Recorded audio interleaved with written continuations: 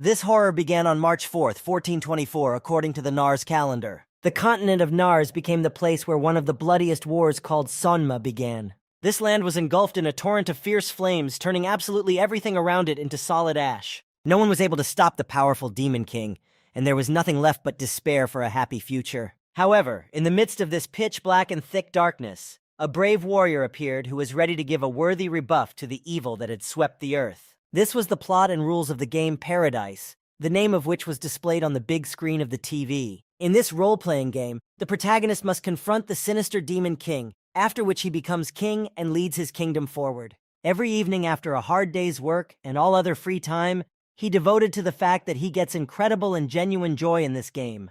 The development of the protagonist, kingdom management, game bugs, dungeon attacks, finding items and all that, this man knew the game through and through. His blog about the game Paradise was in the first place for 10 years, but one day the guy couldn't and just rotted away. This job was really hard and stressful, especially since he spent all his time on it, and the gamer died from overworking his main job in gaming, but it scared him. In all his 34 years, he had never dated anyone, so he didn't want to die so easily. However, after a moment, in a cold sweat and with heavy breathing, he sat down on the bed, and next to him stood the maid, who was frightened by his sudden movements. She stepped back a little and addressed him as if he were a king, saying that he had just had a bad dream and that everything was fine now. The guy silently looked her up and down and turned his gaze to the room he was currently in. The interior was quite elegant. Realizing that he had no idea where he was, he looked at the girl again and asked her who she was, since it was the first time he had seen her. She was genuinely surprised to hear such words and at first thought it was a joke. For a while, they both looked at each other in silence. She was shocked, and the guy himself did not understand anything and had no idea how he got to such a place. After a few minutes of thinking, he got up from the large and soft bed and walked over to the mirror hanging in the spacious room. When he looked at himself, he refused to believe it. His body was in a terrible state. It took a lot to get fat to the point where his life was shortened by 20 years, but now he was no better than garbage. Unable to bear all that he saw in the mirror, the guy decided to calm down first and sat down in a large chair that stood nearby. The blonde man's name was Shin Tae-pung, but it was a name from his past life. He had died of overwork and was reborn in the body of a fat king named Jared. Judging only by the graphics and the presence of Nars, he had entered the Paradise game, but now it was no longer a game, but a real reality. If all these theories turn out to be true, then this life will soon come to an end. It was from 1414 to 1424 that the Great War of Sonma took place, and 5 years later, in 1419, there was to be a great drought and famine, a volcanic eruption and an earthquake, an epidemic and everything else. A whole catastrophe, and the Great War of Nars would begin due to the lack of food. If a war broke out in Nars, all the kingdoms would be involved, including this kingdom, and he was afraid to imagine what would happen to a fat man like him. Shin, and in his present life, Jared started to get very angry with himself, because he was literally a living encyclopedia about the game Paradise, but now he didn't know what to do to avoid such a disaster. In novels about rebirth, it was always written that the hero is reborn as a nice guy who lives a very decent life, but with him, it was the other way around. He was not as handsome as described and very fat, so much so that at that moment even the legs of the chair could not stand and cracked under his weight. He fell loudly to the ground and hit his head on the floor. Without getting up from the ground, he remembered Jared as a child, and then it was already clear that this little boy would grow up to be a handsome man. But then something went wrong. But the boy did not give up. He knew that there was still a chance to fix everything. He could lose weight, although it would not be easy because it was worth the effort. This time, the guy did get up. He also had memories from his past life. There were too many glitches, and since he was alone in this world, he could take advantage of everything. He really had more opportunities because of his knowledge of the game, and thanks to it, he could secure a great future for himself and get things that others could not even imagine. He thought that in this way he could become the strongest warrior and be famous as a great king who united the whole world. And now this became his main goal. Meanwhile, the maid was calmly dusting and cleaning the castle, humming a tune to herself. She was in a very good mood. She wanted to clean the palace as well as possible today so that their king could use his study and feel comfortable. Suddenly, Jared burst into the room where the girl was and called out loudly to her. She immediately stopped cleaning and looked at the king, expecting him to ask her something. But the fat boy didn't say anything. And quickly, at least as fast as his body would allow him to do, he ran to look for something. He looked in every drawer, but he couldn't find what he came for. Jared was already sweating because he wasn't used to moving at such a pace. But he needed to find the thing his father had left him after his death. and he was getting angry because he had left something so important in the rubble, and now it was nowhere to be found. The girl went to one of the drawers and opened it, then took out a large pendant and called out to the king, showing it to him.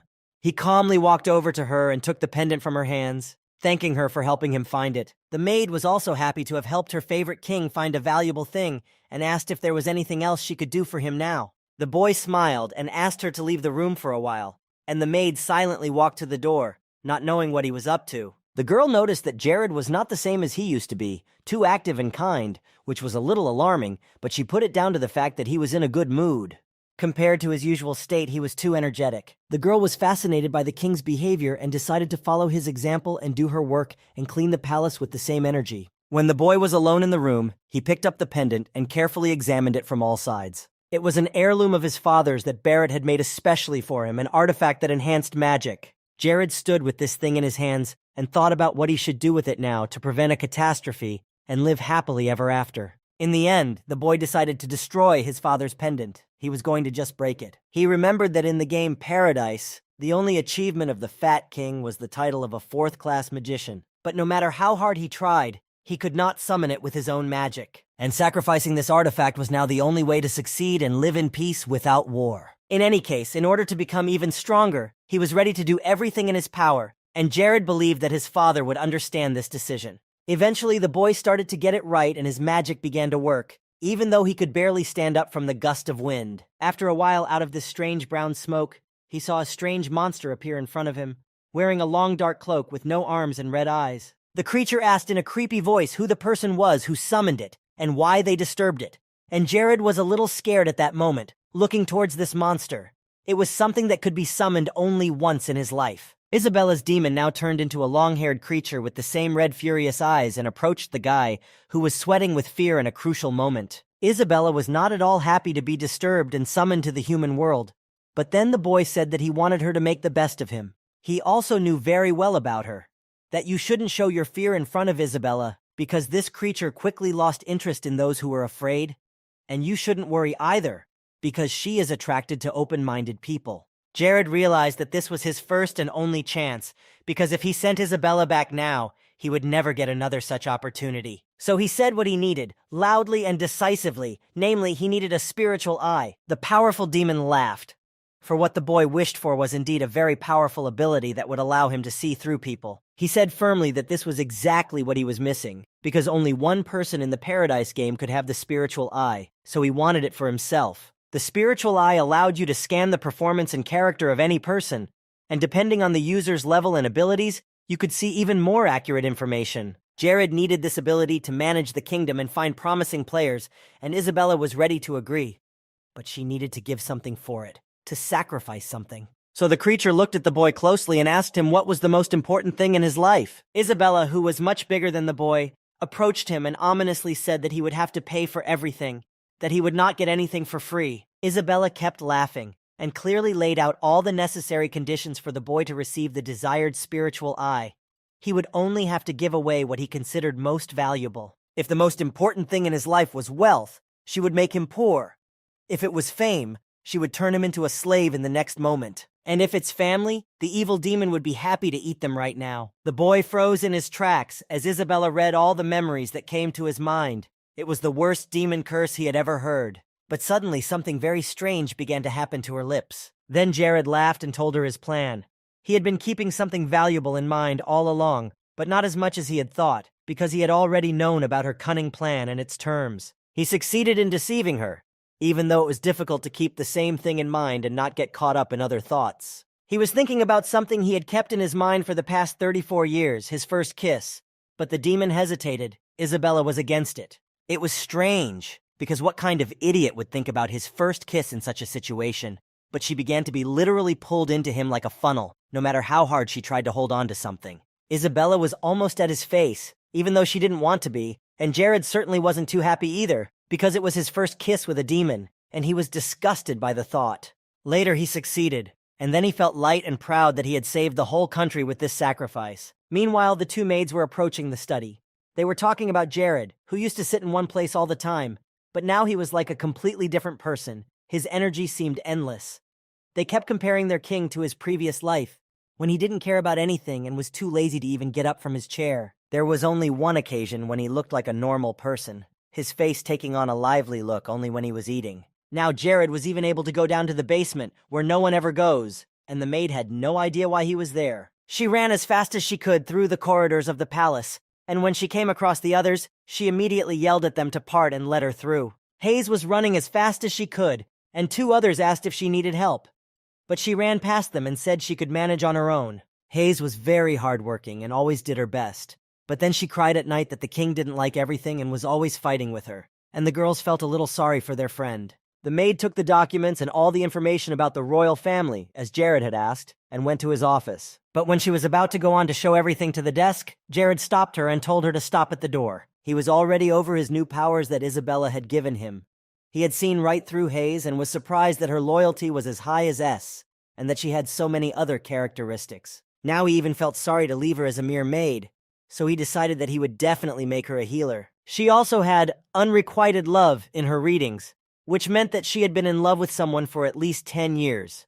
Jared ran through his mind that he was too busy to have time to date anyone else right now, so he simply told her to give him the papers that Hayes was holding. As he leaned on the table and began to read the papers, she began to apologize to him, but he had no idea what she was apologizing for. She looked down at him guiltily and said that every time something like this happened to him, she had to work even harder. Jared's memories of Hayes gradually surfaced, because he had assigned most of the important tasks to her.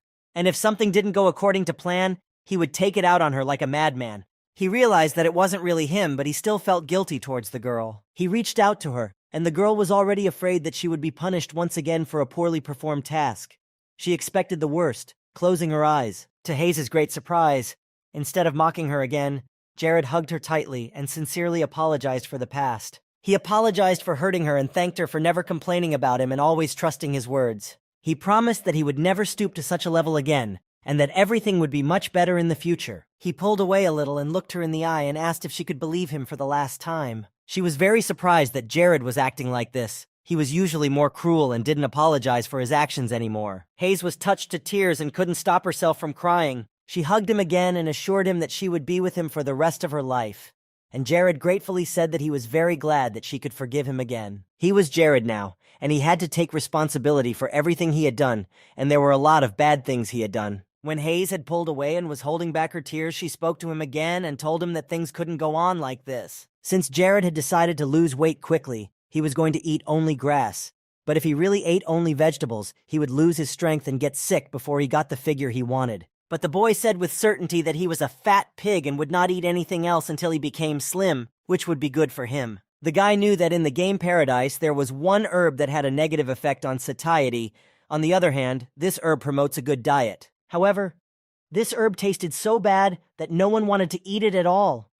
It was as if spoiled milk had been added to soybean paste, as if the armpits had been rubbed with cheese. But he ate it because he knew that consuming Merlin grass helps to break down fat, consuming aspa leaves helps to increase metabolism, because there was an increased calorie consumption, about 2 times more than usual. Because of this, he activated active stimulation and burned 450 grams of fat. Still, his weight was gradually coming off, even though it might not have come in the best way because the green still tasted terrible. Jared put his hands over his mouth, realizing that he might throw up right now from the nasty taste in his mouth. Hayes, who had been away for a while, brought another dish that looked quite appetizing. She invited the king to try the soy meat she had prepared. She blushed a little and told him that she had learned to cook this dish from a chef for him. She also added that he had always thrown this dish away before, but she would like him to try at least a piece this time.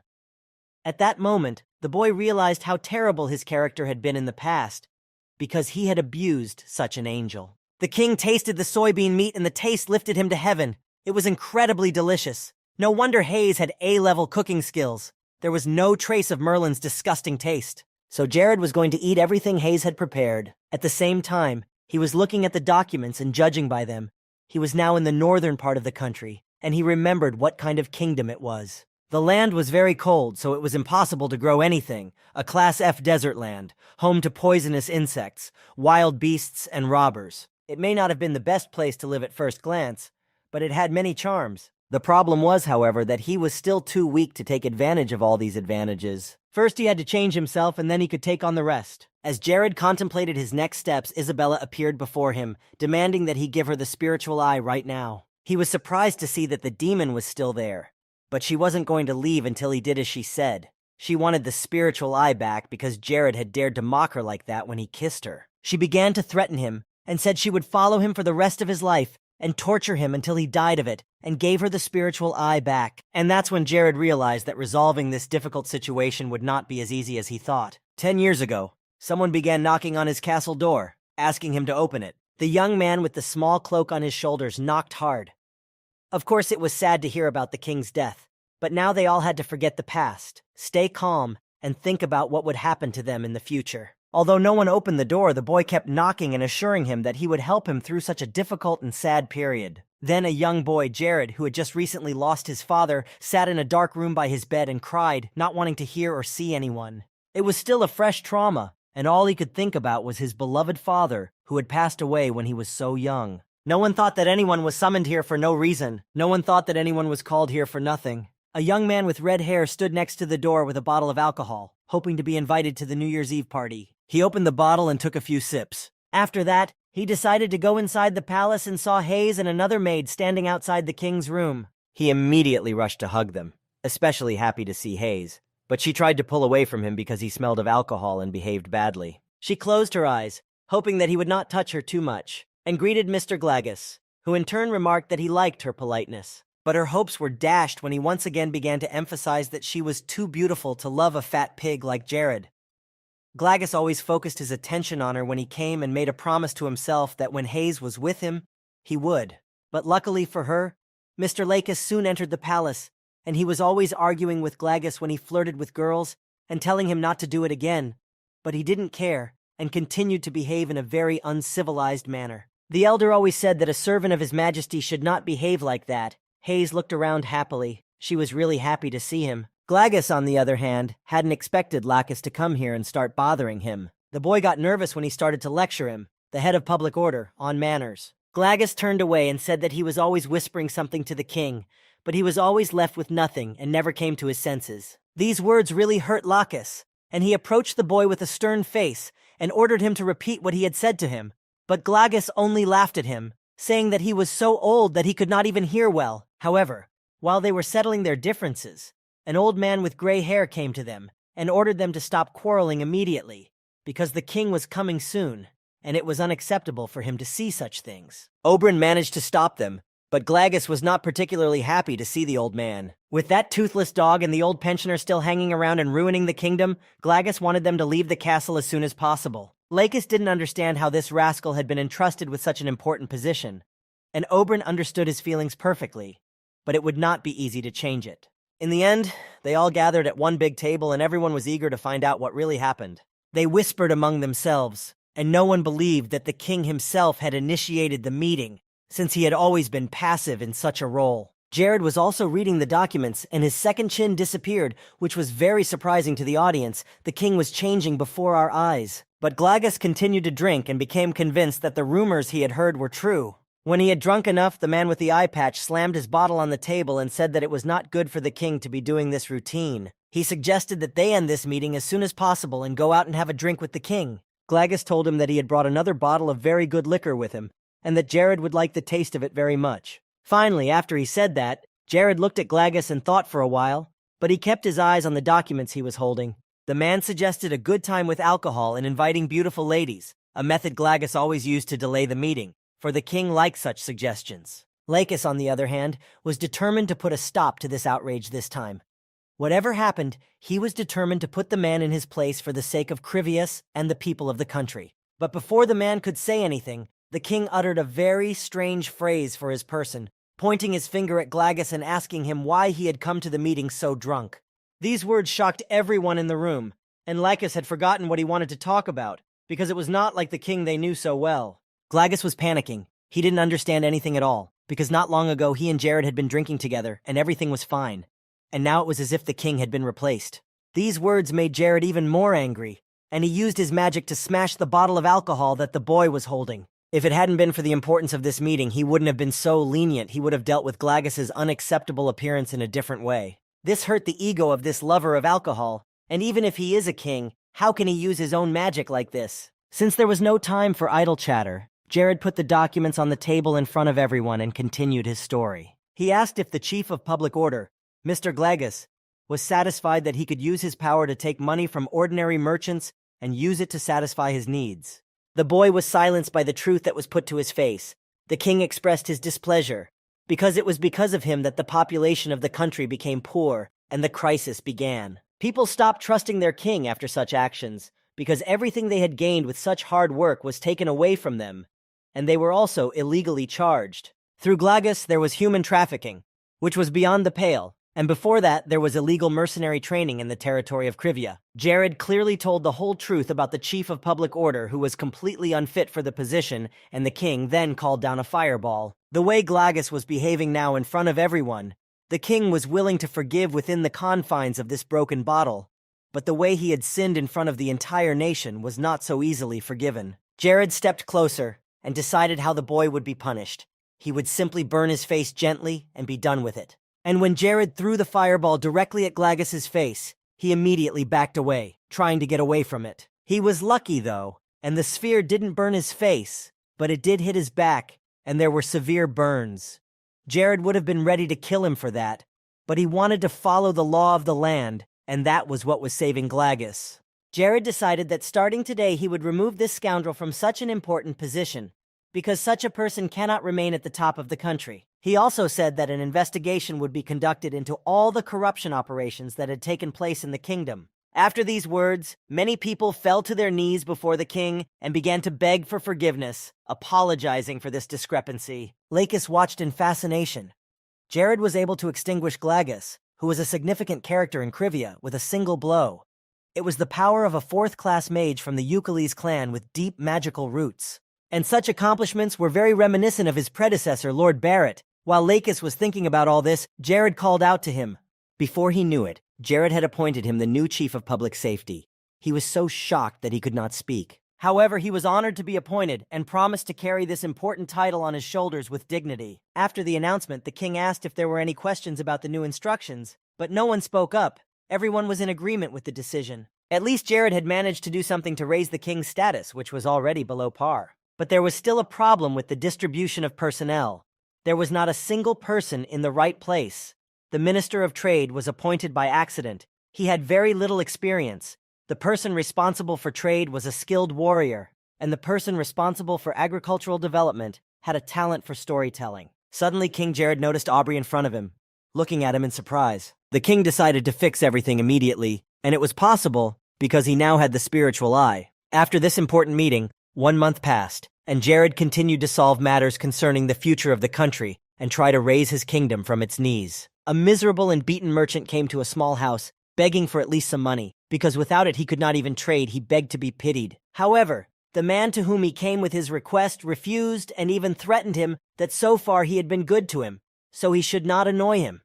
All he needed from this trader was to pay for the place and he would be allowed to trade, but his pockets were empty. These local bandits thought that Mr. Glagus hadn't been coming for a bribe lately, which he never missed, so they assumed he had just gone on a trip to warmer climes. The money Glagus had given him, he had told him not to spend it here and to keep it for himself, but the man was salivating to spend it on his own whims. Suddenly, the bell rang in their small pantry, and they were deciding who would go to open the door, because no one showed up. Finally, one of them quietly walked to the door and peered through the crack to see who had come to visit, and it was King Jared himself, standing outside the door smiling and waving. The bandit was even a little scared when he saw such a fat guy standing in front of him, but a moment later he got a painful punch to the chin. Lakis was hiding behind the sweet king, ready to beat them and leave no living spot on their bodies, Jared said with the same joyful face that he didn't care that they were yelling at him. This blow was for the fact that they were illegally receiving money for space from merchants and residents of the entire kingdom. Jared ordered everyone to capture absolutely all the bandits who were here. Lakis was happy to fulfill this order from his king. Since he was the new head of public order, Lakis decided to start the trial right then and there. The two criminals opened their mouths, realizing that they had nowhere to go. Meanwhile, while the king and his ward were dealing with these scoundrels, another criminal was gently trying to leave the room, carrying a large sack on his shoulder. However, Jared noticed him as soon as he was closing the door, so he approached him and did not let him escape. The criminal was about to run away, letting go of the sack, but Jared wasted no time in using his magic to stop him. When the people saw this, they immediately began to applaud and loudly thank the king and the head of the guard Lacus, because now they would no longer be deceived by these criminals. The knight in armor kept the three of them chained and handcuffed. They had been hunting for this dastardly company for a long time, but could not catch them, so they were very grateful to the king for his help. Lacus also said that His Majesty Jared had frankly confessed to his past misdeeds and promised to put the lives of his citizens first. And the fact that they caught these criminals was just the beginning of a new life. Such actions of the king should not be forgotten because they proved that his people were important to him. On Jared's orders, bread was distributed to the hungry in the streets. At every step, the people emphasized that they should be grateful to the king for such decisions. Street musicians appeared on the streets, humming melodies to light instrumentals, and a new bright sun rose over Krivia. After a while, Jared called everyone back together to discuss what had been done, and the community began to feel a little better about the top of their kingdom. This was indeed a great success, because now Jared even had fans. People gradually began to admire him, and then he realized that he had not worked in vain. Jared asked how Lacus was feeling in his new position, and the man was very pleased to be promoted to this status. He felt that this kingdom really needed him. The king sipped his tea quietly, and Lacus thanked him once again for finally being promoted to a position he was really comfortable with and well-versed in. And since his charges were happy, he was happy too. Jared hoped that Lacus would lead his charges to the end and stay in this position. There were also statistics that could not but rejoice. Over the past month, all the criminals who were in the kingdom were caught. Security and public opinion was improving every day. Lakisu was given skillful soldiers who had been selected by the king himself with the help of the spiritual eye. And all these soldiers were united under the king's name. This was all due to the spiritual eye, but Isabella was still not far behind and persistently tried to take it back. The horde of Oberyn, in turn, developed a new method of cultivation.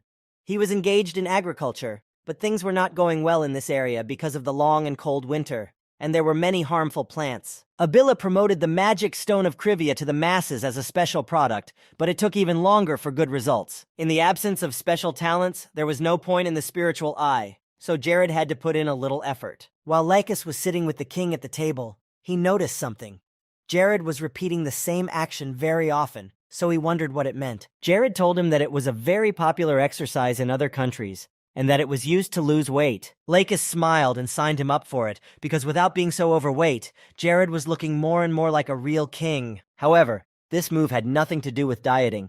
It was a way to increase the performance of killing magic. To begin with, it was necessary to channel magic into both hands and then back into the body, so you could cause a magic glitch that would strengthen it. Although the developers claimed that there are no Yuan in the game Paradise, this was far from the case.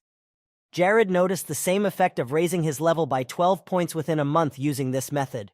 With this method, he would be able to use grade 4 magic once or twice more. While he was quietly practicing, one of his students burst into the room, urgently hurrying to tell him about something. The thing is, the search party Jared had sent out had finally found a group of thieves who had found a hiding place in a mine. The king was very surprised to hear that there were slaves in there too. A year ago, 2 young boys were fighting with each other, both very skilled with their weapons. The boys were very absorbed in the fight and did not notice anything else around them while they were fighting. The blonde girl watched them in a dreamy and impressed way, admiring how well they were able to use their weapons. However, their colleagues did not like it much, and they turned to the young girl with complaints, asking why she came here so often and watched them. At this rate, there could be trouble. But the girl smiled happily.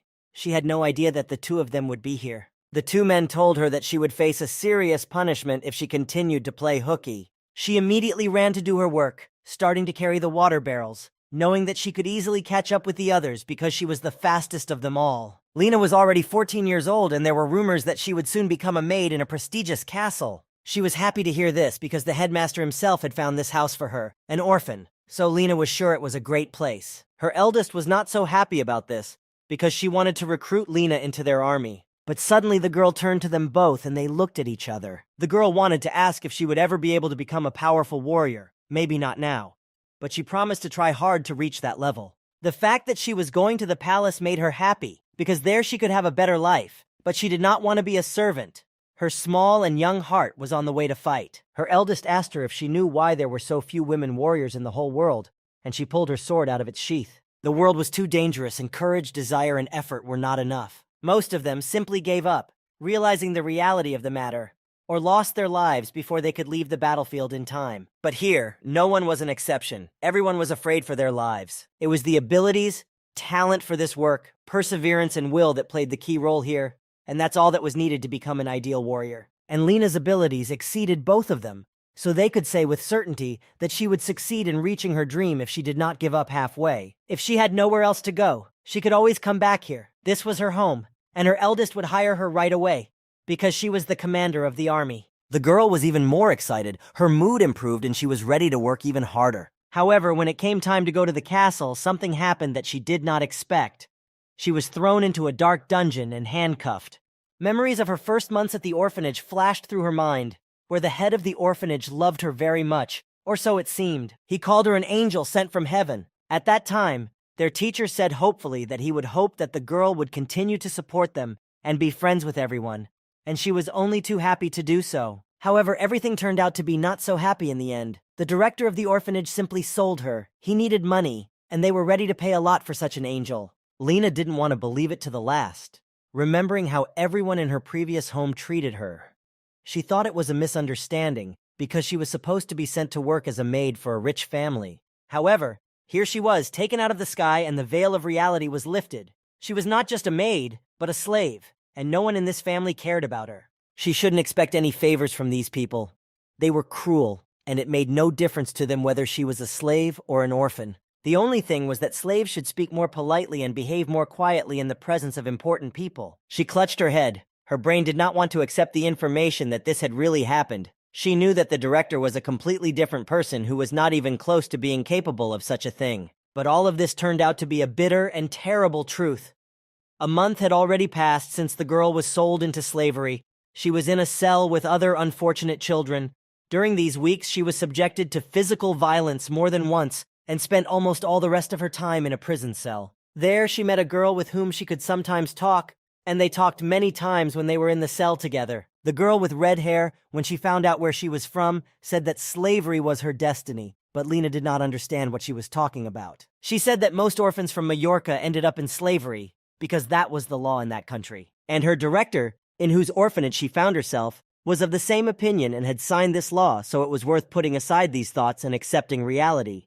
But 14-year-old Lena refused to believe it, and sincerely believed that no matter what happened, she would get out of here and be free. Her friend had already given up trying to convince her that it was almost impossible, because the girl stubbornly believed in her own.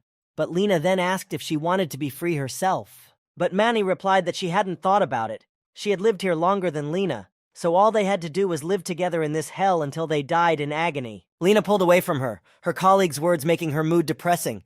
But Manny was realistic and soberly assessed the situation she was in. A whole month passed, and she and Manny became fast friends. There were not too many child slaves in this place. They had no personal freedom and space. They were treated like garbage. So most of them were like soulless dolls, doing whatever their owners wanted them to do. Slaves with a broken will were much less problematic, and it was not difficult to sell them. It might have been just plain luck.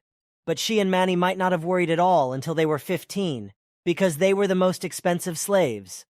But Lena knew she would never give up. 6 months passed, and they became quite accustomed to the constant hard work. During these months, she also realized that Krivia was a more backward country than Majorca. The girl was grateful to Mani because she taught her a lot. Lena knew little about this world before, and Mani told her the reality that it was a desert land, ruled by a king who had no real talents. So Krivian was gradually sinking deeper and deeper with each passing month. At some point, Lena became very curious about how her peer learned about all these subtleties of life in this world. Manny always gave the same answer. She just heard everything from those who put her here, because she had very good and sharp ears.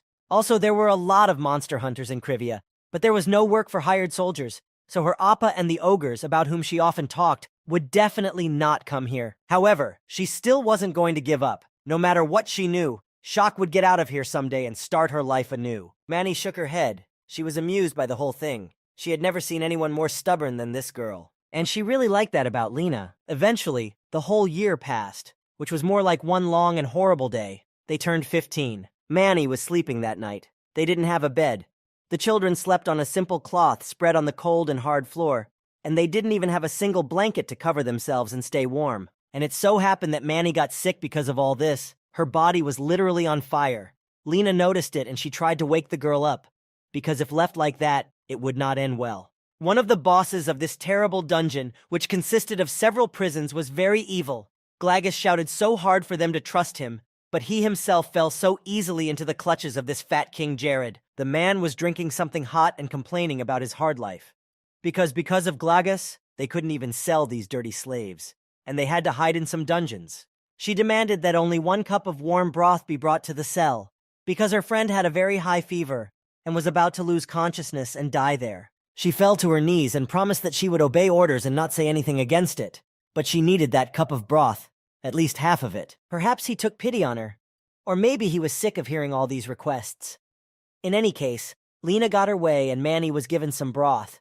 Her friend covered her with a piece of cloth because she was running a fever, and eventually Manny sat down to eat. Lena took care of her and told her to eat until it was cold, and she was given something to eat and something hot to drink. The man took her by the arm and said that Manny had eaten by herself while she was here, and she had business with him, so the man was about to take her out of the cell, and Manny was not happy about it. But her friend assured her that she would be fine. The man took her face in his hand and turned it towards him, and with a strange smile he said that the patient should rest in silence, so they should leave her alone. But before he could take her away, something very hot flew into his eyes. Manny reacted quickly and poured the soup on his face.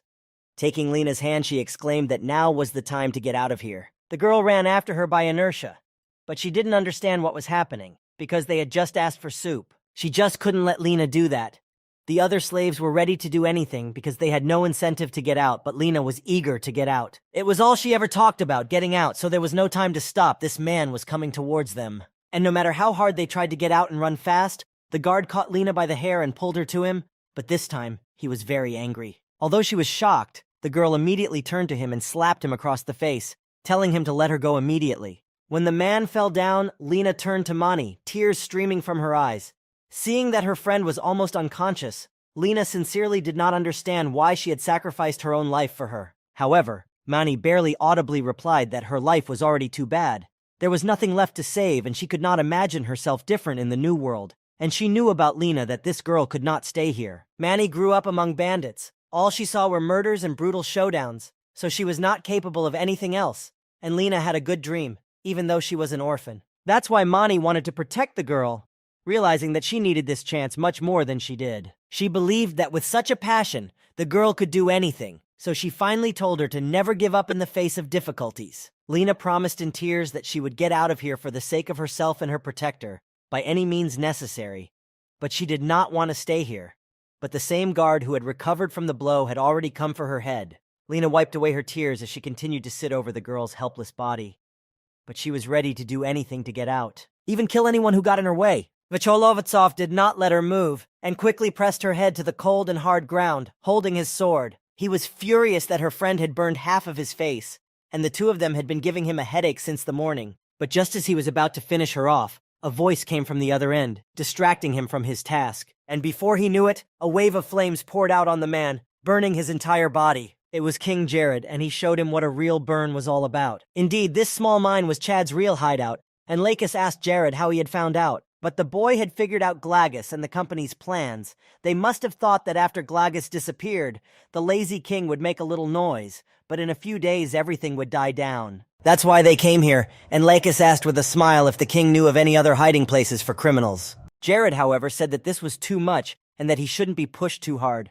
The king turned around and ordered everyone to go inside the dungeon, and he prepared himself and drew his sword. His great and powerful army of the best warriors had come to kill all those who dared to make slaves of ordinary people. For the sake of justice and by order of the king, they had to free all the mutilated people who were here. And the main rule they had to remember was always, no pity. These bastards must be punished for their actions. So, led by King Jared, the whole army went to the dungeon to win back the freedom of the citizens of Krivia. The king ordered all the people who had been held hostage to gather in one place. The criminals started a battle and ordered the others to bring their leader to face the army of the kingdom of Krivia. However, the one who decided to go in search of Chad never made it, because as soon as he set foot in the place, he was pierced through the back with a sharp sword. Lakis was serious about winning and was not going to let any of the criminals leave the scene. And when part of this group was finished, the army was about to move on. But a new problem arose. There were too many passages and they did not know where to go. So the king ordered them to split up and search absolutely all the passages. Now the soldiers of Krivia had a great advantage. because the level of weaponry of these robbers was no better than that of an ordinary person. And at that moment, their leader was ready to kill the girl for what she had done. The man held Lena tightly by the hair to prevent her from escaping, but someone's voice came from the distance and stopped him. Jared and his army quickly found the orphan and the brazen man who wanted to hurt her, and the king used fire magic to guide him away. After he released the fire sphere at him, Jared walked closer to the girl. He remembered playing games and often coming across slaveholds, but in real life it was very gross. The newly minted king approached Lena, who was on her knees in despair, and asked if she was okay. The girl quietly and timidly replied that she felt fine, since others had come in time to save the child. But if Lena was a miracle and her health was not complete, Manny, her friend, could not say a word. She had died saving Lena, protecting her, even though she knew it could have ended that way. The little orphan turned her face away from her to stifle the tears that were coming to her eyes in waves. Jared could have used magic to save Manny, but by now it was too late. Nothing would have saved her. The boy felt guilty for not being there in time, and hugged Lena, who was covering her face with her hands and couldn't stop crying. She and Manny had become very close during this time, and losing someone like that was a big blow to her. Jared noticed that the girl's body was very tired. She was thin, unhealthily pale, and the skin of her hands was very dry, even in appearance. She had been through a lot. While the king was trying to calm Lena down and somehow reassure her, Chad came into the dungeon and heard the noise and decided to check what was going on. He looked around and saw the fat king, and then he got angry because he was not expecting such a person in his prison. Chad stepped toward him, even though he was shielded in different directions. But he said that this lazy king would rather stay at home and eat fatty meat than go to places like this. Jared was angry that his life was extremely worthless. If even the last alcoholic knows him as a lazy fatty, the guy swore to himself that he would definitely catch him, or even better, personally send him to hell. Chad laughed again, calling the king a fat pig, saying that people like him could not use magic. Jared was even more angry with himself when they made eye contact. And then Chad unleashed his own magic. Using the magic of lightning, he wanted to kill the King of Curve and free his mind from the intruders. But the lightning hit the wrong target. It hit the ground and did not touch Jared, who was about to use the magic of speed. Chad was astonished by this decision. He couldn't remember the last time he had seen any magician use such a spell. But Jared knew what he was doing. He thought out his plan and began to quickly wind circles around Chad, who was confused by this, and he was drunk and could not perceive everything adequately, so he soon backed up and almost fell. But he decided to get a grip on himself, knowing that speed magic was the type of magic that was at the elemental level and gave the human body super speed. But this spell was not so easy to control, and therefore many people avoided it. Chad still hoped that because of his overweight, it would be difficult for Jared to change his direction. Wasting no time, the criminal decided to use everything around him and summon magic again. However, this move played a very cruel joke with Chad. He began to break and twist in different directions. This was not a very smart decision, because he decided to use super powerful magic, which requires a lot of control when drunk. And that's why there were so many bad moments. Chad was so exhausted that he couldn't even use magic anymore. He didn't even have the strength to get angry. Now Jared had an announcement that he had completed the War on Crime task, which raised the level of loyalty of the people of Krivia to 23. And he also completed the task of destroying the Cave Company, which raised the level of loyalty even higher to 34. Thanks to this, the level of trust of the kingdom's inhabitants reached the mark of 100, after which the Lesser Golden Age began. As a result, Chad died quickly, and the mine case was soon resolved, and all those who followed Chad and engaged in murder and kidnapping were ordered to be severely punished and were going to be put to death. The people who had been captured and were slaves were to be taken to their families, accompanied by guards. Lena, who was sitting with Jared in the same carriage, asked in amazement and surprise if she could really go to his kingdom. The king smilingly replied that he would gladly accept her, because even if she returned to her shelter in Majorca, the director would still want to sell her again, so it was dangerous. And Jared was always looking for young and talented people to work with him, so he would be very happy and grateful to her if she decided to move to this kingdom. He was ready to take responsibility for her and make Lena a first-class knight, as she had dreamed of since childhood, and she was overjoyed to hear the king's offer. Lena promised that she would do her best and would definitely become the best knight in the kingdom of Krivia. And she had a dream of living up to Jared's expectations, and he would be happy to watch her grow. In his mind, he was very surprised even then, because he did not expect to see Lena Giselle Ellis here at all. Actually, Lena would be at the forefront of the Demon King's army 10 years later during the Great Sanma War. She would easily deflect all the attacks of hundreds of players. She was the strongest tank that was impossible to lose against. She was even called the Weeping Cheese because it was impossible to pass through her. No one could take the fortress if it was guarded by Lena. The girl was a great defender of the Demon King's army, but it was even better that she had come to him in this story because he could try to prevent her from joining the Demon King's army. It went without saying that she would be actively and intensely preparing for the Great War of Sonma. So Jared had already planned to make her a young star who would rise above the horizon of his army, not his enemy. The only problem remained with their not-so-best neighbor Mahorka. Since illegal slave trade was allowed there, it was easy to assume that all other laws of the civilized world were being violated there, which meant that they did not have the best influence on their territory. Meanwhile, night had already fallen in Majorca, and they had many problems of their own, especially with money. Lately, the head of this state had often heard how much people praised the Crivius, and such words about his competitors made him feel bad. The man sitting in the chair with the pipe knew that Frua had once been a friend of Glagus, so that was a good lead for them. It would be worth taking revenge for the fact that this fat man had dared to insult their colleague. It was supposed to be a quiet and peaceful night in the kingdom of Krivia, guarded by the army of the state. The soldiers stood outside the palace and watched closely to make sure that no one would cause trouble. However, they did miss someone who was deftly jumping from one roof to another and went unnoticed by the castle guards. The mysterious figure, huddled under a dark cloak with a hood on his head, was already standing next to his target. The guy carefully examined everything he needed and scouted the situation for his men, and then returned home just as unnoticed. It was already morning, and Jared's new day started with a hard workout. He was so tired that his eyes were starting to get dark, but he kept running. Lena trained with him, but it was very easy for her to run a few dozen big laps around the palace, unlike Jared. But he had to train even harder if he wanted to live up to his dreams of a handsome and slim king. He was doing his best, asking Lena if she was in a good mood after her morning run. And Lena was indeed very happy, because the air in the mine was terrible. There was very little space, and no opportunity to do the sport she loved so much. Jared ran up to her, dripping with sweat, and suggested that they train together for now, and they would find a teacher for her later, and she agreed, and liked it even better. In the meantime, they sat down to eat, but the cook overdid it a bit this time, and while the king of Krivia was chewing on his newly prepared meal with relish, a message from Lord Aubran and Avel was delivered to his hands.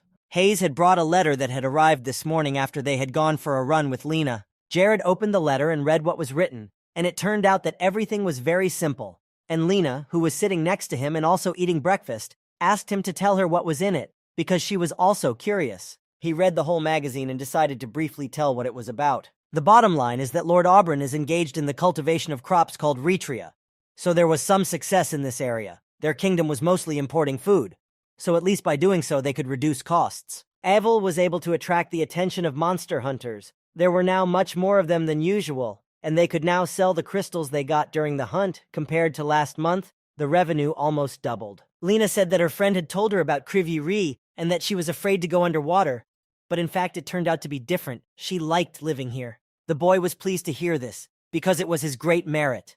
Everything began to improve only when he took the throne, and very soon all the continents would know about Krivia. Meanwhile, while the king was telling Lena about the affairs of the kingdom, Lacus entered the hall. The thing was that he had something urgent to report to him. Lacus had discovered something very strange near the castle this morning, and decided to bring Jared there to show him. Jared was furious and excited at the same time, wondering what dared to do such a thing in the kingdom. When the door opened, they saw the corpse of a monster in a small storeroom, and several more in other places. Lacus was at a loss for words, feeling guilty that he had not been able to follow up on this, that he should have spent more time and attention on guarding the castle grounds. However, Jared assured him that he shouldn't blame himself so much. The main thing was that none of the residents were injured. Krivia was a very small kingdom that didn't even have its own fortress, so it was not surprising that they were vulnerable in such a situation. Now the level of citizen satisfaction is at an all-time high, so it's likely that someone from the outside is involved. Jared continued to ponder whose hand it might be, when suddenly he and Lacus heard a call for help. Some child was screaming that she was ready to sell herself and give all the money, but she really needed to help her mom. A little girl clung to a man's arm, demanding that he give her medicine for her mother, but he just said he had nothing. Jared decided to take care of it personally, so he approached the child and asked her name and what was wrong. The man stared in awe at the king who appeared before his eyes. The king asked what kind of medicine the girl was looking for her mother, and the people around him began to look in his direction, not believing their eyes. The girl stood next to Jared and introduced herself as Mia, telling him that her mother had Rinel's disease and she could not find the medicine she needed to cure her. Jared was very shocked when he heard the name of this particular disease. He knelt down in front of the king and began to make excuses, saying that he had been told what medicine was needed to cure this serious disease, but no pharmacy wanted to sell him the medicine, and without the right dose of pills, the disease was incurable. Jared thought about it. He knew that this disease could only be cured with the blessing of a great priest, or with a precious medicine that could cure literally anything, and that medicine was made in the country of Ithima. Ranella's disease was a lung disease that was similar to tuberculosis, which could be caught in dungeons or from wild monsters in the kingdom of Ranella, and that's where the name came from. Jared sat down next to Mia and asked her to take him to her mother. At her surprised look, he said that he knew how to cure the disease. Hearing this, the girl did not hesitate to take Jared to their home, hoping that he was telling the truth and that his method could really help cure her mother. Mia started to climb up to the second floor because her mother was there, but Jared wondered if these shaky and old stairs would be able to support his weight. The girl ran into her mother's arms as soon as she entered the room. Her mother was very tired and lying in bed.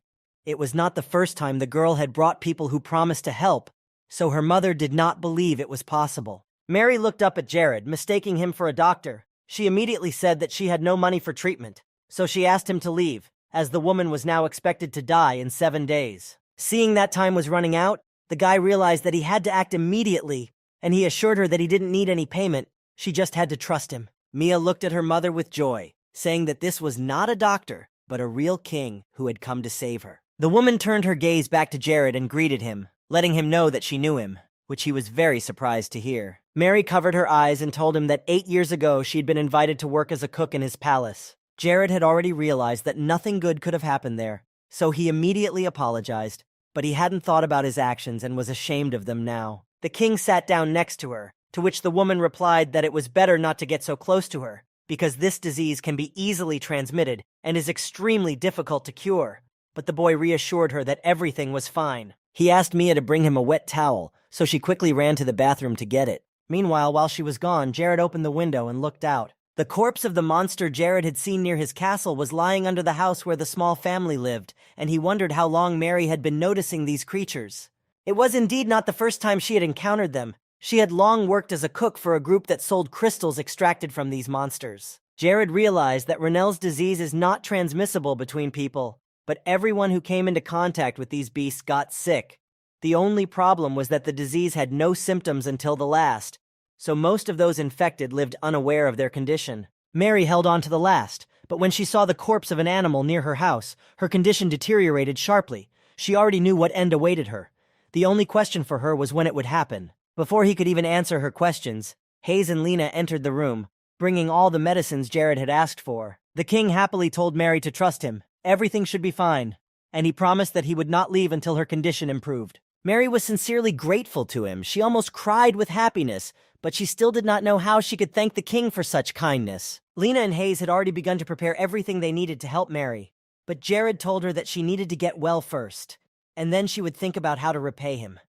And on the roof of that house was the same guy who had been involved in all the recent events, and he laughed when he heard that Jared wanted to make a medicine that didn't exist. But he didn't laugh so much when Lacus appeared behind him and confidently declared that their king had never been wrong before. He cited the fact that the criminal had shown up at the scene of the crime, just as Jared had said earlier. Lacus was unhinged when he saw this scoundrel who had dumped all those monster corpses in their kingdom, and now the inhabitants were at risk of contracting Ranella disease because of him. The masked guy said almost nothing, hoping to go unnoticed, but something went wrong. Meanwhile, Hayes and Jared began to prepare the medicine, and Lena and Mia sat down next to them and watched as they mixed the different herbs. Hayes was in a good mood and calmly mixed all the necessary ingredients. It was not difficult to find all the necessary components, but she did not suspect that all this fancy stuff was going to make a cure for Ranell's disease. Jared knew all about this game, so he remembered that while playing Paradise, people who were involved in pharmacy had developed a cure for this disease while they were arguing about the right to income. Someone leaked all the information to the website, and that's how he got the recipe. Thanks to this moment now, 10 years later, he is sitting and preparing this medicine to save a person's life. Mary was lying in bed. She could hardly speak, but she still wanted to ask something, even though she wanted to live. Mary sincerely did not understand why a man like him would work so hard for some poor person who was worth almost nothing to this world.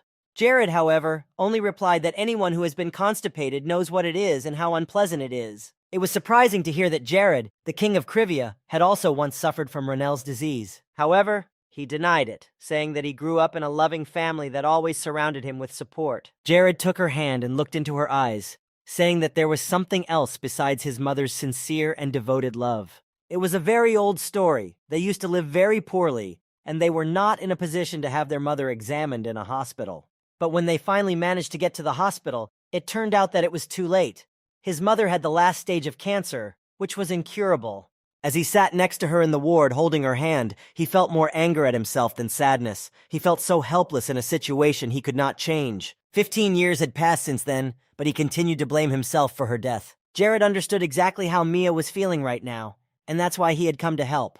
He didn't want to let her feel the same way he had felt a few years ago, so he was willing to do anything to make sure that this little girl lost her mom. Jared was saving her, and in the meantime, Lakis had to deal with the perpetrator. They got into a fight on the roof of the building, and both were very good with their weapons. However, Lakis was using brute force to his advantage. He should have used his speed to his advantage. And this fight could have been over long ago with one well-aimed blow to the target. The criminal moved closer and barely touched Lakis, continuing to stand in a fighting stance. However, this light blow did not shake Lakis at all, but instead he arrogantly asked if this was all his opponent was capable of. The fact that this offender was so weak pissed Lakis off even more, because with such abilities, he had no right to attack Krivia. It was then that the boy realized that Lakis was much stronger than he seemed.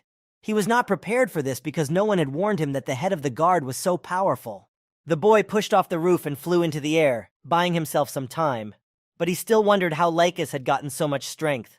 And the reason was simple, for the fact that Lakis was much stronger than his opponent was hidden in his sucking abilities, which Jared could see with the help of the spiritual eye. And during the fight with the thieves, his full order and the embodiment of justice bring his physical capabilities to the maximum. The criminal landed on the roof, unlucky to be on the same battlefield with such a strong opponent. There was no pity in his eyes at such moments. It was impossible to defeat Lakis. At the beginning, the guy did not want to give up until the end. His plan was to kill his boss if he was caught. However, he had to abandon this idea. He had had enough adrenaline and excitement for the day, so he quickly turned around and intended to leave. But no one said he would be released. He called the man who assured him not to worry because very soon they would definitely meet again. And then the battle will definitely come to the very end, until one of them drops his sword and falls down beside him, spilling his blood all over the ground. A thick smoke appeared around them both, making it almost impossible for Lakis to see his opponent. And soon he was alone on the roof of the building, which upset him, because he had missed his prey, and that was unacceptable to him. Jared was almost finishing the session, and Mia was sitting there with hope in her little heart, watching his every move, thinking that her mom would be okay soon. Jared showed the little girl a small blob of mana that was created by his imagination. And in his other hand was mana that was created by a difficult method and with strong concentration. Maria wondered why there was such a difficult method if it was so easy to solve the problem.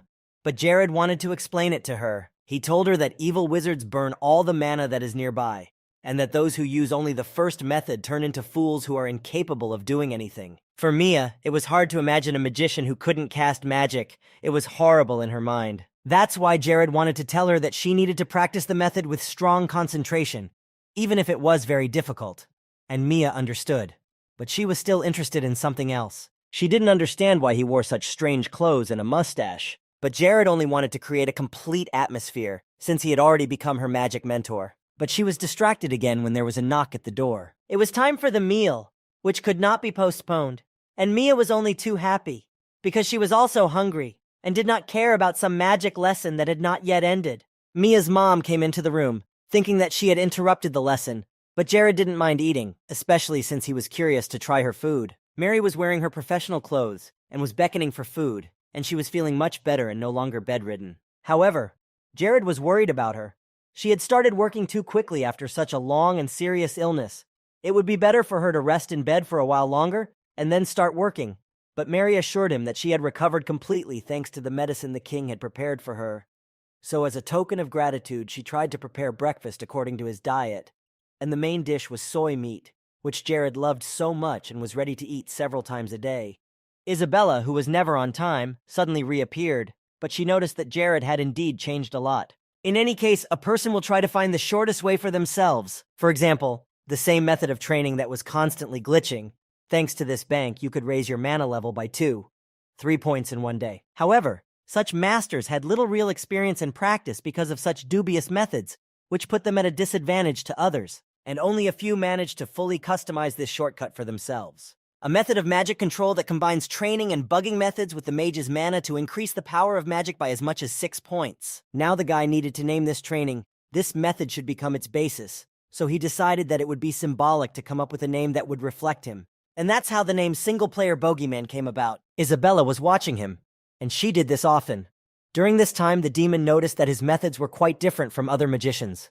Isabella asked the boy if he could see certain flows that ordinary people could not notice. Although he was not playing by the rules, his mana level was more than acceptable. Isabella moved closer to the blonde man and took him by the shoulder, beginning to suspect that he was not of this world. He panicked a little, and when he turned around, he began to deny her assumption. Isabella replied thoughtfully that she thought this boy had come to them from another continent. She wasn't sure, but she had heard that people from the Eastern Empire were said to have great absorption powers. Jared only replied that if you believe all the stories of their ancestors, you will hear a lot of mystical things there, and these are just legends. The Eastern Empire was a project that the Paradise Game development team had been working on for 5 years, and the guy was looking forward to the release of this empire, but he died before it happened and never had a chance to try it out in the game. As Jared recalled all this and remained silent, Isabella noticed that he looked a little disappointed. The demon touched him again, saying that while she was flying somewhere near him, something very interesting was always happening. Isabella suggested that they talk openly, since he was the only person who could see and hear her. When Jared heard this, the first thing he said was that he would not give her the spiritual eye, maybe not even hope to, but she was already ready to forgive him for this spiritual eye. She was not going to fight much over it, so she replied that he could take it as a wedding gift for her future husband, which shocked Jared. Isabella said with a smile that she used to be disgusted to look at him when he was so fat, but now that he had lost some weight, he looked pretty good. Jared felt a little embarrassed, especially since she watched him sleep from the ceiling almost every night. Then she immediately snuck over his shoulder. Isabella was sure that someone like him would be perfect for an innocent ghost like her. Besides, she reminded him that he had given her his first kiss in years, which put him to shame. At this point, Jared couldn't take it anymore and ran away from her as fast as he could, saying that he had to go to Ranella, to which Isabella offered to go with him, and although he was against it, she didn't really care. Lena was developing very quickly. She picked up everything on the fly, and he was surprised that he could see such abilities in this child at first glance, for this also required a good sense. But he already thought that in a month or two, his lessons would lose their meaning for her. As they rode in the carriage, Hayes pulled out a letter that Lakis had asked her to deliver to the king. He read the letter and turned his eyes to the girl, saying that the most talented warrior in Krivia would last only another month. Jared realized that it was time to find a good teacher for her, so he promised to start looking for one soon. He already had a few candidates in mind, as he had recently come across someone he could trust to teach her. Suddenly, the carriage window shattered, and Hayes, who was sitting next to him, immediately jumped away. The king had already prepared to defend himself with magic. It was necessary to immediately protect the head of the kingdom from those who had ambushed him. While Hayes was recovering, Jared created a shield to protect them. At first it was easy because the arrows the robbers were shooting were too weak. But soon the shield began to crack, and Hayes rushed to protect it with her life. Jared didn't want to let her go.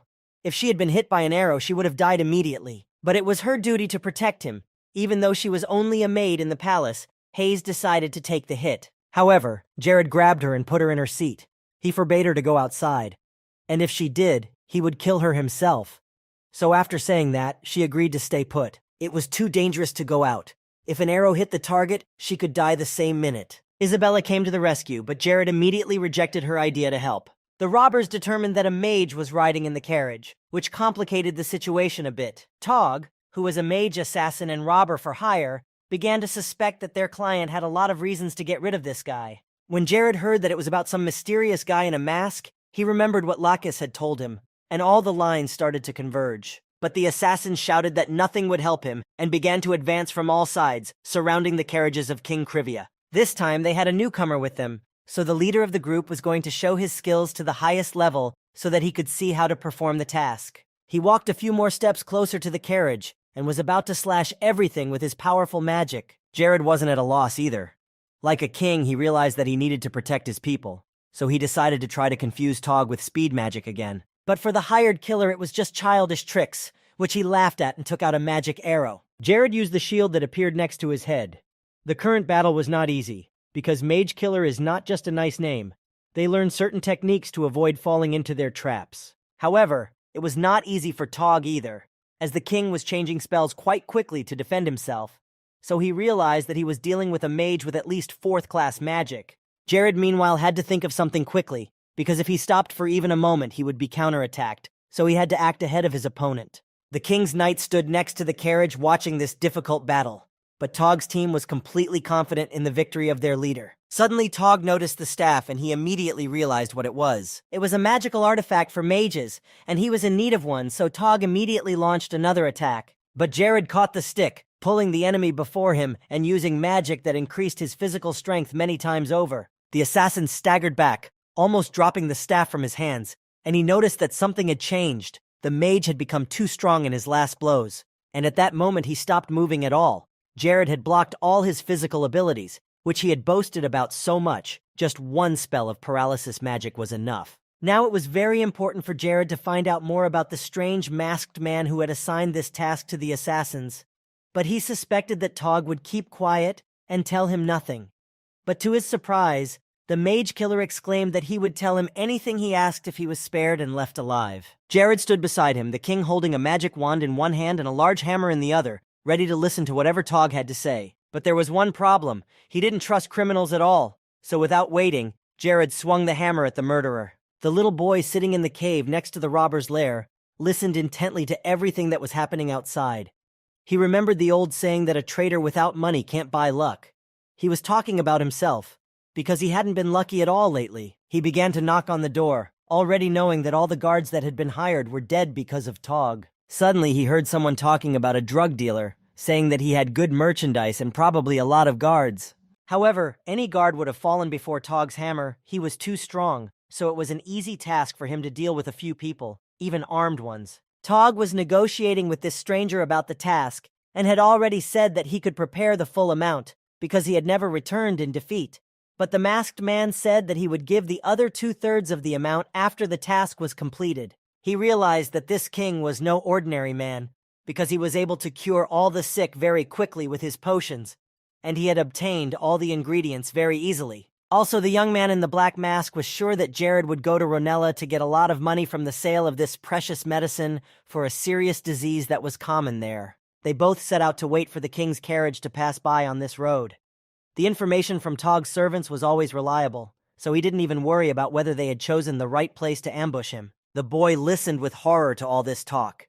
He knew that these fierce killers had killed 11 people in the last 7 days alone. He wondered why there were no brave men who would dare to catch such a monster and stop all these horrors. But it seems he had found one, Jared, who had the strength and courage to end it all. The boy was amazed at Jared's skills, defeating a boss who never left a fight unscathed. Meanwhile, the king rose into the sky and created a large sphere of fire, looking at his opponent, who was also paralyzed in one place. The boy was very happy when he saw Jared fighting so bravely against this monster, who had terrified many people in the territory of Krivia. He had hope and even some confidence that this boy would be the warrior who would save him and take him out of this dark place. The boy was very happy and smiling, and he thanked Jared very much when he rescued him from this terrible place. Jared was, of course, happy to have saved him and to hear the gratitude and praise. However, he wished there had been some distance between them because the boy was hugging him and keeping up with him. The younger man blushed and pulled away from him, beginning to apologize. He was so overwhelmed with happiness that he didn't even notice. He told Jared that he had come to the land to make a deal about the crystals, but that he had been attacked by Tog and his gang. The king apologized because there was no good security at all in this area and outlaw laws were rampant, and Jared was really uncomfortable in front of him. But the boy reassured him because he had survived thanks to him. He had thought that he would stay in this dark cellar until he died of hunger. From his past life, the boy remembered that Arcanes was the most powerful NPC ruler who bought a kingdom in the east for a gastronomic price. Using his special powers of foresight and fashion analysis, he identifies trends and takes over all the popular products, and users who are startup merchants follow him and thus expand. Jared was surprised that Arcanes was in the vicinity of their kingdom at such a time, and he was curious to know what exactly brought the boy who would become the most popular and powerful ruler in the east to these lands. Nevertheless, Jared decided to help him a little more and offer him something, because it would be very difficult for Arcanes now, both psychologically and because he had lost everything he had. The king offered to give him 15% of the profits, and in return asked that he sell all the medicines in Ronella that he had prepared and was going to sell there. Arkeen's thought it would be much better to sign a contract with him first, get him interested, and then hire him, which would be much more profitable. So after a while, the kid told him that he would refuse the profit Jared had promised him, but he wanted him to fulfill 2 requests. Hayes sat silently next to Arkeen's and listened to their conversation, and the boy suggested that he could find a very good place to sell drugs, and he should just trust him. Jared immediately agreed, but said that depending on the situation, he could refuse. But Arkeen's relied on his feelings, which had never failed him, and now he was sure that everything would go according to his plan, and the king would listen to his request. So the boy made his first request, which sounded very strange and simple. He wanted Jared to call him Aki, and the boy blushed a little at these words. Isabella, who was standing next to Jared, could not get a word out of her mouth when she heard such a request. She could not understand how he could give up a good profit and exchange it for this. But anyway, the king agreed. But Aki had to tell his next request later. Later they reached the kingdom of Ranella, and to their great surprise it was very different from what they had heard about this place. It was not gloomy and dull. The kingdom was full of life despite the decline. Arkeen's and Hayes began to carry boxes to the carriage that they had bought from local merchants, and they contained bundles of paper. Ranella was doing well indeed, and if only the problem with the disease was solved, the kingdom's potential would immediately be maximized. Jared turned to Aki. He was grateful to him for helping them open their business in a good place, but it was just a thank you for everything the king had done, even though it seemed to him that it was not enough. Later, they put everything in its place and took out a large barrel that Aki thought was supposed to contain the cure for the disease. But it was not ready yet, as Jared had said. He took a small bottle and turned the faucet so that a red liquid began to pour into it. And when he closed it with a click, the preparation of the rare magic herb was complete, and the skill in making healing herbs rose to level 2. Thus, Jared managed to achieve the highest scores of the day. However, there was a downside, as he thought certain limitations were immediately triggered, which was why it took several months to complete the process when he didn't know about the glitch and had just started making the medicine. Jared went to Aki and handed him a small bottle of medicine to sell, and the king told him to tell him a few features of the medicine to a customer who wanted to buy it. And he didn't have to wait long. Talon came to the counter, and with the help of his spiritual eye, Jared immediately saw that the man was infected with Ranell's disease. Talon was amazed to see such a low price for a medicine that was so important for this kingdom. It cost only 1 gold. Aki smiled sweetly and said that this favorable offer was especially for him, because he saw that Talon was a very good person. But then the man began to suspect that this was just a trick, and that there might not be anything good in this medicine. But Arkeen still convinced him to buy the bottle. Talon didn't really feel sorry for the 1 gold piece because he was going to die soon anyway because of Ranell's disease, so the man gave him the money. All that was left was to sign the contract that Arkeen's handed him. It all sounded very strange because he was just going to buy the medicine, so the contract confused him, especially since it said that he would have the rights to the medicine. But he had nothing to lose, so he signed the paper with a pen and opened the bottle, drinking it all down on the street. Jared kindly said that it would take at least 30 minutes after taking the medication to feel its effects, and he added that he would be here all the time, so the man could go rest and come back as soon as he needed. Talon, of course, believed the little boy and bought the medicine, but he still had his doubts that it was just a scam. But Jared could vouch for the medicine, saying that if no action was taken, he would refund his 1,000 gold pieces. Talon said nothing to this and simply walked away from the counter. While Hayes and Jared continued to carry everything they needed for their small shop, Arkin said he had to prepare something else for the trade. And Jared had a new dose of medication to prepare, and he had another achievement to reach for the highest score in 24 hours. And he succeeded. The crafting bug was working perfectly. In the game Paradise, the skill of making medicines is given depending on the products from which they are made. And the penalty that could limit the skill level is 24 hours, according to the criteria of his potion. However, he is thinking about transferring the rights to make the potion to another user, and all the data except the skill level that has already been applied in his information can be transferred to the next user. In this way, the penalty of a 24-hour restriction would also be transferred to tolling. 2 hours had passed in this speculation, and Arkeen's was still nowhere to be seen, and Jared was beginning to wonder where he was. However, he continued to believe that he would be back soon and that everything would be fine. Indeed, he and Hayes didn't have to wait long as they heard a very loud noise coming their way. It was something incredible, a crowd of people with Arkeen's chasing them at breakneck speed. Hayes didn't know where to go, and yet she hoped that all these people were not running toward them and would bypass the small island of oak with the medicine. However, when they caught a glimpse of Aki and their first customer up ahead, they realized that they were all heading towards them. This crowd of people literally pounced on Jared, but Hayes stood in front of him, trying to protect him. They all demanded that they be sold the cure for Ronel's disease immediately. There was no empty space near the island. Everyone who stood there wanted to get ahead of the others to be the first to receive the healing medicine. It was a real chaos that could not be stopped. However, they both liked to hear the joyful comments and praise. Now the status of Krivia was rising in the eyes of other people, because they had developed such a valuable remedy. But these comments were followed by quite the opposite ones, where people remembered the past of Krivia.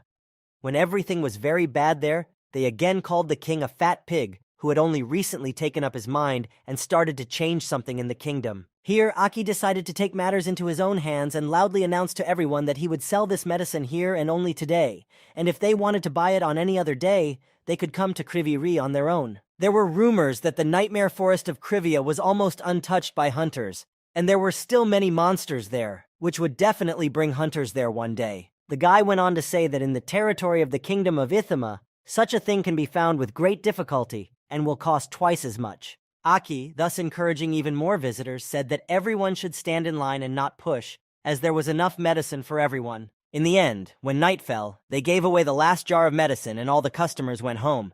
Hayes was so tired that she slept like a log, and Jared was happy to see how much he had earned under the starry sky, and the amount was really big, as much as 12,250 gold pieces. If you converted this money into the currency from his past life, it would be 12.2 billion won, which would be enough money to live on for years. Suddenly, Jared heard a voice behind him, asking if the king was pleased with this income. The boy turned around to see Aki, who didn't seem to be exhausted after such a hard day's work. The boy approached him holding a coin in his hand and said that he had come for the next reward, that is, the request he had left. At first, Jared did not mention their agreement about the two wishes, but then he calmly told him to ask for whatever he wanted. Aki gathered his thoughts and took a deep breath. His next request was to become Jared's servant and be in charge of the merchants' union in the kingdom of Krivia. Aki got down on one knee, bowing his head before him. He had too little experience yet. He was only 20 years old, but he promised to try his best to make the merchant union the best in this part of the continent if Jared trusted him. Jared appreciated Aki's courage, because even though he had been robbed by bandits and had no money left, he had not given up and kept going. The king smiled and said that he himself wanted to make Aki his servant when he saw his abilities.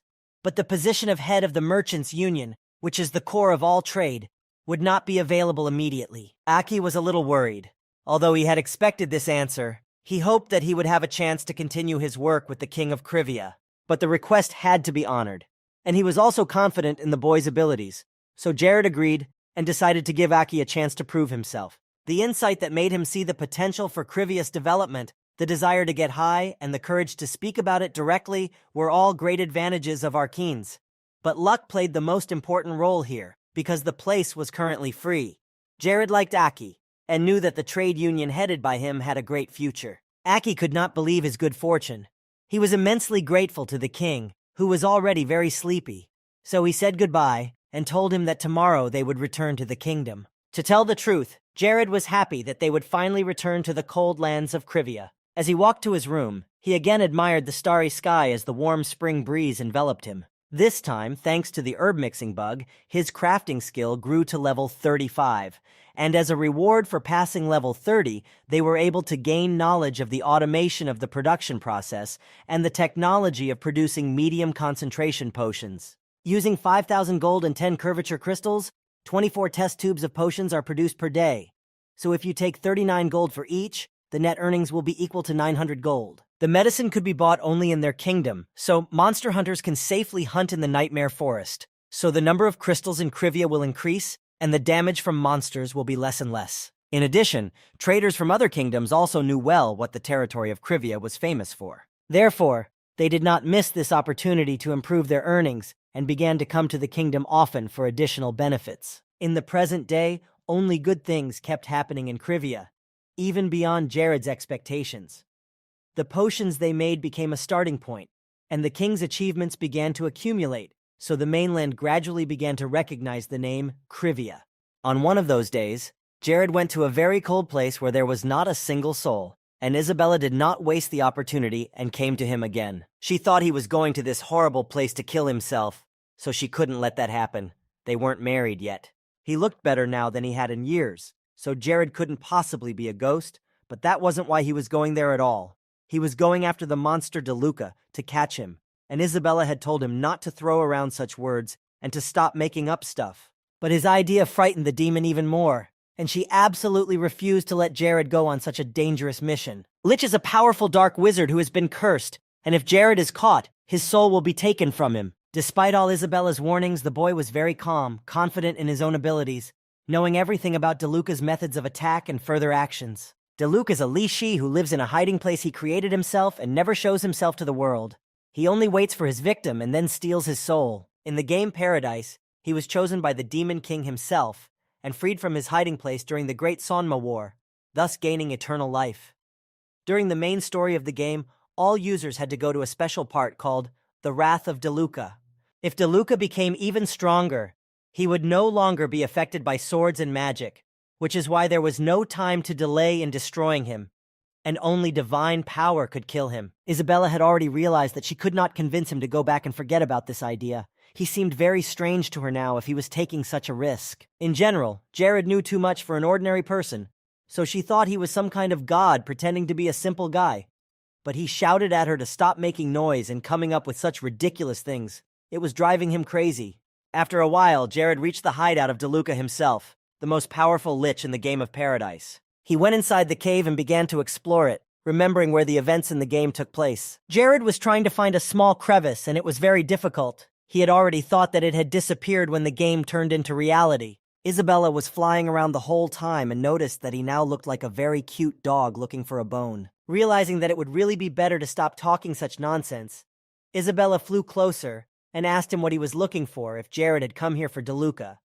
But the boy explained that he first needed to find the passage to the high mountain, because without it, he would not find the left. He remembered, however, that there were a lot of traps there that were almost impossible to deal with. At the entrance, they were met by the frozen corpses of people who had also tried to get there, but this attempt was unsuccessful. But still, his desire to catch DeLuca was greater, and soon he found a passage that could lead him to the desired place. He began to fall through the wall through the secret passage, which frightened Isabella. He only now realized Isabella's shock, because this magic passage was another bug he had found himself. Most likely, this will cause an invisible passage to appear on the map, which will make it possible to destroy DeLuca. The two of them made their way to the Lich's secret room, which was full of gold coins, precious jewelry, and valuable weapons.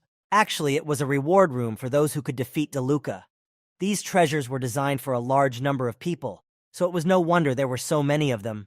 There were also more than 10 artifacts in this room that the winners could take away. Jared wanted to find some of them, and as he approached one of the shelves, he noticed what he was looking for. It was a ring that had belonged to a greedy man named Melt, and it wasn't just any ring, it had something magical about it. So when Jared put it on his finger, gold coins fell from the jewelry, almost flooding them. It was a spatial bag that could expand to unknown limits. Isabella had advised him against stealing the Lich's things. She was a powerful evil spirit herself, but she could not defeat DeLuca. But Jared didn't consider it stealing. All those precious things and money were taken from the unfortunate people who had been in trouble here. The forest had killed her on the spot, and so much had been gathered here over the years. The guy wasn't going to just take everything for himself. He wanted to punish this DeLuca on behalf of all the people he had killed in his lair. And now they were almost at the very place where the mighty evil in the form of the Lich was sitting. He was chained with thick chains to his own throne, because many years ago a woman had lost a vein of vital energy.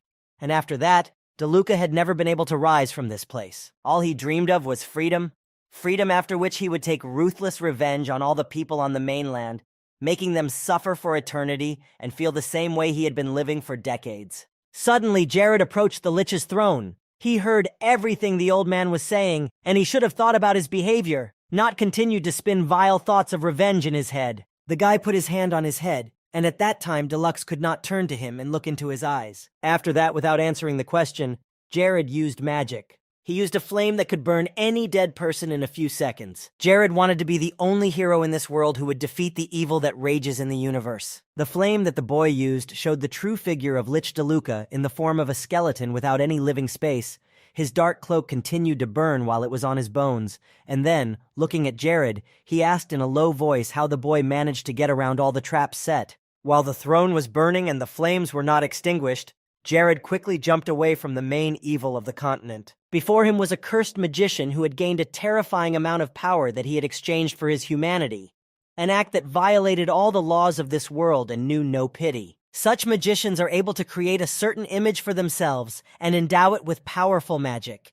This image is controlled by the magician's thoughts and can act far away from their own and real body. Deluxe had lost this vein of vital energy because of a sacred maiden. Because of her, his soul was held hostage by his body. He was weakened, and if he died this time, he would not be able to rise again. Now Jared had to be very careful not to get too close to the magician, lest he use dark magic that can take away the life force of the victim. In his past life, Jared had already fought DeLuca more than once after he was freed, so now he had to do it again, but in reality, not through a computer. Continuing to keep a certain distance, Jared summoned arrows of lightning to hit DeLuca. But for a magician like this Lich, such techniques would be too easy, and he would easily dodge the arrows if he were full of power. But now he was almost at zero, and Jared wasn't the weakest of opponents. DeLuca was also confused by the fact that he could feel the divine power of eternal fire in Jared's body. Now that he understood what was going on, he noticed the ring of the Holy Maiden who possessed this powerful magic. After all, as strange as this was, if DeLuca wanted to live, he had to think of something fast. Jared laughed, however, and approached him with his sword, wanting to play with the Count a little longer. Jared realized that if he didn't interrupt the attack, it wouldn't work on DeLuca. But despite the fact that he didn't manage to destroy him from the first punch,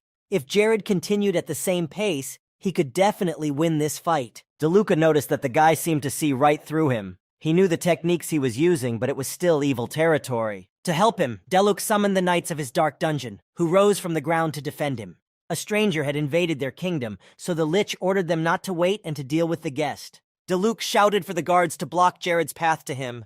Isabella panicked, appearing next to his head, saying that there were too many evil spirits here. However, Jared remembered that in the game, these knights appeared where traps were set, so he assumed that everything had changed after he had been resurrected once again. The guy reminded the Count of all the suffering he had endured throughout his years, and since he had already managed to absorb the divine flame, he offered to fight in a fair duel. Jared came up with a plan, realizing that he needed to block him in any way possible before the Lich could use higher-level magic.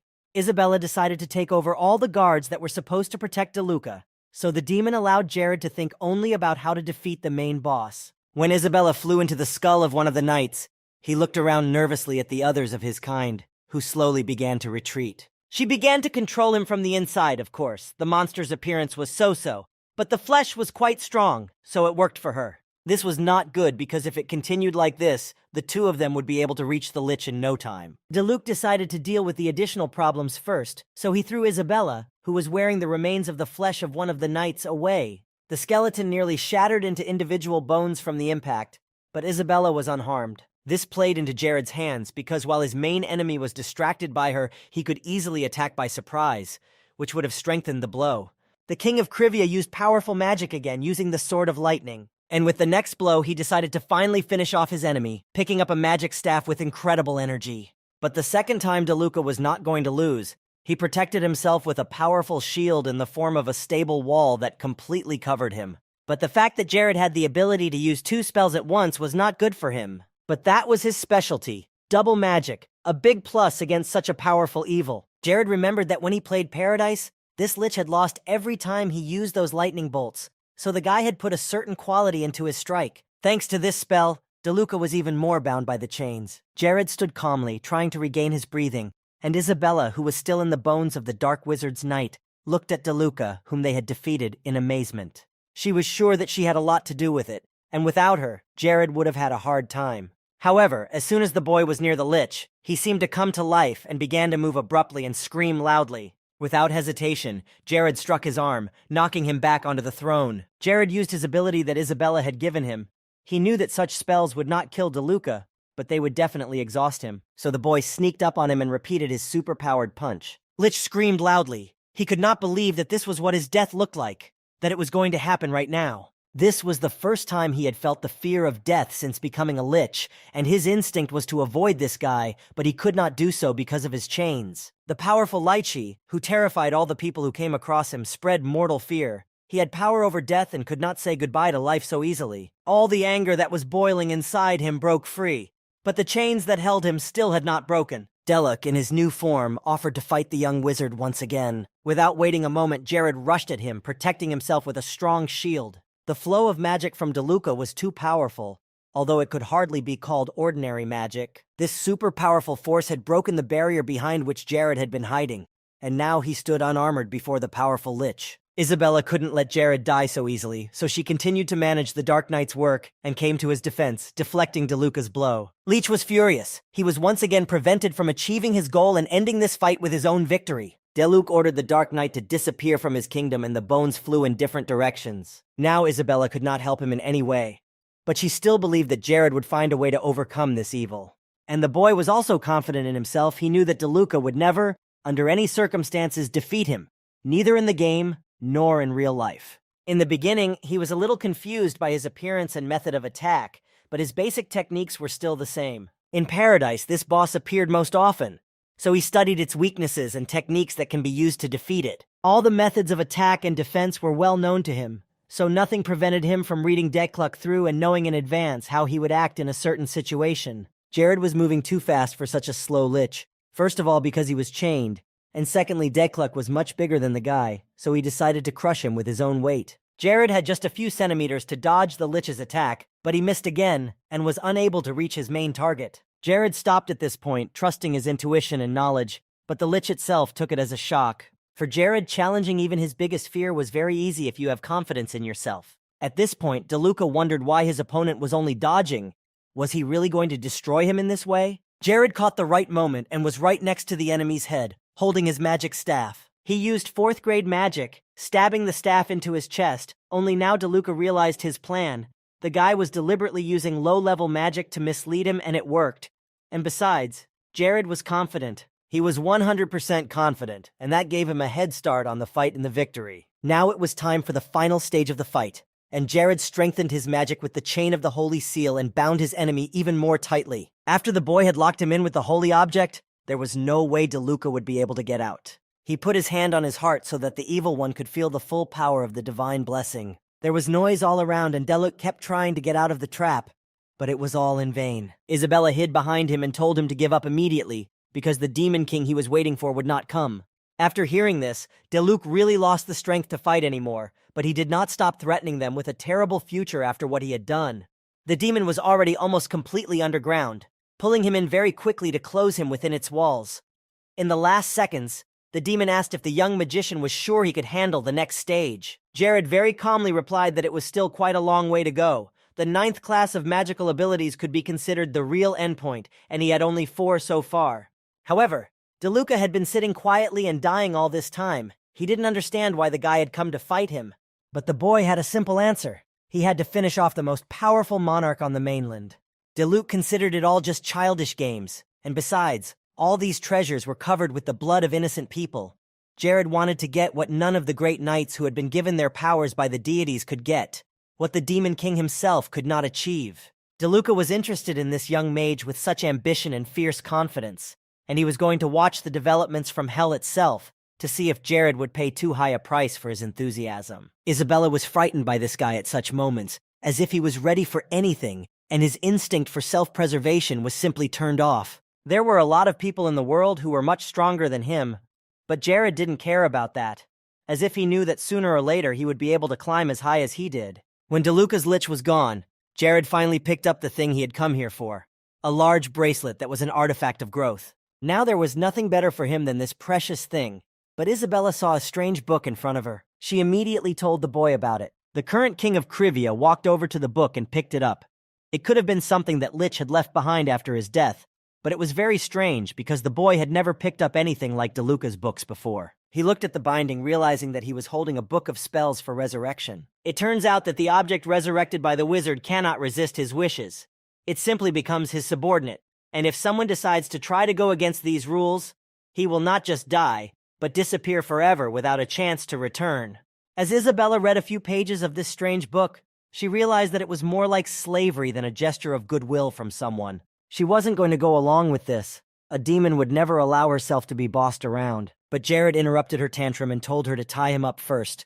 Isabella was quiet for a moment, thinking she had heard something wrong. Jared said that she should use a curse on him and he would be patient, and Isabella liked that because she also liked similar things. The guy also emphasized that when the spell was repeated, the strength of resistance and resilience would increase significantly, and it would be ideal to hire a powerful wizard for this. but it was too expensive, and Isabella would do it for free. The demon looked at him as if he were a man out of his mind, as soon as she found a flaw in him for the first time in all her time. With some hope, she asked if that was all he had to say to her, to which Jared replied that he would think about the rest. Isabella agreed. She was tired of living in the body of an evil spirit anyway. When the boy heard this, he immediately went to get the body he had found to resurrect her, but she didn't think it would happen so quickly. However, there was no time to dawdle on such a step, so very soon Isabella was already transformed into a new person, and in the first minutes Jared already thought he had done it in vain. It was hard for him to carry her all the time on his back, but it was hard for the former demon to get used to a new body so quickly, and she also asked to be called Isabel. Although her appearance had changed a bit, her character remained the same, stubborn and hot-tempered, and although she said she had forgotten everything after the resurrection, she did not like her old name. Isabel began to pester him to walk faster, because it was very cold. He was just as perverted as DeLuca, and if he had worn the same clothes, there would have been no difference. He was pleased that Isabel's readings remained the same, but her temper was almost impossible to tolerate. It seemed that she had become even more emotional. But she changed the subject. She was more concerned about the fact that there were so many corpses lying around. But Jared reassured her and told her that they could relax, because it was an area with traps that he had managed to disarm. When she was still in the demon's form, they came to the body Isabella was about to move into, and she asked Jared if he knew how the girl had died. And when he said he had no idea, she was glad, because he was not a know-it-all. Isabella hoped that the girl hadn't become an evil spirit, because this life makes you tired very quickly. You feel almost nothing but cold and loneliness. While they were making their way through all these passages, Isabel even thought that this girl would be very grateful to her if she lived a decent and interesting life in her body. She suddenly decided that she would eat a lot of delicious food, go on adventures, and dress beautifully. She hinted that she could not get away from Jared because he was never boring and sometimes even dangerous. She leaned against his back. She felt good now, and Jared was happy to have a good partner. Meanwhile, the number of monster hunters was decreasing significantly, and the reason was that the cure for Ronell's disease was only available in Krivia, and they all went there. But the king of the kingdom was very disappointed and angry, and he specially allocated a large sum of money to hire specialists and produce a similar medicine to bring the hunters back here. But the problem is that in Krivia, they are very careful not to let the information about the healing potion leak out, and they barely managed to get one copy, but it was not enough. But the man was too angry. He didn't understand what his wards were doing if they couldn't even do that. He threw open the door and kicked him out of his office, telling him to get out. This little Jared was so brazen and had absolutely no fear of anything, which did not please the head of this state. But he decided to try his own way, which he had recently invented. He sent his men to Majorca to negotiate a treaty with them. However, such actions could provoke a war, and if this happened, they would be guaranteed to lose. There were very few warriors who were ready to tear the enemy apart, but the ward said that they had 1239 soldiers who would be ready to do anything to protect the king.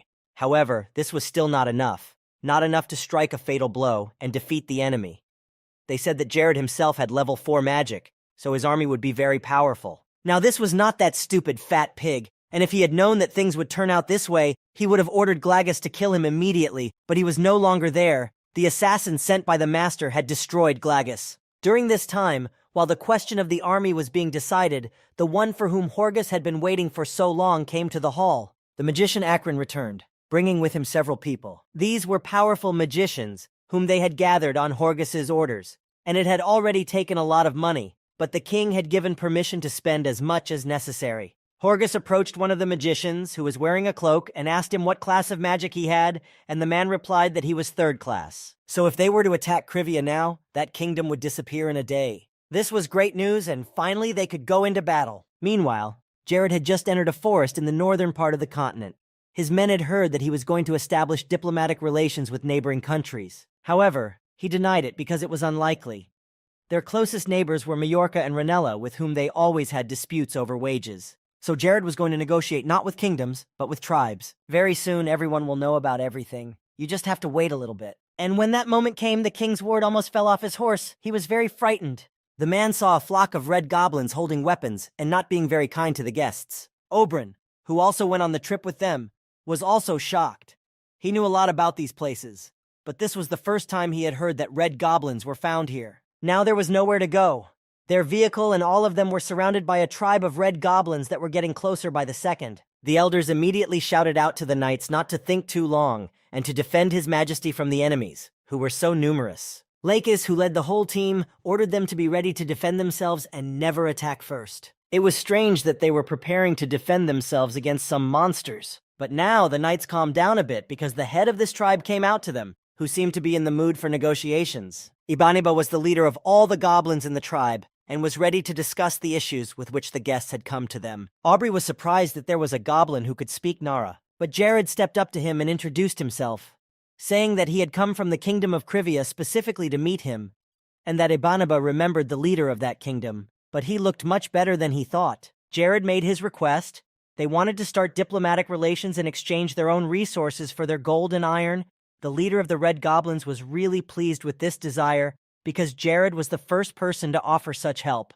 But the tribal king had a sixth question, and it was important to him that the boy should be able to accept their estate and soul. The next moment, a cartload of nightmare stones appeared beside them both. Jared wanted to show his friendliness and get them to make a treaty between them. King Krivia's wards were embarrassed because they were just ordinary stones, which were plentiful in the nightmare forest and had no value at all. And Lakis knew that the nightmare stones were only beautiful on the outside, and hunters often took them for themselves, but as a souvenir, so using them as a bargaining chip could have serious consequences. Ibaniba said what Lakis had been thinking, and he also knew that the nightmare forest was full of these stones. Usually no one wants these stones at all, but the king brought them as a barter item, and at this point it was clear that they were in big trouble. But the head of the tribe did not need anything else. He was so happy that he had been brought just such a thing. Ibaniba shook Jared's hand and said that he was very grateful to him.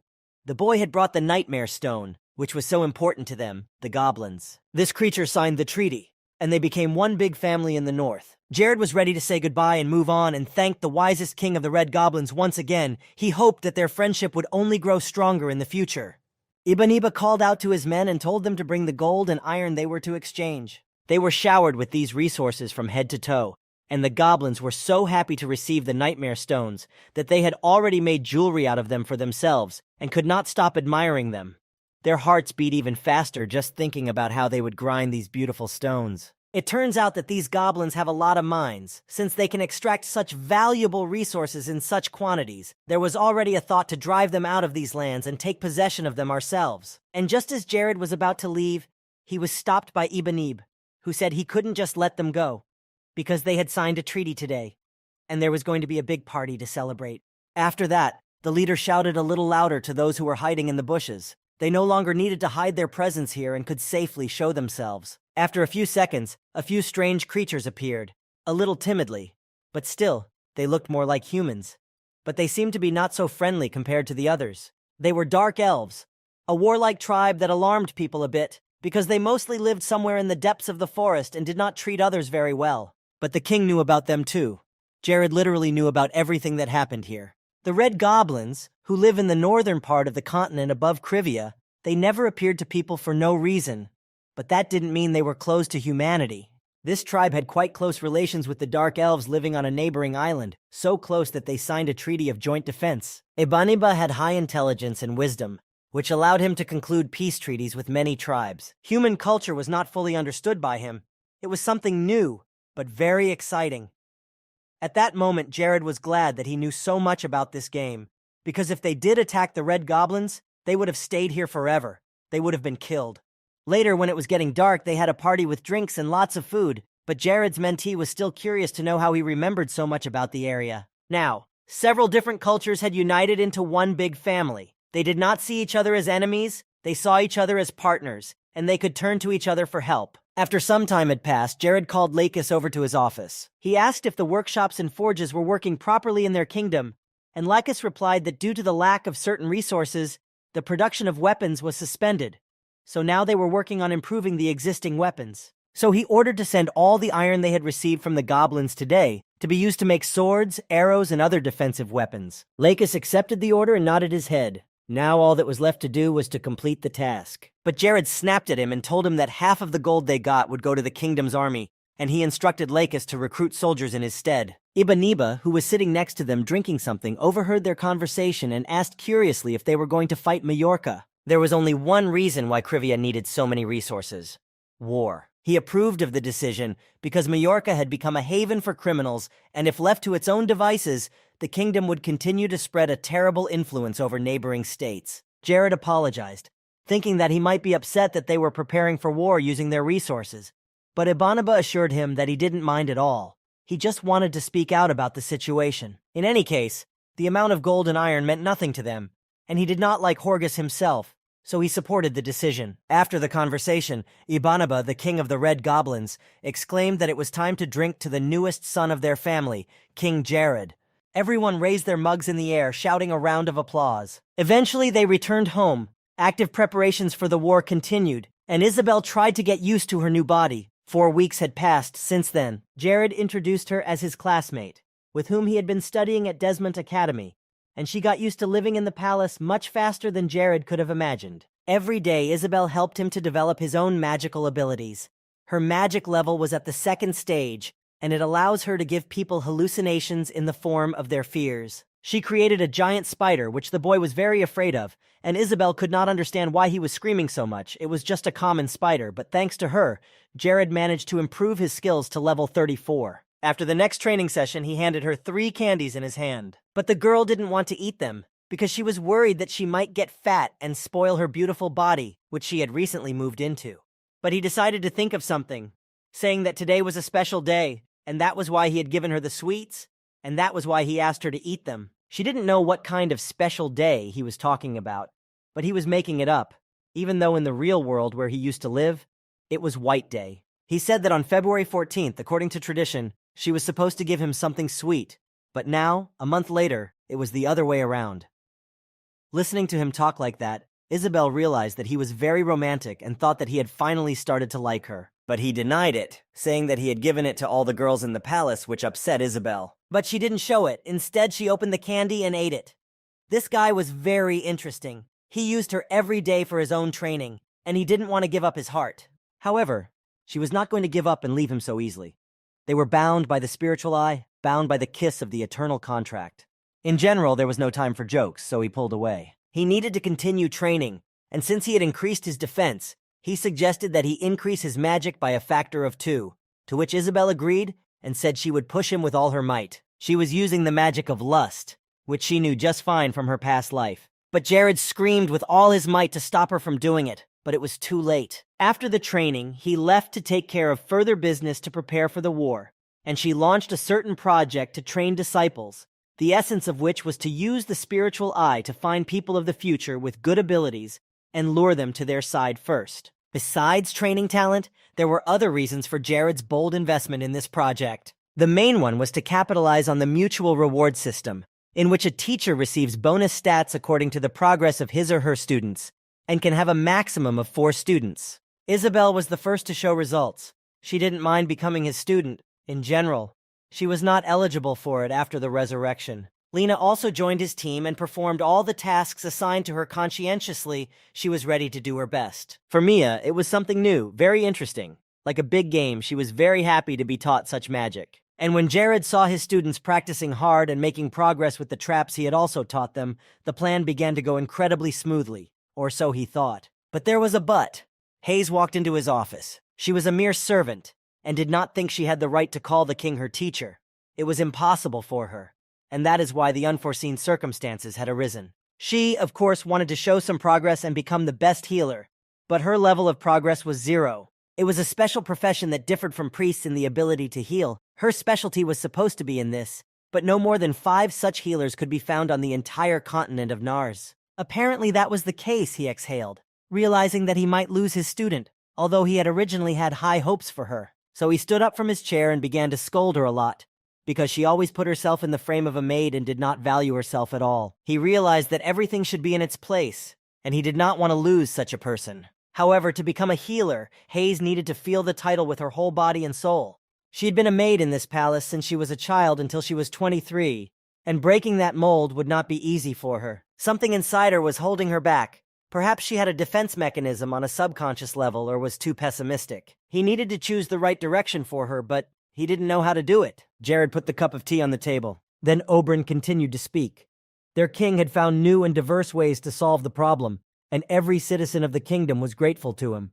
However, Jared was not obliged to be responsible for absolutely everything. Physically, he could not do it, because no one was to blame for the fact that Hayes could not achieve any result. All that remained was to believe in her and support her, because the girl was trying her best. She was also his person. Jared had once promised to make her a healer, and he was doing everything he could to make her one. And then he realized what the older man was getting at. Jared's traps that had worked for his other students just might not work for Hayes. There had to be a very honest way to get her power to come out, and as soon as he said that, he was attacked from behind by a guy who had appeared unnoticed. Hayes saw this and immediately ran to his aid, and she immediately entered the room where it happened. However, the king was already lying unconscious on the floor, unable to defend himself against the attacker. The girl put her hand over her mouth, quietly asking how it had happened. One of the knights standing nearby with Jared's body told her that the king had been attacked by a hired assassin. They had called for the best doctors, but the situation was getting out of hand. An ordinary human power might not be able to help. And even if there was enough medicine, it would be too late by the time the doctor arrived, so there was no time to wait. She was tormented by the thought that she was the only one here who had trained as a healer, and only Hayes could help this disaster. The knight did not leave the king's side, and then Hayes approached, and she decided to take matters into her own hands. Focusing only on this case, she mentally begged that she would succeed and be able to save Jared. Tears welled up in Hayes' eyes as the energy blob faded away, and with it the king's life. But the girl couldn't let him go like that. She promised to help him all her life. When Hayes closed her eyes, her memories were only of the moments with Jared, who believed in her despite all these difficulties. And a miracle happened. She was so overwhelmed with emotion that the energy she had been unable to release for so long finally broke free, leaving the entire room green. Half an hour later, when everyone was sitting in the room and explaining the whole situation to the girl, she was so angry with them, even to the point of hating them. Hayes couldn't hold back her tears because even if it was all done for her and her opportunities, it wasn't the way a king pretends to be mortally wounded. Jared calmly told her it was just animal blood, and that his wonderful plan had worked, even though it had made her hysterical, but she had been able to reach a new level. She didn't like being a healer at all if he was going to play with her like that. She was also very angry with Jared's other wards. Even if it was the king's order, how could they scare her like that? Unable to withstand the pressure, she ran out of the room in tears. Aubryn, who was standing behind her, said quietly that he didn't quite mean it. That scene was too cruel. But the project to educate the students was going really well. Meanwhile, Lacus was wandering through the snowy lands of the kingdom. There was an extremely strong blizzard and he was almost blown away by the wind. Suddenly, he noticed a bright light in front of him. He didn't expect to see anyone else in such a blizzard, so he decided to check it out and walked on. And when he got close enough, he saw a bearded old man who obviously recognized him. Mr. Olson invited him into his home to warm him up and give him tea. And he remarked that the younger man had grown a lot since they had last seen each other, and that it would no longer do to call him a little boy, since Lacus would be turning 40 this year. When they got the fireplace going and piled wood on it, Olson asked how Lacus had ended up in this nightmare forest. Lacus had a mission to accomplish here, and he thought of Mr. Olson very often, so he wanted to start by giving him a gift he had brought with him. From his bag, Lacus pulled out a bottle of red liquid, Runella's medicine, a necessity for those who stay in the nightmare forest for a long time. Olson had heard a lot about this medicine, as rumors had spread throughout the kingdom and across the mainland. The old man heard what people were saying, how much they praised the medicine, and he wondered how such a stupid king could come up with such a brilliant idea. But Lacus told him that Jared had repented of his past, and now he had changed his mind, which was why the king had sent him here to ask Olson to return to the kingdom. The man laughed. Jared had once abandoned him so easily, and now he wanted him back just as easily. However, Lacus insisted that the man return, because right now they needed experienced veterans like Olson. Lacus assured him that when he saw how much Kriviri had changed, he would immediately change his mind. Until now, there had not been so many wars on the Nars mainland where crowns had seized land. An incredible number of lives had disappeared, and a large number of rulers' heads had been chopped off. Family ties or anything else did not help to escape death. You could get on the horse of death and ride at breakneck speed to the north. Jared was holding a mug of cool beer, which was incredibly tasty in Krivia, and because they were near the sea, all the seafood was very cheap. But Isabel had a different opinion. It was too cold here and nothing grew because of it. This frost bothered her the most. Jared could only hope that this time his pesticides would do some good. However, Hayes was sure that it would work because Jared had made them himself. She also noticed that everything on the land had been cleaned up. Even the roads were better. It was all thanks to Aki. He said he would set an example for others and keep everything clean and tidy. But some people were sure that Jared was the only one who had made the kingdom of Krivia rise from its knees. If there is a cure for Runella, a potion, and full support from the kingdom in case of Runella's illness, things will only go up. so Jared was asked to think about expanding the territory. It would be great to move their Hunters Guild headquarters here. It was something to think about, but it was good to see that they had found a lot of valuable things in each village. But Jared looked off to the side. A girl exclaimed loudly that the beer here was delicious, just incredible. She held up her mug and asked for another round. She turned to the girl and asked her if she wanted another beer, but she was sitting next to her, chewing quietly. Jared kept his eyes on her. He remembered this character. It was the same strange sword warrior named Ella. This is a very famous character in the game Paradise, who constantly helped the main character to solve difficulties. But for money, Ella tried to persuade her friend to take another cup of beer, but she resisted, saying that alcohol blocks the brain and mental abilities. But that's all. This beautiful character had her flaws. For a good amount of money, she was ready to help even the devil himself. Then Jared turned his attention to the girl sitting next to Ella, someone he had seen somewhere else while playing Paradise. Her name was Chloe, and she was quite calm and quiet, and so she was called the Queen of Silence, but it was not clear what she was doing in a place like this. He couldn't believe his eyes that this was the same Chloe who, 5 years after the Great War at the age of 38, would play the role of the Queen of the Dark Elves, a mystical character whose story the game developers had hidden for the purpose of the biggest match. Jared didn't remember Ella appearing in the north, and he shouldn't have known about evil at this stage. It was unexpected to meet two such important people in one place at once, and it probably wasn't a coincidence. So he couldn't miss this great opportunity to talk to these people. So Jared quickly got out of his chair, leaving the others to continue talking, and made his way over to the table where the two lovely ladies were sitting. Soon he was behind them, and deciding to start a conversation, he came even closer. But before he could say more than 2 words, Ella sent him away, saying that she was not interested in babies that way. The plan was a failure. Such a quick end was not expected.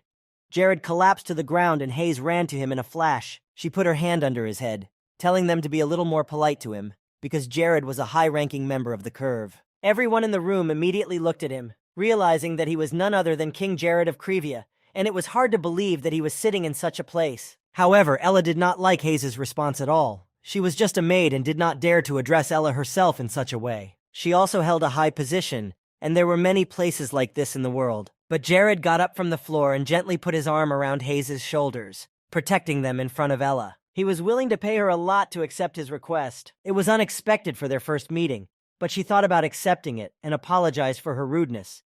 She just thought he was an annoying guest at the pub. Jared assured her that everything was fine and suggested that they go to a quieter place to discuss the terms of the agreement. In the study, Jared made his request. He was willing to pay 5,000 gold pieces a year and give her his personal house for her to teach his student. The king even said that he would pay the money up front, but a contract would have to be signed. Chloe would have done whatever her mentor told her to do. No matter where they went, people lived the same way. This request was a little strange, not knowing these people at all.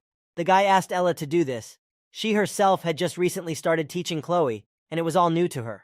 The girl asked if he trusted her to sign such a contract. Jared, of course, didn't trust either of them yet, but he had his own plan for all of this. Besides, he trusted who he paid. He knew perfectly well that Ella would not refuse the sum of 5 billion won, which was the currency of his previous life. However, he also remembered from the game that in the future, she failed to gain recognition among the influential characters because of her character. It was the most tempting offer she'd had in a long time, so she accepted without hesitation. Chloe drank her tea in silence and waited for the child who was worth 5,000 gold pieces to enter the room. Jared was happy because the problem of finding a good teacher for Lena was solved. It was very late, but the boy was still awake. Thanks to Gorius's pendant, Jared didn't feel tired when he wore it. He had forgotten a lot of information.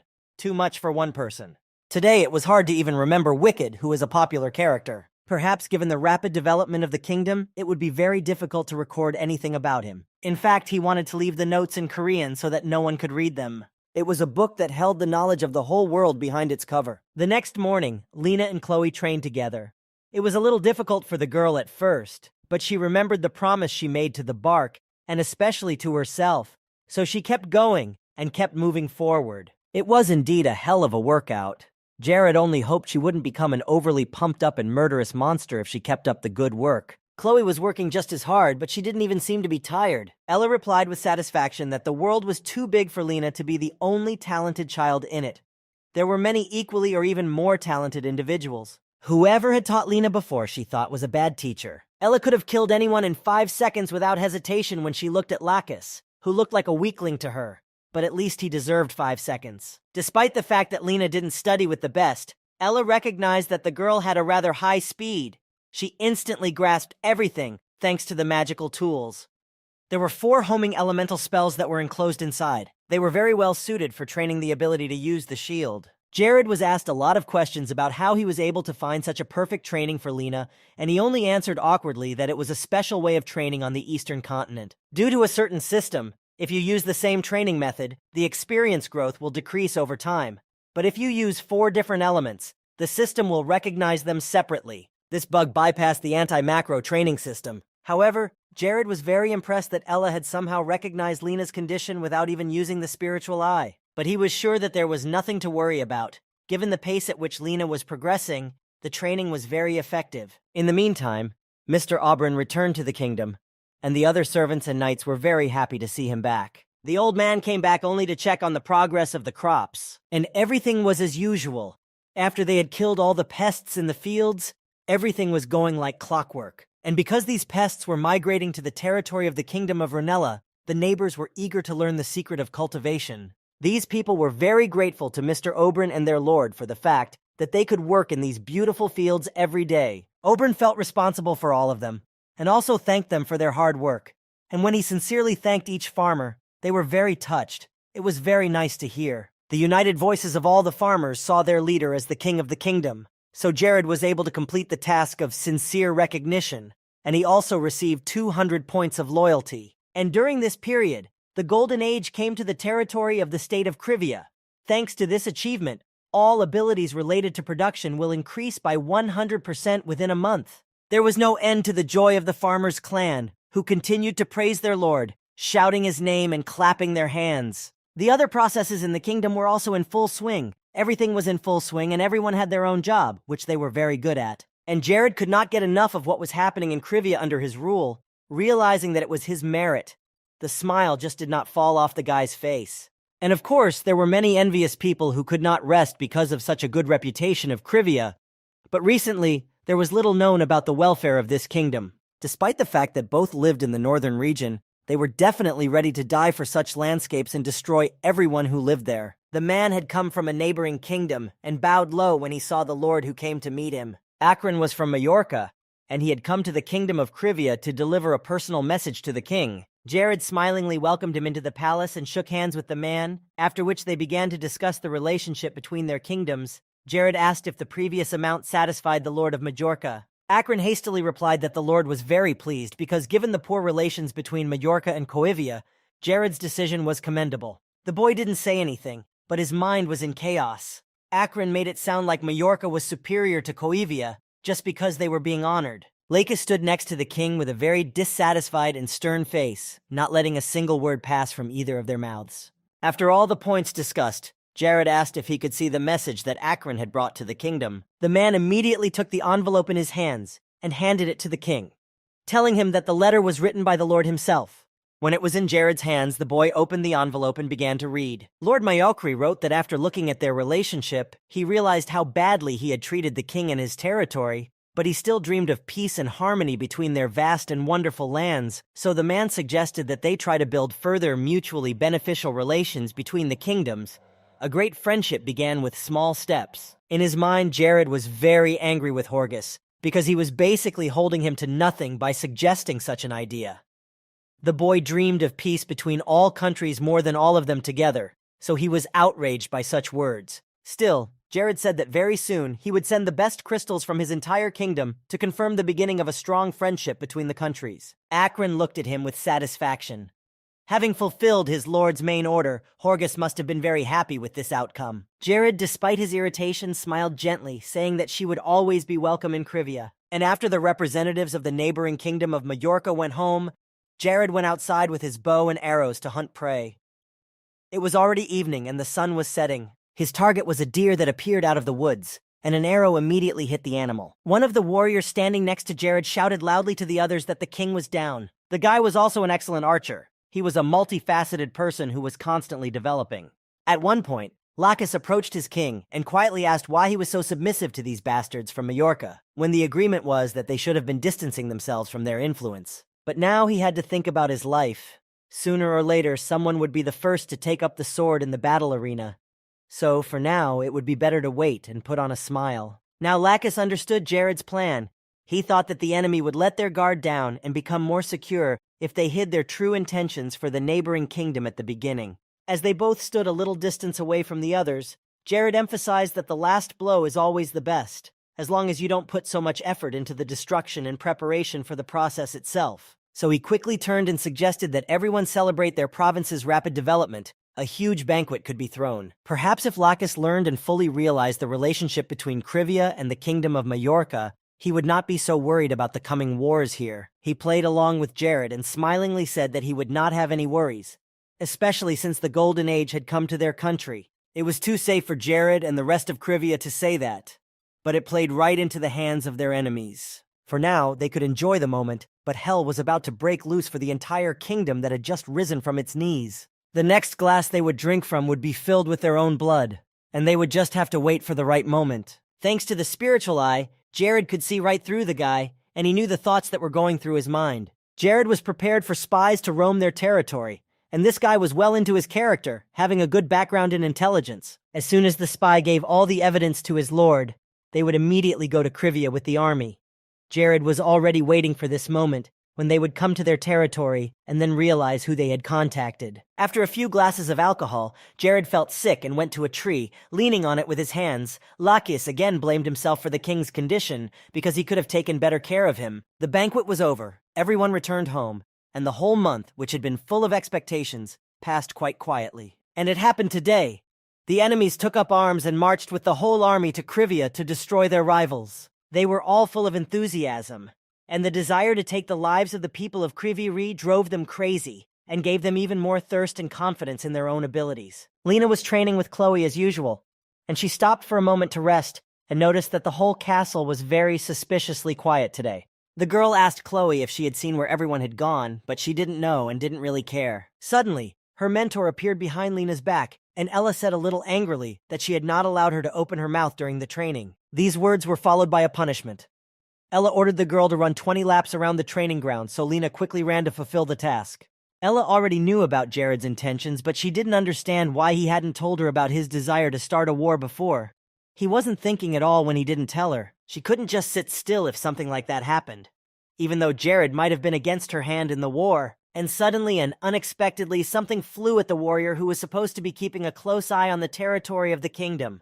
It happened by surprise, and because of their unpreparedness, the soldiers of Krivia decided to fall back to save their lives and inform others. The watchtower of the enemy of Majorca was destroyed, and it was necessary to redeploy the guardsmen and possibly even a special unit as soon as possible. However, their lord objected to these ideas. It was not worth wasting so much time and manpower on such trifles. He already thought that Jared had only one battalion. So he was very happy, although if he had known earlier that it would be so easy, he would have captured his kingdom much faster. The other soldiers found a very good supply of alcohol, which hundreds of soldiers kept in their storerooms. This news cheered the man up even more, because Jared seemed more and more worthless with every step they took forward. The soldiers of Majorca raised their swords, adding to the morale of the army. Right now, they were about to take back what was supposed to be theirs by right. The people who lived nearby came out of their homes, hearing the soldiers shouting so loudly. Yesterday everything was fine, but today they were under threat, but everyone was worried about the Lord. Jared was informed that the enemy troops had already broken through the fourth line of defense. Given their speed, the enemy would soon reach their location. Jared had planned everything a long time ago, but he didn't think they would be able to advance into their territory so quickly, so he had to speed up. The king turned to Lacus. He was his right-hand man, and Jared could rely on him in any situation.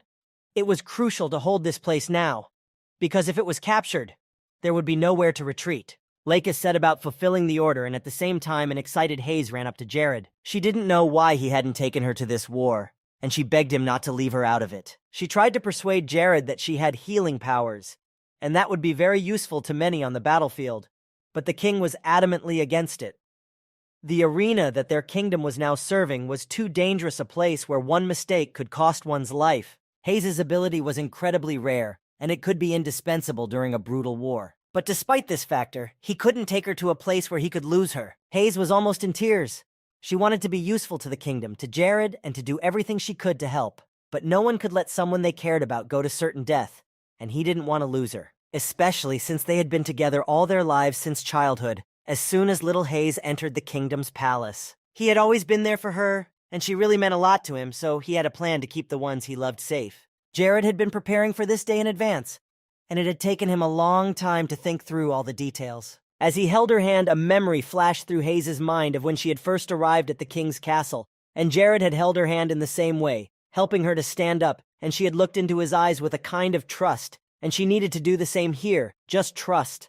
And as she continued to hold his hand and keep looking at him, Isabel appeared behind her, and she abruptly grabbed Hayes by her clothes and pulled her back to the rear, so that she could treat those who were injured on the battlefield in peace. Isabel promised that she would make sure that Hayes was in her place, and they parted ways. Now everything was settled, everyone was in place, everything was ready. So it was time to go to war and make a living hell for the enemy. They had advantages. The soldiers had found a very good position for themselves, but there were only 300 men in the army, which was very small compared to the enemy's manpower. There were many talented soldiers in this battalion, but it was still not enough to defeat the enemy. Lakis stood at the head of the entire army and directed further actions according to the king's orders, but now he was too thoughtful. It all confused him. An army that included so few people, 100 of them farmers, that they were not at all suited to fighting. They didn't even have decent weapons or armor. The army was still grateful to those people who responded and decided to help as soon as they heard the announcement of the war. Although Lakis was ashamed to ask ordinary civilians to take on such a task, just because there were not enough soldiers. Everyone knew that Jared wanted only peace with Majorca. He even offered them a truce, but despite all the Lord's efforts, the enemies still tried to capture them and take over the territory. Even now, about 1,200 trained soldiers from Majorca with all their equipment and gear were approaching their positions. That is why all the civilians who were afraid did not have to be ashamed of it, and could leave the battlefield of the great battle in peace. Lakis remembered his past when he was called to leave the kingdom and forget about Krivia. They told him that everything would soon fall apart, that the former king was dead, and that Jared was too foolish to rule the entire kingdom, but Lakis stubbornly insisted that he would stay. This caused indignation, because even after being thrown out of his job for no reason into the cold street, the man still remained loyal to the king. Krivia might not even survive this coming winter, with severe frosts coming that could wipe out the lives of all the inhabitants of the state. But such words could not change his mind. If the kingdom died under the ice of frost, he would die with it. Still, he could not be persuaded, so these attempts were abandoned, and Lakis was told not to return here. When Lakis returned to the present, he heard the loud shouts of people who refused to budge. No one had the right to speak of Krivia in such a way. This kingdom had always been theirs and would continue to belong to this people. It was thanks to the Lord that Krivia had become the place they deserved, and for the sake of their home, for the sake of the king, people were willing to fight with their bare hands against enemies who would come to their land. The people would never have given up their country to these bastards from Majorca, who could not even be responsible for their own words. It was better to die on the battlefield, defending what was important, than to run away and die there. Then Lakis remembered those words again about the cold winter and the inability of Krivia to survive the frost. And how wrong that man was then. He had never been as hot as he was now. The words of ordinary people who were faithfully and steadfastly ready to stand to the last inspired Lakis. So he ordered his soldiers to give armor and weapons to their new fighters. Suddenly, one soldier appeared behind all the barricades, running as fast as he could to tell him that the enemy was approaching and would be here soon. Lakis looked around the area. He could see someone approaching from afar, and the thing they had been preparing for so long was about to begin. And everything turned out to be right. The warriors were indeed extremely close to the borders of Krivia. But something happened that they were not prepared for. It was not an army from Majorca, but Lord Ronella's troops approaching the kingdom. They had serious intentions of destroying Krivia to the ground and leaving no one alive. What he saw surprised Lakis. They did not expect another problem on their territories. Now the two armies of the kingdoms of Ronella and Majorca could be seen on the horizon. The Lord of Ronella, riding on horseback in front of his soldiers, shouted joyfully that he could already see the borders of the neighboring kingdom. The goal was close. A month before, the kingdoms had indeed argued for a long time about wars with each other, but they were pursuing the same goal: peace between the kingdoms and mutual benefit. Meanwhile, Horgus and Lord Ranelli were talking to each other while sitting at the table. The Lord was actually not completely indifferent to the whole situation, but his resentment was not too deep either. Horgus asked him directly if it was true that the ruler of Ronella had recently received a tribute from Krivia. He confirmed this and added that Krivia had sent them a lot of provisions in a fairly large amount in order to maintain friendly relations. And given that they had received enough gold, the financial situation in the kingdom was stable. And this confirmation irritated Horgus more than anything else. This behavior was too cunning. He tried to persuade Ronell to think about it better and think about the future. It was indeed suspicious when Jared suddenly started wagging his tail at them and being so nice after so long of silence. As the percentage of their hunters fell, and this already large number continued to grow, Jared in turn continued to follow his plan and wanted to seize the territories of the neighboring kingdoms. Horgus decided that this little guy was just scared, because although their territories were expanding, they were not yet ready for something bigger. And they concluded that this was the reason Jared decided to buy the truce by paying money. Horgus had studied Krivia inside and out, and he learned that they barely had 300 men in the army. Ronell was surprised at the number of soldiers. But this information only confirmed their theory that Jared was going to buy peace between them all by paying them. So they decided that if Curia offered them a round sum, they would be satisfied and not attack, or at least Jared would think so. He sent Akron, a scouting mage, because the kingdoms had decided to declare their kingdoms allies. Ronell was even more shocked. He stood up from his chair, almost knocking over his cup on the table. But this action was planned, so right now they are starting to prepare for war with Krivia. A month should be enough time to prepare, and then they will attack them unexpectedly. It was just a brilliant idea. They decided to create a united front so they could crush Jared and his men more easily. After these negotiations, Ronell and Horgus formed an alliance and shook hands. At first glance, it might seem like a united force of more than 3,000 soldiers, but they had nothing in common. However, these two had absolutely nothing in common except for one enemy, which they decided to deal with first, and next they would open the battlefield between their kingdoms. Ronell suspected that Jared would be furious when he found out about their joint offensive, at which point it would be too late to retreat and come up with something new. All Ronell could say was that Krivia's barbaric decisions and actions would shorten his life by many years. Even diligent attempts to stop him would be futile, and it would be very difficult, perhaps unrealistic, to resist such a force. And while they were talking for so long, Horgus's army had already surrounded the whole of Krivia. It was very foolish of Jared to concentrate all the manpower on the front of the state and leave the bypass routes unattended. Ronell shouted loudly that ignorance is a huge sin, so Jared could say goodbye to his lands right now, because very soon they would pass into their blood-stained hands. Ronell also added that if the kingdom decided to beg him to have mercy on the people, he would still take pity on them and not be too cruel. The boy who stood in front of all the soldiers reached for his helmet and slowly took it off his head. And it wasn't Jared all along, but a guy who was wearing similar clothes and had a similar build to him. The spy who was watching the king nearby saw this picture and realized that it was all a trap, and they had no idea where the real Jared was. He ran back as fast as he could before anyone else noticed him. He had to tell the Lord as soon as possible before it was too late. But before the spy could take a step into his own territory, he was suddenly intercepted by Krivia's men, not allowing him to report his plan. But the soldier next to him said that if a person like him, who is responsible for public order and healthcare, is so shocked that there was indeed a spy, then what should they, ordinary soldiers, do? But then the guy said that this spy was the man who allowed Ronella's army to invade their lands. This guess made him realize that Krivia had discovered his identity even earlier. Then the knight realized that all the information he had previously received from them was an absolute lie. He was so angry that the spy could only redeem this guilt with his death.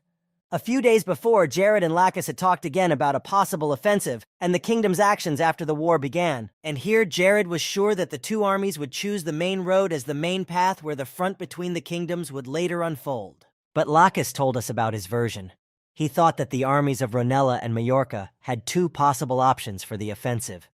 It is very easy to ambush and attack by surprise near the main road, and Horgus also realized that there was a very high probability of losing his soldiers while Krivia was occupying the hill. Jared agreed with Lacus' thoughts on this. Anyone would notice their geographical advantage. Ronell then asked Horgus what option they had left to take action, and the Majorcan leader said that after careful research, he had found a bypass route to the kingdom. Jared suspected that if their spy was good at what he did, they would find out about the bypass road, and since the guy was pretending to be a lumberjack, he probably already knew the road to the smallest detail. So Jared decided to lay one of his traps on this particular path. He was holding a landmine in his hand. It was a magical device that caused a magical overload of magic reception, and because of this, a powerful explosion occurred.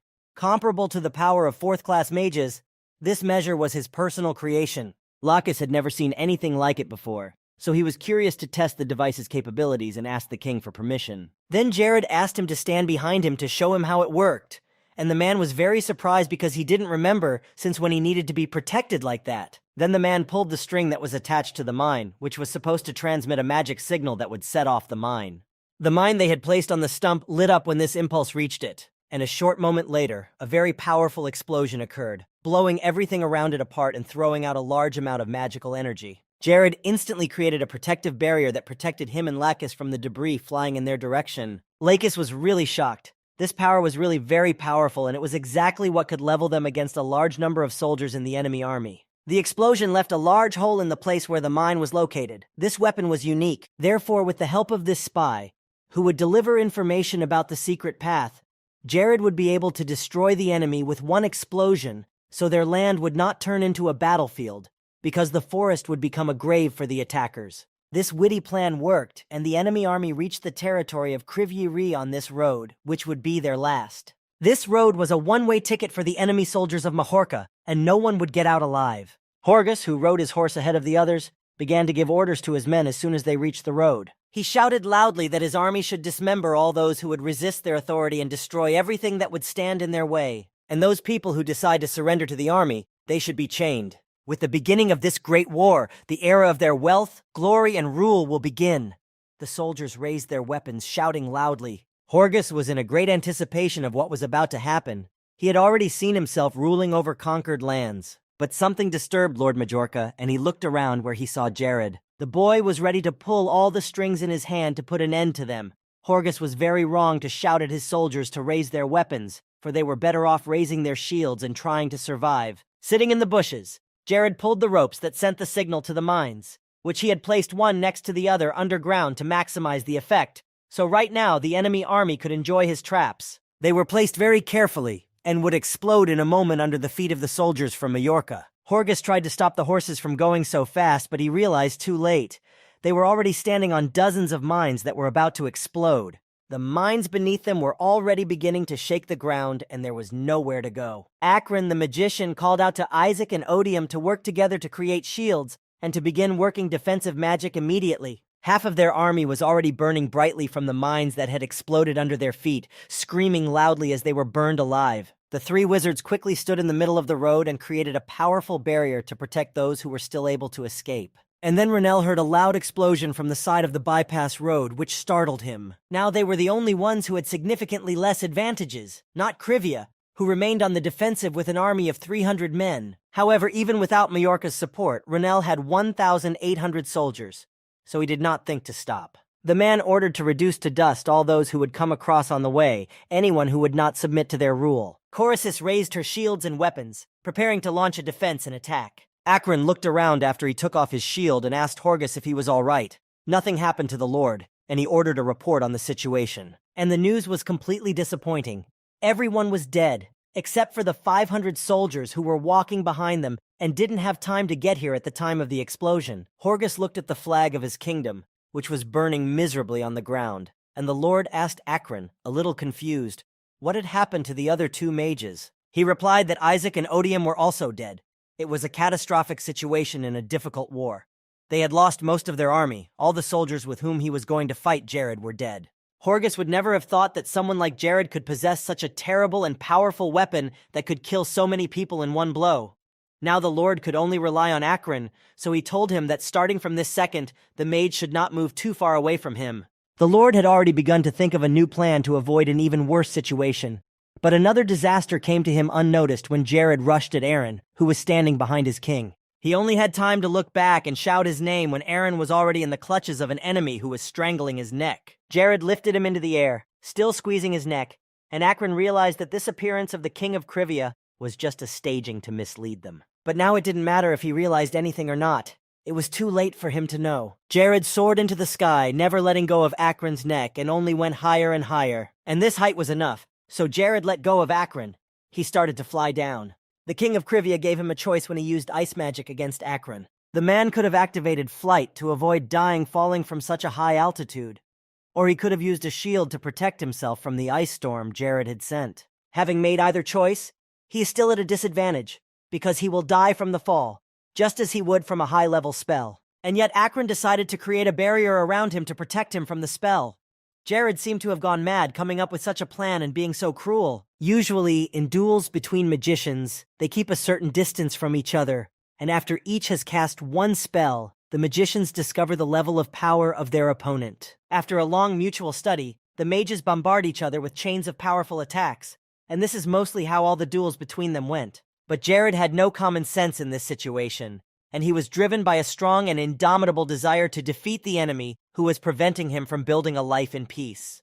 The guy simply ignored the common sense vision of the fight and decided to get rid of his opponent in a bloodthirsty way, not giving him the right to live. After Jared grabbed him with both hands, they flew down together. Akron did not realize where this situation would go, so they could both crash. But it was actually part of Jared's plan. He had created another magic circle while he held his enemy tightly in his arms. It was only then that Akron realized his intentions, although it was not clear whether it would have helped him in any way, because with every second the meters to the ground were becoming fewer and fewer. After a general overview of all classes of mages, the fourth class is definitely not the last among them. Even Horgus, who had filled the ranks of Majorca with criminals, was not strong enough for mages of this level. The Lord of Majorca spent a quarter of his fortune to hire third-class mages to do his work in his territories. But nevertheless, Jared had 2 reasons why he had screamed in horror when he saw his body in the mirror for the first time some time ago. In the past, his strength had been enough to conquer the transformations of the Lich DeLuca, who was famous for his power more than once.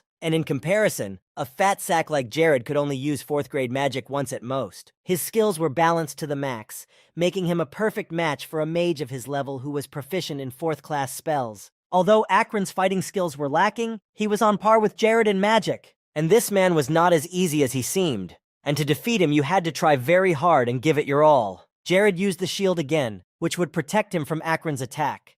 If you keep a good distance, it would really work. But this barrier had its drawbacks. It was very easy to break in close combat. So Akron punched Jared's magic shield with all his might, and it shattered into pieces in an instant. Now the mage knew who he was dealing with.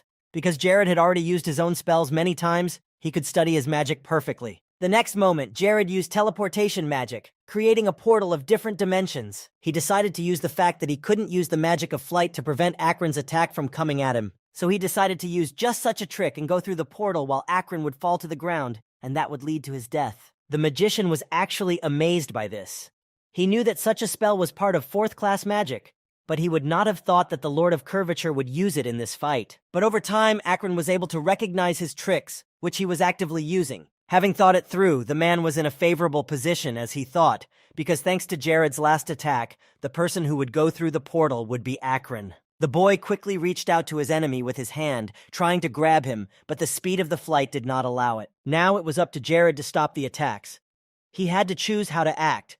Either he would stop the fire vortex he would be caught in a few seconds, or he would fall to the ground and break. If the flames of Akron attacked Jared, he would die immediately. The energy of this magic was too powerful to withstand. Regardless of Jared's choice, he was bound to meet the same end: death. Akron was about to fall through the dimensional portal, and Jared was approaching the fire trap he had created.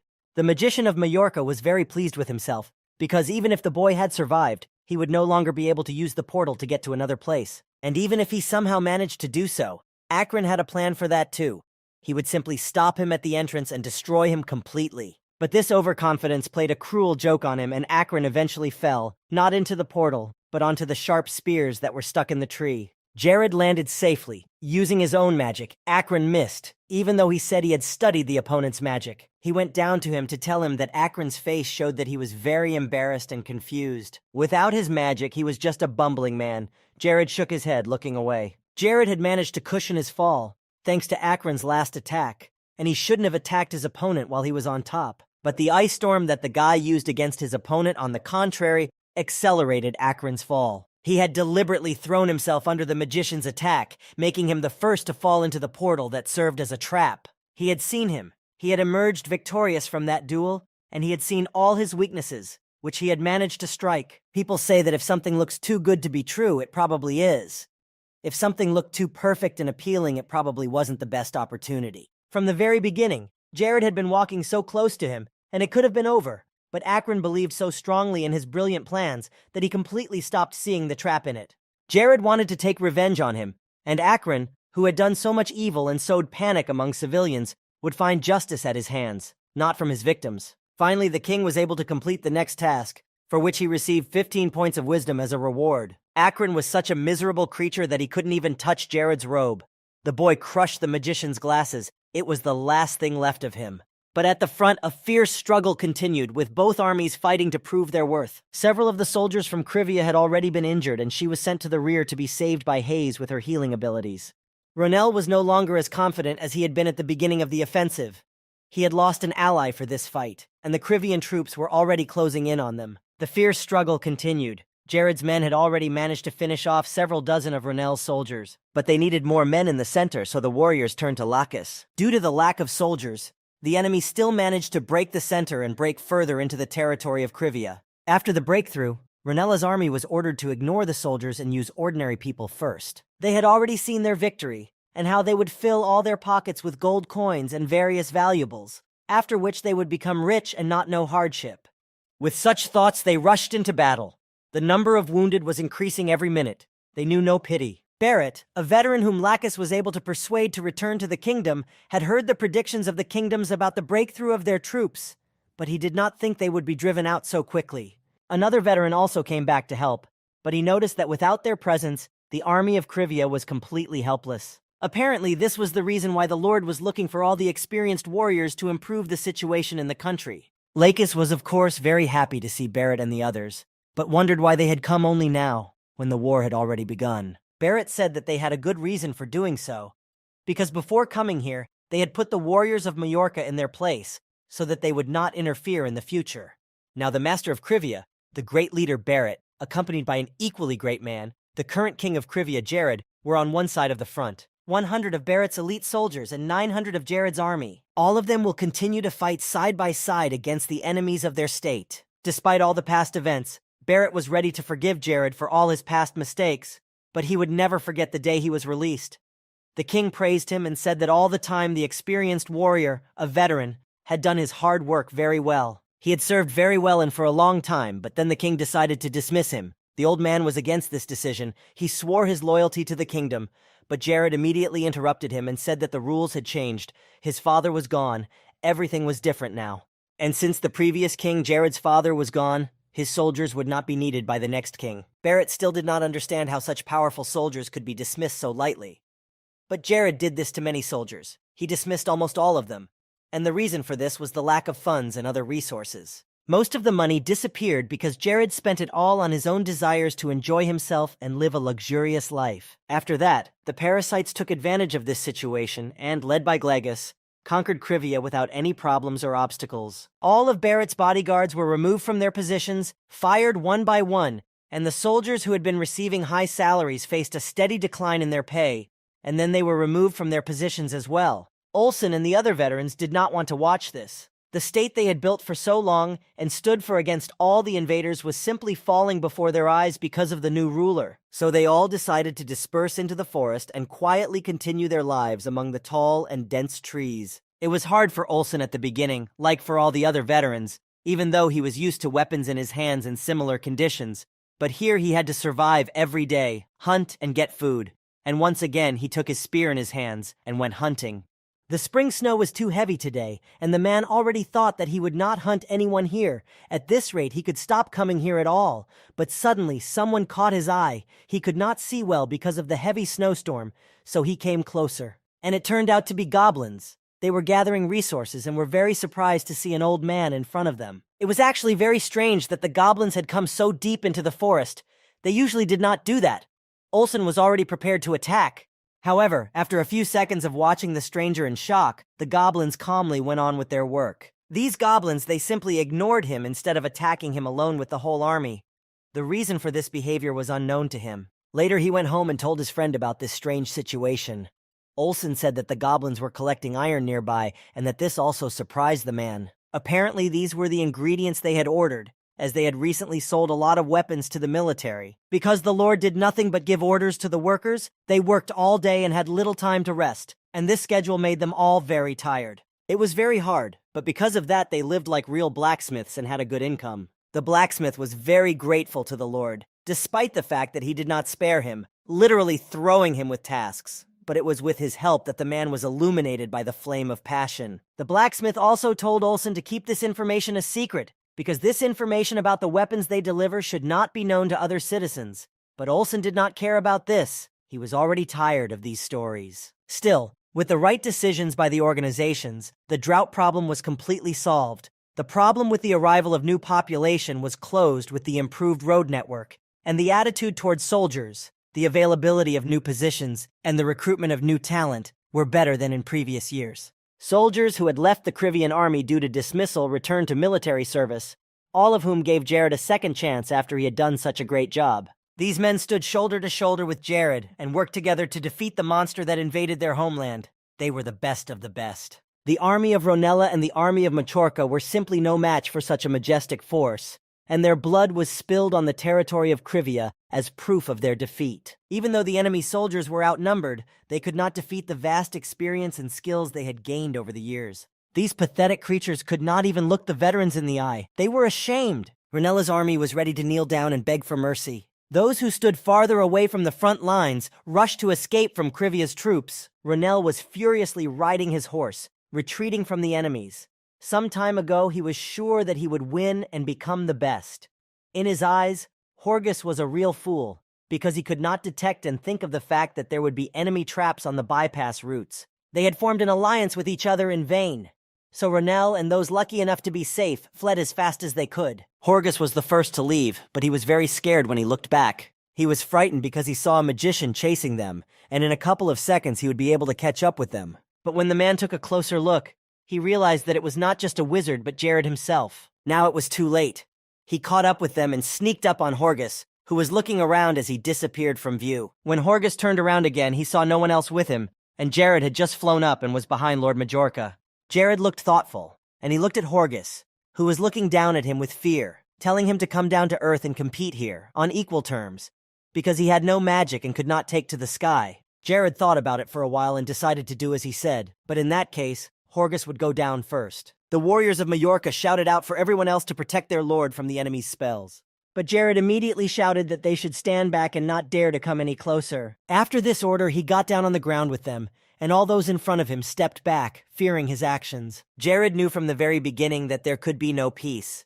He knew perfectly well about their plan to conquer the territories of Krivia. He knew about their plans for an offensive, but Horgus stubbornly refused to believe it. These people wanted to take everything and everyone from the lands of Krivia, to sweep away everyone who got in their way, regardless of whether they were civilians or soldiers. Now he had to make sure that he corrected them all and they would stop sowing such crimes across the Nars mainland and keeping people in fear. He had to make sure that no one else would suffer at their hands in the future, that there would be no more victims who would end up in such a hell. It is for this reason that Jared will very carefully cleanse all his lands of every remaining Majorcan and Ronella soldier. At this point, the already bloody Horgus laughed. The plan Jared had just told him was almost unrealistic. The boy had stepped up to the enemy, and he admitted that he had made mistakes, but he was sure of one thing. Even the old Jared, who had been so irresponsible with his royal obligations and the workers he had given a huge amount of work to, was better than this. Horgus exclaimed loudly, about to get up from his knees and strike Jared with his hands for saying such unpleasant things, but he pulled out the knife he had been keeping on his person. After he stabbed it painfully right into Horgus's leg, he screamed again, but this time in extreme pain. But Jared managed to calm him down and bring him to his feet so that he wouldn't be so rebellious. He was writhing in great pain, but he warned him that it would not be over so easily at this stage. If the general of all the knights found out what Jared had done here, he would surely bring his mighty and large army to take revenge on Horgus and his army. Meanwhile, Jared took out of his pocket the small green book he had been poring over for so long. He writhed in great pain, but he warned that it would not be over so easily at this point. If the general of all the knights found out what Jared had done here, he would surely bring his mighty and large army here to avenge Horgus and his army. Meanwhile, Jared took out of his pocket the small green book he had been poring over for so long. Jared pulled out the small green book he had been poring over for so long. He opened the book and began to flip through its pages, looking for something, and then he opened it to where he needed it, reading the name of the mighty general of all knights, Count Birax, and he added that he would definitely not come here. Horgus, who was still sitting with a knife stuck in his leg, had already forgotten about the pain when Jared heard the name of the Count, and he asked him in shock how he knew his name. Jared calmly replied that it was a book he had spent countless nights reading, and that its pages contained various records of people and events. He also found out that Horgus and this Count Birax were related. While he was writing all this, thanks to this book, there was little that could be hidden from him. Then Jared began to proofread some more things and flip through the pages, and suddenly he laughed out loud when he came across another line. the words that Horgus had used to threaten him and say that the general would kill him, and he was very amused. He abruptly closed the book, glaring at his opponent. It was wrong of Lord Mallorca to think that a general of a knightly order from the Ithima Empire would come just to save his nephew. Jared was now talking about traveling more than 5,000 kilometers, overcoming the borders of all 4 kingdoms, and it was simply impossible to cross so many territories. Besides, it's unlikely that Birox would be very sad about his nephew's death and would want to do something to avenge the situation. For a man like him, who only pursues power, fame, and wealth, for Birox, Horgus was just a thorn in his side. Jared asked Horgus another question.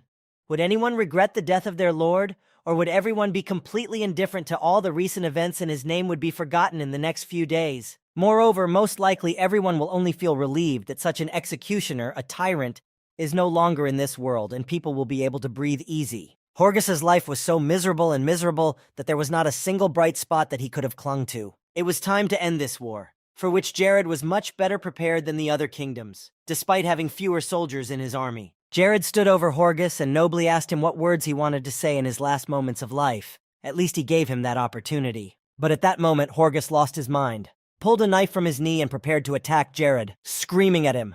But despite his efforts to rush forward and somehow harm the boy, he could not do so, because Jared immediately used ice magic and waves of snow knocked the unfortunate Horgus off his feet. After the snow had melted a little, Horgus stood frozen, looking like an ice sculpture, and now he would not be able to move and cause Jared any trouble. The words he managed to say at the last moment were indeed a very terrible wish, the end of which Jared would hear only in another world. After he touched the frozen body of Horgus, Lord Majorca was snowed under even more and began to crumble to dust in the snow.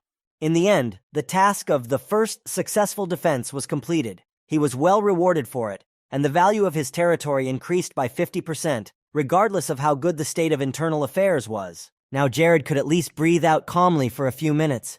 With a sigh, the guy fell to the ground and closed his eyes, realizing that it was not over yet and that he had a lot of work to do. The Majorcan warriors, who were standing behind him and silently watching him, tried to be as quiet as possible so that he would not pay attention to them, but suddenly, Jared turned to them with a displeased face. All at once they raised their hands in the air and began to shout that they were surrendering, hoping to escape death. And Jared listened to them, and their armor was stripped off. They were put in chains, and they finally surrendered, an easy victory. But the king did not become complacent or focus on this victory. Instead, he disguised himself as a resident of Majorca with Lacus and continued to move forward. From the very beginning, he devised his plan in such a way as to achieve his main goal, which he persevered in spite of all troubles and obstacles. He wanted to take control of the kingdoms of Majorca and Ronella, so he did not stop at killing the leaders of these kingdoms. And as a result of another struggle, Majorca fell to its knees under his army. The remaining soldiers begged for captivity and surrendered. On this day, the leader of Majorca changed. Such great changes happened very quickly. Now Krivia was a free and independent state, of course. Those who wanted to capture it did not disappear, but they all realized that they could face a terrible ending in this case. That evening, Lacus approached his lord and asked what he was going to do in the future. Ronella no longer had any fortresses left, and the entire army was smashed to pieces by the army of Krivia. It is unlikely that they will have the strength to resist them in the future after such events. Jared turned to him, and Lacus was right, because the battle between the kingdoms always came down to the number of soldiers in the army. And now, Ronella was losing to Curia in that regard. So Jared was determined that their next move would be to invade Ronella's territories, and they had to do it as soon as possible, so that they wouldn't have time to come up with any plans, and the fight wouldn't drag on for too long. However, after he had already made this decision, everything went wrong. The plan was shattered by the unexpected appearance of one man. General Capre, who served in Myceria, knew that the genius of this war, Horgus, had been killed by Jared, and his lands were under the rule of King Krivia. And when they captured the lands of Majorca, they thus lost the reason to wage war and achieved very good results. However, Jared thought in a completely different way than this man. He was sure that it was not only Horgus who was responsible for the decision to go to war. He started to bleed, but he began to say something incomprehensible to Lord Capra, though he was confused by his excitement. But the latter did not even listen to him, understanding what Jared wanted. Capra said that in this case Lord Ronell should pay a considerable fee, because as a peace-loving pacifist, he would not want to see his neighbor's territory involved in a bloody war. Jared did not express this opinion, but he suggested that Lord Capre of Myceria had long been planning to seize Ronella's territories, And all these stories about peacefulness and pacifism were just a cheap show, but Renelle agreed to such terms of compensation and was very grateful for such an outcome at least. But Jared was not at all satisfied with this decision, and he reacted quite aggressively and was already preparing to attack both lords. Without waiting another minute, Jared immediately cast the spell Ice Storm and wiped the two idiots out of his sight. And he wasn't going to stop there. Jared used fire magic to release a fiery arrow from his hands. And then he decided to end the fight completely and shouted the spell Lightning Bolt, releasing it towards the enemies. But Lord Capre calmly walked out of the cloud of dust and chaos that rose behind him. Not even a scratch on him. Instead, Capre ran past Jared and struck him with his sword, which was now bleeding from the impact. Jared suspected that this magic might not hurt Capre. He was a B-ranked tank, and unlikely to be affected by something like these spells. Capre was also the leader of the Central Territories, with a large army that outnumbered Krivia's by 2-1, so Lord Misery asked Jared again if he agreed to all the conditions. The boy had no choice but to agree to all the conditions, because it would be very foolish to start a fight with him and his state. It would be sure death under the feet of the enemies, so Jared just bowed his head and tried to accept the fact that he could not do anything about it now. Besides, if he wanted to move from the north to the central parts of the continent, he would have to pass through Miseria. That would happen. But later, Jared promised himself that one day he would kill Capra with his own hands and put his state to rest. Everything was calm in Krivia for the moment. It was a quiet night, and Lena was sleeping peacefully in her bed, very tired after the hard training she had been doing under Ella's guidance. Ella was sitting outside in her bathrobe, sipping wine.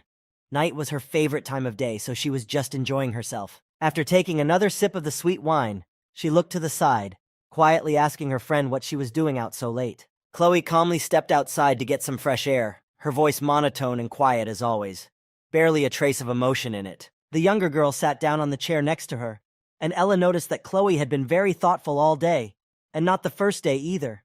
She asked what was wrong and if it was the war that was affecting her so badly. The girl's face was lit only by the dim flame from the candle on the table next to the bottle of wine. Chloe was not really worried about anything. She didn't even care about the war, but she still couldn't answer the question about Jared not calling Ella to help in the great battle. Kola cared much less about that question, but she assumed that the king wanted the guests to simply defend his home, not to take part in a dangerous war. Kola was a powerful warrior, but she had come here only to train Lena. Chloe didn't understand why a warrior like Ella wasn't even asked to take part in the fight, but the girl calmly replied that Jared could tell that he had been preparing for this for a long time, and Ella picked up her glass again and took a sip. Chloe continued to speak hesitantly, not knowing whether to talk about it at all, but she had noticed it since their first meeting. It seemed to her that Jared could see into the future and thus think his moves ahead. During the holidays, she had quite a few opportunities to talk to him, and once he asked if she was okay after training. As he continued to talk, Jared knew that most gray elves were much more comfortable and safe in their own territories. He wondered why Chloe had stayed in this world instead of living among her own. Jared also knew about the horrible end her father had met when he saw the Blackyears, when they tore his flesh to pieces and feasted on his body. This alarmed Ella a little, because only the gray elves knew about such details, and she was the only one who did, because she was close to Chloe, and she told her about the situation. Jared also gave her one piece of advice. He said that she should not only look for revenge in this dirty world. You should also look at the bigger picture and soberly assess the situation and your options. Jared was really a very interesting person. They had no idea how he could know about all the nuances of their lives. Ella stood up from her chair and took the bottle of alcohol in her hands. She suggested that Chloe follow Jared if she was so interested in this behavior. There was time for that, because they would not leave the territory of Krivia soon. She added that Chloe should let her know if she started to feel anything in the near future, and she laughed and moved on. Chloe sighed and turned to her. This was a common behavior for Ella, and even though she was her teacher, she sometimes acted like a small child. Ella stopped for a moment, not turning to face the girl, and began to make excuses, saying that she had just wanted to ask Jared if he wanted a glass of wine as well. Chloe sighed again. There was nothing she could do about Ella. Freedom was a wonderful feeling for Ella, but it was the reason why there were so many double rumors about her. In Majorca, meanwhile, things were not so happy and peaceful. It was a dark night, and the moonlight did not illuminate the alleyway. As soon as they learned of Horgus's defeat, they immediately began to panic and become angry, and one of their leaders was so furious that he broke everything in sight. Horgus took with him almost all the soldiers of the state, but they were all defeated, and so easily, and after all this, he managed to die at the hands of the same King Jared. It was hard for him to believe that so much money had been spent on Horgus when he had assured him that everything would work out, and they would win this fight. The man ordered them to collect all the money they had left and all the valuables that were in the room, and he gave the order to leave Majorca immediately. It was a good thing that at least their trade routes were protected, so they only had to prepare for the future when they arrived in Renella's territory. Prua stepped out into the street when his guard told him to stop and look to his left in a slightly louder voice. The man exhaled, but Jared was faster and more cunning than he had ever imagined. Jared grinned as he stood in front of his army, and next to Lakis, the boy greeted his newest competitor. The king asked where he was going in such a hurry. Since his guests had just arrived and he was already running away, Jared used his spiritual eye to analyze Prua's vitals. He grumbled that he was moving because of a new job, and he didn't want to waste time with someone like Jared and wanted to get out of the place and his company as soon as possible. Prue had no time for jokes or any kind of tricks, but Jared was not going to joke. He was also a busy man, and right now he was busy killing Prua and his team. The man realized that it would not be so easy to leave these lands with the intruders, so he decided to do something different. He activated an artifact he always carried around his neck, a small watch. Prue created a dome thanks to this watch, which distorted time, and Jared's magic stopped before it could reach his people. Lakis was very surprised to see that he could use spells, because he was sure that Prua was not a magician, and Jared confirmed this. The magic was not Prua himself, but his artifact, which had an effect that stopped the magic if it came within 20 meters or less. And then there was a problem. The artifact could only be affected by Class 5 magic, but Jared still had Class 4, which the watch would easily respond to with a reverse effect. As Jared approached the barrier Prua had created, he realized that he had to do something to strike back, whether he liked it or not. And to do so, Jared needed to be within 20 meters of his opponent. Prue was shocked that Jared, a mage, would be competing with him up close. Mages were supposed to keep their distance in combat, but there was no other way out. If Jared wanted to put an end to Prua's drug cartel, he asked him with an ironic smile if he was tired, because the war had just ended, and he was already trying to catch him. Prua then offered a deal to stop the circus. The man said he would give him twice as much money as he was giving Horgus, or even 3 times as much if Jared would just turn a blind eye to their company. He said he didn't want to joke about a war with the new lord of their territory. Lakis was infuriated by Prua's words and intentions, and he gritted his teeth, but stood still, waiting for Jared's order. The king realized that he would be making a mistake if he let them all go now, because in that case all the northern regions would be under the control of Detrachare. In this case, they all faced a future in which Lena would be known as the Impenetrable Wall, and Prua as the right hand of that tyrant, the advisor to the Demon King. So Jared was forced to kill people like Prua to maintain control and security of Majorca. Prua took his sword in his hands, ready to defend himself, and asked one last time if it was possible to arrange peace talks. And when he got a negative answer, Prua rushed to attack.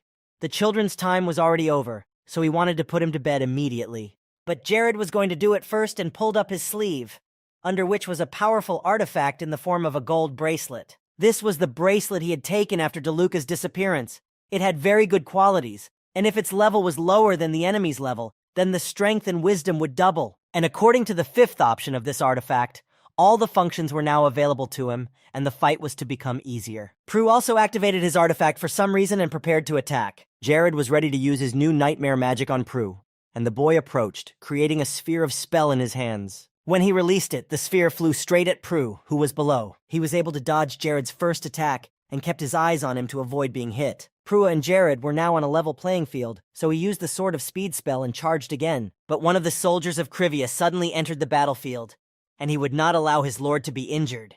So he hurried to protect Jared. But Jared himself was against it, because Prua was too dangerous, and he did not want a soldier to get so close to him and sacrifice himself. When Prua attacked the soldier and tried to stab him with his sword, he quickly defended himself by putting a shield in front of his face. Jared continued to fly in the air and tried to get close to Prua, who still had his eyes on him. In order to somehow slow down his opponent and confuse him at least for a while, Jared used a flash, and suddenly everything around him turned white. The flash blinded Prua, who tried to cover his eyes with his hands and was stopped by the sudden bright light. Prue was already scratched up and had a busted lip. He was always amazed at Jared's power. He didn't even realize what kind of wizard he was, because he could use some pretty unorthodox spells. Even though Jared was a mage, he was very good at hand-to-hand combat, and his magic was frighteningly fast. Prue had already begun to suspect that Jared was a 5th-class mage, not a 4th-class mage, because all of the guy's indicators pointed to him being a very powerful mage. It was the same as fighting 4 dragons for Jared. and he was able to see Prua's abilities to determine who he was. He was able to cut through the shield. By evaluating all the above points, Jared realized that Prua was a master of the Ko-sword. But what was most interesting was that Jared did not feel any energy from the artifacts he was using.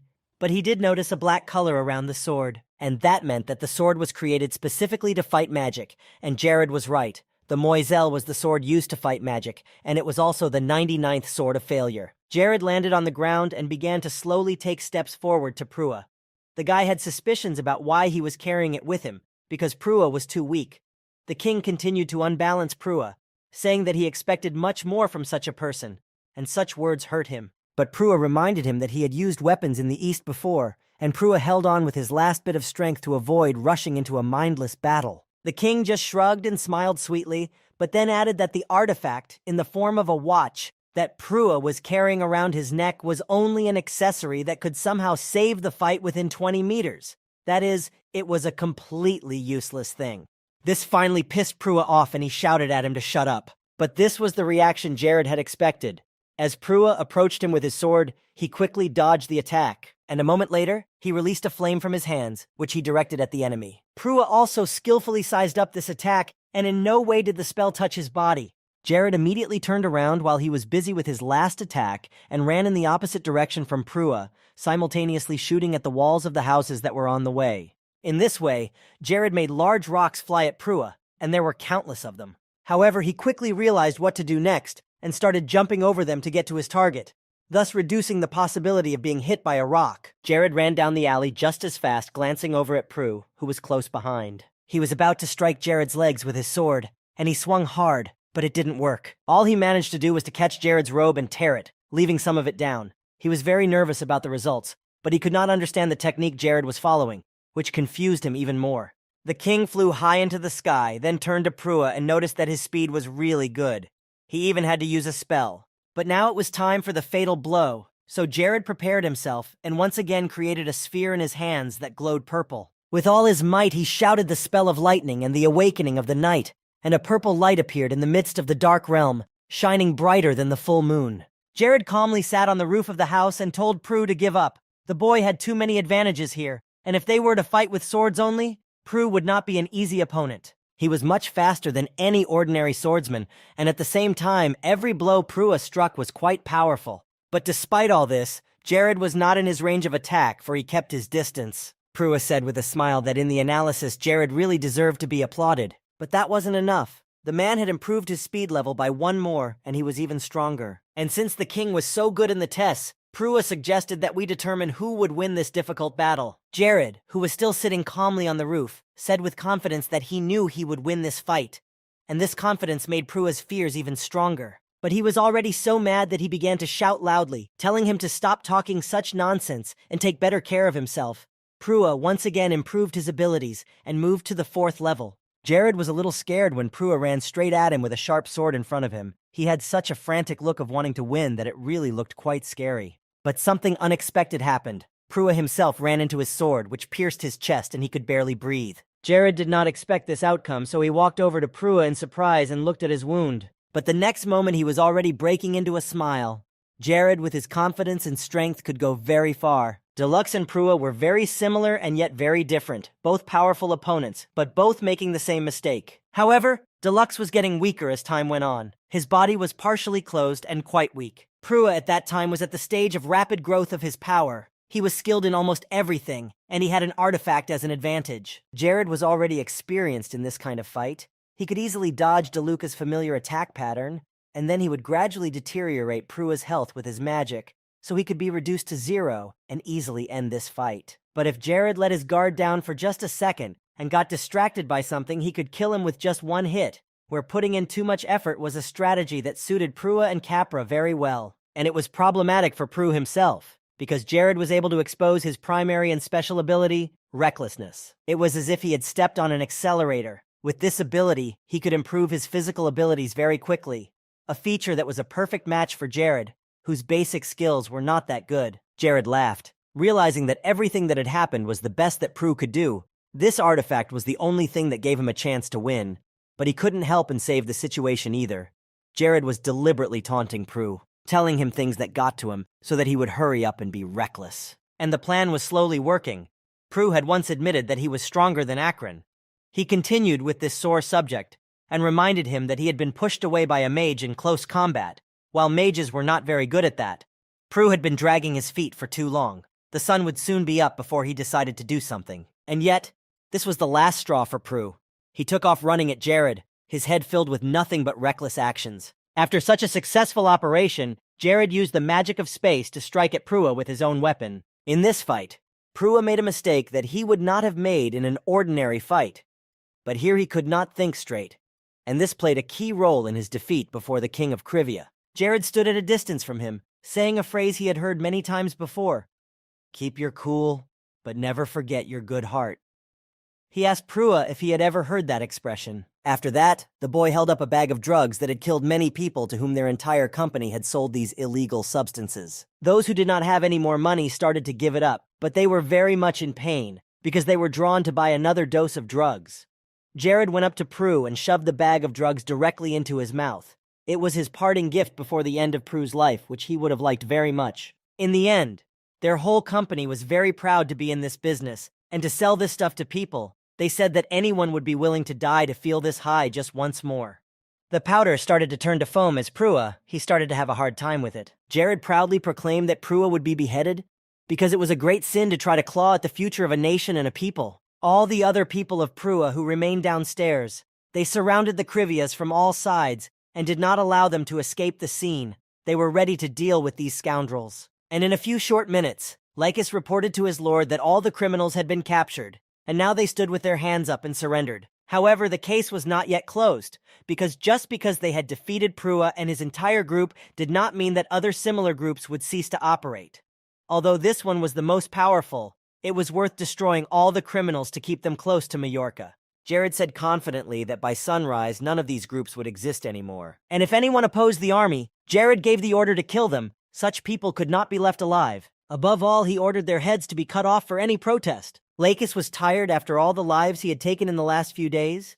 His face was covered in scratches, but he continued to follow his lord and his orders, wiping the sweat from his brow. Jared always surprised him, because every time the boy exceeded his expectations, which seemed impenetrable, and every decision he made was veiled in mysterious wisdom. However, this time Jared showed a sharp and confident, yet spontaneous nature, instead of wisdom and prudence in his actions. The people of the kingdom looked at him with wide-eyed wonder, seeing him as a true leader. The Rising Emperor was the name he was given for his clever, though sometimes risky and crazy, actions that led the army to victory over the enemy every time. Over time, Lycus's loyalty grew, and when his loyalty reached level 200, he would enter the first stage of awakening. When Jared returned to his work, he realized that his office looked more like a realm of complete chaos and disorder, with letters and documents lying everywhere, but he had no time to deal with them. His eyes were already red from fatigue and several sleepless nights, but there were still two things he had to do. The first was to visit all the ancient tombs of Majorca to gather as much strength as he could,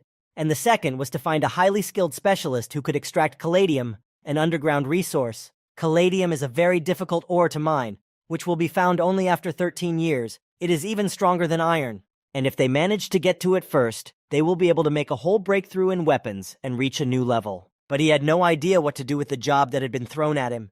He couldn't have figured it all out in a year on his own. But suddenly, Jared remembered something. The moment when he first arrived in Kriviria. Hayes had been a great help to him back then, knowing literally everything he needed to know. He was happy when he realized that he would see her again, because it had been a long time since he had seen that sweet face. So today he was going to start looking for special talent to help run Majorca. So he sat down in a comfortable chair and began to consider all the possible candidates for the role of Majorca's top talent. The first candidate was Tonio, a man who could handle any political matter, and with him Majorca would definitely reform, just like Krivia. He would definitely be glad to have such an assistant in his kingdom. But then it turned out that Tonio had been executed while he was still an advisor to the Horgus, so this candidate was no longer suitable. But he didn't dwell on it for long and moved on to the next one. A girl named Katie was the right person for the job because she had a sixth sense for business. It wasn't the best option, but he'd have to take what he could get, so he fed the yes vote. But even here he had a problem. The girl was kicked out by Horgus when she asked him for a bigger budget. The third and final candidate was Marklin. He was the kind of person who was very good at dealing with other people, and he was also quite intelligent. As much as he didn't want to, he had to work with what he had, so he gave his vote to him. But even here he was unlucky. The day Horgus was killed, this man left his post and fled the same night, and he was very afraid that he would be arrested as well. Jared was already completely disillusioned. There was definitely something wrong with this country, forgotten by the whole world. He didn't know what to do anymore. There was no talent here. He didn't even have much to choose from. And now was the first time his wisdom and sharp mind failed him. He hesitated, not knowing whether it would be better to bring Oberyn and Avila here, and yet he concluded that it would be a mistake, since the two were busy with Krivia. Eventually, the complaints from the head of the labor department of the mayor's office reached a boiling point. 5 people left the labor department in the region. It had been 3 months since the head of the Ministry of Trade was paid, and after this incident, 5 more people left the Ministry of Trade. While Jared was lying there with no idea how to solve the case, Lacus rode up on his horse. The king exhaled, asking what had happened this time, and his advisor replied that there was a problem in the village of Divani, which was located in the western territory of Majorca. The leader of this village had recently taken office, but they had already heard that this man was doing nothing and did not want to work at all. The inhabitants of this village met Lacus and approached him, begging him to return the Divani to its normal state. In addition to all this, it was known that this guy drank every day at work and drew very obscene pictures right at the workplace. He seemed to have achieved nothing more than winning a place to run this village. Jared realized that he was going to have to go in and teach this guy some discipline. So Jared arrived at the village of Divani as soon as he could, even though he had a lot to do and was very busy. The people who lived there escorted him to the place where the worker was staying. As soon as they got to the door, Jared kicked in the door and went inside. Jared ordered him to report immediately to the head of the village of Divani, Mr. Julian. Lacus, who came in after them, also shouted for Julian to come out. But as soon as everyone else entered the room, they immediately noticed a wall full of Julian's paintings, which were fiercely beautiful. These paintings caused much admiration among the soldiers standing in the doorway. They were happy to look at every inch of them, but Lacus immediately shouted at them to stop staring at the wall and shut their ugly mouths. Julian was sitting in the corner of the room, holding an empty cup of drink, and he quietly asked what these strangers wanted from him. Lacus entered the room and asked where Julian was with an angry face. But while Lacus was trying to talk to this man, Jared felt a very powerful energy from Julian. He had seen many talents before, but here was something completely different. Each of them was gifted with a specific and unique talent.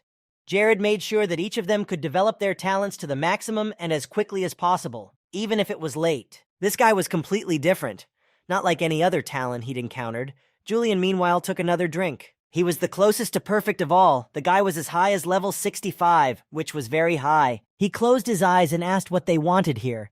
Jared used the spiritual eye to find out that he was a high-ranking administrative specialist, and thanks to the powerful synergy of his special abilities, Julian's wisdom had increased significantly. Lacus was about to pounce on Julian, but Jared asked him to wait and let him talk to him. Jared did not understand what was going on here, because Julian had very powerful skills, but for some reason he was hiding them. Jared demanded to know why he wasn't doing anything at his job, which he had been able to get. He wasn't being paid to do nothing here. Joalin, still sitting calmly in his seat, said that it was because his job was too trivial. He took another sip of alcohol, saying that he shouldn't be dealing with such matters. He was not the kind of person who should be in such a peaceful village. This made Lacus insanely angry, and he wanted to deal with this guy as soon as possible, and he was about to pull his sword out of its sheath. However, Jared calmed him down with his calm demeanor, and he sat down on the floor calmly, about to talk to Julian. The king asked him again if he did not agree with his work, and Julian shook his head and confirmed that he did. At the same time, Jared asked Julian to tell him only the truth when answering questions. The boy asked why he was hiding the truth. Maybe he couldn't tell it or just didn't want to. For a moment, Julian stopped drinking and looked at the boy. After that, he repeated once again that he did not want to talk at all and turned around unhappily. Jared then asked him kindly if Julian could prove his words, to which he replied that the king could watch him from the side to make sure he was a good worker. Julian called out loudly to the boy who was an assistant here, who immediately ran to the office at his boss's request. The manager immediately told him to bring him all the old documents on his desk. He had to check them and even consider the smallest public issues that concerned citizens. But while he was waiting, he went to his art gallery to look at his masterpieces. Joalin asked Jared and the others to help him take it all down from the wall. The boy's excuse was that he was always painting and hanging them all up, but over time there were so many that he didn't even have room. They all began to help him at his request, wondering how he was able to hang the paintings so high. But Jared noticed that he painted very beautifully. He definitely had a knack for it. But there was no time to look at it for a long time. The matter needed to be resolved as soon as possible. People from the village of Divani began to come to Julian, telling him about all the problems. The woman who brought the little calf here said that it was not growing properly and she did not know how to solve this problem, but the boy advised her to feed it properly or not to wean it from its mother's milk. The next to come to him were workers from the mills. The girl said that if the wages for milling flour increased, they would process much less grain, so Julian said that the wages would be reduced by 16%. Julian was also visited by beekeepers who told him that if the population in the hives decreases, something bad can happen to the queen bee. But Julian said that they can simply destroy the old hive, and then the bees will fly to the next one on their own. And they decided to do so as soon as they returned to the apiary. Julian turned to Lakis after so many tricks and quietly said that someone was spending the money they had earned that was supposed to go to the harvest, and Lakis started to rebel again. He was ready to catch the rascal and punish him for his insolence, and Jared also noticed that this guy could do a month's worth of work in just half a day. Wallin was just the perfect candidate for Jared.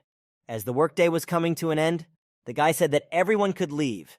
They had worked hard today and completed all the work. Jared also let his soldiers go, but he had to stay to talk to Julian. When everyone had left and the two of them were alone in the room, Jared and Julian sat down at the table. The king now realized why he was so confident. He had already studied his course of action. But Julian spoke first. He said that only now he began to realize that until now he had not even tried to manage the village.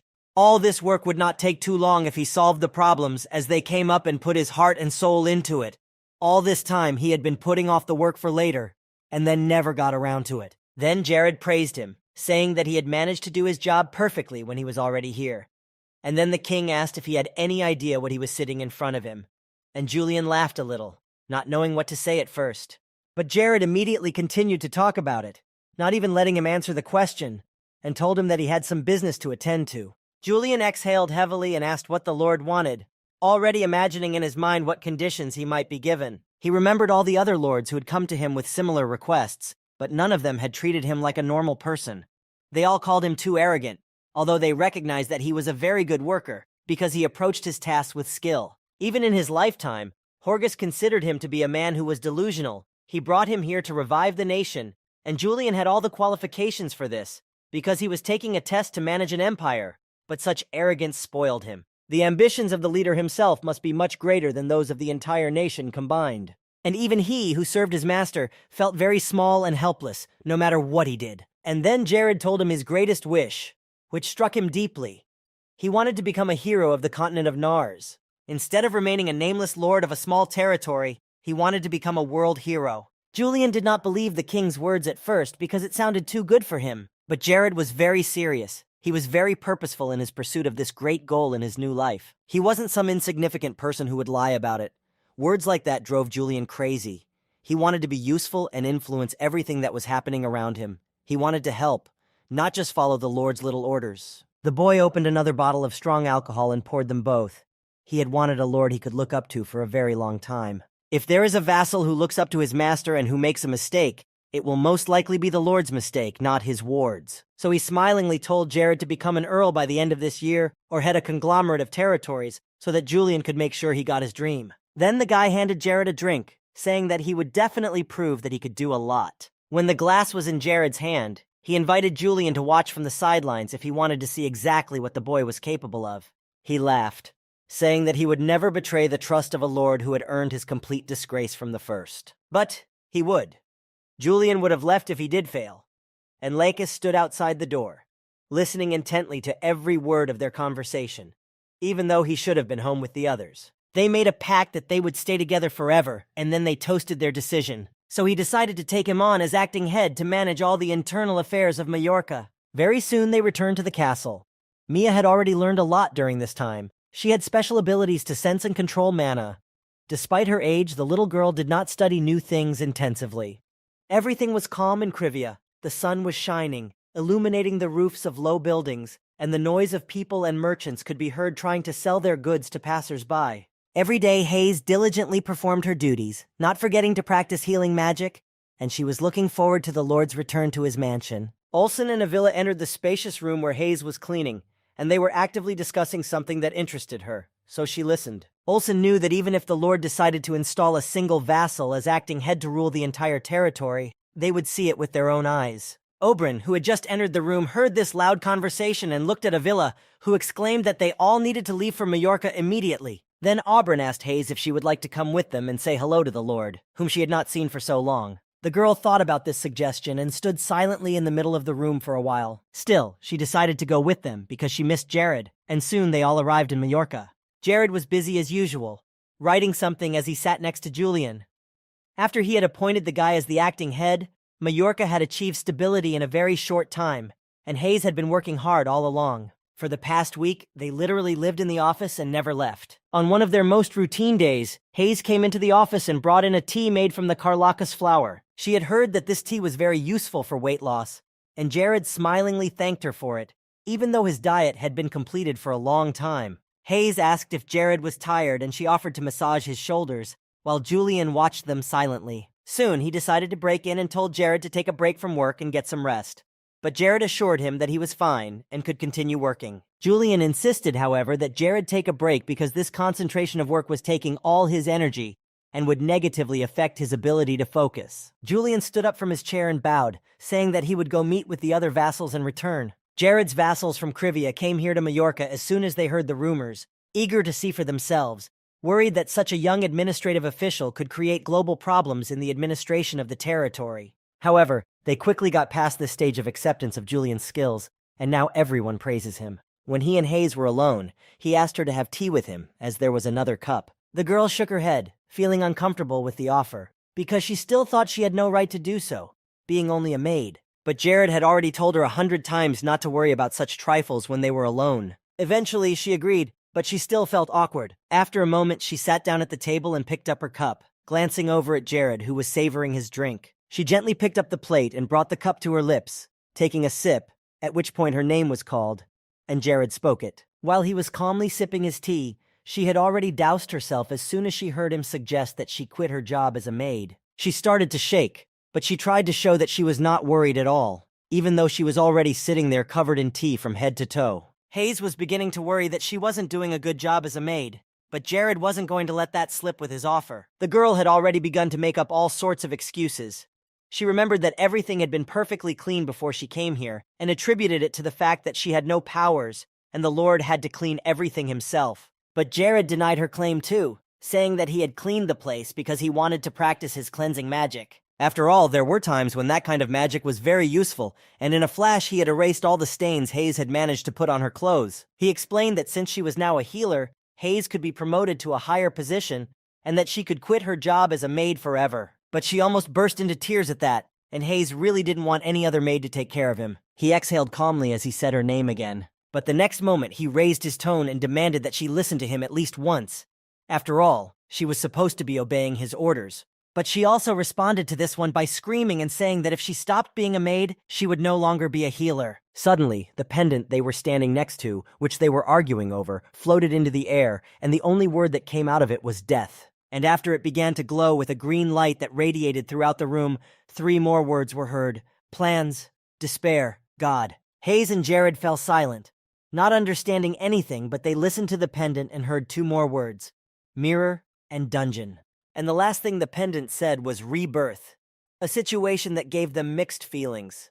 But they both definitely forgot about this fight about Hayes's position. Jared knew that this pendant was an ancient artifact that had previously belonged to a criminal. It was a simple artifact that increased a person's existing training up to 25. However, its true purpose was something else, namely the key to all the ancient catacombs under Majorca. He didn't tell Hayes about it, but he did suggest that she take a walk somewhere. He had wanted to do so for a long time, ever since he set foot in the kingdom. Hayes was very surprised by this spontaneous idea, but decided to go along with him. Meanwhile, something interesting was happening in the small town of the kingdom of Lentus Morales. A young man stood outside Mr. Beltane's door and knocked on it. He was a postman, so he was in a hurry to deliver a letter to the master and had knocked on the door several times. Beltane was a traveler, and as soon as he came out, he began to read the contents of the letter that was handed to him.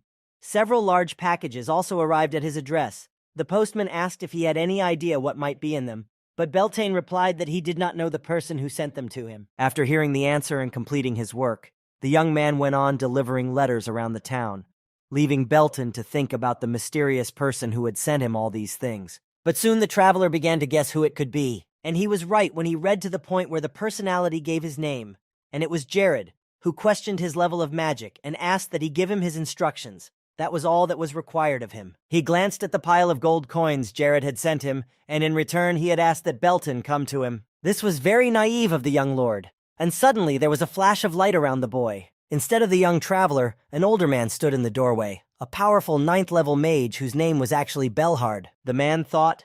Even the words from Jared sounded very strange.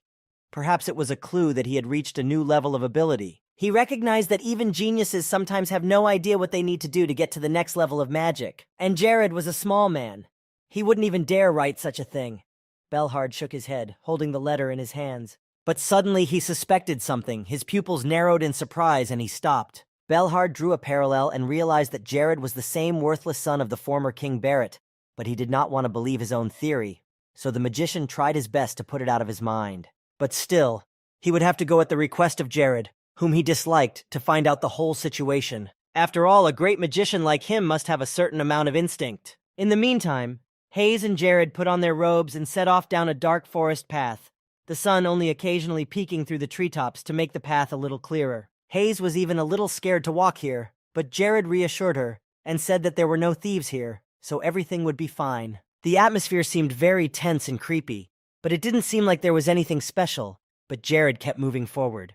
During the development of this game, no one had the slightest idea where the catacombs were, and even if you look at the places that were modified by the developers, you still can't find anything. Everyone was ready to give up.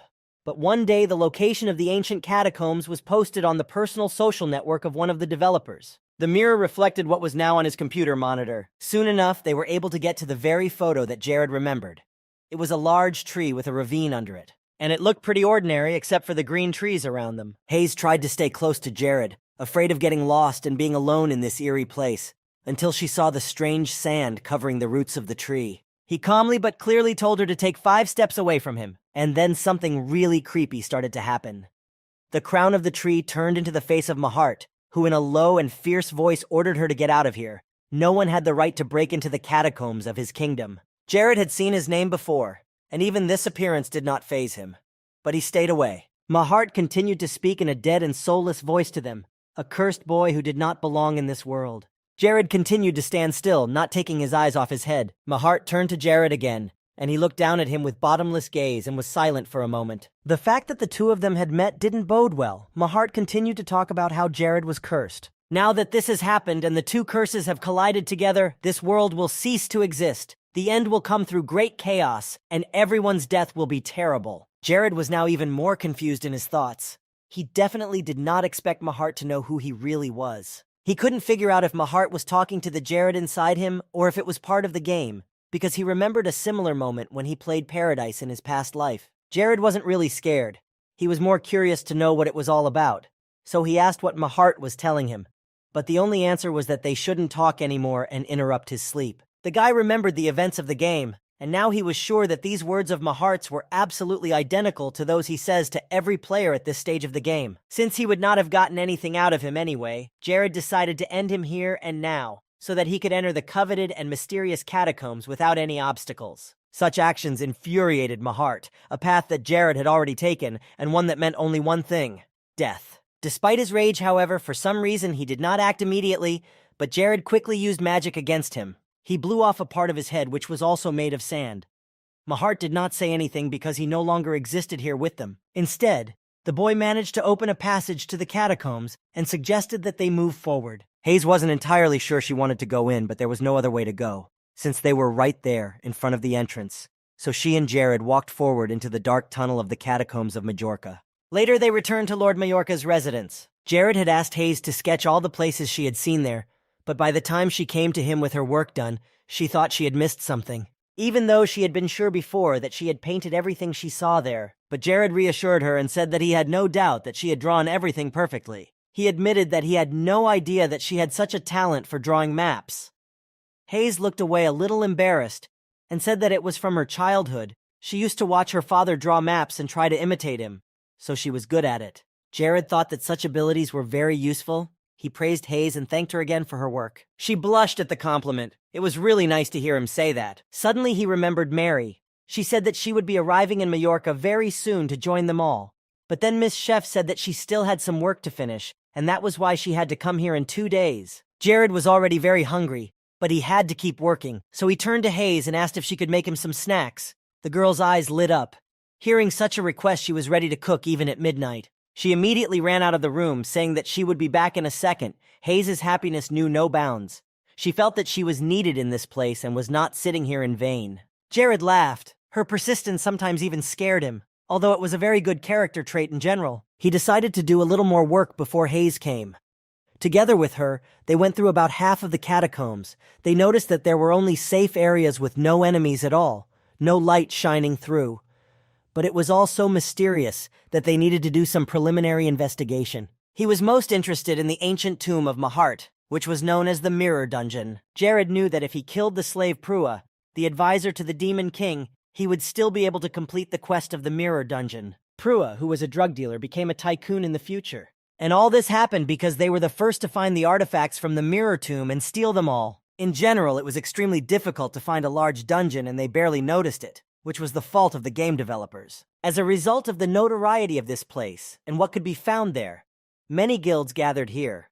There was a chance to earn fame and fortune, so no one wanted to miss it. But thanks to the cooperation during the dungeon raid, they could all be dispersed quite quickly. But despite the possible fame, fortune, and carefree life in the future, everyone was thinking about something else entirely as soon as they got here. It wasn't safe, and at every turn you could run into a Manhwa, roaming the catacombs of Majorca in search of his next victim. No one was able to even get close to Mahart the boss, because he destroyed everyone in a matter of seconds, not even giving them the opportunity to say their last words. After such a shocking defeat, many people decided to unite and form a guild alliance to challenge the underground monster once again and have a chance to win the fight. But all of their attempts were in vain. Few of them returned alive and unharmed, and later they made the mistake a second time and lost the battle. But the fact was that a very small guild had managed to clear the dungeon. It was then that Jared realized that everything he had done in front of Mahart was nothing compared to his mighty power. Now every mistake he made, even the smallest, could result in death, so acting without thinking and spontaneously was no longer an option. Jared spent several days in such reflections,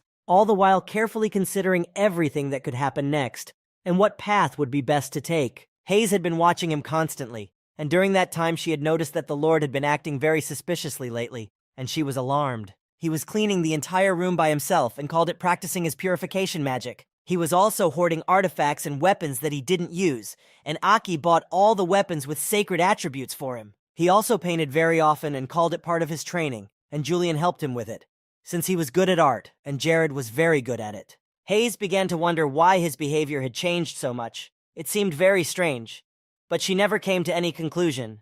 But she knew that there must be some good reason for it. Aki also noticed that the Lord had been spending a lot of time painting these days. When Jared saw him here, he asked him to help him find some people who could buy his drawings. Aki took the drawings in his hands and blushed, looking at them.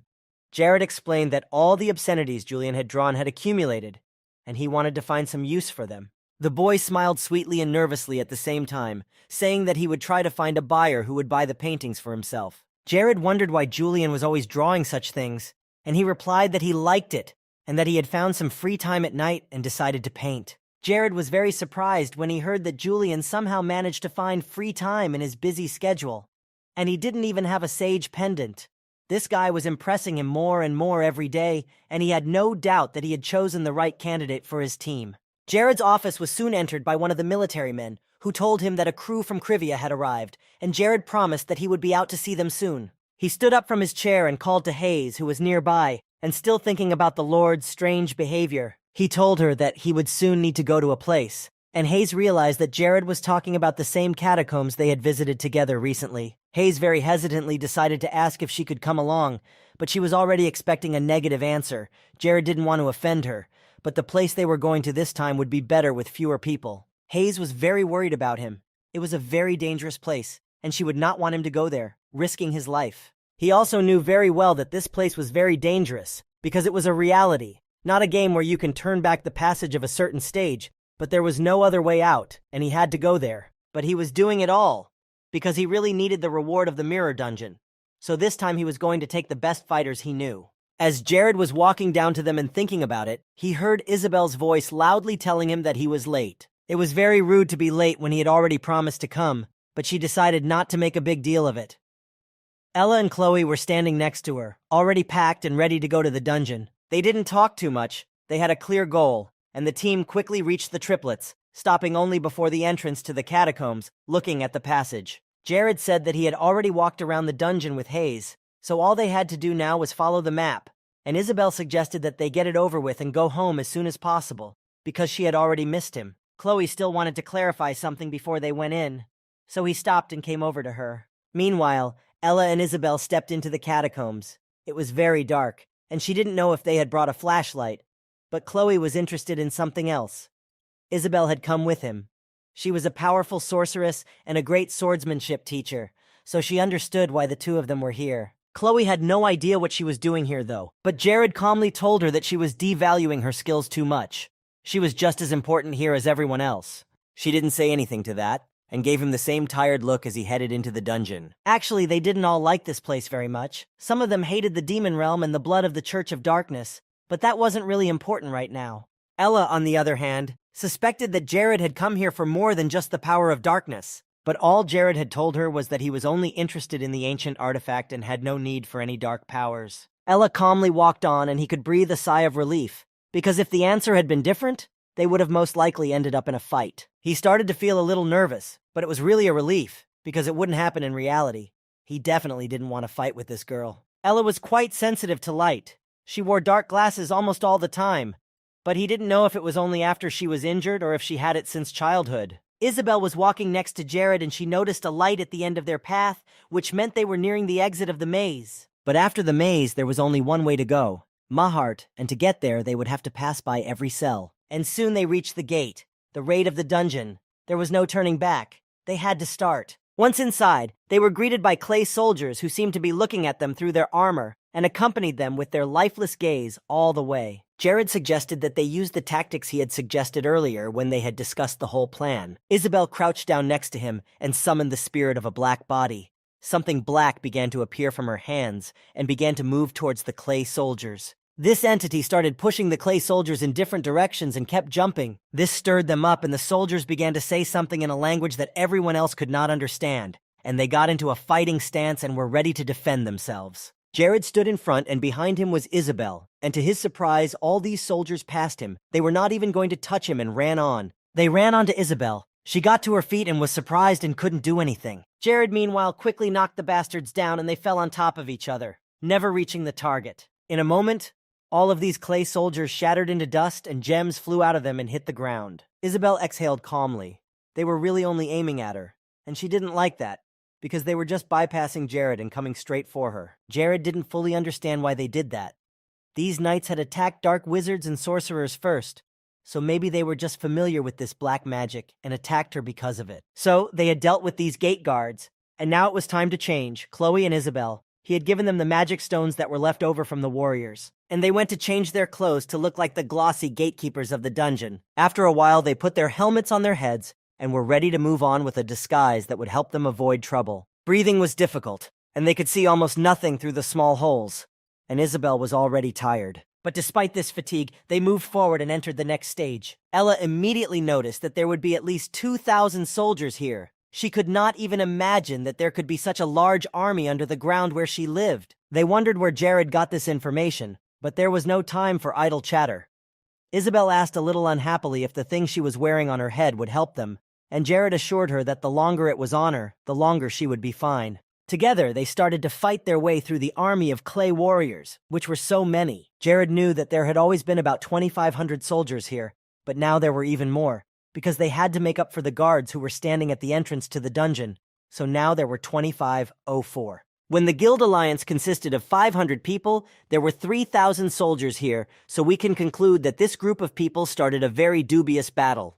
Since there were so few of them, they didn't look too suspicious, and there was another important thing. Thanks to the camouflage effect that Chloe had put on them, by making masks for them, they could get to the right place very quickly, even without a fight. As they passed through the crowd of these strange soldiers, Jared turned to Isabel, who had questioned the need for the thing on her head earlier, and assured her that it was the reason they hadn't had to waste time fighting. Chloe was at least a little pleased that her masks were useful, but she didn't know that it was a necessity, not just a bonus. Even though the helmets made it very difficult to see, as there were only small holes where the eyes were, if they walked around without them, they would be noticed immediately, and the defense would begin. Chloe's voice sometimes made it hard to tell what mood she was in, and now you couldn't see her face. Jared told Chloe that the room where they would fight would be located, and he was counting on her.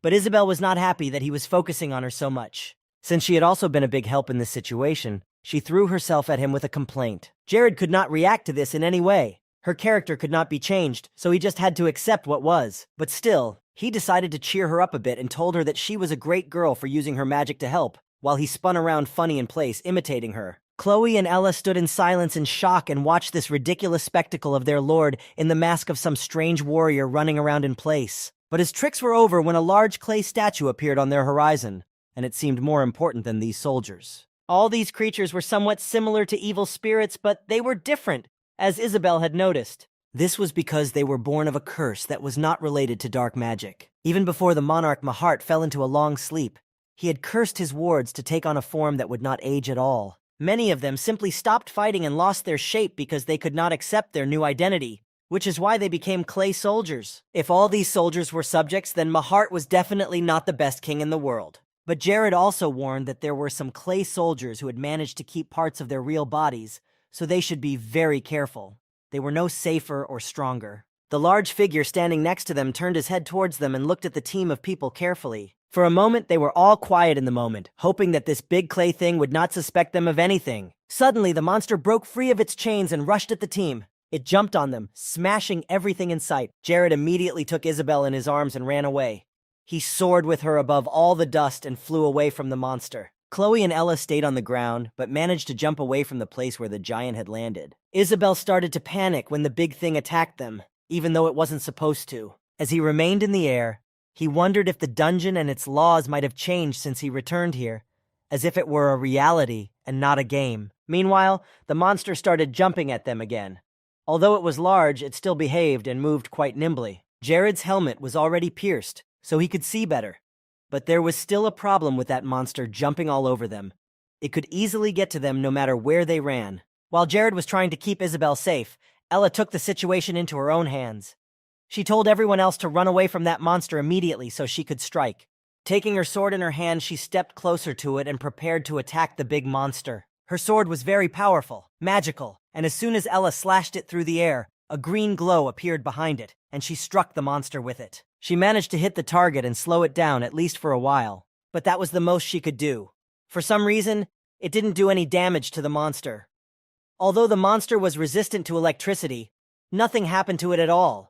It didn't even move when Ella attacked it, but in a matter of seconds, the clay giant ran straight to Ella to attack her, moving very fast as before. However, this was even more to Ella's liking.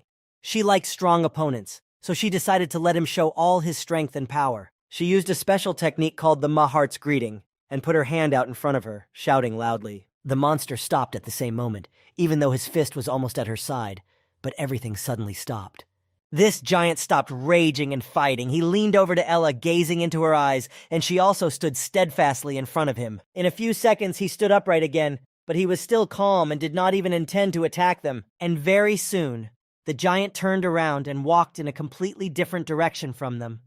Neither Ella nor Jared had any idea what had just happened, but they were still happy, because now there would be no battle with this monster. She didn't know if it was magic or what, but the war doll backed away after just one phrase she said. She began to suspect that it was some kind of password, after which the monster calmed down and returned to its place, and that it was some kind of completely different clay doll than all the others. It was impossible to defeat this monster. It was very rare that this giant was endowed with such invincible powers. This can only happen with a probability of 0.1% per person, and if there are 4 of them, it's 0.4%. So in the end, they should forget about what just happened, but it can't be erased from their memory. It was the first time Chloe had ever heard of such a concentration of power in one creature, and it was a little scary, but Jared explained to her that these monsters were created from a curse, so the side effects could be quite scary indeed. There were 2 options here. Either these monsters cannot leave the area to which they are attached, or their creator dies and they go to the next world with him.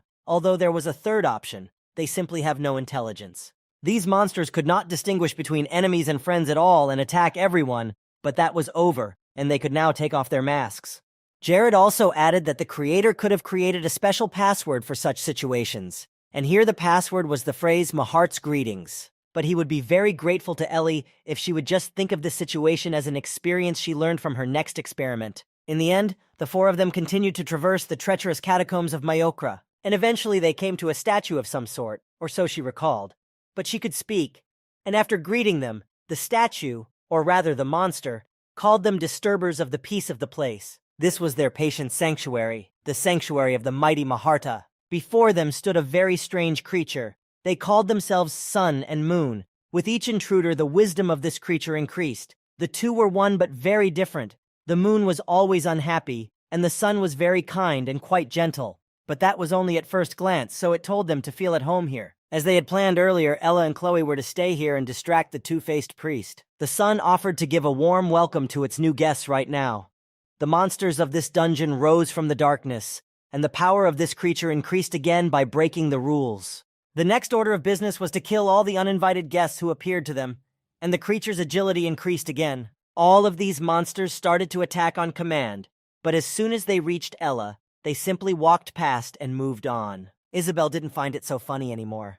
For some reason, they all came to her first, so she screamed loudly and took a step back. She began to run away from these creatures, and Jared tried to destroy them with magic. The whole scene repeated itself again, and it probably wouldn't be the last time. The sun and the moon were too angry. She was angry that some people disturbed her peace. Having created another big monster, they both started to control it and try to hurt someone from this group. And while they were doing this, Chloe managed to get so close to them that she was able to hit them with her swords, and blood poured from their bodies. In an inhuman voice, they screamed in unison and wanted to catch Chloe, who had wounded them. The sun shouted that it hurt so much that the control of magic fell only to the companion, who blamed his slaves for this, because their incompetence made their masters old. These monsters did not develop at all over time, neither intellectually nor physically. Ella had just confirmed for herself once again that beings who use dark powers can be very catastrophic. The moon tore at the mask of one of her slaves in her hand to show her displeasure. And these councils would never be able to achieve the status of a subject because they were only tools to achieve the goals of their rulers. Ella skillfully and deftly fended off all the attacks of this creature, and added that Mahart was also using her as a slave. And such words insulted the moon. They both considered themselves the most loyal subjects of His Majesty, and to say such a thing was a real disrespect. But Ella wasn't going to end this topic. She needed to bring this creature out of his senses, so she touched on a painful topic, saying that even if the moon said such things, somewhere deep down he still knew and understood the truth. The sun was more likely to give in and be influenced by Ella's words, but the moon stood his ground and insisted on not giving in to the lie. The moon separated from the sun, intending to deal with Ella alone. She could not be forgiven for such blasphemous words. But Ella wasn't alone here. While she was distracting the creature with her presence, Chloe was already attacking with her sword. And although she was not very lucky and therefore spotted, Ella still managed to ram the creature's back through with her sharp sword. She stood victoriously and proudly next to the moon, saying that it was not very normal for such loyal servants to lose their temper after just a few not-so-gentle words. Ella still stuck to her opinion that she had given out at the beginning and struck the creature's body with her sword once more. It wasn't an enemy that was too easy to deal with, but it still proved to be weak when its weaknesses were hit. And it was all according to Jared's plan. The guy had told them before they left. He had told Chloe and Ella to weaken these creatures with their own insecurities. Jared seemed to be just proving that they were on the right track, and then the girl asked him if everything was already done here. Isabel, meanwhile, had already used her own magic, and together with Jared, they dealt with the king. Almost everything was ready, and it took them 3 hours. And now they had 29 magic stones in their arsenal. Ella was calm, but she noticed something strange about Jared's behavior. Somehow, he had perfect knowledge of this mirror tomb, what was where and how to proceed. He had a clear plan that was not being followed step by step. Jared even took into account the fact that Chloe had no experience in such situations. But he gave her some responsibility and left her on the defensive with Ella. Thanks to Jared, Ella had easy money, and her discipline grew in strength, which was very cool. But still, she was here as a bodyguard, not as a vehicle for the magic stones, and it was too much to ask of her. But there was no time for all that. Jared approached the closed gate, behind which there was only one armed soldier. The plan of attack was very simple. They had to aim at him at the same time, and they would be fine if they managed to hit him hard enough. Isabel was a little surprised by the simplicity of the plan with such a strong enemy, but they didn't have a lot of options for attacking. Even in the game itself, this monster could easily repel an entire guild alliance raid, let alone the 4 of them, and cheap tricks wouldn't work here. However, they were already here and there was no turning back, only forward, so they opened the gate and entered. The hall was very large with high walls, spacious and eerie. Knowing that their strongest enemy, the boss of these catacombs, was here, he sat next to a huge pile of sand and held his weapon in his hands, and these were the last peaceful moments for them. This armed soldier of Maharta was called the Golden Hulk. His skill should increase in proportion to the number of his opponents. This soldier was very strong, and with one blow could sweep them out of the way if they made a mistake. The man only said that they should not dare to interrupt his master's sleep. His voice was low and echoed throughout the hall. As soon as Isabel entered the room, she could feel the powerful energy he was radiating. It seemed to her that the presence of this Golden Hulk completely absorbed everyone, time, and everything around her. The Golden Hulk turned to the sun. He felt it was a betrayal that he and the moon had failed to deal with this group of rogues. But the sun shook his head nervously, trying to think of something to say. Chloe had already drawn her pea and was ready to defend herself if necessary. And Sun replied that there was a very good reason they had brought these people here. As Chloe listened to their conversation and kept her eyes on the soldier, he fired energy at the traitor he had called the sun. Now the creature was smeared against the wall, headless, and a pool of blood spread on the floor. Whatever the reason, the traitor still had to be punished, and they all had to put their lives at risk if necessary to protect their lord. Jared realized that there was no time to waste, so he said that they should somehow try to distract the Hulk's attention and attack him from the back. Without waiting a second, he threw a powerful fireball at him. When it hit somewhere, there was a loud explosion, and for a moment everything was too bright to keep your eyes open. However, this attack did nothing at all to the Golden Hulk. Absolutely all the criminals who did not need to be warned or protected from him had to be punished. All these people had to face death one-on-one. Jared shouted to the others to be very careful and cautious. This enemy was very strong. The boy decided to use the magic of the nightmare and the magic missile to try to strike again. Several of these rockets flew in the direction of the Golden Hulk, and Jared put all his strength into them. But despite all this, none of the nightmare missiles harmed the opponent. His armor repelled all the attacks. But Jared did not stop and continued to attack him. However, Mahart's soldier was the first to do so and used a very powerful magic against Jared that could have swept Jared out of his sight. But the boy managed to dodge in time, and at the same time he remained alert and closely followed all the movements of the enemy. When Jared landed on the ground, he immediately used the spell Flicker. Everything worked out as he had planned it before.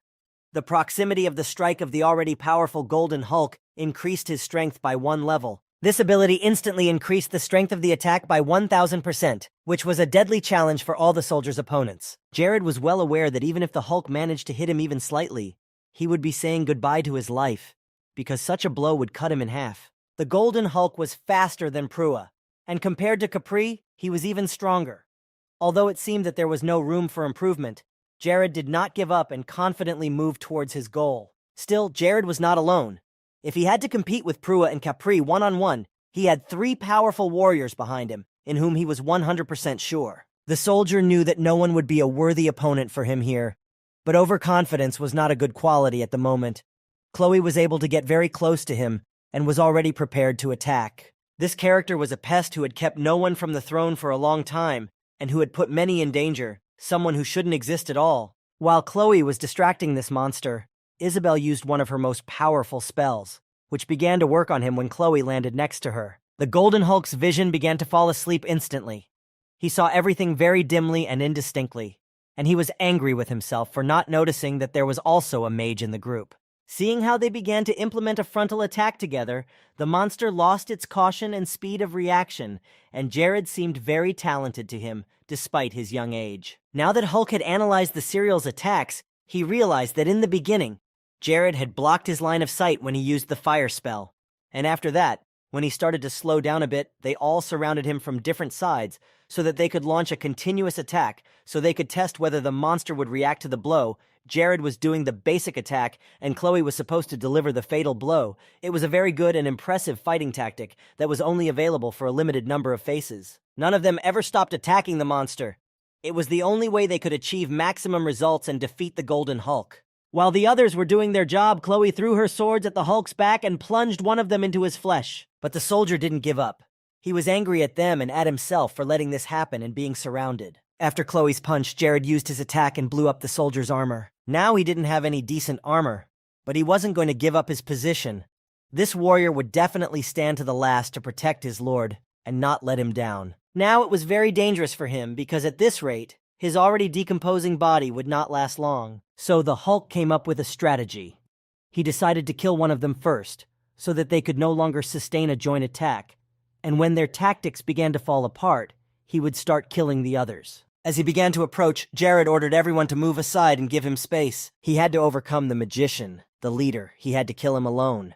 When Jared was very close to the Hulk, he used his special ability, detection. With this, he determined what Jared was going to do next and preemptively struck him with his weapon. He knew that Jared was going to attack him and reacted smartly, dodging the blow and almost hitting him.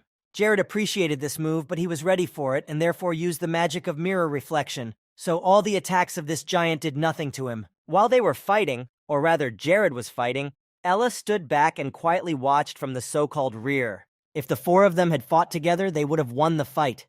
But Ella's instincts had completely failed her. No one could know for sure why Ella had done it. Maybe she was just jealous of Jared's performance as a teacher, or maybe she just believed in him. Even she didn't know why she did it. But at the same time, Ella had no doubt that they would win this battle. She knew everything in advance, and for some reason, when the fight started, she stepped back. Ella realized that the outcome of this battle depended on whether she would survive or die, because all three of them were growing at an incredible rate, and they would soon win. In the middle of the battle, the soldier also realized that he should have fought in his true body, but that was not his original desire. When there was almost nothing left of his body, he quietly told them all to leave immediately. In the state they were in, no one could even breathe in the presence of the Emperor. Only then will the Golden Knight be sure that they will meet again in an equal fight someday. With that, he began to turn to dust and disappeared from their sight. When he disappeared from the hall, Isabel walked over to where the Hulk had been standing. Some fabric was left behind. She didn't know it was mirror armor. But Ella immediately came up to them and started saying that the weapon from the grave would bring Jared bad luck. It might even be cursed. And the two were about to throw it away, but Jared couldn't let them, so he immediately grabbed it for himself because he couldn't throw it away. Isabel asked him if he knew anything about this armor, and Jared certainly did.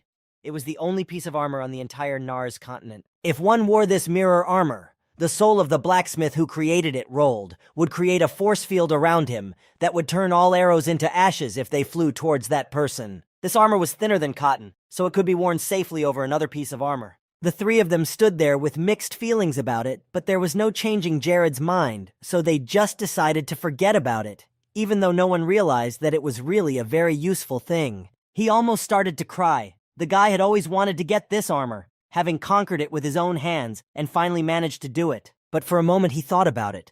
Jared thought about the armor and remembered that the player who owned it said he had made it himself. He had given him a ton of metal and raw material to create the thing, but Jared felt like the whole thing was a lie. It was pretty funny and sad at the same time. It turned out that he couldn't use the Nightman from his past life. In general, the guy was a little confused about this time. In the end, he took the armor with him and they moved on, and soon the team found the gate they had been walking to for so long. They had already reached the very end, so Isabel suggested that they deal with the next enemy using the same strategy. But Jared said that from now on, he should go on alone, and the three of them should wait here. The girl was speechless for a while. She couldn't believe that Jared had said such a thing, but he explained that the Doma Hearts were the ones who spread their curse everywhere they went, so if it touched Isabel or anyone else, it would simply destroy them. It was too dangerous to go on. But then Isabel asked him what he had to make sure he came back alive. Jared had the Ring of Gracia, which he had received after defeating DeLuca. With this jewelry, magic doubled, and all negative mental buffs were supposed to be neutralized. But he reassured them that they didn't have to just sit here and beat around the bush. They had a difficult task to accomplish as well. Jared asked that they absorb all the demonic energy that Mahart would release during their battle. There was a small hole for that. Demonic energy was like toxins. It might hurt a little bit, but it would be possible to absorb his demonic energy. Isabel said that he could rely on her and she would take care of everything here. Chloe had a different task. Jared needed her to guard the entrance so that no clay soldier could interfere with their fight. Ella came up to him and asked him, as always, with a slightly smiling face, if there was work for her. And Jared said that she would not be idle, and Ella was already glad that at least that was the case.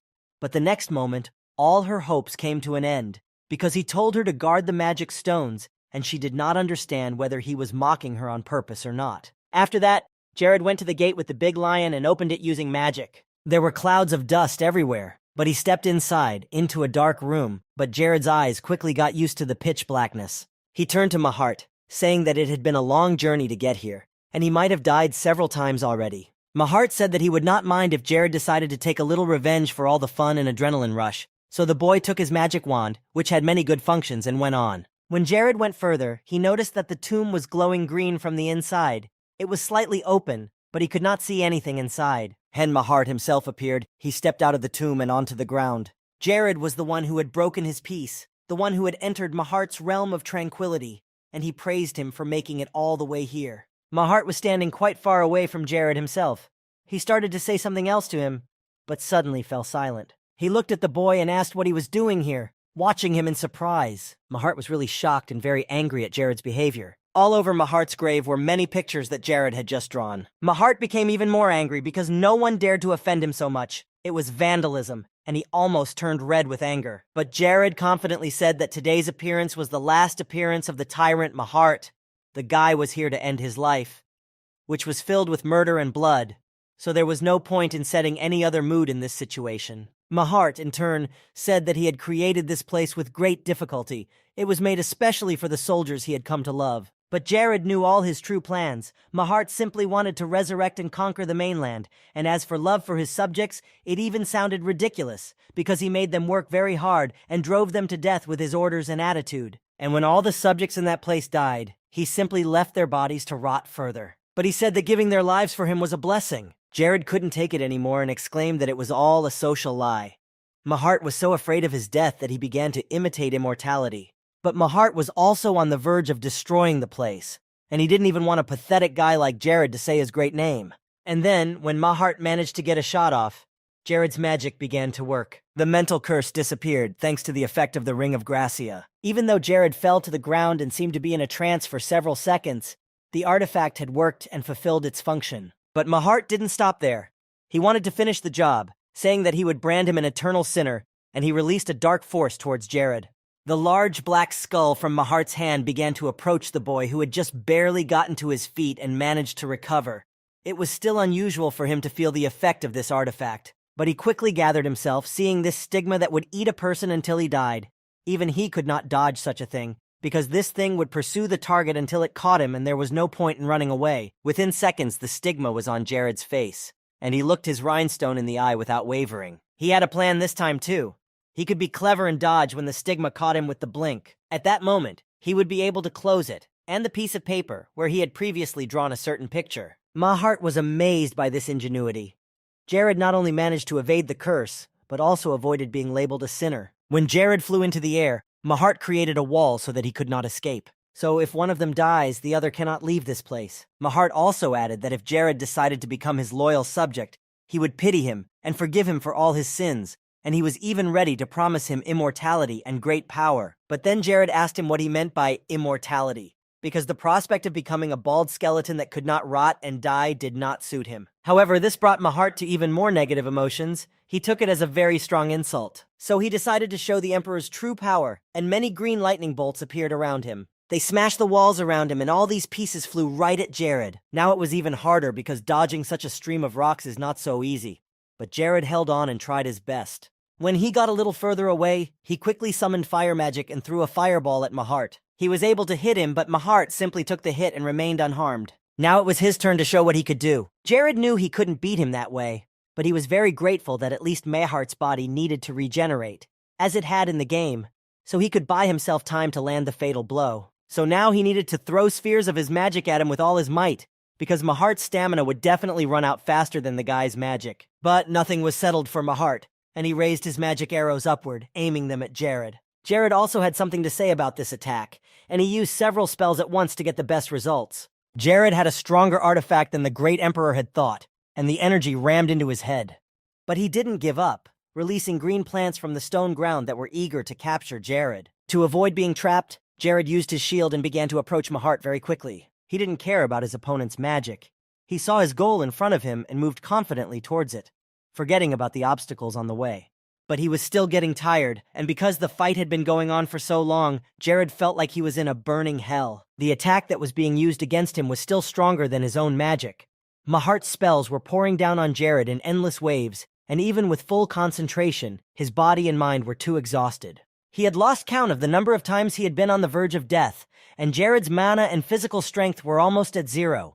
but the guy realized that he had to hold on just a little longer, and then he would be able to defeat the enemy. Mahart was fascinated by this struggle, because he saw that Jared was fighting to the last, but he was not going to give up. It was very desperate. And surprisingly, all of his techniques worked. Mahart was also exhausted over time, even though he was stronger than Jared and it took much more time and effort. However, it seemed to Mahart that Jared's struggle was contrived.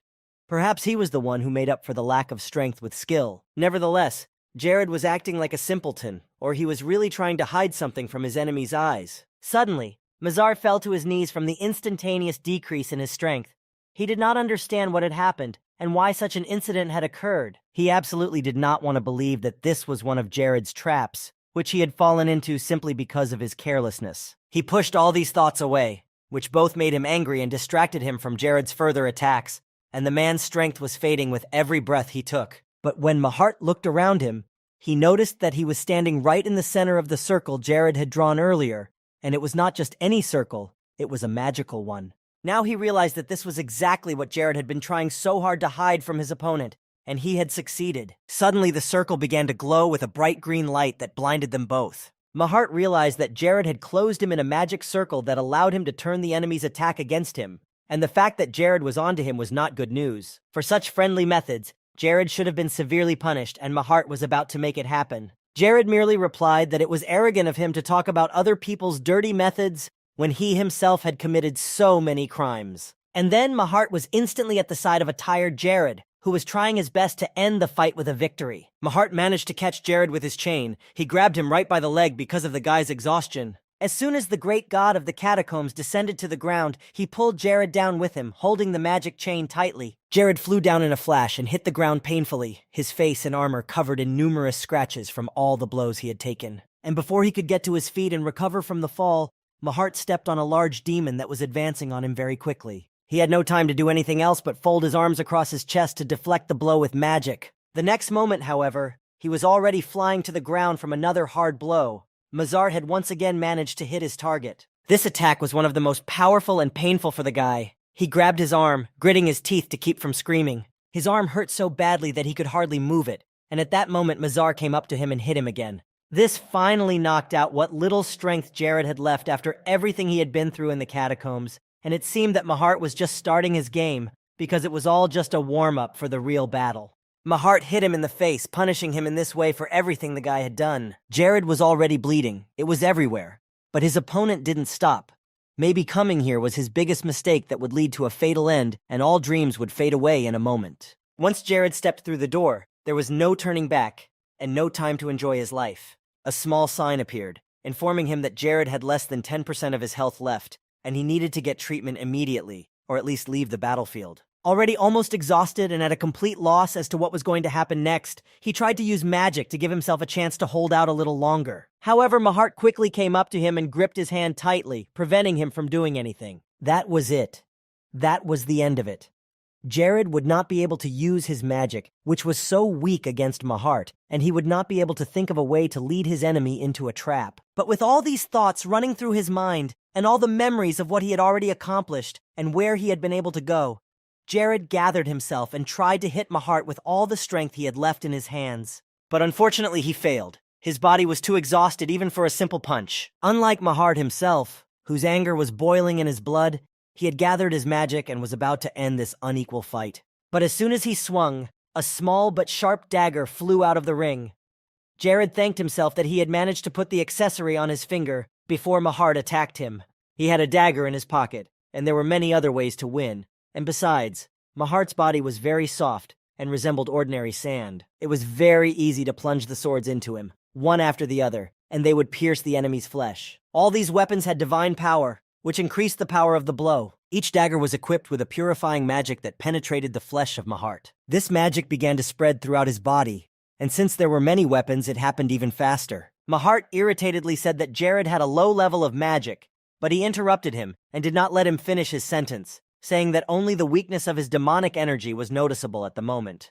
Demonic magic was also subject to purification magic, and it didn't matter how much of his energy he lost at this stage. Eventually, Mahart would still die. The energy was already reaching every point of his body, and it was impossible to do anything about it and stop this effect. Mahart realized that now he had nowhere to go. He was caught again, but this time it was much more serious.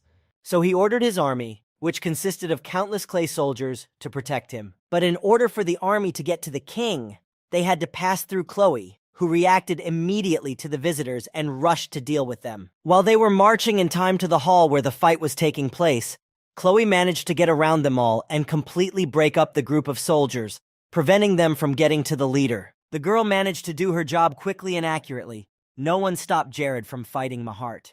And the Lord of the Catacombs of Majorca himself was very angry when he felt that all the soldiers approaching here were destroyed right at the entrance to the hall. Jared smiled, mentally thanking Chloe, and Mahart now knew that he was not fighting against Jared alone because he had at least one ally. However, even this information did not deter Mahart's desire. It only made him more eager and determined to win. As the energy continued to spread through his body, he summoned an immortal army from the portal, a spell of soldiers who were able to escape the clutches of death.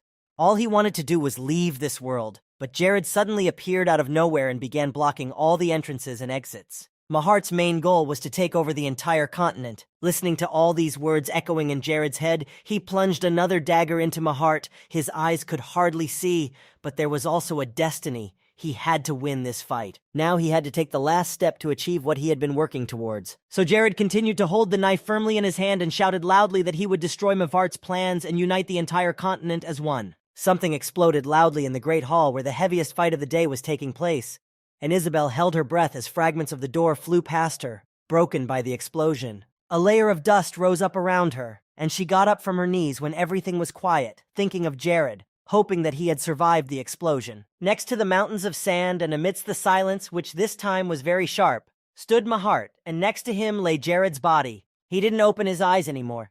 He didn't have the strength to do so. And Mahart laughed with satisfaction. The Emperor of Immortality had won again. But then he made a mistake that cost him his precious life, which was gone in a matter of seconds. Mahart's body was crumbling into the sand, and he gradually began to disappear and turn into dust. He had lost to Lord Jared, who was the owner of the smallest and weakest land in the north, Krivia, at which point Isabel approached Jared's lying body. He managed to do what seemed impossible. He managed to defeat the tyrant and the great Emperor of Immortality. Although he was exhausted, the thought of victory made him happy, and Jared smiled broadly, not even opening his eyes.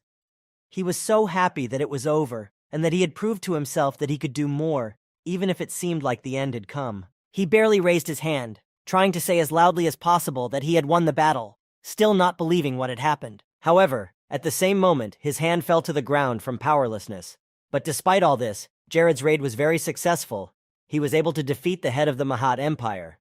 Isabel started to scream that he couldn't just die and leave her, because they weren't even together yet. She wasn't ready to lose him and was ready to commit suicide if he didn't wake up. But Ella calmed her down. She stood behind her and quietly answered that he wasn't dying. Jared had turned over on his side and still didn't open his eyes, but he softly said the name Isabel, and she tried to be quiet to hear what he was saying. But Jared didn't say anything but slurred sounds, and she tried her best to understand if he was in pain and if she could help him in any way. Still, Jared took a deep breath and spoke into her ear, telling her to take care of the artifact for him. It was not a happy thing to hear, but at least he was okay, if he could still speak. He also pointed with a trembling hand somewhere to the side and told her to make sure she took the magic book and the secret hiding place. Isabel could not perceive him normally now. To her, he looked like a mercenary creature, and the most mercenary she had ever met in her long life. Chloe and Ella approached him. The gray elf had no emotion on her face, except for a kind of indifference to everything that was happening around her. And the fencer was too calm after everything that had happened. So all the trophies from the raid were eventually returned to the lands of Majorca. The calendar had turned to July. 23 days had passed since the tomb raid, and life had returned to normal and routine. But on this day, Jared suddenly remembered that he had forgotten to ask Mahart about his existence. He knew more, but that chance had been lost with the life of the Lord of Immortality. Julian was sitting next to him working when he heard Jared exclaim, but at the same moment the Lord told him not to be distracted by trifles and to continue working. So Julian continued to read the results of the raid. This event had a very good effect on the lanterns that had the mana stones of the lands of Krivia and Majorca installed in them, and the crime rate decreased by 90%, a result that was impressive. There are very few blind spots left, but given the pace of new deliveries, lanterns should be delivered to other places this week, in addition to forests and areas abroad. All the residents were extremely grateful to Jared. From now on, anyone could safely move around the streets at night, and if they reach wider areas, illegal deforestation will be reduced. It was all thanks to the fact that they had gotten the trophies. It was usually very difficult to get any magic out of the very hard stones. But Julian was still worried about something. The wound on Jared's left arm from the fight with Mahart hadn't healed yet, even though it had been a long time.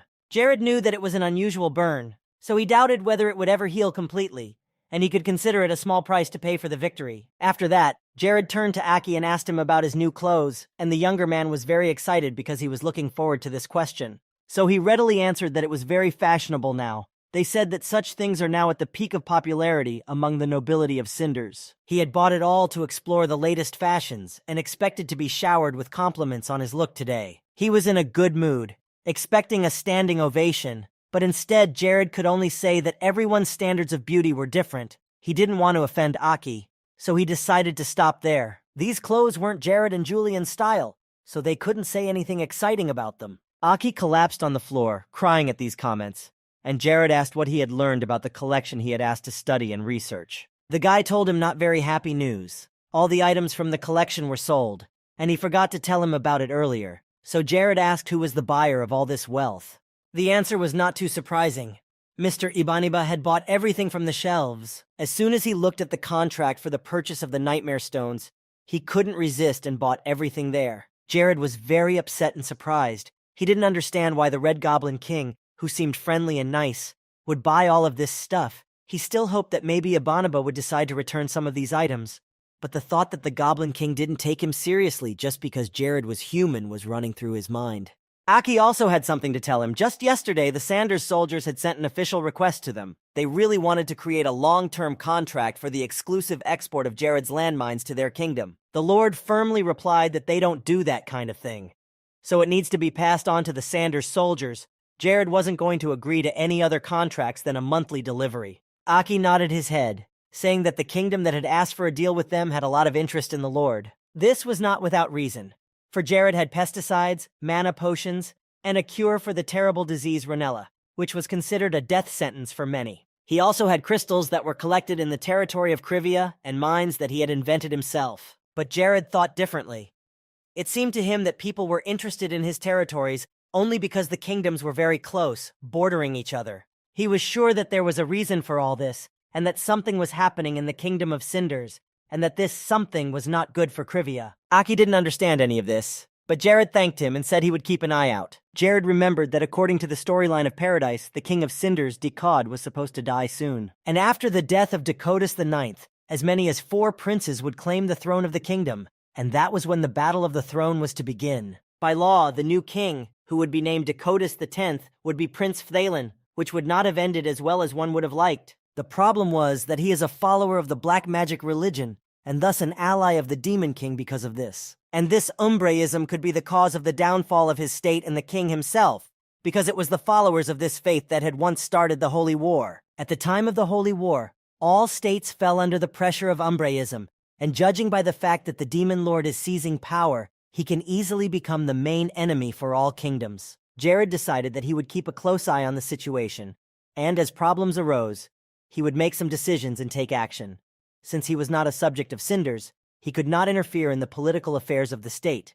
He needed to get a special invitation to begin with. Suddenly Hayes flew into the room, opened the door, and ran to him. He was surprised to see her in such a state, and she told him that something had happened. She closed her eyes and revealed that the King of Sind had given Jared a personal letter. However, the 4th prince wanted to deliver it personally, rather than pass it on through others. He and his servants were already approaching the palace, while Jared was trying to take in the situation and decide what to do. Julian could only assume that this visit and the news he was bringing would not be a pleasant one. But when Jared found out that the 4th prince wanted to visit him in person, he finally felt something special. Once he was at the palace, Jared received an invitation to the same banquet. When the green-eyed Eziel arrived at Jared's place, he introduced himself, and the king of Krivia immediately used his spiritual eye to see all his indicators and found that his Caesarism was at a high level. Jared von Euclides greeted him, giving his full name, bowed, and waited calmly for Eziel to hand him the invitation. The letter was in Jared's hands immediately, and Eziel added that his father had wanted Jared to be invited to a banquet in honor of the king,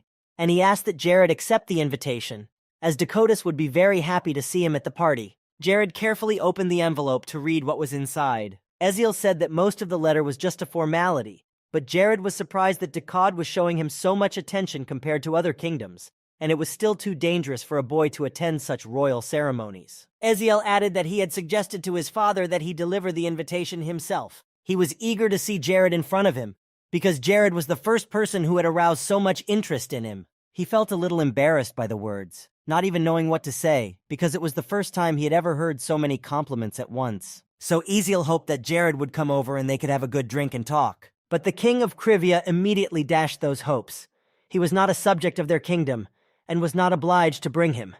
So he just thanked him, and was going to leave it at that. He was uncomfortable talking about this, but Eziel saw no problem with it and was impressed by his response. After a moment, he turned and started to walk towards the exit, saying that his personal visit here was a big mistake. He stopped and turned his head to Jared, saying his name. Eziel emphasized that after all this he would not dare to disturb his father, King Decad, no matter what happened in his kingdom. Jared in turn promised that he would not ignore this letter sent by the king, and wished Eziel a safe journey back. The prince turned out to be much smarter than Jared had expected. As he had thought, the prince had the aura of royalty, and he also possessed unrivaled knowledge that could serve as the basis for a sacred state, which was the exact opposite of Mato's concept. But Eziel had to be very careful and cautious. For some reason, Jared did not want to trust the people around him, and he could not show outsiders that he and the prince could have a good relationship. Jared decided to show him something that Eziel didn't know for sure, the power of the Northlands. In the end, the prince traveled to his home, the Kingdom of Cinders. Fthalin's descendant, who was to be the next to take the throne, called his servants to him to settle a few matters. The fact is that Fthalin had heard that this servant had worked for Lord Krivia for quite a long time, but he invited him here to verify the accuracy of the information. The old man confirmed that he had indeed served Krivia during Barrett's reign, but had left last year to join Cinders. Fthalin said quietly that this was very good news for him, and that the old man would be useful in his plans. Because his grandfather probably knew more about Krivia than all the citizens of Cinders combined, Fthalin told him to tell him everything he knew about Krivia. Meanwhile, in the kingdom of Majorca, Mia had already learned to use her magic, but this was not good news, because the child played with it as much as she could. Lena tried to catch up with her and tell her that she shouldn't run around the corridors using her magic. It made too much noise and could be dangerous. But Mia didn't listen to her. She ran into Jared's office and was eager to see the Lord, ready to throw herself into his arms. But they didn't see Jared there. Only Julian stood there. So the girls asked where the king was, because it was him they were looking for. Julian himself felt a little embarrassed, but he calmly replied that Jared had to go away for a while, but would be back home very soon. The Lord left for Cinders 2 days ago, and in total his trip should take about 4 days, and this was a little disappointing for Mia and Lena. Hayes was very happy. The fact that they were going somewhere together reminded her of the good old days that she often missed. Then Jared remembered how Aki had been trapped with bandits, and the boy had almost turned the carriage over. A horrible memory he would have wiped from his memory for the love of God. The boy begged Jared to forget about the incident and never mention it again, which was unpleasant to hear. But the Lord calmly replied that thanks to this incident he had met such a beautiful and talented person as Aki, and Jared was very grateful to him that the boy had always supported him. Aki blushed, turned away from him, and said that it was all in vain, because it was thanks to Jared that he had survived that day. Meanwhile, Hayes looked out the window and saw that the Kingdom of Cinders was very close by, and they would soon arrive. The banquet was about to begin, and the palace was crowded with people from many different kingdoms, with waiters serving drinks and snacks to the guests. When the next guest arrived, he immediately met the king and bowed to him. The others whispered about something very quietly, so as not to disturb anyone, and waited for the celebration to begin. At that moment, Jared entered the hall, and everyone immediately turned their attention to him, because there were so many rumors about this king. He pushed on through the crowd of people who quickly parted to make room for him to get to King Decad. The people who stood a little further away watched the invited guest with interest, talking quietly among themselves, saying that they had heard that Jared looked like a fat, unkempt pig. They had also heard that only a couple of months ago he had only 200 men under his command, and that this number had grown to 5,000 under his authority. And it is unlikely that the Lord's soldiers were gathered from nowhere, randomly and without any reason, while others believed that he was simply so rich that he could afford such a huge army of soldiers. However, he had created a cure for Ranella, which was actively sold. There were many mines in Krivia. He also sold pesticides and mana stones, and the income from dungeon raids was off the charts, so it turned out that Jared was making a lot of money while he was just sitting still. Jared approached King Cinders and bowed before him, showing his favor. Decad said that such a greeting would be enough, He had a lot of respect for Jared's father Barrett, especially since it had taken him so long to get here from his kingdom, so the Lord simply invited him to enjoy the evening and relax. Jared stepped away from Decod's throne a little, looking once again at all the guests in the room. Suddenly someone called him and he was really tired after such a long journey, but he still had a long evening ahead of him. He finally realized this when everyone started to talk to him. People started to ask him to come to their kingdoms next time, to get to know each other. And Jared himself just wanted to get out of this place so that no one would touch him anymore. He couldn't say this in a rude way, so he tried to break through and find the Cinder's princes with his spiritual eye. Jared heard someone call a prince's name nearby, and he looked in that direction, seeing a young man with long brown hair surrounded by servants and doctors. The first prince, Ian, was not feeling well at the moment. He had a certain illness that was bothering him, but he assured him that this had happened before, so there was no reason to worry. Jared noticed that Prince Ian was constantly surrounded by people from his family or senior doctors, and his rare illnesses were gradually driving him from his rightful throne. The third prince was Jessa, who was more noisy, and was surrounded by aristocrats who were pushed out of the leading factions. Although Jessa was not as popular as his brother Phtalin, Jared could not help but notice the company of aristocrats who were interested in him. These two princes are always in constant competition, and neither of them is defeated. Eziel was too weak in this regard, and he had no soldiers who wanted to join him. Phtalin's status was so high that he did not even interfere in Eziel's life. Jared looked at each of them carefully, analyzing everything, but soon one man came up to him, stood behind him, and tried to talk to him. It was Phtalin. Jared recognized him when he turned to him. The other prince greeted him but continued to keep his cool when talking to him. Then the prince asked if it would be more convenient for Jared to be called Viscount Jared, at which point the boy fell silent as he read his vitals. Phtalin was a swordmaster and his level of proficiency was high. Then Jared noticed Caffrey. He realized that this time he was also on the side of the second prince, thus supporting the devil himself. But then Jared smiled sweetly and told him to address him as he felt comfortable. He could just call him by his first name. It made almost no difference to him. Phtalin nodded and continued the conversation. He had heard that Jared had come here at the invitation of his brother Eziel. But then the second prince said that he himself had been looking forward to meeting the king of Krivia, Barrett's son. So he was very happy that this opportunity had come, and they had finally met. Ezekiel was also in the room and carefully watched the conversation between Jared and his older brother. He realized that he wanted to lure him to himself, to recruit him. Meanwhile, Mara came up to him. She was the youngest child in the family. Jared wanted to end this conversation, trying to bring everything to a close, but Phtalin did not want to let him go. So Jared thanked him once again for his interest in his little-known person. But then the second prince said that he shouldn't think so modestly of himself. Jared himself should know that he was the most sought-after man in almost all kingdoms, thanks to what he had invented and what he could export. But the guy with the same smile stretched over his ears, assured him that he focused all his thoughts and efforts on improving his lands, and didn't pay much attention to such a supposedly respectable status. Phtalin then moved on to the next topic. He had heard that Jared was not involved in foreign political affairs, but somehow he had managed to get the lands of Majorca to join him. Jared only laughed, justifying this situation by saying that he was just lucky and still the weakest in the north. Phtalin said it in more polite words, but with his eyes and tone of voice he seemed to insist that they should cooperate in the future, once they found a common language. The second prince called him a very ambitious person, and he personally came to this conclusion knowing all the nuances about Jared. However, he assured him that it was all just a desperate struggle at a time when neighboring lands were trying to seize his territory. Phtalin didn't try to convince him, so she simply agreed with him and put her hand on his shoulder. He added that they would definitely need to meet one-on-one someday, and Phtalin had many things he wanted to ask him about and talk about. After this conversation, the second prince finally left Jared and walked away from him. Yet he couldn't focus too much attention on him without appearing too suspicious. Jared exhaled calmly as he was left standing behind him, and then the grumpy Prince Jess came up to him, cheerful as was his personality, and asked loudly how the conversation with his brother had gone. And without even waiting for an answer, he said that everyone was trying to establish contacts with Jared because he was a very influential person and very popular. So everyone wanted to be in a relationship with him every year. But still, no matter how hard Phtalin tried to make a good impression on Jared, he was very bad at it. Jess, on the other hand, had a lot of connections among the warlords, and he was even willing to order ammunition for him if Jared wanted it, so he could resell it on his land for a lot more money. But then Jared said he didn't want to sell under pressure from someone else. It would have hindered him, even if the price had been agreed with the person in charge. Jessa appealed to his aristocratic acquaintances, telling them to give Jared some space and not to press him with their eyes. Jessa was quite abrupt and insistent, but he only wanted to show that he was very interested in Jared's personality and further cooperation with him. He felt a little embarrassed that he had put the guy in an awkward position, but then Jared assured him that he was the only one who should be embarrassed. In his opinion, Jess was going too far with his interest in a lord like himself.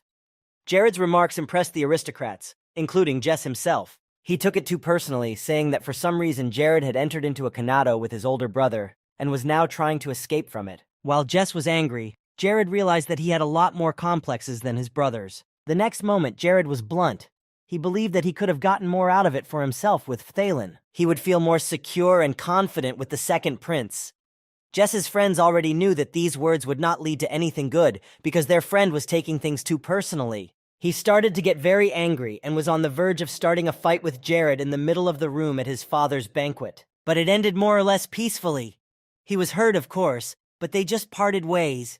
Jess didn't even want to see him anymore. Instead, Jared met up with Eziel and Princess Mara again, and the three of them sat down at a round table away from the prying eyes of the guests. First of all, Eziel wanted to apologize for his older brother. He was ashamed of his behavior, but there was nothing to be done about it. His temper was very hot. But Jared said it was okay, and after that, even the atmosphere of the banquet began to become more lively. Lord Krivia picked up his cup and took a sip of tea, and for a moment there was silence among them. Then Mara decided not to miss the opportunity to talk to Jared. She had heard a lot about him, and she added that it would be very cool if a person like him became a citizen of their kingdom. Jared was getting a little tired of them all saying the same thing. He firmly stated that he was still a resident of Senju and did not want to be a subject of another kingdom. She was not satisfied with this answer, and then Mara exclaimed that her brother needed the help of a man like Jared, but Eziel calmed her down a bit. He was calm, but he told her to watch what she was saying and not to get so emotional. She apologized to him, realizing that she was wrong to say such things, but for some reason the people had turned away from her brother, and she wanted to help. Jared also calmed down and put the cup of tea on the plate, saying that he could help them if outsiders were so interested. Jared would be able to make it so that for some time they could talk quietly without paying attention to others. Eziel looked at Jared's hand in amazement. He was now using sound-blocking magic. After that, the boy asked what they could tell him about Prince Pralin and Jess. Eziel didn't follow his brother's every move. He wasn't interested in it at all, but he knew what was important. Jared asked the next question. He was interested in whether the fourth prince knew that the two were adherents of the Umbrism faith. The look on the brothers' and sisters' faces showed that they were very surprised by Jared's words. Eziel knew that there were rumors about this, but he did not believe it seriously. The fourth prince took this as an attempt to insult the royal family. He became angry, saying that Cinders was a country that was only committed to the divine nature of Radius. Jared calmly took out another sugar cube to put in his tea, surprised to hear that Eziel didn't know that about the prince. He slowly raised his hand to the cup and said that Eziel's brother might not care about the kingdom at all, or he might just lack faith in Radius's nature. Eziel didn't want to admit it to himself, but he knew there was nowhere to run, because Jared had figured out his brother and ripped the veil off. Nevertheless, he gave away the fact that neither he nor Mara nor anyone else knew about this secret. Jared said that if the two of them had already known everything, their conversation would have gone much faster. But from now on, Eziel and Mara would have to secretly gather all the information about the two princes and their actions. Jared gave Eziel a strange object with which to record a video of some secret meeting or ceremony, and after that he could collect evidence that no one could deny or justify. Eziel couldn't trust everyone, and he didn't know what Jared's specific purpose was in helping him. But since Jared was not a citizen of the kingdom, he simply wanted to help the people living in the kingdom's territories out of his own free will, so that their country would move in the right direction. The power or close associates will no longer be able to influence them in any way. As the sugar cube sank into the cup of hot tea and dissolved in a flash, Jared added that sometimes it happens that even the strongest relationships between people start to fall apart for some reason. Mara said that now it would be worth removing the sound-blocking magic, because if they sat for so long, some suspicions would arise. So Jared removed the spell and said that he would leave the rest of the details to them. In the meantime, several people stood behind Jared, all dressed in black and wearing disguises to hide their identities. Jared told them to keep a close eye on what was happening in the kingdom and report back to him. Since he had chosen them as the best of the best, he was confident that this group would do a much better job than the spy Prua. The spies dispersed, and Jared picked up the cup again and began to drink the tea he loved so much. But it would have been better not to put so much sugar in it. The last cube was definitely unnecessary. A new hard day began after a deep night had passed, and they had spent it quietly in the palace enjoying their sleep. Jared and Hayes were ready to head back, but Aki was running late for some reason. Hayes remarked that they had to wait for him again. just like last time. She then added that she thought Jared was the only one of all the lords who was waiting for the Gotzi to arrive outside. He offered to buy her some clothes while they waited for Aki, and Hayes asked him a little confused as to why. She added that what she was wearing now didn't make her uncomfortable, so she shouldn't have worried. But he convinced her, saying that he wanted to do it. Taking Hayes by the hand, he led her to the store. She didn't know how to react or why Jared would do this, but she followed him. Very soon they were in the store, and she began to try on different outfits. First, she put on a red dress and went out to show it to Jared. Jared smiled slightly and said that it looked great on her, and the salesman also complimented the young lady. But Hayes decided to try on something else. It would be a shame to leave her choice on the first look. Shopaholic mode was on. Hayes was very happy trying on the clothes, so Jared just made sure they did the right thing when they came here. But as he waited quietly for her to look at her next look, an urgent warning appeared. The territory of Krivia, which was next to the Nightmare Forest, was under threat. Every year on July 1st, the main star of the sky, Deus, and sometimes the star Wendell, would align. At such a time, there would be a large-scale invasion of the kingdom by evil spirits. Today was June 9th, and there were still 3 weeks to go before the event. Jared was thinking about how to respond, but he was very nervous, because the day of the invasion was coming very soon. Massive invasions of evil spirits in paradise, it was called Monster Explosion. Until now, the monster invasion had been prevented by numerous tribes led by Barrett of Krivia from the north. And from the south, Ibaneba and his army helped stop the chaos. If you fight monsters without proper preparation, it can lead the whole continent to disaster. But if you go into the battle prepared, you can gain tremendous experience on the battlefield. So he decided that this time he would dominate such an important event. Before he had time to think over all the details, Hayes came to him in a new look. She had decided to choose this dress. It fit her incredibly well, and Hayes looked simply gorgeous. Jared thought she looked like an angel. Hayes really resembled something unearthly and beautiful. After these compliments, Hayes used healing magic to create a small sphere in her hands, and then she threw the sphere around her throughout the store. Jared stared at her in fascination as she stood there in the light. A little uncomfortable now, but she wanted to ask anyway. She felt like she really did look like an angel who had come down from high heaven. But when she asked Jared, he replied calmly and gently that she always looked like an angel. The shopkeeper almost wept at the sight of the two of them. After they waited for Aki and got into the carriage, they returned to the Krivia Palace sometime later. Jared had been practicing tirelessly as usual, trying to maximize his magic so that he could go into battle with confidence and win. Isabel helped him, but she noticed that even a strong magician like him was having a hard time fighting. Isabella, while still in the body of an evil demon, had spent almost all her resources on lust magic, so the spells were very powerful. She trained this type of magic because it could lead a person to the most fatal mistakes that would be impossible to correct. Jared was already sweating while he fought her. He assumed that she had Mahat magic, and that was why Isabel was so strong. And since her test was already over, he could destroy her. But suddenly Isabel disappeared behind a red mist, from which a large mirror soon appeared. Jared stopped talking and looked in shock, and then saw Hayes standing calmly next to the door. He didn't know what the girl was doing here and thought it was all just a misunderstanding, maybe an illusion. But Hayes began to speak to Jared, saying that he had disappointed her very much, that he had seen a suspicious plan, and thought that the two of them had agreed to do this, and that Isabel had invited her. The little demon kept whispering in Hayes' ear that she was doing the right thing and it was better to give up on such a lustful boyfriend right away. Then she added that she needed to dump Jared and find someone new, more calm and balanced. But Hayes clung to her own then. There was no reason why she couldn't wear such clothes, but it was too much to do. Isabel immediately shut her up. She didn't understand what the clothes and everything else had to do with it, and insisted that Hayes say everything gradually and without any nonsense.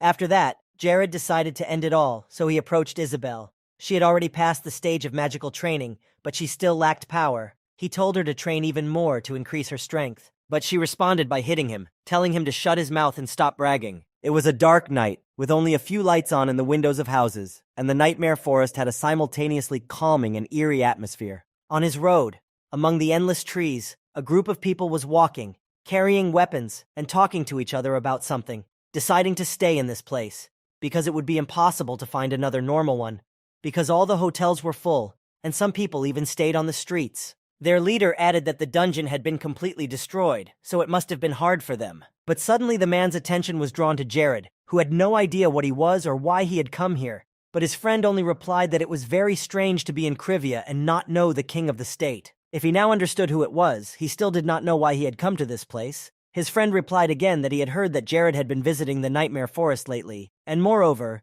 entering the forbidden territory. The king of Krivia walked on, finding himself in a small clearing, surrounded by complete silence and darkness. He pulled out a small knife, wondering why Krivia could not have developed as much as Ronella earlier, but apparently the main reason for this was the invasion of monsters. The wise Viscount Barrett became a real salvation for those who lived on this barren land, and the kingdom grew. However, all his achievements and efforts during the year were destroyed by the monsters. And while Krivia often suffered from invasions, Ronella and Majorca enjoyed all the privileges in peace. All his life, Barrett had only dreamed of one day assembling a mighty army that could withstand the power of demons and protect the kingdom. But Jared's father never managed to do it, or at least this point was not fully realized. However, Krivia was still in a safe zone now. At least there were not as many mishaps as before. Jared set up several magic stones close to each other and made them work with his magic. A dome spread over the entire Nightmare Forest, completely covering it and working as a barrier. Meanwhile, the goblins and various monsters were already advancing towards him. This army was really very large and powerful, and it was scary to imagine what could happen if you did not withstand their attack. One of their leaders, who stood in front, loudly declared that today was a day of blessing, and they must deal with all their rivals. He gave his soldiers permission to eat the wretched people they met along the way, but he ordered them to gather food and precious things in one place. They were the center of the world, and everything should belong to their army. The biggest monster turned to the commander when the portal was opened, and it was time to go to the battlefield. Crandall, the commander of the Blue Ogre Legion, told all his men to enter the portal. All the evil spirits that had gathered here in one army instantly slipped into the magic ring, waiting for the moment when they could eat human flesh and take possession of their belongings. They spent some time in the portal, but soon came out and surprisingly immediately encountered the first people standing in front of them. Jared stood calmly in front of the monster, which was moving very quickly towards him. He thought that it was just an unfortunate guy who was unlucky to be near the magic portal. He was ready to attack him and make a chop out of his body, but Jared continued to stand there as if he didn't care about anything that was happening. Meanwhile, more and more evil spirits began to emerge from the portal, seemingly endless in number. The ogre, who was the commander's right-hand man, came up to him and said that their warriors should have already cleaned up the surroundings of this place. By the order of the elder, they were all supposed to hurry to the nearest villages where people live, but Crandall stopped them and told them to look around. It was a very strange place. They had planned to go somewhere else, but they ended up somewhere else, and Crandall looked around. He said in surprise that there must be another land somewhere nearby with people living on it. And Jared, continuing to stand calmly away from them all, said that this was a warped world that he had created using mana crystals as doors to other dimensions, and that he had done a great job. The evil army could consider this an obstacle they would not be able to overcome, because he had clearly indicated all the coordinates for them to return to their world, which would happen as soon as they passed through the wall. Crandall listened attentively and was glad to find the culprit of the terrible situation they were in. Jared stepped closer and said that he had come out here as a representative of the humans to greet them and welcome them to the new world. Crandall also stepped closer and asked who he was, knowing that ordinary people could not possess such magic. Jared confirmed that there really were no such people, and as a result, the Great War would soon begin, and all this was just a way to confront the enemies. The ogre had no idea what the boy was talking about, but he managed to get the gist of it. No matter how powerful a super crystal people had, such heavy magic required a lot of power. Crandall asked if this obstacle could disappear by itself if they waited here, and Jared said that was correct. The Legion commander also sensed a strange energy emanating from Jared, so he ordered Tabanon to go and check if his guess was correct, and the aide immediately jumped down. The ogres, goblins, and all the other evil spirits began to watch as Tabanon dealt with this tiny fellow. He gladly agreed to start a fight and keep Jared entertained until the barrier was gone, as they had nothing better to do for the time being. Jared has always had a plan and followed it to the letter, so at this point he decided to use the magic bracelet to summon the magic of the nightmare. Crandall felt that Jared's aura had become even more powerful. Apparently, the guy had been hiding his full potential all along, and then he remembered the warriors who had come with him to the kingdom, but he hadn't seen them anywhere.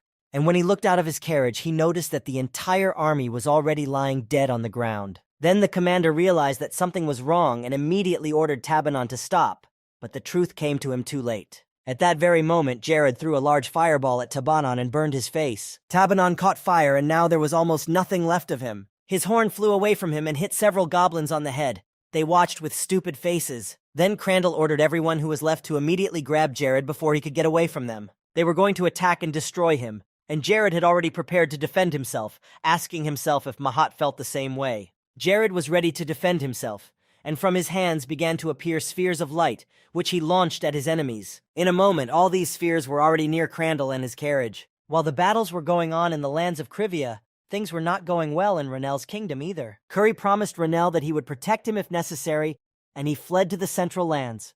If things continued to go on like this, Jared could come here. Besides, the treaty had already expired, so we had to find another solution somehow. At that very moment, a servant ran into Renel's office, shouting that enemy troops had already approached their borders and were beginning to attack. The commander was not very surprised that Jared had come, but he was very scared because he did not know what to do next. But the servant added that there were about 100 people there, and it was probably not Jared's work. The boy threw a book at him. He scared Renel very much with such loud words, but in fact, nothing serious was supposed to happen. But the boy assured him that it was urgent news because the enemy had entered their territory. He understood that this was the best and most reliable fortress to block evil spirits, and it was captured by some villains, an army of 100 people. Then the servant suggested that they were most likely traitors who had let the enemies in, which angered the Lord even more. They came downstairs in full armor and with the army, and Renel ordered his assistant to deal with the enemy. He was extremely angry when his kingdom was considered weaker and underestimated. They were not some kind of Krivia, weak and inept. A man wearing a robe that covered his entire body came forward and summoned the head of Renella, with a large number of people standing behind him. When Renel recognized the man, he went crazy. It was a complete betrayal. It was one of his aides who had been gathering information about Krivia and now decided to get rid of his former lord. But he assured him that he was doing it all for the sake of peace in Renel. The greed and cruel behavior of the lord of this kingdom was too dangerous for the people of the state. Renel did not wait any longer. He was satisfied with the words he heard and ordered the soldiers to capture the traitor, and the army began to fulfill the order of their lord. Then the guard who was standing behind the man told him to go back to a safer place. They could handle it themselves. This was bad, because the invaders were here too, and the army against the kingdom's lord was quite large, considering that all these men had once served him. One young man came forward, sword in hand, ready to defend himself. He suggested that they should not waste time on idle talk, because this man's plan was only to take over Ronella and behead the previous leader. Meanwhile, on the territory of Krivia, the battle between Jared and hundreds of monsters that appeared from the portal continued. The blue ogres attacked him from all sides but could not reach him. Jared was a really strong opponent and didn't even let them get too close to him, immediately neutralizing the enemies with magic. However, one of the goblins managed to hit the boy. He was aiming right at his face, and this time, he got it. But Jared was not confused and immediately activated the artifact of mirror armor, which immediately appeared on his face. The goblin who was standing closer and shooting at Jared with his bow was now afraid. The boy seemed invincible. So the monster decided not to risk his life and jumped away from Jared, dropping his bow and arrows. But this guy is not so easy to escape from.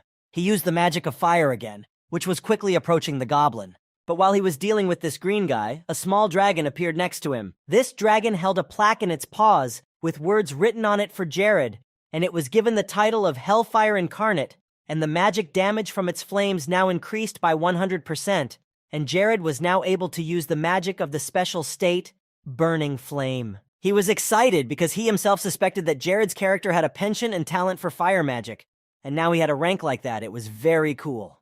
The commander of the Ogre Legion stood in a safer place and gave orders, telling who and where to go and what to do. But it didn't help him much. The flames had reached his own carriage. They were about to be crushed, so he ordered them to run in different directions and escape while everything around them was already burning orange. Jared said that if Crandall was so impatient, he could have come down to fight him himself instead of sending his servants ahead. The boy's next strike was aimed at the other monsters, almost all of whom were already lying dead on the ground, and those who remained were trying to run as far away as possible to stay alive at least. Crandall couldn't take it anymore and decided to deal with Jared himself, so he took his giant hammer in hand and jumped on the boy. The Kingdom Lord defended his lands to the last. He was already exhausted, having used so much mana for the spell, but he did not stop there. This time, however, something went wrong, and Crandall managed to catch him in his big paws, even though Jared tried to dodge. The boy immediately began to break free of his deadly grip, while using the amplifier for his own magic. Jared grabbed his wrist and challenged him to a fight, saying that all of Crandall's servants were too weak to get his way, and he was even bored.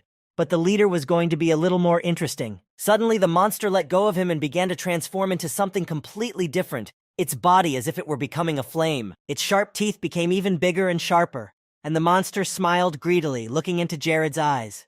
The boy, in turn, used the mirror armor to avoid getting hurt in any case, But in front of him, he created a magic shield to try to keep the enemy's magic out. And this method worked. Then he retreated, being too tired to continue the fight. After Crandall had retreated a good distance, Jared created a high wall of fire and blocked the enemy's passage to his side. After that, he decided to speed up the destruction process and used accelerated action magic. Jared ironically asked Crandall if he was hot, and then immediately added that he would help him with that and add a little bit of cold. The next spell was an ice storm that was supposed to freeze the rascal. Crandall was in a desperate situation. He was trapped and his entire army was destroyed, and he himself would soon leave this world. To finally end the fight, Jared decided to try out his new powers, and as soon as he shouted the spell, a huge fire cobra appeared behind him. Crandall was frightened, but despite this, he stood in one place as if frozen. He noticed that his opponent was only getting stronger with each spell he used.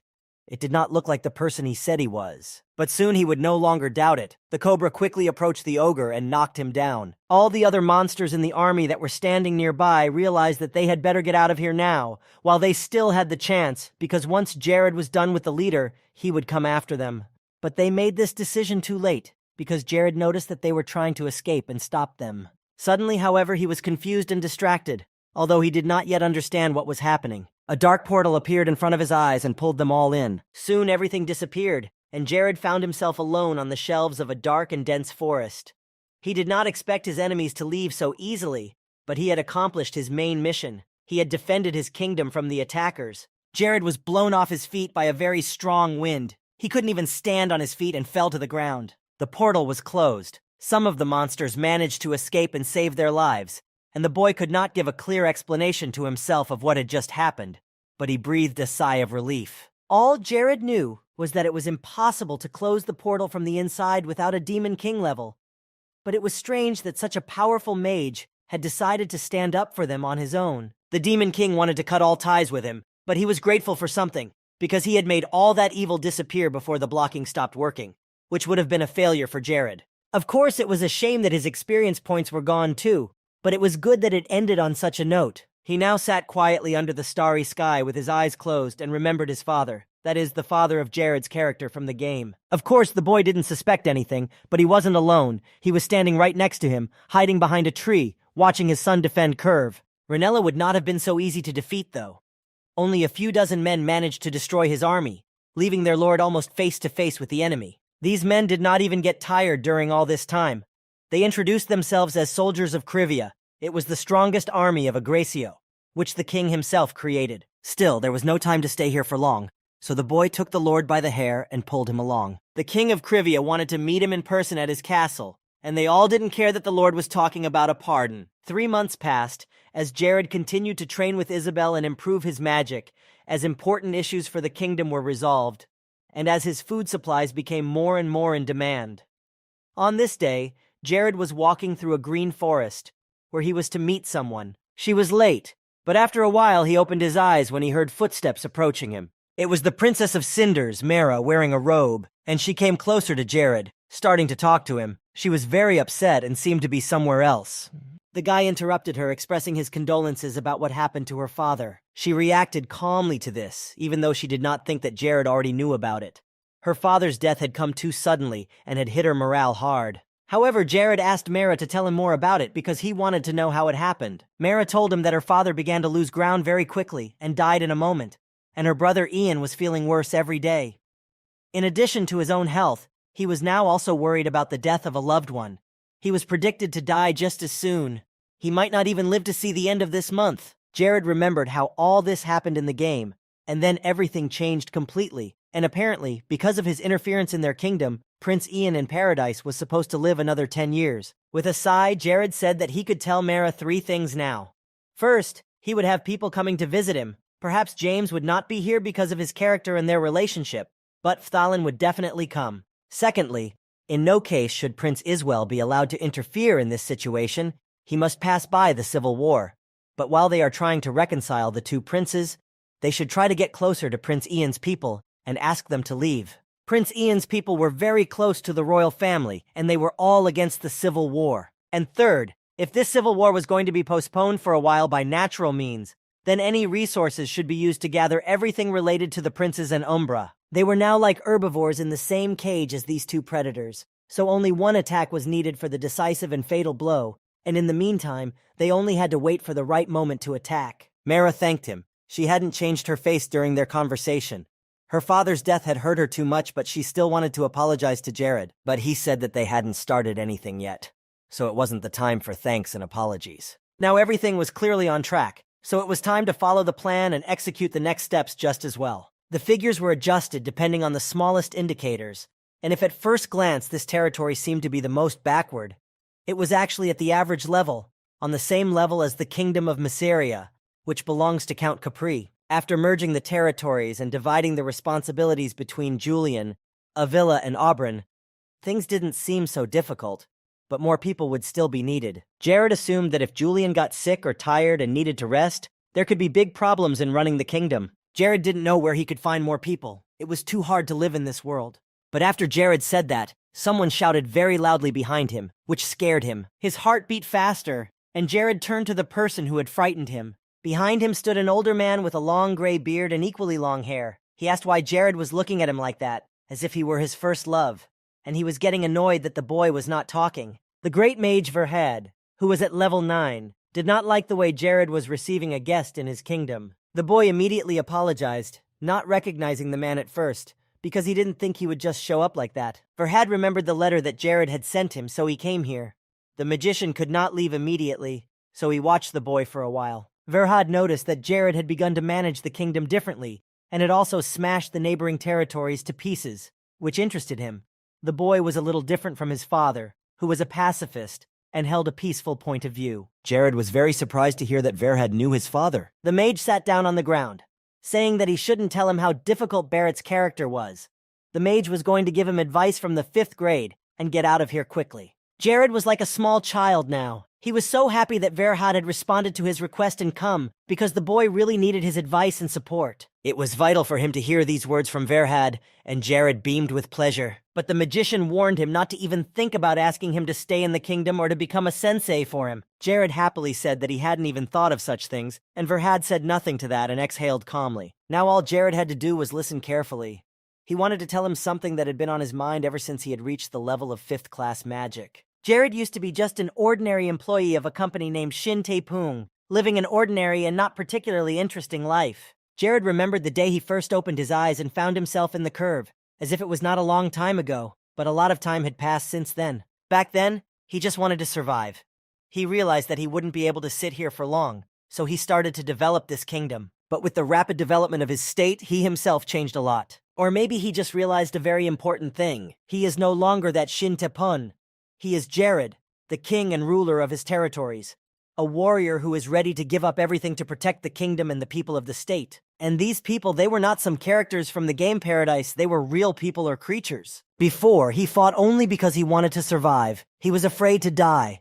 But now he realized that he was fighting because he wanted to protect his people. He was fighting for them and for his country. He did not rely only on his magical or physical abilities. On the contrary, he was very much driven by the fact that the enemy was too strong and powerful. Even knowing absolutely everything about various strategies and glitches, he was far from perfect, because he is a human being first and foremost. That's why Jared gathered around him loyal people whom he could trust completely and rely on. As long as he has them, he will have himself. Without them, the Jared that he used to be will disappear. Of course, his personality will remain the same, but he will lose the point of fighting desperately, as if it were the last time. As Jared recalled all this, very bright rays appeared around him. Verhad was very surprised to see this in front of him. He had never seen anything like it before. Jared hadn't done it on purpose, but what had just happened had taken him to the level of Class 5. At first, the magician didn't believe it, because he had just said a few words, corrected him a little bit, and Jared had already moved to the next stage of magic. But it was the truth. Invisibility appeared at this level, and Jared demonstrated it. Verhad had no doubt about it, but it never ceased to amaze him. This guy had gotten 5th grade magic after only a few instruction. Even he himself couldn't have advanced to the next stage so quickly. This boy definitely had extraordinary abilities. Barrett had clearly defined boundaries, but the son had surpassed his father. It's not a sin to be a teacher of such a capable and talented student, but maybe later on you'll even feel a little jealous. Verhad stood up and tried to convince himself that Jared could handle everything himself, that he would just have to watch him from a distance. Jared asked him timidly why he was leaving so quickly, hoping for at least a few more tips from the 9th grade wizard. But Verhad replied that they had already reached the desired goal. He had already given a lot of advice, It was worth an honor to know. One could not ask for too much. It was even impolite. Verhad concluded by saying that they would see each other again someday, if fate so desired, and Jared offered to see him off. But the man assured him that he shouldn't, but Jared insisted. He was also curious about Verhad's plans for the future, but the magician did not want to reveal all his cards to him now and tell him about his future intentions. Jared just wanted to know where he was going, so Verhad decided to tell him. He was going to visit the eastern continent, and the man kept walking forward, with Jared following him. January 1st, 1415 came on the Nars calendar. A new year had begun on the mainland. The man died in his past body of Shindapun and was reborn in the not-so-great body of King Jared of the Curve. And from that moment on, exactly 1 year passed, not the easiest, but very productive and definitely more interesting than in his past life.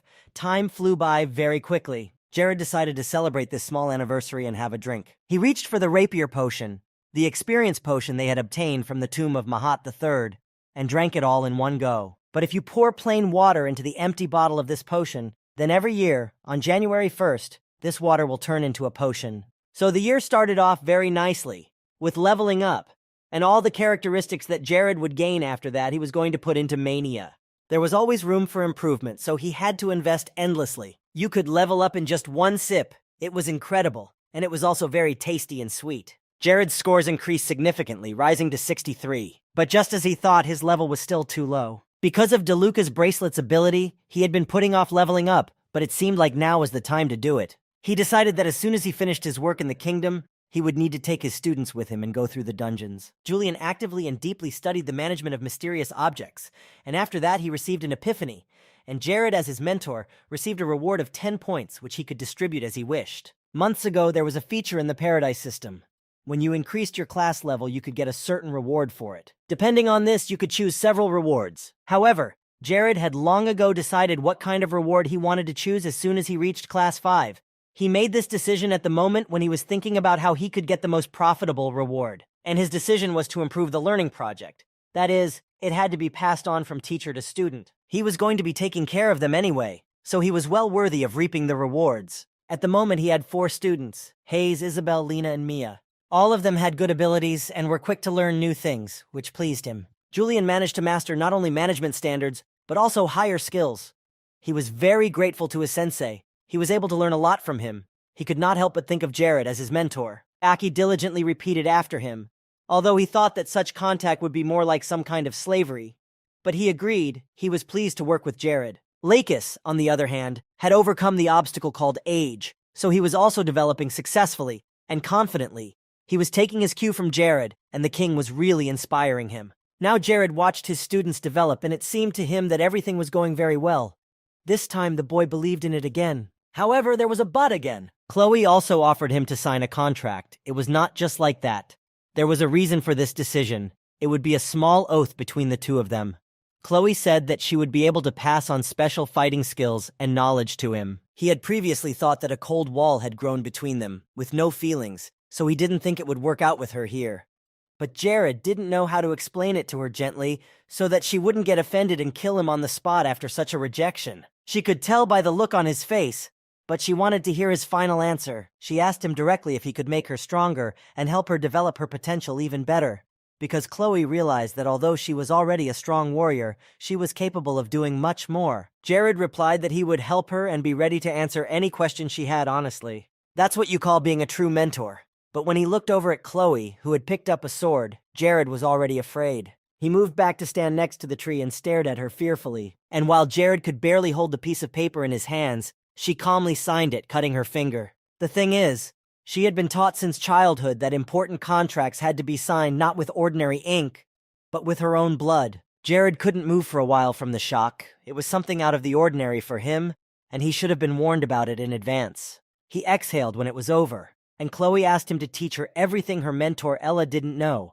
to give her the knowledge and experience that would make her stronger. Jared hesitated, not knowing what to say to her. It seems that this contract was indeed one of the most important in her life. Of course, she hadn't mentioned it before, not knowing if he would accept, but Chloe had wanted Jared to be her mentor for a long time. When it was over and they had broken up, Jared had gone on to do his own thing, and it was hard to process all of this. and he had a lot of other unfinished business to attend to. He was sitting at his desk with piles of books next to him, using magic to make his work easier. Paradise had a certain ability that very few artisans have the ability to use. If you disassemble several artifacts, you can combine them to create a single, but new one. It was a higher-level craft, but there were some restrictions on the number of artifacts you could use and the body parts you could apply it to. That's why the craft of recycling emerged completely naturally, and recycling was not a craft that any user of the game could try. If the system has a weakness, then of course it is worth taking full advantage of it. In this world, it is believed that if a craftsman takes artifacts too lightly, he invites the wrath of the gods. But the point is that if you don't know how to work with small details, you can end up without useful artifacts. In simple terms, this meant that there were no interesting innovations in this craft at the moment. Jared was not afraid of losing a few artifacts that he had specially prepared for this experiment.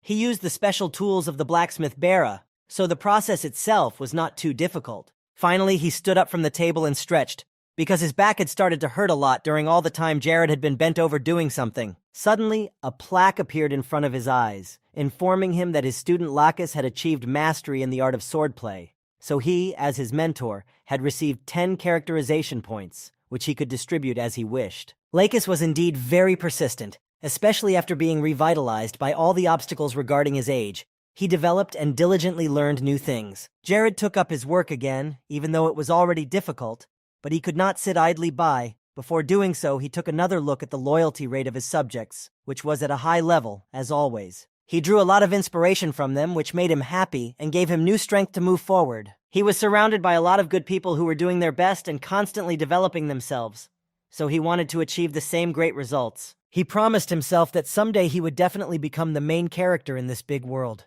The guy sat at his desk for several more long hours, but in the end he finished his hard work. The fusion process was complete and Jared could invest 3,000 magic points and finish the whole process.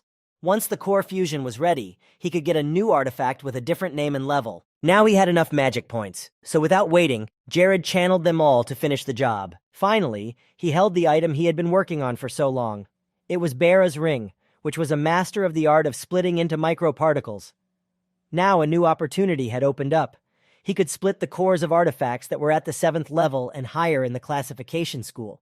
And the special ability was that when it came to fusing the artifact cores, he could gain an additional skill with a 10% chance. This was great news because he got 2 new crafting-related abilities, and now he realized that he hadn't spent 2 months pumping this thing for nothing. And now all the artifacts they had gotten from Mahat III's mogul could also be refined by him. While Jared was thinking and making plans and strategies, it was time for morning training. He started practicing before the sun came up. Hayes came over to tell him that Chloe had shown up for the training session they had agreed to in the morning. Jared replied that he would be down in a few minutes, so he asked Hayes to tell her to wait for him on the training ground. He'd been concentrating so hard on his craft that he'd forgotten about the workout he'd discussed with Chloe, so he decided to hurry. And when he got out of his chair and looked out the window, Jared saw her watching him, and it was a little scary. But Chloe wasn't angry, she was just watching him calmly. When they started their first training session together, it was already nighttime, but no one was asleep at Cinder's house. Eziel was sitting in his room by candlelight, reading another letter Jared had sent him. He knew exactly what the king needed from him,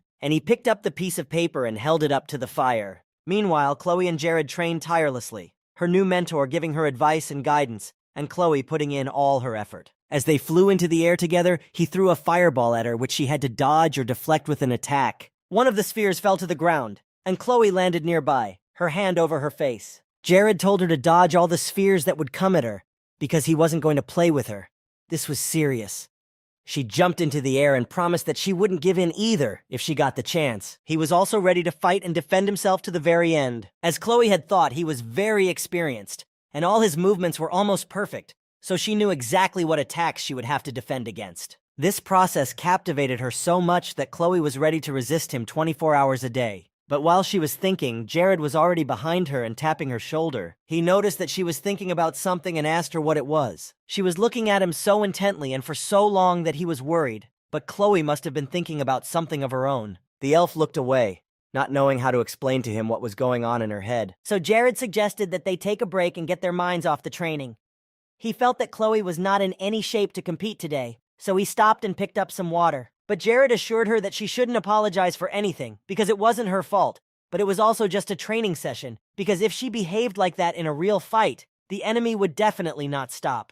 They would have just slit her throat, rushed in from behind, and that would have been her last fight. Last week, she also asked to train at full strength, but the result was not particularly successful because Chloe set her hair on fire.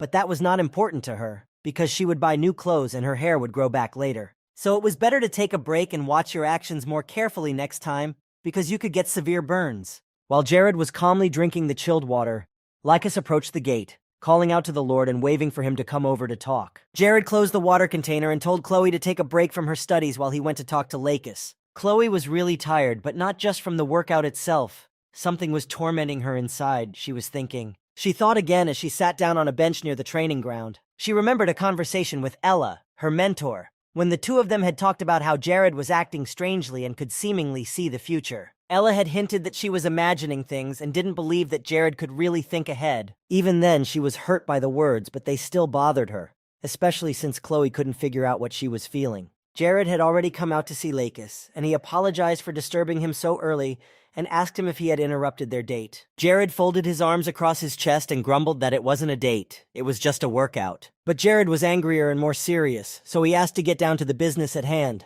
As the smile fell from his face, Lycus noticed that Jared had changed the subject too quickly and was acting rather abruptly. But he got to the point. The man had come to tell him that the civil war in Cinders had accelerated and become more violent.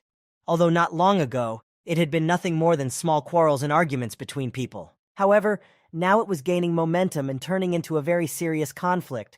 And after the division of the state into the northern and southern regions, an all-out feud between the second and third princes began. All the events were happening exactly as Jared had predicted earlier. Jared then asked how the military was training and if everything was going well. Lycus replied that the army was doing well, as the army had been training hard for the past 6 months, and the new recruits were gaining experience very quickly and performing well in training. Elder Olsen and the special unit are doing an excellent job of training the soldiers and supporting the overall training. Lycus stopped talking for a moment and reached for his sword, which he always carried with him. This weapon had been created by Jared and he had given it to Lycus a long time ago. His eyes lit up and he asked with excitement if Lycus liked the sword and was comfortable with it. He told him that this sword was almost the best he had ever had because it could easily break very strong swords. Jared had been a little worried about the quality of this sword because it was a test version, but apparently such worries were in vain. Then Jared smiled and said that this sword would be a kind of payment for Lycus's efforts. Lycus thanked him again and waved the sword in different directions, ready to wipe out any enemy that came near him with this beautiful sword.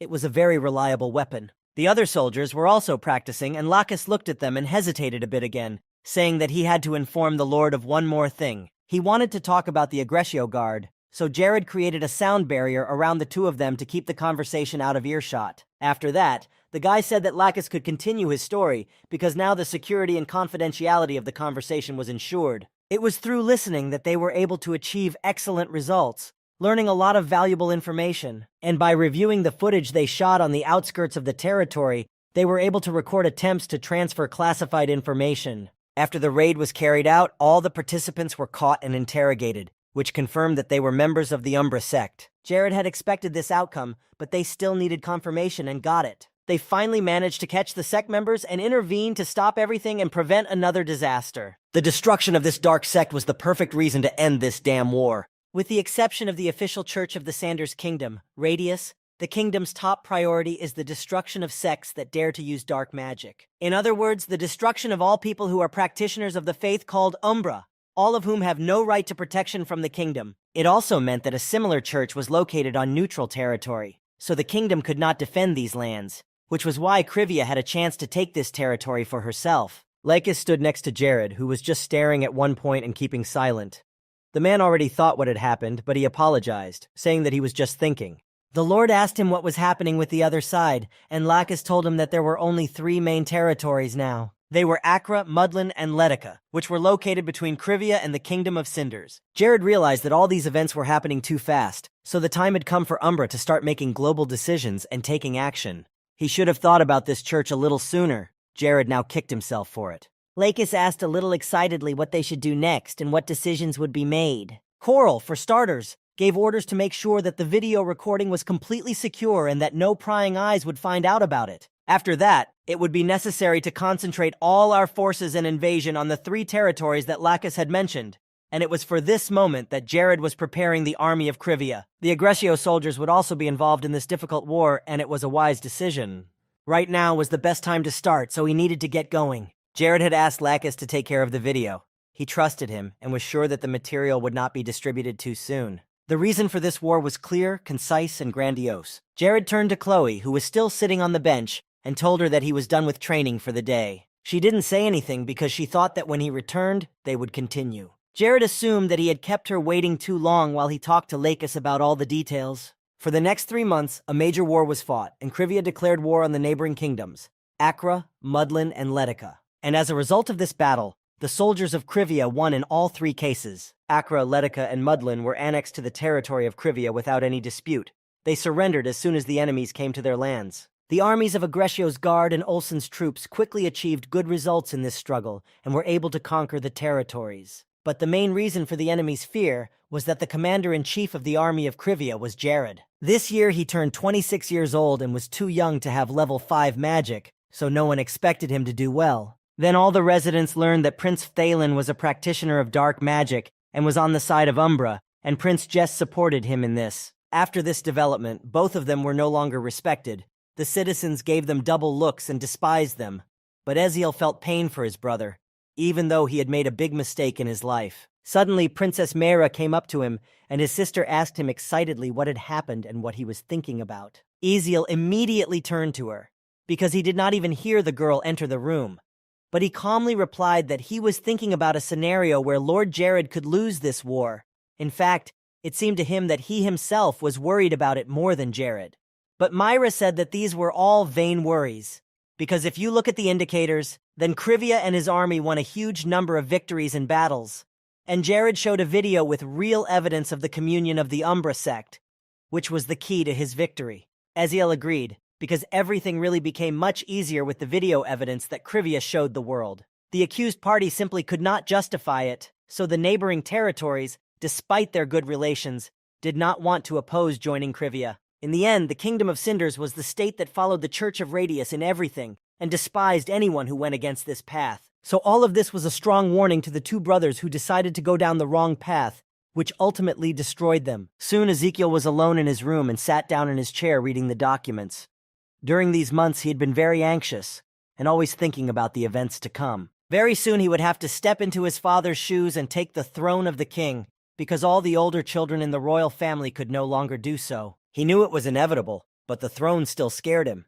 The heart of the man who started it all was too cunning. Jared was also disliked in the 4th territory of Fosagid, but some people were still afraid of the army, because they knew what success the troops had achieved before. The soldiers brought the warriors of these lands to their knees this time, but they held out to the last and did not want to admit defeat. One of them threatened that even if Jared killed him, hundreds of other followers of the church would find him and take revenge, keeping the curve in their sights. But in a moment, the boy was gone from this world, and Jared once again praised Lacus for his skills and made sure that the sword was indeed doing its job perfectly. Suddenly, a warrior came running to them, barely breathing as he tried to report the news that a report on the state of their fortress had arrived as quickly as possible. All the soldiers had already opened the gates and raised the white banners. They had never contacted Umbra before, and they were asking to be rescued. Jared ordered to take away their weapons and throw them in jail, and later they would deal with these people according to the law. Lacus was covered in blood, but he was very grateful to Jared. They had finally taken over the 4th territory.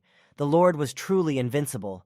No one could stop him and the army of Krivia. The man knelt before him and bowed his head, and Jared praised him for his fine work, seeing how hard he had tried. But Lacus assured him that from the moment Lord Jared entrusted him with the very position he was in now, every moment of his life was filled with happiness and joy. He could fight his enemies shoulder to shoulder with his king, and for him as a warrior, this was the meaning of life and the opportunity to breathe to the fullest. Jared then suggested that they enjoy this wonderful feeling of fierce enthusiasm, and that they now had a great opportunity to fight Cinders, because they were now in the middle of a civil war. Lacus agreed and said that Jared could fully entrust him with the army that would be on the front lines. He bowed again, calling Jared his king. He himself was amazed at what he heard, for he could not remember ever hearing such a thing from his subjects. It was as if many castles had been under such a treatment and had fallen to the ground at once. The best arena, which was illuminated by the light from the clear heavens, their battles to annex other kingdoms to Krivia continued. 3 months had passed since the start of the next war. Jared sat in his office and carefully studied the map of the neighboring kingdoms that bordered Krivia. During these months, the territory of his kingdom had increased by as much as 5 times, and further unification of the territories was impossible. Jared had maximized his territory. Now, if they decide to conquer the next lands, these territories will no longer be attached to Krivia, but will simply become new kingdoms, which made Jared a little sad. Later on, a small sign appeared, which informed Jared that he received a new title of Great Feudal Lord, and because of this, his attractiveness increased by 100. Thanks to this title, all his territories were under the blessing of God, and for the next 2 years, the risk of natural disasters such as flood, drought, storm, and similar things decreased to 90%. He was happy to have received a new title and to have invented magical devices when he completed work on the camera. And if all this was over, then it was time to move on. But no matter how calm he was, Hayes, who flew into the room like the wind, broke the tranquility. He looked at her and told her to calm down and then speak, because he did not understand what the rush was about. She exhaled and looked him in the eye. She had something to say. Hayes was coming here to tell him that she had finally managed to use her divine power, that the 6 months of suffering had paid off. Jared knew that she practiced every day, several times, but he didn't really believe that anything could come of it, especially not so quickly. But Hayes had proven that she could do more. He was extremely happy for her. It was the best thing Jared had heard in a long time. Their happiness was overwhelming. There is a huge difference between healers who have divine power and those who do not.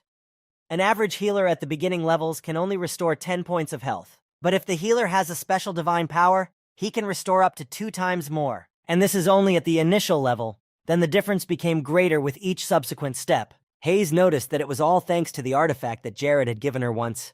That cursed bracelet. When she put it on, she instantly started to feel extremely sick. Her condition worsened every second, but she also had a ring that covered the entire effect of the bracelet. So when she wore them together, she could train without interruption and not feel worse. She was very impressed with how Jared came up with this idea, and he laughed awkwardly and said that it was a special Eastern way of training. The fact that Hayes had moved on to the next stage meant that she could handle the intermediate levels of Divine 3. This would no longer be a problem, which was very important. So Jared decided to test her abilities right away by picking up a dagger.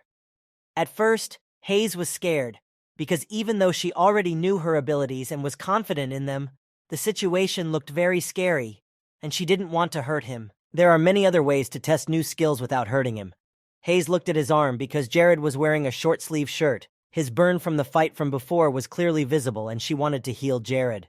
Every time she saw that big burn, she felt very painful, and that's why she trained so much, relentlessly and diligently. Jared was pleasantly surprised to hear her say that, because he didn't think that all that effort was mostly about him. But he wanted Hayes to make him experience it as soon as possible, even though it sounded scary. There was a scream from the room, and Jared meant nothing more than the feeling of being healed, that was all. Hayes sat down next to him and told him to give her his hand. She began the procedure, but Fallen was not happy about Jared coming here and giving away so much information about himself. He was now with Capri, who had come to his cry and asked what was wrong. Besides, his brother Ian and his father had gotten so sick because someone had poisoned them, and Jess was almost knocked out during the Civil War. He was 1 step away from death. Eziel had no interest in the throne at all, and with Mayra still a minor, Fallen was confident that his personal victory was only a matter of time. Success was within his grasp, but slipped away from him when Jared released a video behind his back, and Fatalin was angry that Eziel was in league with Jared. Everything was on the verge of a major disaster, from being fine and not boding well for anything, to being worse because of this horrible recording system that Jared had invented. Capri stood silently next to Fatalin, not saying a word, until the Prince of Cinders called over an old man who had served in the Krivii. The boy began to express his complaints and reproach the old man for not knowing anything about the recording devices. It was impossible that they had been able to invent and install these devices in just the last year. The old man tried to justify himself and prove that he really hadn't heard anything about these devices before, but Fathalin ordered him to shut his mouth and hit him hard. The old man was lying in a pool of his own blood, and Capri was breathless at the sight, not knowing what to say. When Fatalin turned to him, he timidly answered something, and the prince loudly ordered him to take away the old man's corpse. After that, they had to gather their troops to finish off Eziel and try to put this terrible situation in the right direction. A few hours later, they were on their way to Ezekiel, assembling the soldiers, Capri and Fathalin riding in the lead, with the army following. Though Capri had no desire to start a war with Eziel, he could not refuse the prince's order, but he tried to persuade Fathalin to change his mind and not do something that would lead them all to their deaths. Capri knew that Eziel could not have set it up himself, but the prince ordered him to shut up. But Capri didn't leave the subject. He reminded them that it was Jared who had created this device, which meant that Eziel was most likely working for him. Eziel's military forces were nothing compared to Phthalin's, and they could have dealt with him any time they wanted. Phthalin was fed up with this long talk and ordered them to get to the point. Capri wanted to say that they needed to focus all their energies on Jared, not Eziel, because he was the one behind all this. But Phthalin stood his ground and was sure that Jared was not interested in meddling in the affairs of their kingdom. Capri realized that there was no way to convince the prince now, because his sober mind had completely left his head from such intense anger, and all his efforts would not have made the situation better. This was not at all what he had sent in his intelligence report to Prince Eziel. It was all just a game, and they were only now realizing it. The curve was so much higher than all of them. Phthalin wanted to get to his brother as soon as possible, so they immediately set off for the capital. They had to destroy their enemies before they could prepare for their arrival. They all shouted in a chorus that they would soon destroy the traitor of the kingdom, Eziel. But at one point, Phthalin shouted loudly for them all to stop, but it would have been no use. They arrived at a very strange place, and what they saw made them stop. One by one, people in the town learned that Prince Jess and Phthalin were using black magic. But none of them wanted to believe it. It was hard to accept that their leaders had betrayed the entire kingdom. The second and third princes contacted the Dark Church. They had been acting like such great heroes all this time, but in reality they were following the laws of the Umbra sect. While the people were discussing all these nuances with fear and hatred for the princes, they heard the sound of hooves. It was Eziel and his army. He stopped his horses in front of the people and confidently announced that he would capture and block all entrances to the capital. Prince Jess and Prince Phthalin, as the main traitors to their state and disgrace to the royal family, would be killed as soon as they were seen. As soon as the people saw him, they begged him to save them from the dark magic of the older princes. But he said that they should not be afraid. They would protect their people, and soon the citizens of Cinders would be able to continue living their peaceful lives. Everyone began to shout out the names of Mera and Eziel. The two of them were now Cinders' only hope. Capri cleared his throat and tried to see something in the cloud of dust. Now he had to find Phthalin. As he made his way through the unknown terrain to the prince he hadn't found yet, Capri came across a warrior, who immediately raised his sword and asked who he was, and the man only said that Capri would have to fight him. And if Lakis wins and Capri fails, he will never see Prince Phthalin alive again. It seems that Prince Cinders had stepped right into the landmines that Jared had placed here earlier, and Lord Curve was watching from above with satisfaction as his plan worked. It all happened because Phthalin was too angry and frustrated, and it played a bad joke on him. Jared used the power of the spiritual eye. In a few seconds, he found Phthalin sitting in the dust trying to cough. The prince looked around and saw that all his troops he had recruited were dead, during which time Jared learned that his enemy was at level 77. Without waiting for the prince to realize the horror of the situation, Jared went down to him and Phthalin looked around. Phthalin became even more angry as soon as he saw Jared standing next to him. He was ready to tear him to pieces. He was pissed off. He dared to meddle in the affairs of another kingdom. It was so mean. Phthalin promised him that Jared would not come out of this battle today with his head on his shoulders. Jared thought about it. He was certainly no fortune teller or prophet, but he thought that today was not the day for him to die. But there was news for Phthalin too. Jared said with a smile that from today on, Phthalin had no reason to be so angry, because he would no longer have any business with the Kingdom of Cinders. Since it so happened that he met Jared first, the prince decided to deal with him first, and then finish with his younger brother. Jared was happy to hear such words. It was not a game of chance because he knew he would win, but still he was very interested in competing with this opponent, so the boy prepared to attack. Jared was annoying Phthalin with every word he spoke, and the prince was already eager to kill him and smile at the sight of his spilled blood. So he instantly rushed at him, sword in hand. Jared had his own advantages in magic, which he always actively used, and this case was no exception, so Phthalin had to resist the still existing magical power. He skillfully defeated the first sphere, but he felt that Jared was not an easy opponent, and that victory would not be easy. The next time, the Prince of Cinders used a special technique with his sword that could dispel magic. He was very good with swords and dark magic, so after defending himself, Phthalin began to attack. But all Jared noticed at this point was his robe, which was torn by Phthalin, and Jared was upset. But after a moment he laughed, and asked if it would be better to call Phthalin not just a prince, but Umbra's dog. Just as Jared had thought, the prince was upset, even though he was already feeling very upset. And now it was Jared's turn to attack, so he flew Phthalin away. As he remained on the ground, the prince fired dark fire toward Jared, but Jared managed to create a small shield in front of him in time to stop the attack. However, Fthalin was sure that Jared's magic was no match for his sword technique, which was excellent at blocking magic. The boy knew what he was talking about, namely armor that was resistant to magic, even though her sword techniques were also good.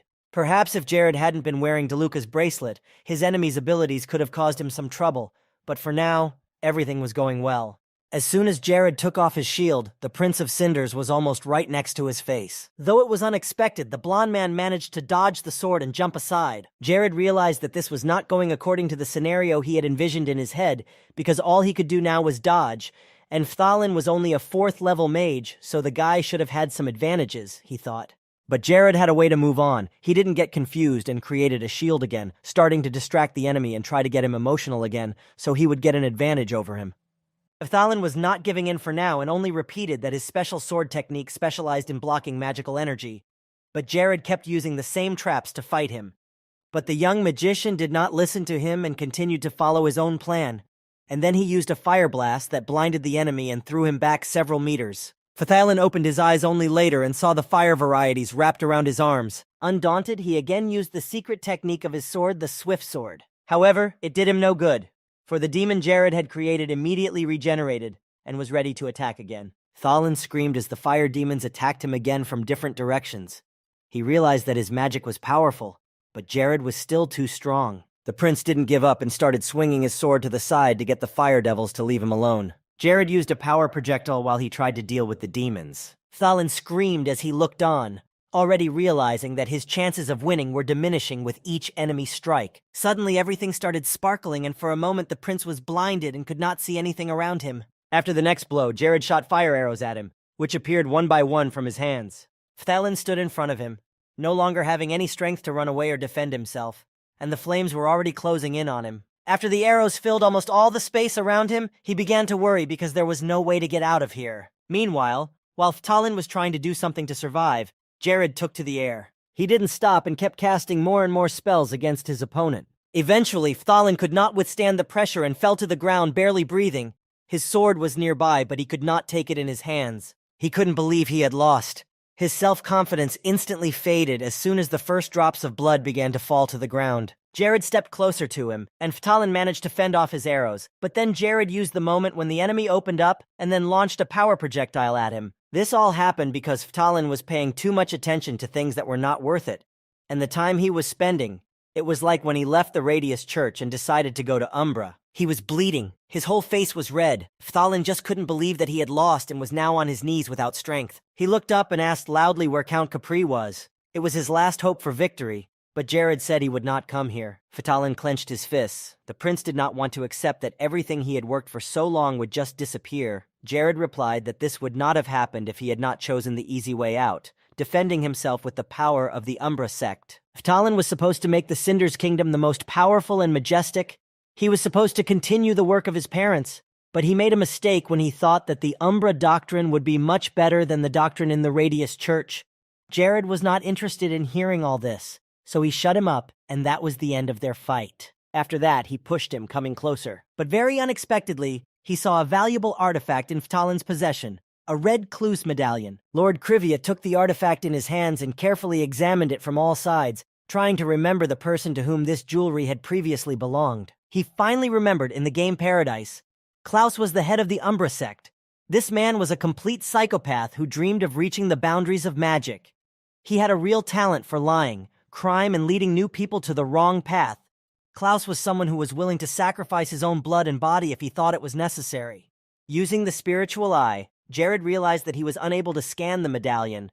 But if it mentioned Klaus, then the purpose of the artifact was clear to him, as it was used to control Prince Fthalin's subconscious. Capri was still struggling with Lacus. He was not one of those who liked to fight, but now he had no other way out of here, so he took up arms and began to defend himself. Lacus was ready to defend his king to the last, and he would not allow anyone to take a step to get to him and do him harm. Curry thought, not understanding how Lacus could withstand the attack of his special Red Moon sword, which was mostly the blow he managed to win with. But while Capri was thinking and distracted, another blow flew into his back, this time from Jared. Capri fell down in front of Lacus and didn't move, and he died quickly from the attack. Jared smiled, holding Fthalin on his shoulder, who was out of it, and apologized to Lacus for being a little late. When the warriors who had survived Jared's mines ran to the battlefield, they saw that there was no one left to save.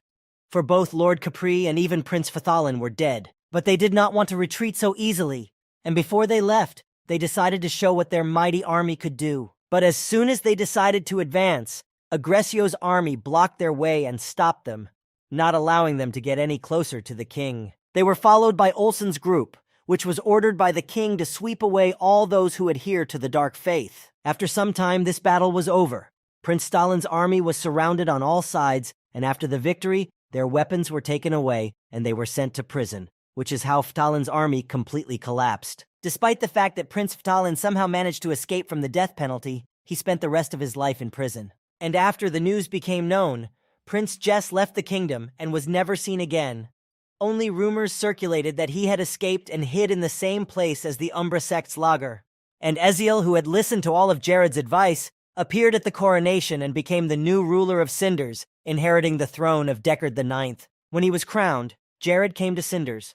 When he entered the hall, he bowed to Ezekiel, getting down on one knee. He was pleased that Elijah had listened to his advice and made the right choice. The new king had been waiting for Jared's visit and was glad to see Jared in the castle. His great contribution to the end of the Civil War, and the fact that Jared supported him, was incredibly valuable to him. But Jared himself did not think he had done anything very great. But Eziel still wanted to repay him in kind for his work. Eziel wanted to make Jared a vassal of the kingdom. He asked if the boy would agree to that. Jared just made a judgment about right and wrong and then decided to offer help, but he had no intention of becoming a vassal to Cinders. Everyone else standing around started waving their hands and hoping that Eziel would come to his senses, because Jared was still too young to be appointed as a vassal. But he quickly told them to shut up, for Jared had great potential despite his young age. From now on, the lands that Jared owned were declared a principality, and he became a prince. They would not be bound by obligations to Cinders. That is, in other words, Eziel would not demand anything from his lands. But disagreement will be taken as a challenge to the king, so there will be no further discussion of this topic. And in addition to all this, Eziel will give all the lands of Miseria to Prince Jared for helping to prevent the fall of the kingdom of Cinders. The people of the state would never forget his kindness, and they wanted to take this moment to thank him for it all. Despite the fact that he had previously thought that he would never be able to get out of this role as lord of the very small state of Krivia, Jared managed to achieve more. In a strange and unexpected way, the future began to look very bright and promising. After all the talks, they said goodbye and Jared and his men left the castle, and soon they were outside the forest in Cinders. Lycus still couldn't get used to his new armor. He was embarrassed, because Judith's armor was a valuable artifact, and he considered it too expensive a gift. Jared smiled with satisfaction and turned to him, saying that he had simply stolen them from Lord Capri, and Lycus stopped dead in his tracks. But Jared assured him that the winner of a battle is entitled to everything. The Red Moon sword seemed very strong and reliable, and Lycus could feel the notes of magic in this piece of weaponry. As Jared walked further into the forest and looked around, a man called out to him, stopping in his tracks. He had been very curious about something for a long time, and Jared turned to him and agreed to answer all the questions he had. The thing was, Lycus had never felt such unity among the soldiers before. Every soldier respected his lord and was ready to give his life for Jared's. Each of them wanted even greater achievements led by their lord, and maybe some of them were even ready to worship the god who was above them. But the god that Lycus was ready to worship was now standing right in front of him. He knelt down in front of Jared. Jared was very surprised by this confession, and Lycus cried as he looked him straight in the eye. Lycus's loyalty and respect increased dramatically. It went up to 360, and then his loyalty to Jared increased to 800, and he achieved the third awakening. These words touched Jared's heart. He was touched and hugged him. Lycus couldn't stop crying, and being hugged by Jared made him even more touched. In the castle, the king's chamber, a bright light was on, and Mara entered the room. After Eziel's coronation, she did not know what to call him, so when she came to him, she addressed him as the king. But Eziel said that there was no need for such a formal address. He was still her older brother first and foremost, so he told her to call him that. As she came closer, Eziel noticed that she had been wanting to tell him something since she had met Jared. The girl nodded her head in agreement, and then Eziel invited her to sit at the table and drink tea while they talked. Her attention was drawn to the super-fast development of the kingdom of Krivia, agriculture, seals, commerce, dungeons, and many more things like that.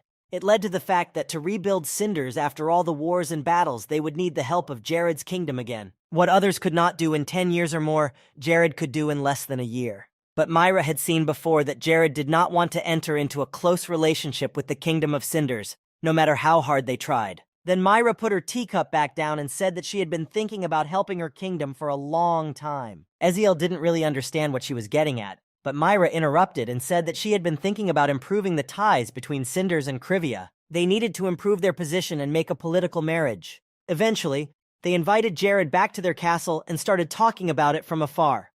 Eziel said that he himself had almost been tempted by the devil, and had miraculously not taken all the titles and rewards after the battle to himself.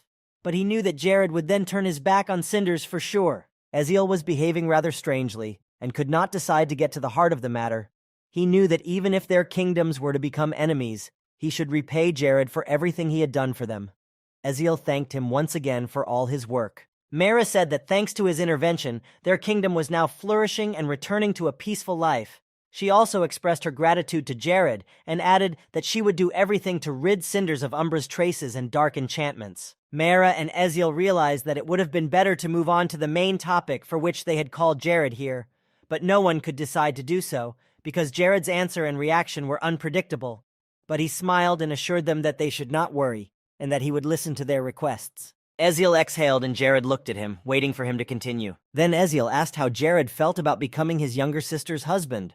The new prince was shocked by the offer, to say the least. They both wanted to establish a friendly relationship with Jared and had long admired his actions. Mara was strong in her decisions, especially those that affected the lives of her people. However, Jared apologized and put his cup on the table. He could not accept the offer. And even if he had accepted, the northern part of the Cinders kingdom was very weakened and in a very precarious state, and Jared understood what was so troubling to them. Despite everything, he was always ready to help them in any way he could to rid the country of all the consequences that Umbra had brought. Jared didn't want to be tied down by a political and forced marriage, and it was his late father's will. Of course, his father had never said anything like that in his life, but Jared believed that his father would understand his decision. Then Eziel realized that Jared was willing to build a strategic relationship with them, but he refused to do anything more, and since this was a directive from the previous ruler of Krivia, there was nothing he could do. Jared didn't think he was good enough for this marriage. He was sure that Princess Mara was just a beautiful person,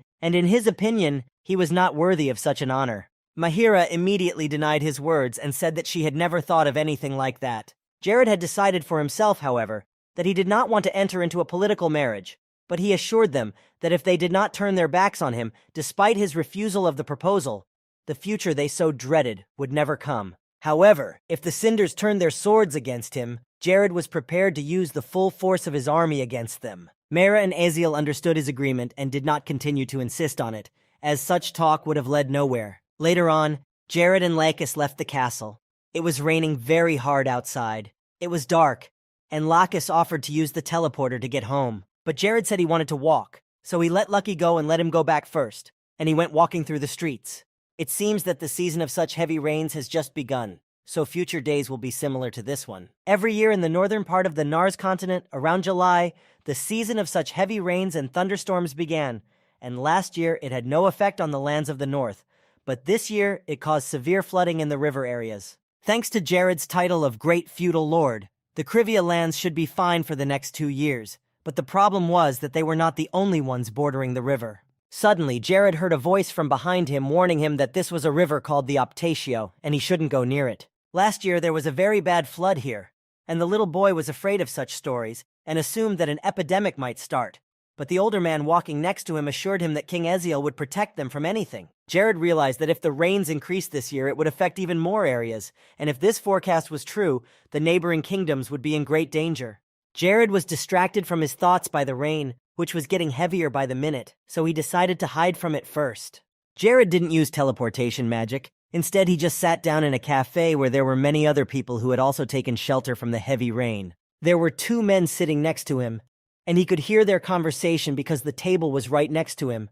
They were talking about the man who had helped get rid of that devil Phthalin, Viscount Jared, who had recently become a prince. They mentioned that just a few months ago, Jared was an ugly fat man from the village, and then so suddenly he became a very successful man. Then the waiter came up to him and asked if Jared was ready to order, and he immediately said he wanted a glass of beer. As he was waiting for his drink, the door to the small cafe opened and someone entered, cursing loudly at the terrible weather. But when he went inside, he saw that there was not a single free seat in the cafe and that there was nowhere to sit.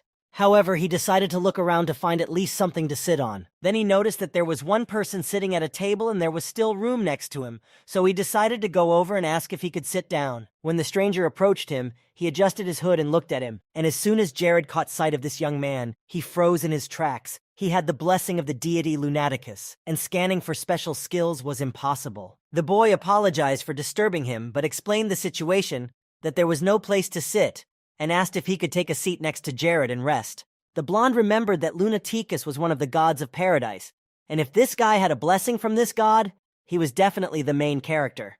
But Jared had no idea who he was. As the silence went on for a long time, the guy asked again if Jared was okay with it, and there was no sign of hostility or negativity from him. Jared said that he could sit next to him, but first they should introduce themselves to each other, and then the boy introduced himself as Keikel. The new prince took off the hood of his cloak and said his name, telling him to sit next to him. Keikel's hair stood on end when he saw Jared's face. Of course he knew him, but then the blonde asked him to be a little quieter. Keikel never thought he would meet someone so famous right here, and when the waiter came over, the guy ordered a beer. Then Keikel decided to introduce himself more formally, since he was in front of such a respected person.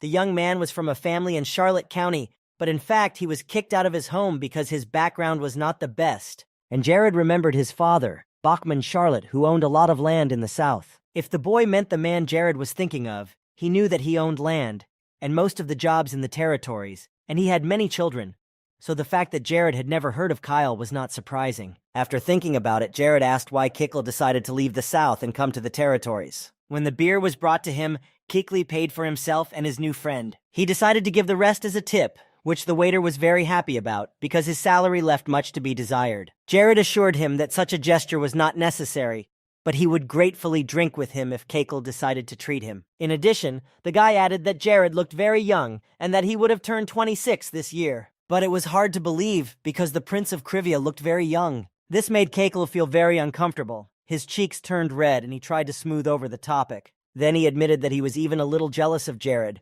because he could own such a large territory. It seemed very attractive, and Jared himself noticed that this guy was too insecure for a person who had the blessing of the deity Lunaticus. This young man could really become the main character if he worked on his self-esteem, which is clearly low, and he was even curious to see what the path of someone with the blessing would be like. Jared decided to lighten the mood and asked where Keikel was going to go next, to which the young man replied that he wanted to join the Arachne mercenaries. He had heard that the mercenaries were gathering a group to attack a ruined underground cave, and the dungeon was the best place to make a lot of money.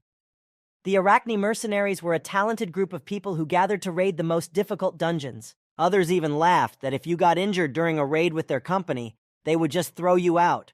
But despite all the horrible rumors about them, they were called the best mercenaries. The crumbling underground cave is a place that looks like an ordinary cave in the north of the kingdom. As far as Jared remembered, it was one of the 3 most hated dungeons in paradise. All of these names were familiar to him, but he couldn't recall any clear details at first. But after a little thought, Jared realized that the crumbling underground cave and the demon army's haven in Miseria were dungeons he definitely wanted to visit someday, and he had dreamed of visiting many caves. He lifted his beer mug with a smile and a smile of satisfaction as he looked at Kyle. Jared said he would pray for the mission to be successful and for Kyle to return here, and Kyle promised that he would pray for the welfare of Jared's land. Keikel stood up from his chair. He was very happy to have met such a man. He had always dreamed of just sitting and having a drink with him, so Keikel was happy that his dream had finally come true. He was leaving, he had a lot of things to prepare, and he was going to cross the river, which was not an easy task, so there was no time for more talk. Finally, Jared invited him to come to Kriviri if he had the opportunity. He wanted to thank him for this time and treat him to a glass of delicious Kriviri beer. Keikel thanked him. He traveled a lot, so he said that he would try to stop by his land someday. After that, they said goodbye and Keikel went outside. This encounter will definitely remain in Jared's memory for a long time. Yet he decided to take a walk and not go home right away, but to come here. However, as soon as the young man left the cafe, Jared began to have a very bad headache, so unbearable that he grabbed it and clenched his teeth. He did not know where the pain came from. There was no explanation. He glanced around at the people sitting there, trying to figure out where this unbearable and sudden headache had come from. Jared began to breathe nervously and couldn't calm down. He tried to find the source of this energy that was doing this to him, and finally he found it. His eyes fell on a girl with black hair. She was the Red Queen, around whom many people were hanging around. She was also gifted and had the blessing of the demon deity Gerizes. Other than that, Jared couldn't scan anything. But the fact that he found another deity's blessing in this place surprised him greatly. He thought he must have found the secret protagonist. Jared realized that this main character, who was growing further, was unusual. It seemed to him that this girl had used an instant debuff or some kind of curse on him. An ordinary person would have collapsed from such pain, but he was able to keep his feet on the ground because of Grace's ring. The girl was holding a glass of alcohol and finally turned her attention to Jared. Jared was drinking his beer so fast that it was almost spilling out, and he was very annoyed that no deity had offered to help him, even though he was doing just fine on his own as he made his way. He would have been glad to have some of the higher beings contact him. Suddenly, Jared stopped when he saw that the Red Queen was about to leave the place. Now was the time, so she stood up and made her way to the exit of the room. These men were either the Red Queen's attendants or subjects. They did not seem to have any special characteristics, only sword skills that they had practiced for years. Now Jared wondered who the Red Queen and Keiklu were. He believed that this meeting had not happened for nothing. He picked up the mug of beer, which was almost gone, and looked at the girl who was already at the door. She was also interested in Jared's figure, but she made no sign of it, and neither was he. She decided that they would definitely meet again someday, but later. Jared later left the cafe as well. He found a place with goblins, where he started to level up by killing them. This year started off somehow too boring. Last year there was a huge influx, so Jared hoped that this time he would only increase his momentum. But it seemed like there were fewer monsters. The Devil's Sign reminded him of the escape that took place on the 1st of July. That was the day when he first decided to use the spatial force bug against the monsters that had come to take over his territory. Back then, he had the opportunity to use a bug that developers will never fix, and should be used as often as possible. But Jared began to worry that there were fewer monsters, and perhaps their leader was afraid of something and acting more cautiously. But whatever the case, he would not know the answer to this, at least not now, so he left these thoughts behind. It was better to get on with balancing his data to celebrate his passage to level 70. So Jared sat down on a large rock that was lying around. His eyes were shining with joy. His level had risen because of the extra points he'd gained from his students' hard work and his frequent defense lessons with Isabel. He even began to doubt whether it was real because it seemed too good to be true. Not everyone had magic defense, and Paradise had different ranks, ranging from beginner and the weakest to professional, the strongest. He was probably already at a level where he could afford to ignore magic that was at level 3 or lower. Although his physical defense was a bit weak, he could use an artifact or something similar in times like this. Suddenly, while Jared was staring at the table and thinking about what to do next, he heard a growl coming from the monster he thought he had already killed. He couldn't stand up anymore, but he found the strength to speak, and very quietly the monster said that he had to take revenge on Agrat. Jared didn't even care that the ogre was still alive. He was interested in the name he had heard. The name was familiar to Jared. Agrat was closely associated with the dark faith of the Keiko Church. Umbra wasn't the only dark church, so Jared had realized before that he would have to face the dark forces sooner or later, and probably more than once. However, Jared didn't think that this monster would be chanting his name, so he wondered if there might be a connection between all of this. And he found himself with a new challenge. Jared decided that this was something he needed to take care of, and it wasn't just about Umbra and Keiko. Later, when Jared returned to the castle in Krivia, he immediately began to deal with the dark churches. Here was his small factory, where he assembled his mines, Ranella's cure, higher-level magic potions, and kept his disinfectant devices. The last stage of Magic Stone's production and the final stage of recording devices took place here. Jared called Isabel over to his room after another training session, and what she saw impressed her greatly. She noticed that Jared was always jumping in over his head no matter what he was doing. He looked at everything he was working on and asked Isabel how her training was going. The girl replied that she had mastered the 3rd level spells and was now at the stage of mastering the 4th, which was not quite easy, because with each stage the magic became more and more difficult. So Jared reassured her and told her not to push herself too hard, because even the 3rd level of spells is enough, and she can easily earn a living and have a good income with it. But this statement irritated Isabel very much. She did not learn all these difficult spells to earn money with them. She had been haunted by something called the Rock from her past life, and she lowered her voice at this. Then Jared came up to her and asked why she hadn't told him about it before. He was touched by the topic and began to worry. 65 years ago, when she was in the body of a demon, they wanted to burn her. Isabel did not bother anyone and did not use her power to harm anyone, but the people of the kingdom still wanted to destroy her. She could not do anything. Her hands and feet were tied and her eyes were blindfolded, and as soon as the fire started, she screamed. The happiness of the people that day knew no bounds. They rejoiced that they would finally get rid of the demon and their kingdom of Transylvania would live a good life again. Isabel didn't want Jared to know about it, It was painful for her to mention it, and there was no thought of stirring up interest in her in this way. Jared didn't like to hear this. Isabel is very talented and strong in magic. She is mostly cheerful, but maybe due to frequent spell training, she's becoming more and more gloomy. This made him feel guilty, but he decided that he would try to cheer her up a little. After some thought, he happily asked her if she had any questions about controlling magic. Isabel replied that she couldn't use it casually, but if she concentrated all her attention, she could do it and manage to hold out longer. Jared used his spiritual eye again to look at her characteristics. Jared was silent for a minute and said that he would be going on another raid soon and was looking for a team. They need to focus on the same level as the tomb of Mahat III, which interested Isabel greatly. She asked where the place they were going to visit was. Jared named the dungeon. He had spoken of the Demon Army Vault before, and Isabel had heard of it before. Her mood immediately lifted. Isabel promised that she would train harder and get ready for the raid.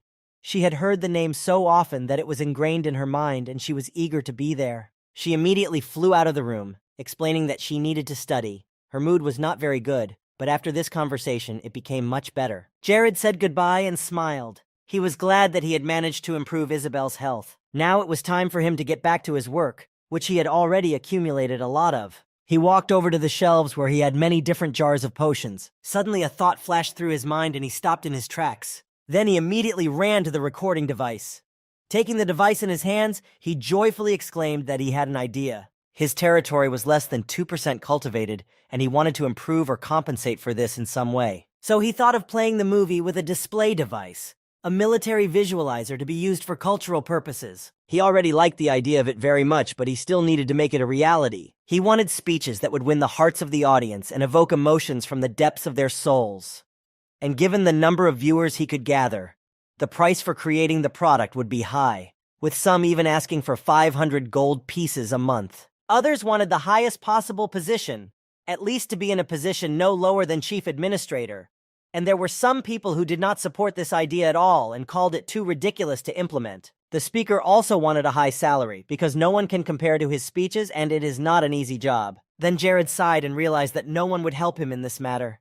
They all wanted only money and nothing else. But he had reached the last candidate, so he had no choice but to meet with him. Later, Jared went to Arkansas's pub, which was in the heart of Krivi. There he saw Aki, and he asked for the attention of all the customers of his pub, saying that he had invited a great speaker, Valdez Hanspeter, to speak today. Everyone began to give him a standing ovation and clap their hands, and Jared sat at one of the tables and listened intently. Aki himself was standing on the stage behind Valdez, waiting for him to speak, watching the audience's reaction. Suddenly he saw Jared standing in front of him, which surprised him, and he stepped closer to him. Now Aki was not even listening to what Valdez was saying. He was too excited that Jared had decided to come here. But the speaker did not stop his speech, which was about the vast territories of Krivia that were constantly being improved and expanded. Valdez suggested that he address this topic because it was relevant and remains important to every citizen of Krivia. Valdez said every word loudly, filling it with emotion. Jared looked at Aki without saying a word and continued to listen to Valdez, who was actively gesturing. Later, when the speech was over, people started discussing what he had said.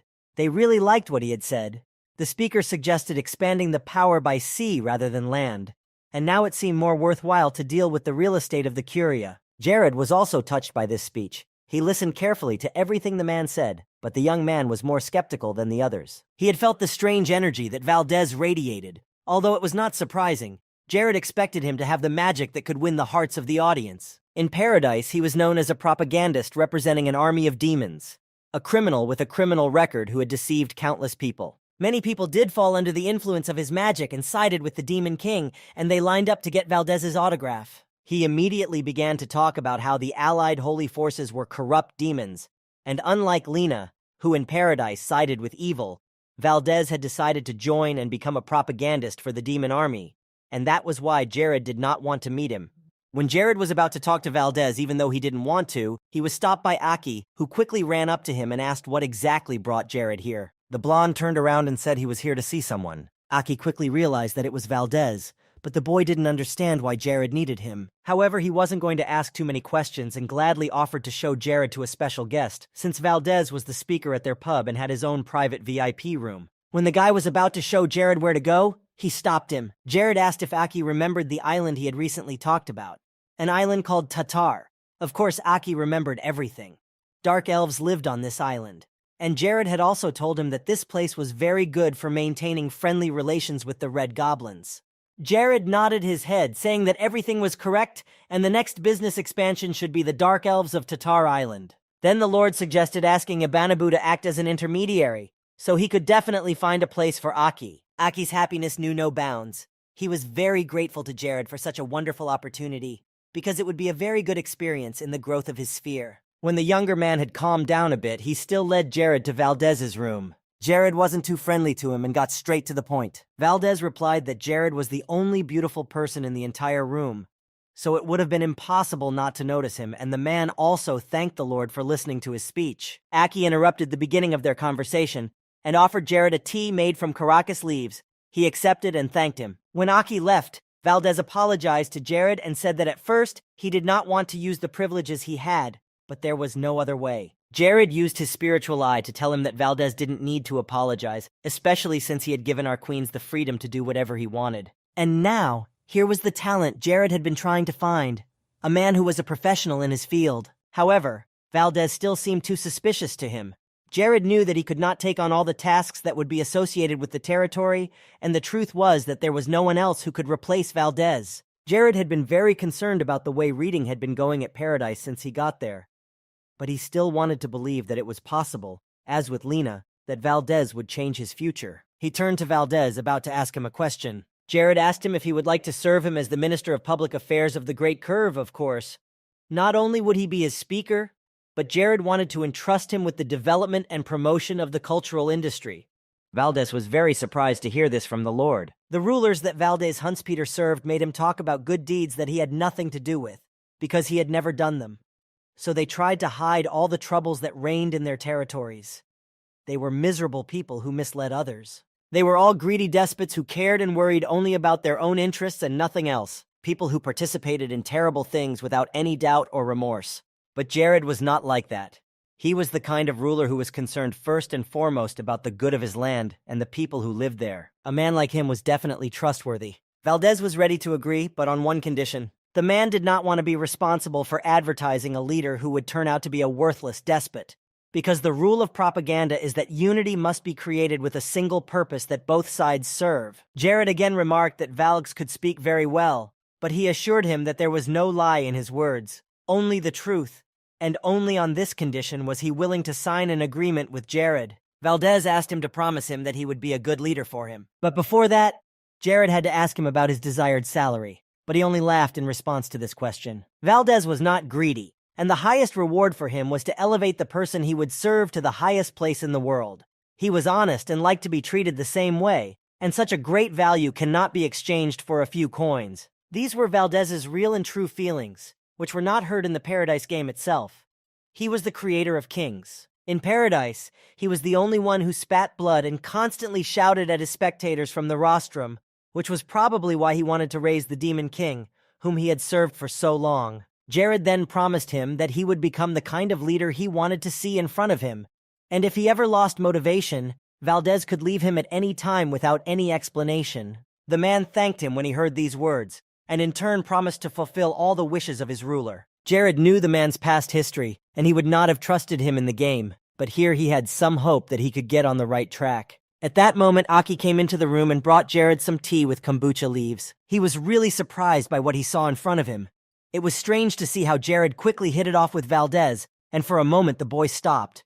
But he was glad that another talent had found its place next to the Lord, and now it would not be lost among the streets of the city. Valdez assured us that he was already familiar with the concept of the film, and that the development of the film industry would be a new stage in the improvement of Krivyi. Unlike a play, there was nothing more enjoyable than enjoying a good video from afar. Valdez suggested starting with the prosperous life of the Krivian army, as well as the military prosperity that no other kingdom could boast of. And then he suggested that the first minutes of the film should be devoted to Jared's achievements. The guy thought about it. It was supposed to be a promotional movie. Valdez immediately assured him that he was not going to use the film for propaganda purposes, and that it was probably better for them to start with an easily accessible movie, and then promote it in every way possible. In addition, several of his friends were discussing the development of new cultural content with each other, and Jared was pleased to hear that these people could help them with the film. After they decided on the beginning, Valdez paused for a moment and finished his tea. He had another idea that he wanted to bring to life. He had been thinking about implementing it for a long time, but no one wanted to take responsibility for it. Jared gladly said he would listen to him, so Valdez could start talking. His idea was to have the Lord write his autobiography, to describe all his thoughts and beliefs about the development of his territories in a competent and interesting way, and Jared listened to him carefully. And he really liked the idea, so he got ready to start right away. Valdez explained how to put everything on paper and that the first step was to write an introduction to his autobiography,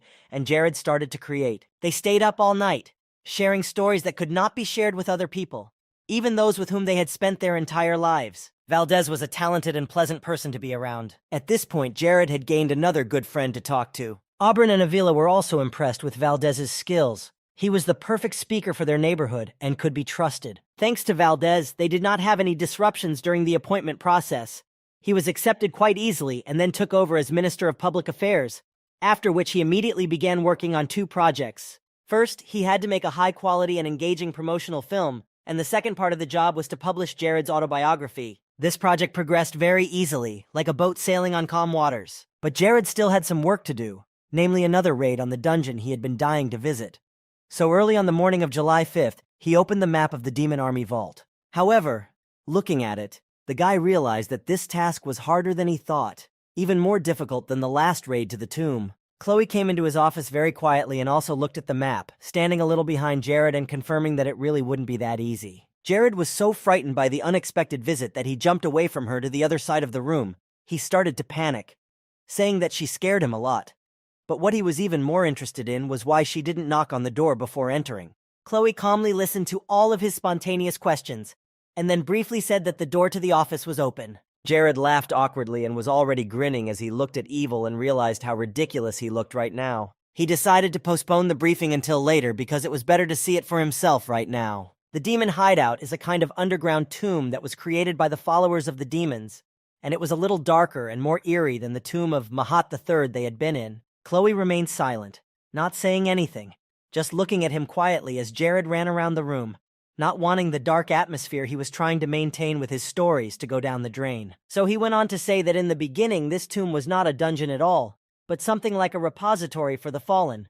But later they began to build numerous altars and perform sacrificial rituals there. After such terrible events, people began to call this place a dungeon. Magnus made himself very comfortable there, and now this dungeon has become the place where scary monsters regularly come out. Chloe had also heard about this dungeon, and she remembered that in those caves, monsters were famous for their strength. It was true to a certain extent, but in fact, they could be killed with a slight swing of the sword, which would cut them in half.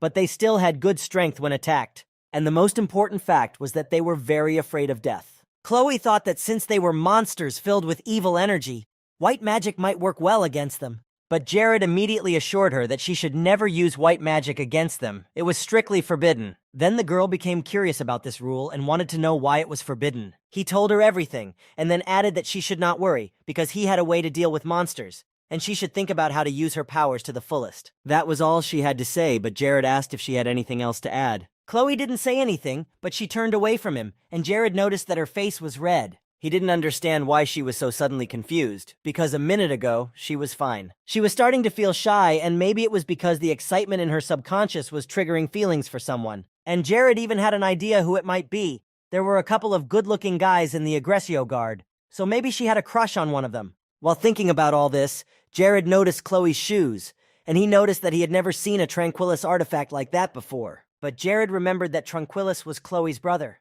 As he pondered this, and Chloe stood silently, Hayes came into the room and told him that Jared's training was about to begin. They walked to the east side of the mansion, where Jared began to explain to his team how to operate in the dungeon. He explained the plan in detail. There were 6 people on his team: Hayes, Isabel, Lakis, all of whom were decent and strong. Mia, Lena, and Chloe were also going to participate in the raid, and Jared was sure that all the people who had gathered here were capable of proving themselves in the fight against the demons. After telling them everything, Jared asked if anyone had any questions, and if so, they should ask them now, because once they entered the dungeon, there would be no time to answer them. Then Isabel raised her hand up and called to him. She remembered the time when 40 hunters who were at a very high level of magic could not deal with these monsters, so she was not sure that a team of 7 people could do it. Jared excitedly exclaimed that they were changing tactics this time. because it was never a good idea to go down the path that others had already taken. Leaving all doubts behind, they set off for the demon army hideout, and by evening the team was in place near the mountainous region, which was outside of Krivia. This was their last stop before the heavy raid began, so they had to rest and gain strength, and then the company lit a fire to keep warm. After some time, when everyone had eaten, they set up a small camp, pitched their tents, and went to sleep. However, not everyone went to bed. Javre stood outside, watching to make sure that no monsters came. Later, Lena came up to him. She couldn't sleep, so she decided to go for a walk in the fresh air. Together with Jared, she walked next to their tents. They talked, and her mentor praised her for her skills, which had improved significantly. Lega really spent a lot of time on training. He recalled that when he first met her and rescued her from the underground mine, she was like a little chicken. Since then, more than a year had passed, and she had really grown up during this period. Lena thanked him, saying that he was a very good teacher, and Jared asked her if she was happy with herself. She replied that she wasn't quite yet, because she had room to grow and wouldn't stop there. But she also recognized that she had gotten much better at using her powers, and she really wanted him to teach her from a different perspective, not just as a little kid, but as a real warrior. Jared stopped in the middle of the path they were walking on and praised Lena. He was very pleased that she had been able to exceed his expectations. He patted her on the head. Jared was really proud to have such talented and strong students. But Lena was proud to have such a smart man as the king of Krivia. She admired him, as did many of the people of the area, because since an ordinary boy had replaced the indifferent king, everything had started to rise. Everyone praised him for his actions and kindness. He cared about his people and their safety and comfort. But the fact that Lena started to emphasize this was a little strange to him, because such things had already become commonplace. Nevertheless, Jared decided to change the subject, saying that in this raid they had to try very hard to make sure that all the masts came back alive and gained experience. She, like a true warrior, was ready to do anything for the team and the successful completion of the mission. At this point, Lena's loyalty increased significantly. She raised by 50, and her desire was very sincere and unrelenting. Jared looked at her, admiring how the child had begun to transform into a strong warrior. In the morning, Lena returned to her tent and managed to fall asleep, and soon they had to go to the dungeon, so they folded their tents and moved forward. In a few hours, the team was there, and the very beginning was not particularly encouraging, because at the very entrance to the cave there was a very strange and unpleasant smell. Lakis was also confused by this, but they all moved on, cautiously stepping further. In a few steps they came across a big surprise, but an unpleasant one. They came across a huge pile of skeletons, skulls, and bones lying in the middle of the cave, which stopped them for a moment. Jared walked closer to the bones and cast a cleansing magic. It should help to reduce the horrible smell. Hayes stood next to him and offered to use her white magic to help, but Jared objected again, just like Chloe had earlier. He also repeated this at the meeting before the raid. If you use white magic when attacking, the damage to the monsters is twice as big, but their attack then becomes twice as strong, and thus you can only go into the red. Therefore, it was better to forget about white magic and not use it at all, and there was nothing to worry about. Jared assured them that they would compete in the same conditions. While they were clearing the way to move on, a light wind began to blow from the depths of the caves. Isabel was surprised and turned with confusion to the source of this wind. It turned out to be Mia. She was using the magic wind. The girl wanted to help in this way, because then the bad smell would go away and they could continue to fight. Jared was more and more impressed by his students. Mia was still at level 1, but she was able to use wind magic, which becomes available only to level 2 mages. He was proud of her. In that case, now we can go further. The presence of the hunters could be felt on the first floor, so there was not a single monster around. They were all full of energy and desire to win, so they did not hesitate to go inside. Jared once again explained their plan of action as they walked through the dark corridors of the cave. Lena was to help defend their rear, and Jared gave the order that no one should go ahead of him until he said otherwise. Lena felt a great responsibility. It was her first raid, and not an easy one either, so she wanted to show her strength. The company continued to move forward, when suddenly Jared came across some jewelry among all these stones and piles of bones. He picked it up, looking at the ring. It was an artifact, a ring of luck, enchanted with the curse of flare. Jared knew about it, that when the artifact was not near its owner, it would begin to consume its new owner. The ring would kill the person inside who touched or wore it, and thus that person would die within the next 60 seconds. But he also remembered that in order to prevent this curse, the ring had to be worn by 4 different people within 1 minute. Hayes noticed that Jared was very nervous. He tried to resist the curse, but the effect of this artifact was very powerful. The Ring of Luck was not at all what it seemed at first. It was created by the developers of Paradise, but it was hard to believe that it actually fell into his hands. Now it was clear why there were so many corpses lying at the entrance to the dungeon. Jared was only getting worse and Hayes was already getting nervous. And since the ring's curse had been activated, the object that was to be sacrificed would be deleted from the system. But he had one more thing to save him, the artifact of Saint Grace, which made him immune to the curse, and the same thing happened the day he met the Red Queen. And now the cursed jewelry has been transformed back into a ring with Flair's blessing and light energy. Now it was truly a ring of good fortune. Jared silently thanked all those hunters who had died here, giving their lives for this artifact. This development was a very good start. He would do everything he could to protect this dungeon, and the deaths of these people were not in vain. After such an experience, they moved on. The team was still on the first floor, where they entered the fifth stone room, which is where Jared started looking for the secret entrance. Lakis felt proud to be here. He looked around. Usually other hunters died on the way to this stone room, but they managed to get here, and it was very easy to get in. Hayes was also excited about this, and they could all be proud of themselves for taking the first step toward completing the task. After a while, a flock of red demons appeared in the room, telling Jared what he should do to move forward. These little demons had the ability to explode, and Jared had specially called them all here. These monsters quickly flocked to the place like bees to sweet honey. Then these demons exploded in front of the team, hitting each other. They all exploded. Hayes stood and admired Jared, and she was impressed that he fought 20 demons at once and was able to defeat them easily. Chloe was also amazed by the sight. She knew that Jared was a good magician, but these monsters were also at a high level. Isabel had heard that this was possible, but she was still surprised because it was the first time she had seen it with her own eyes. Meanwhile, Lena looked around the area and approached the others, asking what exactly Jared was going to find here. But before she could get an answer, Jared shouted excitedly that he had found what he was looking for here. He put his hand on some tiles in the stone wall and called everyone to look. As soon as he pressed lightly on the wall, it immediately shattered into hundreds of small stones that fell on them, and a strong gust of wind came up with it. But soon it was over, and they were looking at a passage that would allow them to enter the deep caverns of the dungeon. The road that led directly from room 5 of the first floor to room 8, which was located on the 4th floor. The creators of Paradise created the shortest paths, but at some point, they stopped building them, and only barely noticeable paths remained. And since the road here is only through a small and narrow tunnel and it was completely unnecessary, they left everything as it was, not seeing any prospects for creating something more. And besides using this shortcut, Jared came up with an idea, but such machinations would not have worked if he had not met with other Paradise users. Jared was also very worried about the Eastern continent, which Berhard had recently mentioned, even though it wasn't something he should be worried about at the moment, but it was too hard to put it out of his mind. As he was so absorbed in his thoughts, he didn't even notice that the road in front of them was no longer there. Only Hayes and Lena noticed. He immediately turned to them and loudly announced that from now on they would have to dig their own way out. He then picked up the mines he had created, but these were modified.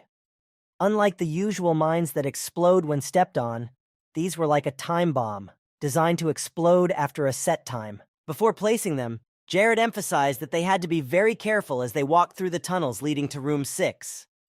If this mine went off, the red demons or other evil spirits would react and be able to get here from the other side. After this warning, he scattered several mines on the ground, moving a little further away from them. Not a second later, they all exploded together, blinding everyone around them. Immediately after several explosions, the team heard the sounds of demons approaching, and they were doing so very quickly. Although Jared had warned them, Mia was having a lot of fun. She only saw it as a game, so she began to use her magic to throw the little creatures away from her, laughing out loud. The demons kept flying on right towards her. They were angry that someone had invaded their territory. Lena intervened in this situation. She stood in front of these red monsters and put up a shield. In this way, they hit it and fell in front of her feet without hurting anyone. There were more and more monsters, and several of them were almost reaching Isabel, but she noticed and reacted quickly. Before she knew it, she had already used her spell against the red demons, and some of them were neutralized again. There were a lot of them, so Chloe said she'd take care of the ones that were coming from the front. Hayes offered to help her from the rear. Since she had healing magic, it might come in handy sooner or later. Everything was going great. They were easily dealing with the guards of this place. Jared was once again enthusiastically watching his team. There was an organized teamwork here, prepared with the right skill levels for the game, and step by step they were advancing. After the battle with the small red demons, the group of hunters easily and quickly passed the room 8 of the 4th floor, and before entering, they stopped to stare at the door. Lakis remembered Jared telling them about Boss Flair's room at the meeting, and it was hard to realize that they were standing in this place now. A lot of hunters who were considered experienced died from Flare's attacks. This room is full of traps and it is very difficult to avoid casualties. At this point in the story, Hayes was already feeling quite uncomfortable. There was even a joke about taking a picture of a person who is about to die while he is still alive. At first glance, this monster seemed very powerful and strong, especially for a team of 7, but strength was all he had. He had no ingenuity or cunning. The Flare is a wizard-like monster that can use dark magic, which means it would be difficult to attack given its defense and ability to cast magic. But Jared had a plan that would put them in a winning position. They would just skip it, taking the shortest route. It wouldn't be necessary to follow the sequence of attacks and go by all the rules. Just because they wouldn't kill this giant didn't mean they couldn't move on to the next room. Jared headed that way with a gleeful smile. Hayes watched him as enthusiastically as ever. There was nothing the Lord didn't know. He himself was closely watching every attack of his students, and although it was Hayes' first attack in the dungeon, she was doing well. Jared was glad that she had not suffered any moral injuries. They moved forward, and Lacus caught up with the boy. He had heard that there were 8 rooms on each of the 4 floors, and he wondered if the 8th room was the only one they could use to get to the next floor. He had the right idea. There must be a door in this room that would open the way to room 1 of the 5th floor. Jared started looking for the hidden button again to open the door. Lacus was afraid that a bunch of red demons would come out of there again. But when the gate started to open, Jared told him to calm down. There was nothing to worry about. As soon as they entered the room, they saw a large crystal in the middle of the room, which was emitting divine energy. So there was no way the demons could be in this place, and they did not even approach it. This room was here as a shelter, where one could feel completely safe and rest. However, there were no traces of a shelter or camp here, so we can conclude that they were the first to break through to the 5th floor. It was very strange to see a place in the dungeon that had not been moved by anyone. This opportunity was granted by the Celestials themselves. From the 5th floor, every monster they caught sight of would be a very valuable prey. The goal was to destroy all the monsters here and leave none in the underworld. They were all very eager to fight, but Jared stopped them a bit, saying that before entering, they should remember that increased strength and fast movement are a necessity in the dungeon. But Flare, who was making a lot of noise and commotion, was to be ignored. Now the team was definitely ready to step into the 5th floor of the eerie dungeon. As soon as they entered, the company was attacked by black demons. Lena and Chloe stood next to each other, and their confidence suddenly evaporated. On the other hand, they were attacked by white demons, all moving very fast and very many of them. But Mia was having a lot of fun. She wanted to show everything she had learned over the months, because she had been practicing every day and was able to quickly defend herself against the monster. But Lacus rushed at these creatures with his sword. He told her to back away. These demons were immune to magic. It didn't matter how strong the spells she used. It would be useless. Isabel was very calm, and Jared shouted somewhere behind her that he was taking on the red demons, so it was best not to approach them. Lacus and Lena agreed that he would take on the white monsters approaching from the right, and Lena would take care of those flying from the left, and they tried to bring the red demons up to Jared. Chloe was neutralizing the white demons with their own blood coming out of their mouths, and she took a position behind them to make it easier to kill them. Mia stood behind her to throw away any demons that would approach her. Hayes stood nearby and used her divine healing power on the black demons that surrounded her. Now it was up to them to execute everything according to the plan, each of them doing their best and using their abilities to the fullest. Lacus was exceeding himself and all expectations. He was the one person Jared could safely rely on and trust. But they couldn't be happy and stand still for long, as the monsters were growing in number, attacking the entire team in waves. Jared ran away from them and then blew up several of the demons. Several of these red creatures were already lying on the ground, nothing left of them but crushed lava. In the fight against them, you need to keep your finger on the pulse, because if the explosion hits the body even a little, the bones can melt. However, this time Jared was lucky and received the title of Red Demon Killer. Thanks to this title, his damage increased by 25%. After that, signs appeared that said he had achieved the titles of Professional Assassin and Guest of the Underworld, for which he also received a bonus. He laughed a little. The whole system could soon explode from these messages. There were too many of them. The fight with the demons came to an end, and the company spent another 2 days in the dungeon, during which time they were all exhausted, but they made it to room 7 of the 5th floor. It really wasn't easy at all, of course. There were warnings about it, but it turned out to be even harder than they had imagined. Jared was full of enthusiasm and was not that tired himself, but he suggested that they rest in this room and gain strength before moving on to the next one. There was no one following them anyway, so they could relax and take their time. As soon as they heard such gentle words for their ears, they immediately fell asleep, despite the fact that there was no bed or at least no comfortable conditions for this. Jared had a privilege here, because he always carried the Gorgia's artifact with him, which made him not need sleep. The guy didn't feel tired, and now had free time while the team was resting. He sat down a little further away from the others so as not to wake them up and took a small bag from his ring, which fell to the ground. During their time in the underworld, they had collected a lot of magic crystals, so now it was time to prepare for the final battle. These crystals were very expensive and valuable. One of them was worth 1,000 gold pieces, which was enough to make a fortune. In Jared's past life, when he was still in Korea, this crystal would have been worth 1 billion won. However, here he was no longer interested in money. Jared took the magic tool Bullet, which looked like a small knife. This artifact was created from the rare mineral stellate. It allows its owner to create magic crystals anywhere and any time. He began to carve some symbols on the crystals, and although Jared was destroying something that was so expensive, he felt at ease because Paradise had thousands of such crystals. He was just used to them and perceived them as an ordinary stone. However, if he was a salesman from his past life, he would have already fallen down here and lost consciousness. But here, in his new body, he wanted to end his life with dignity, and there was still a long way to go. From the very beginning, as soon as he moved into the game, his main goal was to become the main character, no matter what, and he was confidently moving towards the goal. Jared went up and put some crystals with symbols in the stone wall. In a few hours, he woke up the whole team. It was time to move on, but before entering the next room, he used these magic crystals to create a field with buffs. Now it was just a matter of deciding who would go first, and Chloe took that responsibility. She stepped away from the others, and Jared showed her where to stand, so she stood in the indicated place. It didn't take long for something to start happening.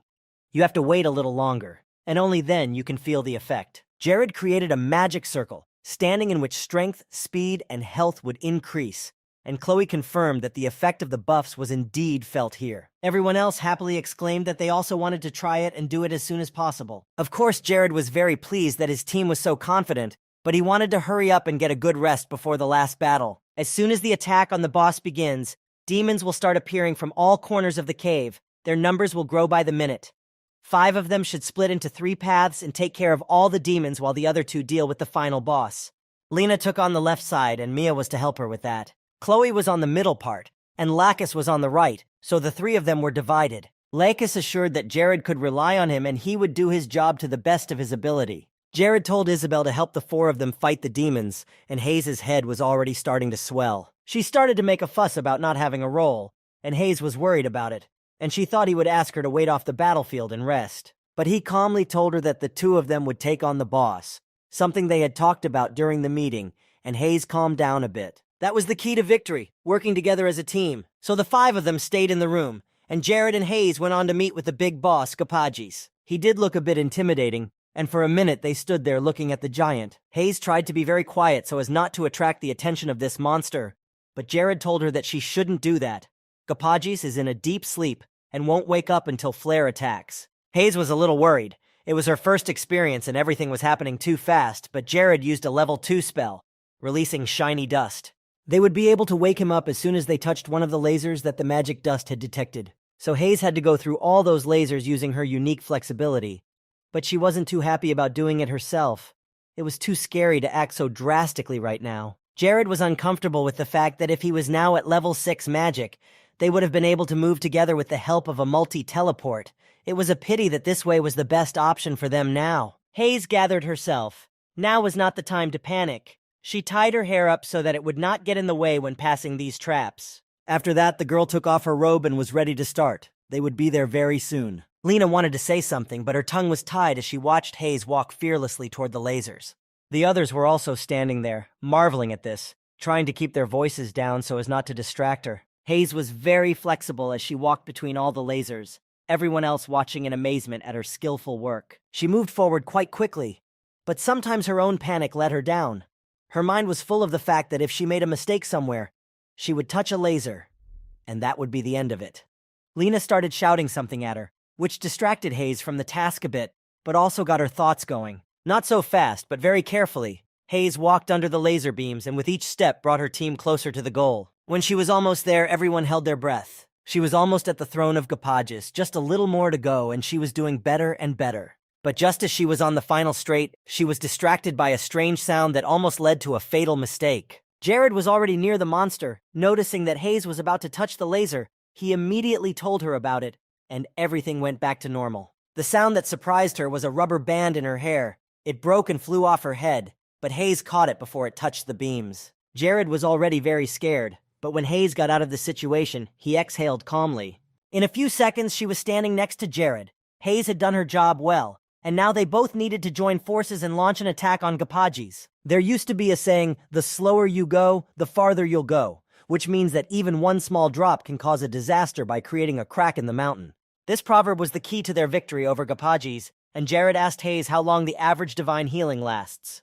If the girl used it without resting, it would take 30 seconds. This was a very good result. She had definitely advanced in her abilities. Just a few months ago, she would not have lasted more than 10 seconds. It was all thanks to the method that Jared had advised her, and he had decided that it would be better to use a sound-absorbing spell. And after this conversation, they were finally going to start the last battle, and first they would have to climb on top of Gapajis' head. Jared flew upwards, being at the head of the great monster in seconds, and called Hayes to him. She came closer and was very surprised that there was such a strange device on this throne. Soon she was at his side, and soon her magic and healing skills would come into play. Jared felt that Gapajis would definitely wake up when they attacked him together, but for now he was sleeping peacefully. That's why the two of them were the perfect combination, because attacking and healing are the keys to winning this boss battle. Jared already knew everything about this monster, because he had spent his past life studying Paradise, and Hayes didn't really know what he was getting at. While the two of them were at ease, the rest of the team was already suffering from demon attacks.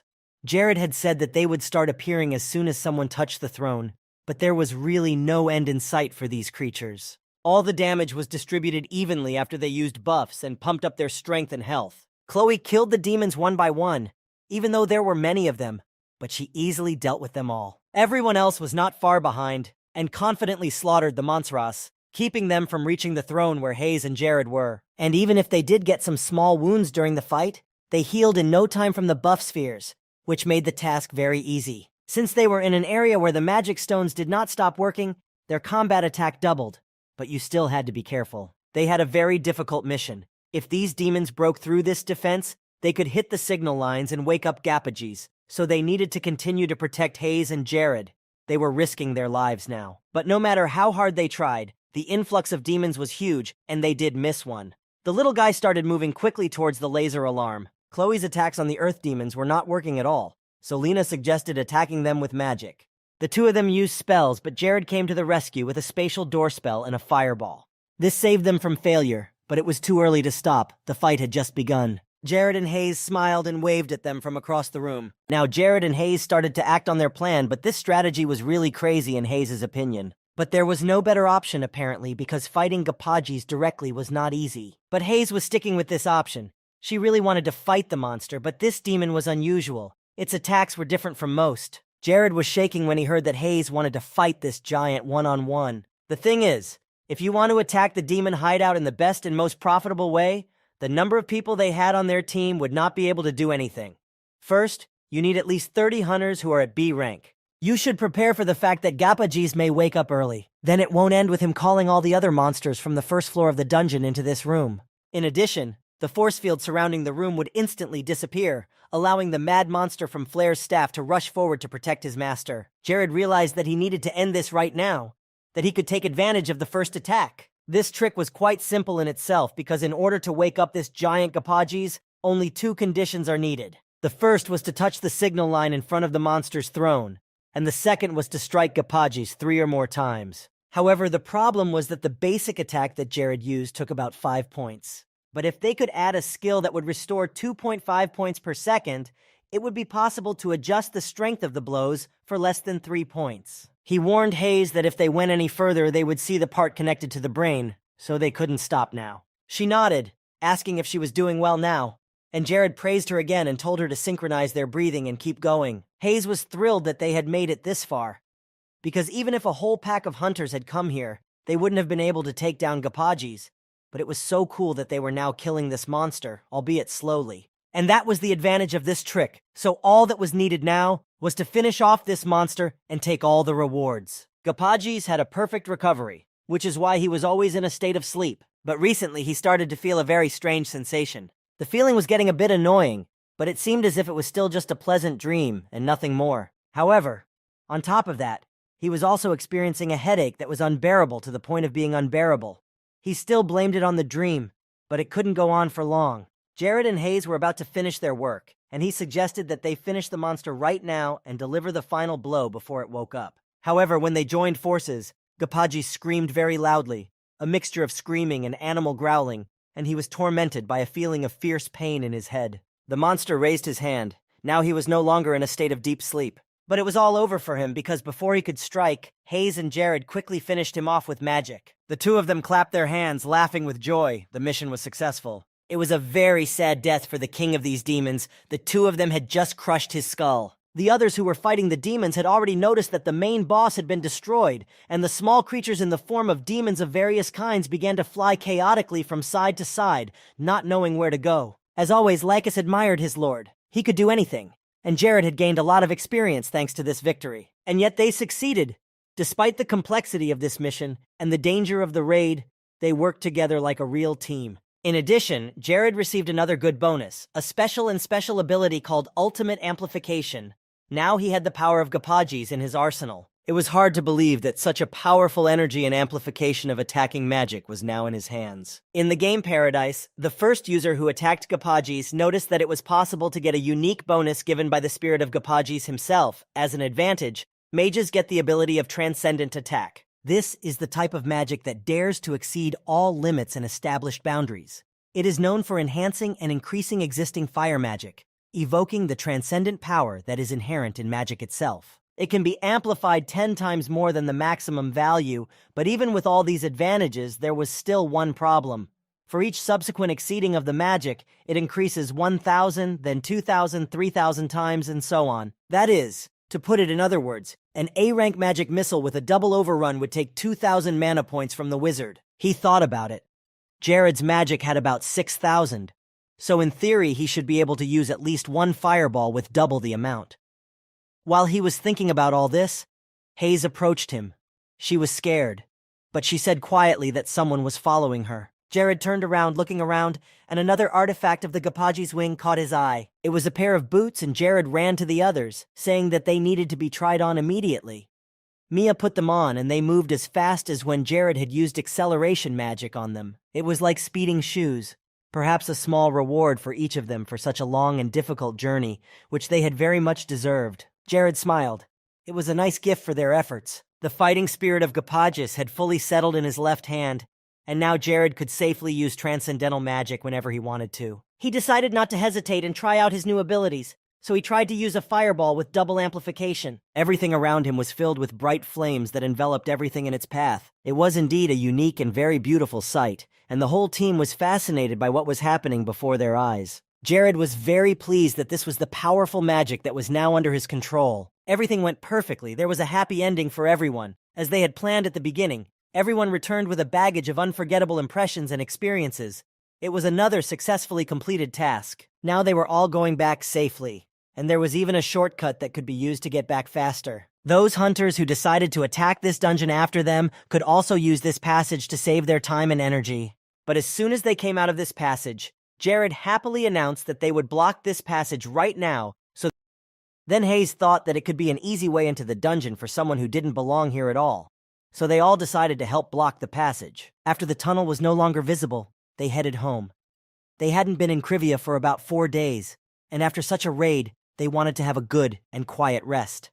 He remembered his first experience with this magic, when in the dungeon Jared had used a fire sphere with double the power. Then he had only been able to double the power, but with the help of Modus's prayer, he could now use the same magic, but with triple the power. Now he will have to use the staff more often, as the amount of mana required for use will increase each time. Long ago, during a fight with the mage criminals at the beginning of his stay here, he had gotten this staff, and now it was useful to him. Jared had saved Aki on that very day, and now it seemed like a long time ago, even though it had only been a year. He sighed, leaning back against the back of the couch, and as soon as he did, a cat jumped on his shoulder. But after a couple of seconds, the guy jumped away from the couch, screaming in fright that there was a cat. The animal carelessly came closer to him and continued to meow. It was the same cat that had been trying to get into the mansion several times and was hanging around the grounds.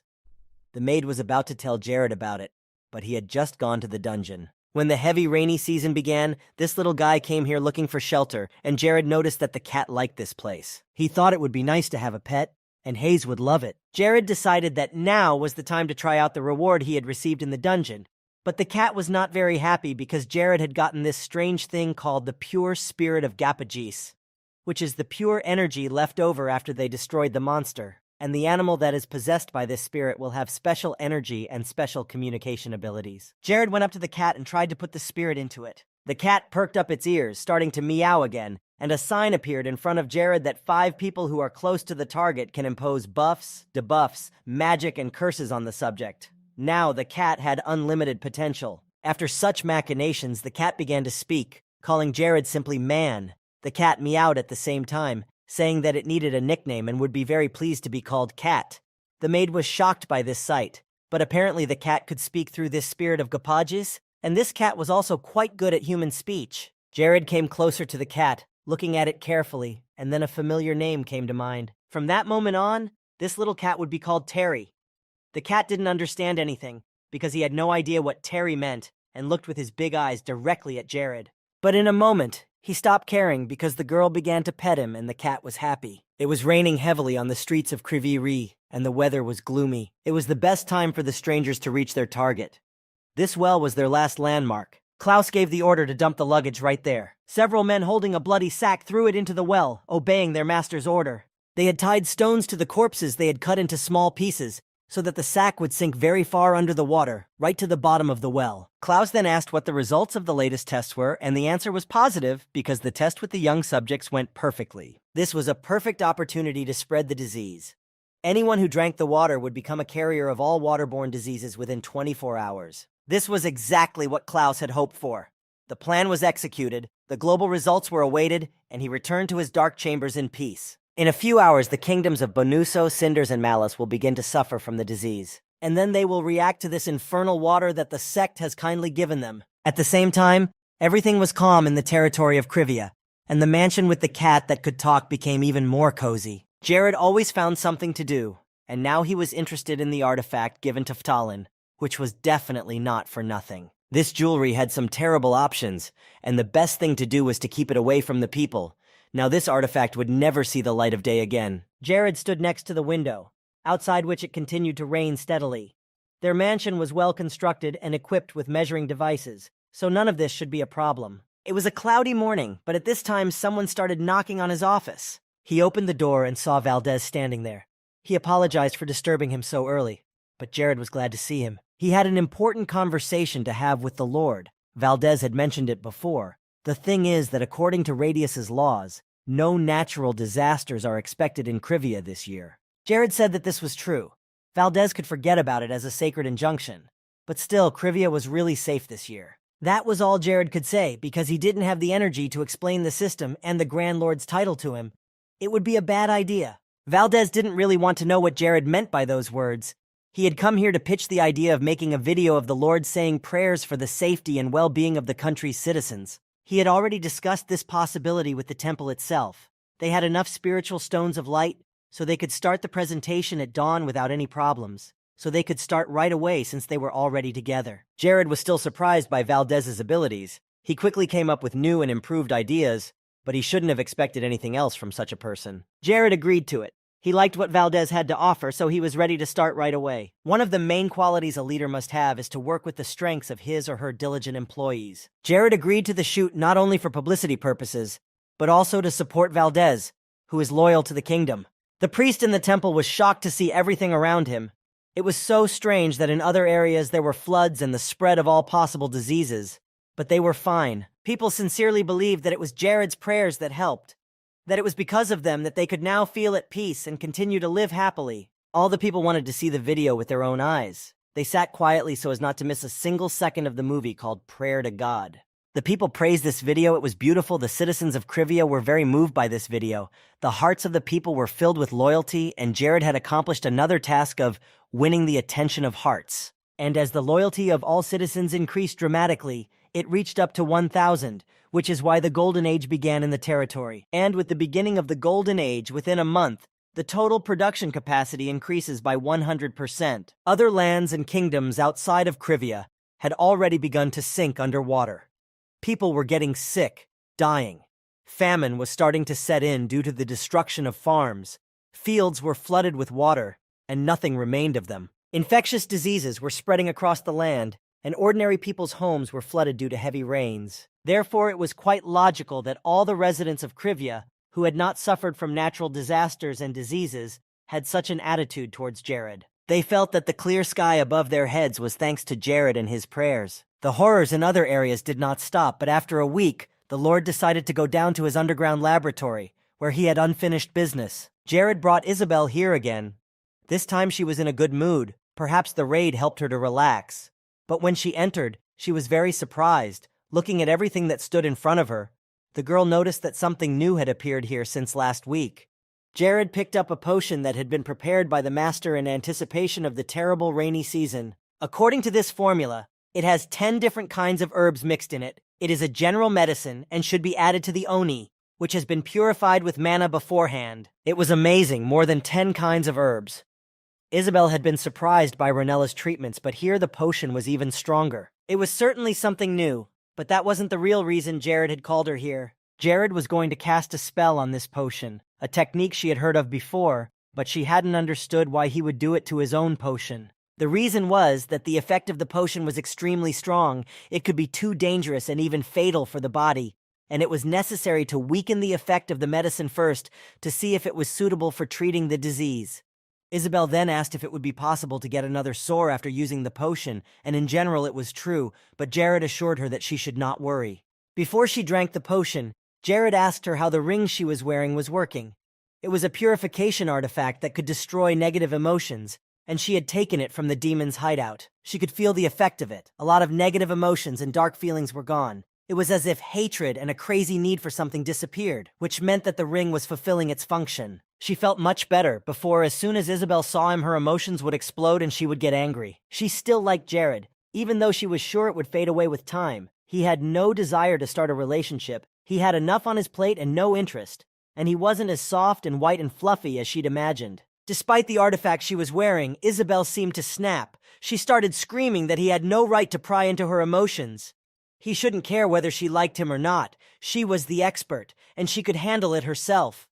Jared was startled to silence, looking at her. Now she had completed her emotional monologue. She wasn't as pleased as she had been at the beginning, but she asked if Jared had thought about how he was going to use all these potions.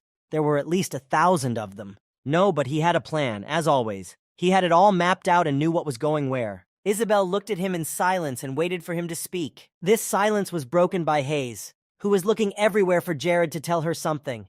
And when he was nowhere to be found, she decided to go down to the dungeon and knocked. She barged in without waiting for an answer from him. It was urgent news. There were big problems in Krivia because the ambassadors of the kingdoms of Bonus and Malice arrived at the same time. Jared and Isabel had to postpone testing the cure for a while, to receive the guests, so the Lord and the representatives of the other kingdoms entered the VIP room. The two also did not expect to come here at the same time. The ambassador of the Malice kingdom was a young boy who looked very tired. As the representative of the Benuso kingdom, he was also very tired after a long journey. As they entered the room, they could not start a conversation for some time. They looked at each other, not knowing where to start. One of them looked at the room, and it seemed too big for him to call it just a living room. If someone had told them that this place was some part of a royal or imperial palace, they would have believed it. As they admired the design of the room, Jared entered and greeted the guests. He had never dealt with both kingdoms at once before, so he was surprised and asked what was going on. At first, they couldn't get started because they were arguing about who would speak first because they both wanted to be first. So Jared decided to take control and suggested that the representative of the Benuso kingdom should speak first, because they had a lot of time and discussion about all the problems. So the guy spoke first, and he said that this year's rainy season had caused the Optatio River to overflow its banks, and there was much more water than in previous years, and all three kingdoms were suffering from a large influx of water. And if we compare this case with the previous year, the amount of precipitation more than doubled and massive floods began to appear not only near the Optatio River itself, but throughout the kingdom. They were not fully prepared for such a natural disaster. People there know that floods are possible this season, but no one thought it would go this far. The ambassador from Malice also decided to join the conversation, adding that this level of water is causing more and more casualties with each passing day. They were doing everything they could to recover and save lives, but that was not the only problem.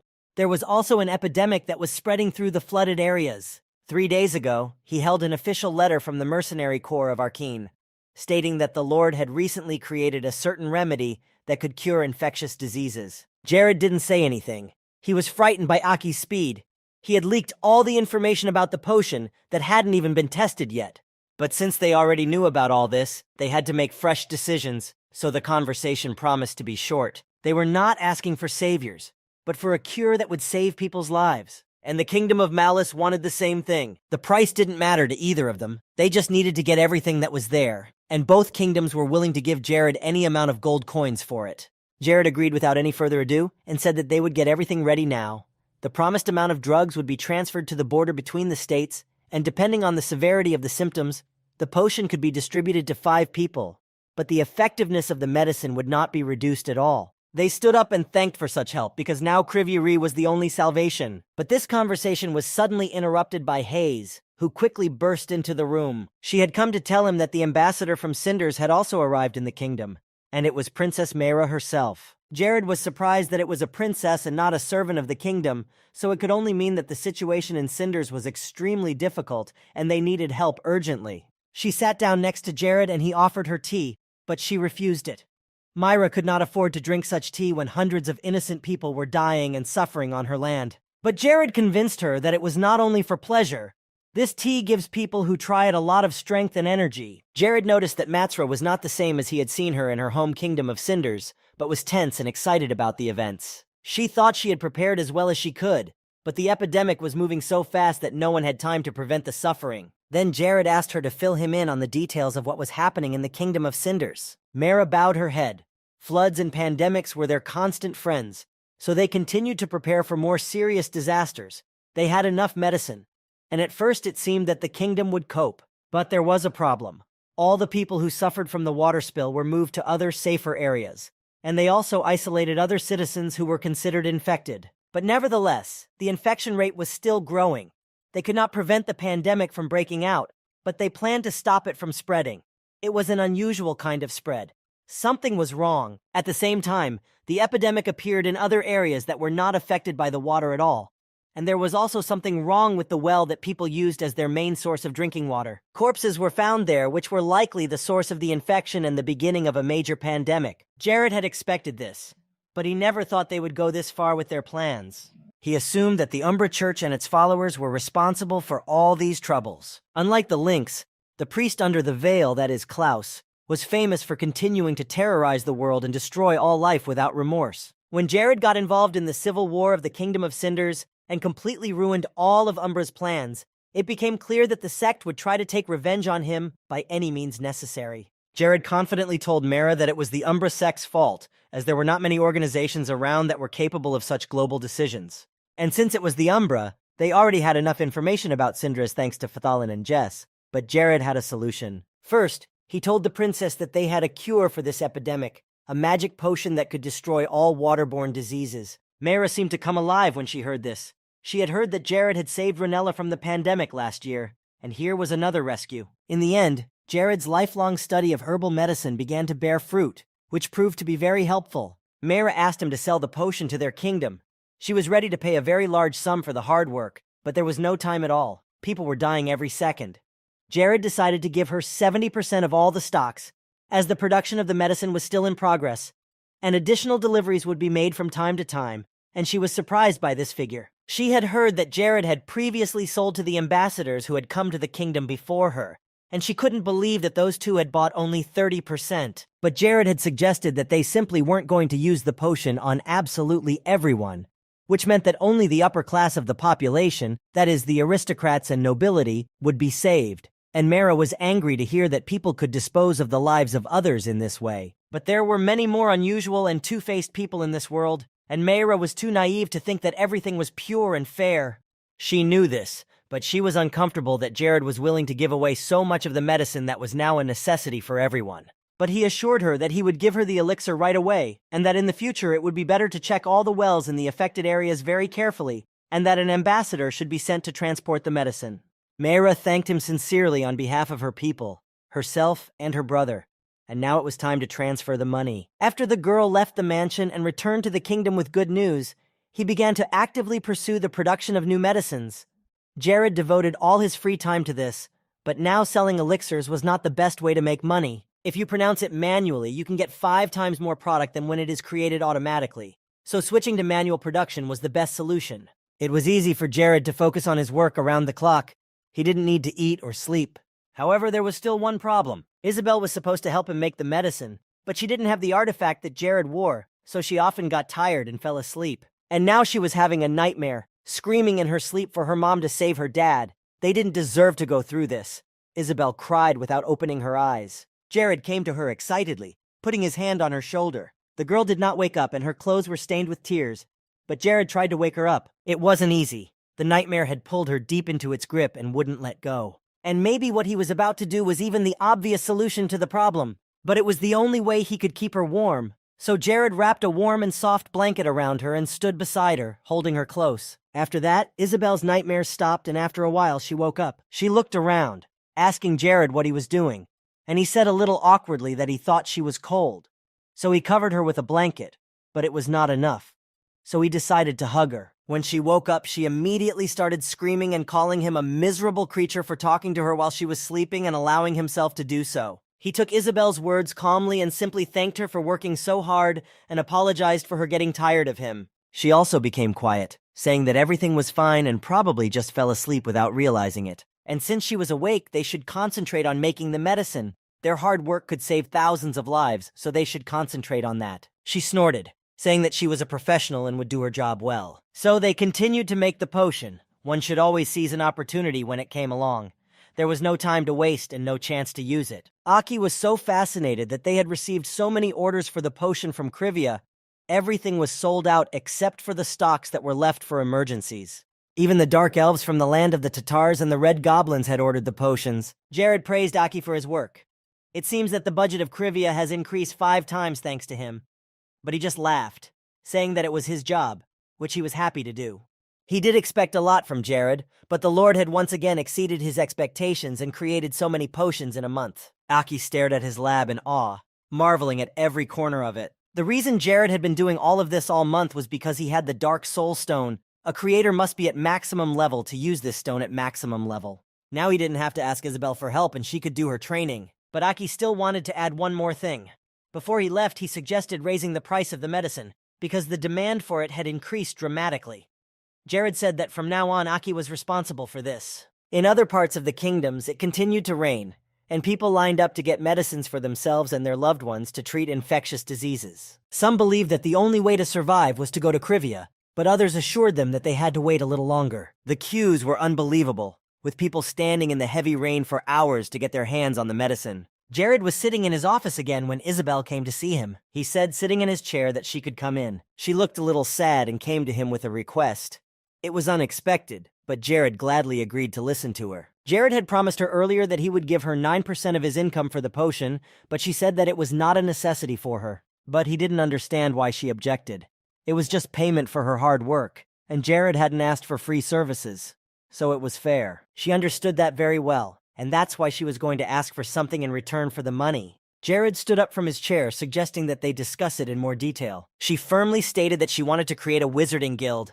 A guild where all the wizards of the continent could gather. Jared supported this idea, because wizards had very different mechanisms, and a guild would help develop their abilities even further. Wizards specialized in debate and were useful not only for raids but also for war. But there was a risk that they could become completely uncontrollable if not monitored. Isabel said that she would first of all pay attention to the behavior of these people, and if it was bad, she would not let them into the guild. This meant that wizards who could not control themselves would not be able to join the guild, so her task was to find disciplined wizards. Isabel wanted to gather all the wizards who had scattered across the continent after the murder in Transylvania. She was very eager to help the kingdom, and this was a great way to strengthen the army. And she wasn't kidding. The idea had come to her when she got her new body. Jared didn't even know what to say. It was an unexpected statement, but a very good one. Now Isabel was ready to forget about the past. She believed that she would be able to control all the wizards, and she promised that it would not affect him. Jared thought that Isabel was sad and lonely. He remembered all the wizards who used to be around him, but she assured him that this desire was only because she wanted to help the country. Jared said that he was ready to fully support her idea, but that she would have to be responsible for running the guild. He was worried about the possibility of mages touching forbidden dark magic, or turning to the dark side and contacting the Church of Umbra. Jared asked if Isabel had a plan for such a scenario. Isabel replied, just as clearly and firmly, that she would destroy anyone who tried to connect their lives with the Dark Church. He didn't have to worry about it. Isabel hated them more than she hated Jared. Then they decided to go ahead with the plan to open a guild. Soon the news that Isabel was going to start a guild spread to all the other countries. The other countries did not know the true potential of their mages, especially since their numbers had been greatly reduced after the massacre. But Jared had been paying a lot of attention to the mages from Paradise. If trained properly, it can offer many advantages in war. A lot of time passed, and it was August the 19th, and on that day what they had been talking about for so long began. A lot of people gathered in the streets. It seemed as if the whole country had to evacuate. It was very suspicious. Jared had expected a certain number of refugees, but not this many. There were 3 times as many people as he had thought. If you looked at their clothes, you could tell that they were fleeing from Bonus and Malice. Jared didn't understand what was going on in those 2 countries and why they were allowing this to happen to civilians. The 2 kings were just out of their minds. Jared was so angry with them, but now something had to be done immediately. Jared turned to Terry, telling him to have the cat detect dark magic in the crowd. He didn't have to say who, just how many. And the cat agreed, but he had to give Jared a treat when they got back. Lakis approached Jared and asked if the plan they had discussed earlier was still on. For starters, they were going to call the area Sanare and declare it a refugee area. They had managed to get all this land to Krivia, but there were not enough resources and forces for development on that land. But for Sanare, they would allocate all the necessary resources that the refugees would need. Lakis asked in surprise if he understood correctly that Jared was selling the potion for this very purpose. Larod remained silent. This was not the time for such questions. There was something much more important. If the population of Krivia grew to such proportions, they would have to worry about how to live and where to get their money. But there was no dungeon to work in or anything like that. It's not profitable for commercial parties and for resource extraction. And that's why the other masters left the land, leaving it untouched. And the only piece he could use here is to create a shrine for the pilgrims. No one in the congregation of Radius Church could refuse to visit such a place. So Jared decided he would create his own shrine. Meanwhile, Terry the cat went for a walk among the people to determine how many of them were followers of the dark faith. And suddenly, Terry came across something very strange. As the kitten approached a large stone, he noticed several people in black robes discussing something very suspiciously. It was Klaus, and he had been watching the whole situation closely. But he hadn't expected so many people to come to Krivia to seek shelter, and he was even more surprised that Jared had made such a quick decision and decided to give them shelter. Suddenly, the cat's eyes began to glow red, and he suspected that something was wrong with this group and scanned them with his eyes. The doctors were actively setting up various tents, bringing people food and water, blankets and rugs to give them at least a chance to keep warm. Jared walked into one of these tents, where Lakis, Hayes, Isla, and Oberyn were sitting, and he thanked them all for their participation in the Sanare Neighborhood Holy Land project. Jared had specifically called them all here to stabilize internal affairs as quickly as possible in the face of the large influx of refugees. First, he emphasized that Lakis' role here would be the most important. Jared had given him the order to take over the entire formation, and there were only 2 things to pay attention to. The 2 key words were carrot and stick, like a cipher. The carrot meant helping the victims who were trying their best to adapt to this land and start a new life here, and the stick meant punishing all those who dared to commit crimes in such confusing and difficult times. Lakis listened to him with restraint and took his every word seriously. He felt that he now had a very big responsibility. After that, Jared added that he would even let him decide everything according to his own will and vision, because it was unacceptable to commit violence and persecute people in a new land, pretending to be a refugee. Lakis nodded, saying that he had everything memorized, and Jared still had to distribute roles and orders to everyone else. Hayes and Oberyn had to deal with the refugees through official aid policies. First, a full loan to build houses in the Sanare district, with a long-term repayment period of 20 years. Secondly, exports of manufactured goods obtained as a result of the cultivation of this land, for which you could get a 100% tax exemption for the next 4 years and 50% for 2 years. And the last thing Jared wanted to talk about was that if someone participates in the construction work of a large-scale project for the Sanare territories, these people will be treated not as a contractor, but as an employee. This was the end of the matter, and these were the 3 main points of the policy. As the number of people at the borders increased, guards from the Aggressio Guard kept order, and sometimes came across suspicious people. They stopped a guy who was very nervous as he passed by and found a small bag on his belt. Robbery is a serious violation of the rules, and Lord Jared had ordered that such people who were capable of such an act be punished. Such criminals had to be prepared for terrible consequences. The control in these territories was immediately introduced very seriously, so as not to let anyone who wanted to go against the law through. The guy said very quietly that he was very sorry that this had happened, and there was no end to the refugees from the kingdom of Bonus and Malice. Now the situation was such that the population of a small area had doubled. Jared wondered what would happen if these migrants settled here and continued to stay on his land, which would be a plus for him, because in this case, there would be enough strength to make the neighboring kingdoms feel threatened by their competitors. But he was also tormented by the thought that he could lose, and that would be the end of all his achievements. And there was a very high probability that hell would break loose on Earth. However, Jared knew that sooner or later the kingdoms of Malice and Bonus would regret what they had done and feel the full force of the army of Krivia. He stood away from the crowd, where only Terry could find him. He finished the search. The cat came here because he noticed suspicious actions of one guy, whom the others were watching very closely. Jared looked around and looked at the cat, asking what happened next. Terry told him that the guy had gone over the mountain and headed for his hiding place. And the cat also told Jared the words he had heard from Close's mouth.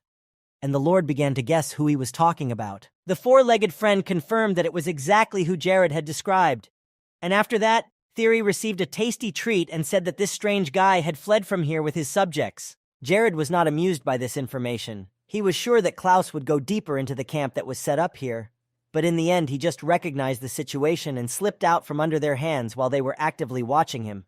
But Terry jumped closer to him and asked if he could take Jared to the guy's hiding place. Jared was impressed by these words, despite the fact that the cat himself spoke very calmly and evenly. During the Battle of Armageddon, the name Klaus was very powerful. It was unrivaled. Hearing this name, people were terrified and coldness went down their spines. The Wailing Wall, that is, Lena, who was very strong, still seemed like an amateur in front of Klaus.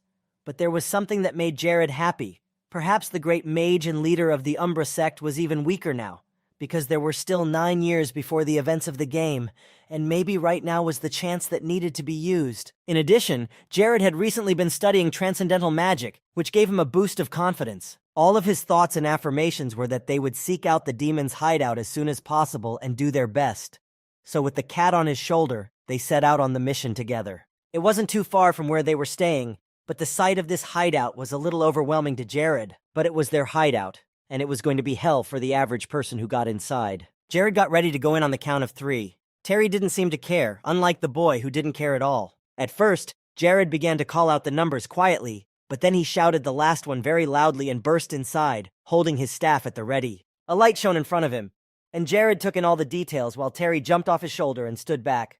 Looking around calmly, there was something there that caught the boy's attention and he looked to the side. There was no one here. All he could see was the camera. Of course, it wouldn't be that easy to face a powerful mage right away. Jared realized that he had a stalker of sorts and that he would be watching his every move to the last. Jared returned to his land quite quickly. Everyone was working hard to provide the refugees with the necessities. Many had already been given medicine for the infection and were waiting for the results, or at least statements from patients who said they felt better. Jared was very polite and gentle with everyone who came here from neighboring countries, which surprised people because they hadn't heard that from their rulers. But now something else was much more important. The Lord asked how the patient who had recently taken the potion was feeling. She did indeed feel her strength returning to her body, but it was an extremely heavy load on her body, weakened by the disease, and she was dizzy so much that she felt as if she was going to faint. Jared suspected that this might be due to a lack of potion tolerance, so he asked Hayes to use healing magic at a low level, the two of them having to mix their powers so that Hayes could conserve her mana, because they still had a long way to go. The woman was almost falling, losing her last strength. Then the two came to their senses, and instead of discussing, they started to act. Fortunately, Jared could use healing magic 365 days a year. Later, they finished the session, but that was not all. 2 people came to pick up Jared. They had been looking for him for a long time, and they wanted to ask permission to work in the quarantine department. Marie and Maroon were very eager to help.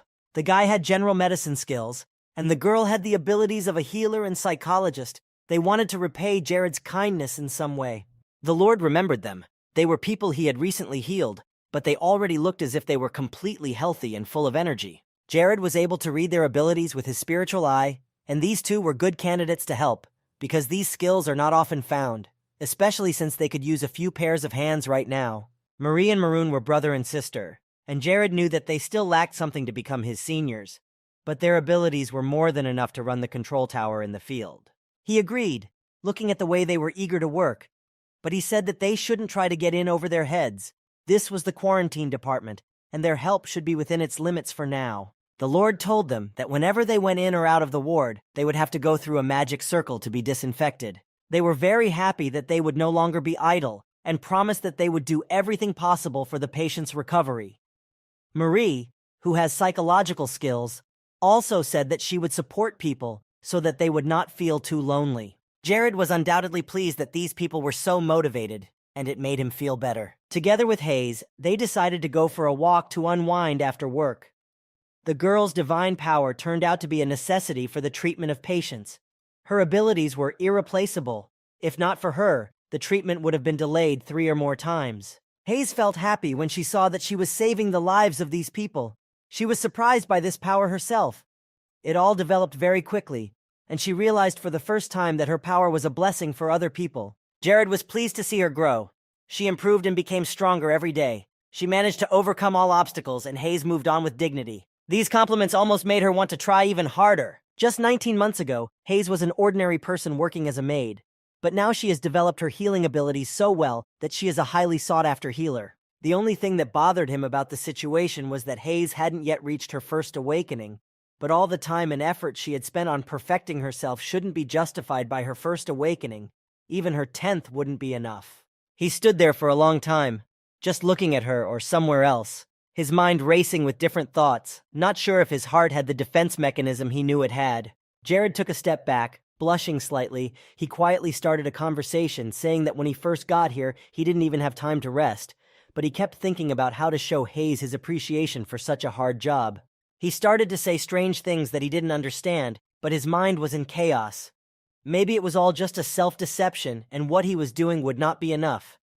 At the moment when Jared lowered his head, Hayes interrupted him and said that she had no idea what he was talking about now, but she believed that all his actions were right and would only lead Krivia to a better life, and his heart was beautiful to her. Then he stepped cautiously closer to Hayes, wanting to thank her from the bottom of his heart. There weren't any words Jared could say right now. There were so many thoughts running through his head that he didn't know which was right. But in any case, now he just wanted to say thank you. He kissed her lightly and said, "Thank you," softly. Hayes couldn't move now, couldn't speak either. What had just happened was a shock. And even more surprising was when one by one, the signs with notifications began to appear. The first one saying that Hayes had received the kiss of the prince on a white horse. The defense mechanism that had been holding back all her inner desires and abilities was completely destroyed. Loyalty increased 3 times in a row, reaching its maximum, and after that, Hayes entered 3 stages of awakening at once. Jared was a little scared. For the first time, he had no idea what was going on, even though he knew the game inside and out. He had never heard of this title or the Third Awakening before. But in reality, he was lonely because of his crazy passion for the game and his long hours. He hadn't met anyone, so it was lucky that at least here he could kiss someone. Hayes suddenly started to fall over. For some reason, she was very sleepy. The 3rd stage of awakening was something incredible, but he still didn't understand how it could happen after just one single kiss. He took Hayes to the room where Marie was and asked her to take care of her. Hayes hardly needed treatment. She just needed to rest and recuperate, because her body was not expecting this and was instantly exhausted. Jared would have loved to stay by Hayes' side right now, but he needed to find something as soon as possible to turn the Sonari neighborhood into a world-class location for Radius Church. His target was the Platinum Holy Grail of Radius, one of the 5 holy relics of the church. It was hidden far in the north on the island of Tatar, which is the home of the Dark Elves. He had a very long way to go and had to cover the distance as fast as possible. It was his first trip across the sea, but there were no other ways to get there, only by crossing the sea. Now that Sonari's neighborhood has been cleaned up, they need to find the last piece of the puzzle. When they do this trick with the artifact, they will be able to give Sonari a divine blessing. The territory of the Dark Elves should not be an obstacle to this, so he confidently moved to the north. In the lands of Krivia, they continued to help people, and many were getting better, but there were many who still needed more attention and treatment. In the Temple of Krivia, 2 people stood in the middle of the dark hall, discussing something with each other, standing next to the only lights there. St. Luna noticed that the high priest of Krivia, Neod, had been very disturbed all day, and she asked if he was all right. She could tell that something was bothering him, but Neod replied that everything was fine. It was just that what Jared had said the other day was very strange, and no matter how much he thought about it, it was still bothering him. 2 days ago, before the Lord left for the Dark Elves, He came to Neo to tell him something. Jared asked him to be quiet, saying that he had just received information that the Platinum Holy Grail of Radius was somewhere in the Sonari area. Jared wondered if Neod would be able to officially recognize the Sonari district as a holy place if he could find the item. The Grail was one of the artifacts that had been lost in the distant past, due to wars, looting, and frequent robberies, and Jared finally decided that he had to find this relic. It was 2 days ago, and if he could actually find the relic, it would be a great blessing to their church. There was no arguing with that. It was the truth. But even though the power of the church was being used, Neo did not believe that Jared would succeed in bringing the Grail here, because even the two saints could not do it. Yes, Jared was certainly a successful Lord, Wizard, and Duke, and he still needed someone's help. But after the artifact is found, this place will become a holy cathedral, and the surrounding area will become a shrine, and in that case, the ruler himself can come here and put a sword to his neck, but the Holy Land will not move to another place. Once the valuable and long-lost artifact was found, the church would unanimously recognize it as a holy site, and Neod hoped that Jared would follow through. He wanted to see the Holy Grail with his own eyes. Luna was equally excited. It would be a great event if they managed to find such an important thing, and she would be able to see with her own eyes the relic she had dreamed of all her life. Though Neod hoped for the Lord's success, he assessed the situation as a whole and realized that it was unlikely, but Jared had gone there with such confidence that he had to prepare for his return. First, they should pull up all the archives containing the Platinum Grail and check them first. Jared kept moving forward across the sea, but crossing such a huge body of water at dawn, and in the heavy rain, was really scary and difficult.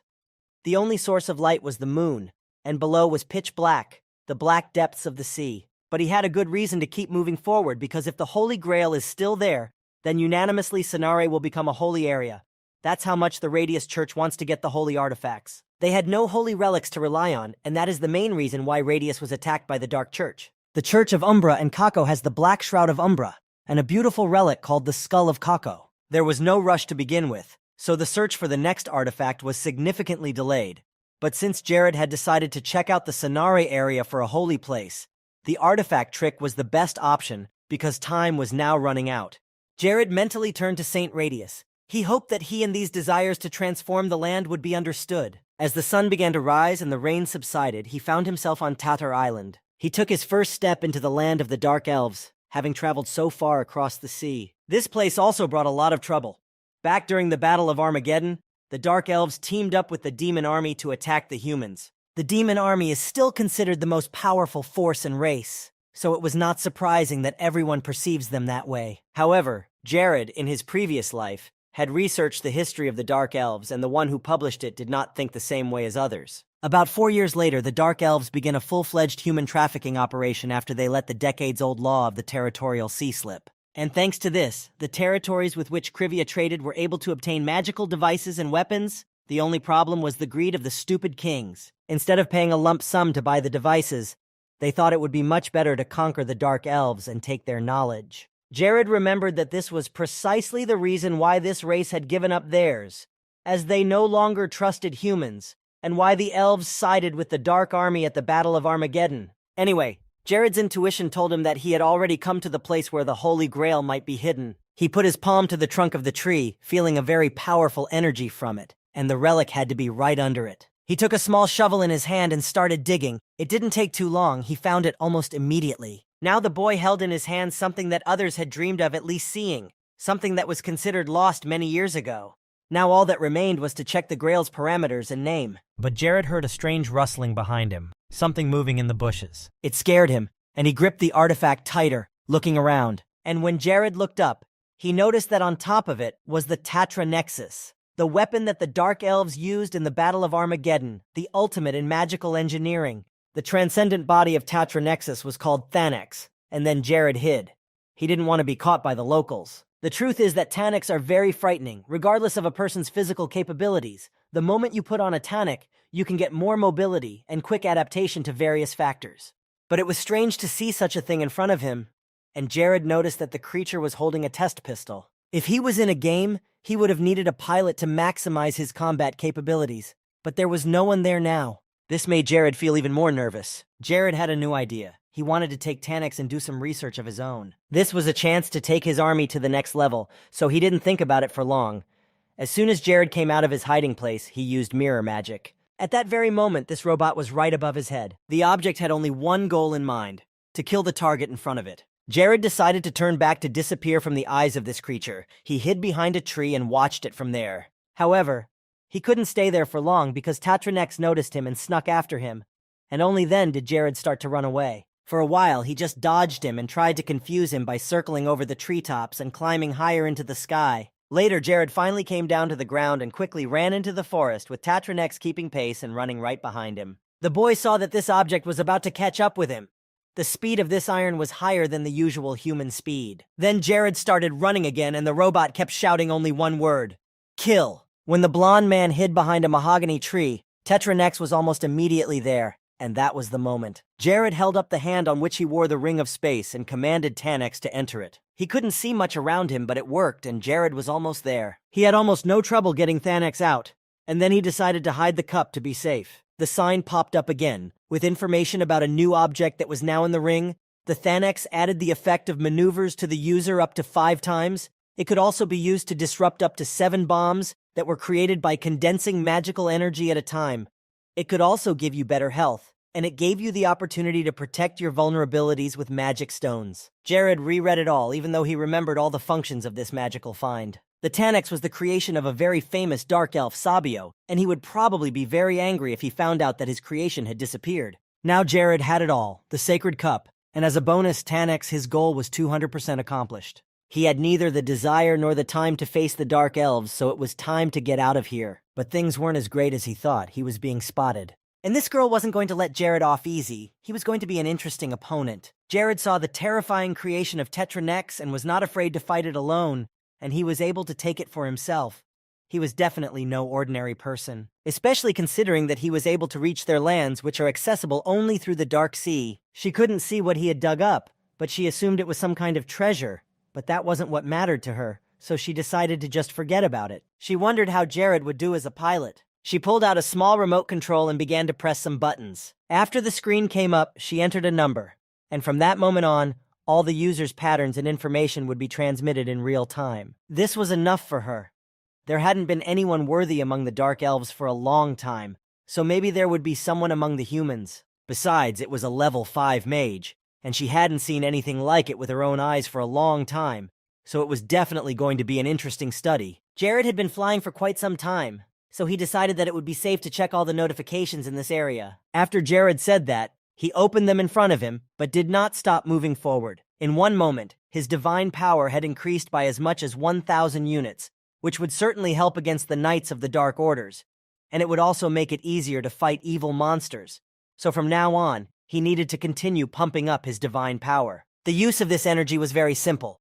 If the enemy has the characteristic of evil, then in magic attacks and sword attacks, the damage will increase by a percentage equal to the number of divine energy. For example, if you use 100 units, it will be equal to 100%, which means that the damage will increase by 2 times. If you use 900 units, the total damage will be increased by 10 times. Jared was indeed leveling up his abilities very quickly, even managed to get Tanex, so he hoped that he would be able to withstand level 7 mana. If you think about the next target, you can go to the kingdoms of Bonus and Malice without any 3 of them. Everything could be left to the Wanderers, and it was better to think about everything else later. The boy sped up and flew for a moment along the sea under the sun, which was only slightly covered by clouds in the sky. Luna saw what he was holding and quickly ran to the high priest Naod. The man was still working on his papers when Luna ran into his office, breathless, unable to believe that Jared had done it. Luna caught her breath after running in quickly, but the news was worth it. Jared had found the sacred goblet of their order, something to be proud of. Without realizing it, he asked if it was true, because it was beyond common sense that after all these years, when this grail had been called a lost artifact and never hoped to see with their own eyes, they now had it. Luna almost cried with happiness when she heard the news from Jared. Naod almost passed out on the spot, unable to believe that it had really happened. Jared did not even rest. He immediately gathered all those who served at the church near Lake Margarita. It was hard to believe that they were seeing such a valuable thing in their hands. People believed without a doubt that Jared was the one sent by Radius, because there was no other way to find this cup, this divine blessing. Right now, they were all staring at the Holy Grail, not taking their eyes off it, and it was something incredible. Jared didn't want to be called a messenger from a higher power or anything like that. He just wanted it confirmed that he had found the cup, and that was all. Even though they had said that the Grail was deep underwater and couldn't be found there. Jared had taken it out to make sure it was real, but he didn't see any problem in putting it back. Neod wanted to believe that Jared was the only one who knew about this place, and he couldn't let anyone else know where the cup was, not even Neod himself. Jared understood perfectly well what the High Priest of Krivia wanted to convey with these words. Neod also added that during the night they had received a message from the Church of Radius in Transylvania that from now on, Lake Margarita and the lands around it were to be recognized as holy, that the Grail was the perfect sacred object, and no one was to doubt its authenticity. This is the object from which the light of the Radius itself comes. Now everything was complete. The High Priest recognized this object as sacred. The man very carefully took the thing in his hands. A very powerful and light energy was coming from the cup. Everyone who served at the church was delighted and very happy to hear that Neod recognized the cup. Radius presented his gratitude to the ruler of Krivia, and the others began to shout Jared's praise and admiration. Neod also could hardly hold back his tears. Feeling a strong surge of happiness, he thanked the Lord once again and wished him that the blessing would continue to stay with him and accompany him wherever he went. In fact, Jared could feel the blessing flowing throughout his body just by saying that, and at that moment he felt a certain peace, and his divine power immediately increased. Although it could not be raised by points, it increased by as much as 50 points. The head must personally come to this place to confirm the validity of the proclamation of these places as holy. Now Jared had to prepare properly for his visit. Neod hoped for his lord, and he was also very grateful because this was a very important find for the church. Jared could be relied on to make Sanare a holy place, and he would get it done, no matter what it took, because after that, the divine energy would have no end. And there was one more thing he wanted to check immediately. Since Sanare was now a holy place, Jared was curious to see how the status had changed. He almost fainted when the window of the holy site appeared before him. Of course, this window was different from the others only in that it included the sacred faith, but the name Holy Site Window sounded so special that his heart involuntarily began to beat faster. The beginning had been laid. There was still a lot to be done on this land, and the characteristics were all very low, so it would take a long time and hard work. But there was a silver lining, because the gods were showing interest in this place. In fact, there were many gods who were watching this world with interest, and the fact that he had died of extreme overwork in his previous life and was miraculously able to start over must have had something to do with the influence of a god. However, he would never have been able to find out which of the 4 categories did this and gave him a new life. There were 4 groups in total: the lowest, middle, highest, and most powerful. The first sacred land of the strongest order in Nars, the Order of Radius, if developed. This project will bring a lot of money in the future, so Jared thought about organizing an even larger project. They say that a crisis gives you new opportunities, so he got them. Of course, compared to the crisis, the opportunity he got was much bigger. But there was something else, and this something was keeping him awake at night. He had a new enemy, and not just anyone, but Klaus himself, a powerful magician who would never give up. Soon it was completely dark, and Jared entered one of the tents in Sanar. It was the middle of the night, and it was just the 2 of them, so it was a strange atmosphere. Ella was holding a glass of the red wine she loved so much, and congratulated Jared on finding the sacred goblet, perhaps the most joyous news she had heard. Ella was the head of training for the Aggresho Civil Guard, and indeed it may feel like something new to her, because her faith is much stronger than any other. For her, the Radius is both the beginning and the end of her life, and the main reason why she hates the Dark Lord orders so much. Jared reached for his empty glass to drink some wine as well. This was the one meeting with the Lord that was so hard to see in person, so there was no way she was going to miss this opportunity to have a drink with him. Jared asked Ella how she was going to develop her relationship with Chloe in the future, and then took a sip of his drink. She wondered if this was a topic that was not the most pleasant for her. September was about to start. There were only 4 days of summer left, and the official end date of the contract would be the first day of autumn. They had already finished talking about mutual agreements. And when the contract comes to an end, they will all go their separate ways. Chloe was a great student. Ella finished all the wine that was left in her glass. She used to think that if you told Chloe one thing, she would understand a few more points, even a little greedy. A student from the Grey Elves is something special, and she was really very talented, embracing on the way and striving for more every day. Jared was only interested in one thing. He didn't see the point in letting go of such a capable student, but Ella replied that she had taught Chloe everything she could teach herself. And there was one more very important thing. Chloe had an even better mentor than she did. Jared was a little embarrassed. It was awkward to ask about such things, but he asked if she was talking about him now, and Ella calmly confirmed it. After Chloe started studying with Jared personally, her abilities began to develop at a tremendous rate. So much so that Ella was even ashamed that she had taught her so few techniques in the entire year. Ella loved money, but being a warrior was much more important to her, so she decided to let Chloe go, and now the elf is free to choose her own path. Jared's chest tightened. Ella cared about her student very much. She was a great mentor, so he decided it would be better to close the topic. However, Ella liked that Jared was so calm about such things. The past should stay in the past and not interfere with the present. In fact, Jared hadn't asked her here tonight to talk about Chloe. He pulled out another bottle of alcohol. There was something that needed to be discussed in confidence. Ellie thought it was strange that he said that usually Jared would talk to someone else, and the fact that he wanted to talk to her about something secret now struck her. Jared immediately got to the point. He knew that soon they would be attacked by the Umbra Order. He couldn't even guess what the exact scale would be, but he was 9 out of 10 sure that something would definitely happen. This is Klaus. He is specifically waiting for a moment of happiness and joy to sneakily ruin everything, so one could only expect that he would not miss the moment when Sanark became a sacred land. Ella understood what he was getting at. He needed her experience in fighting the Dark Orders, which had already been accumulated over the years of fighting, and Jared confirmed that a crisis could come to the lands of Sanark. But thanks to this chance, they could defeat the followers of the Dark Forces. Another glass was empty, and she asked what Jared knew about Klaus. Jared knew enough about him. Clouseau was the second in command of the Umbra sect, a man with gray hair and a bandage that helped conceal his identity. It was strange to hear him say such things, something that could only be learned by penetrating the heart of the Umbra.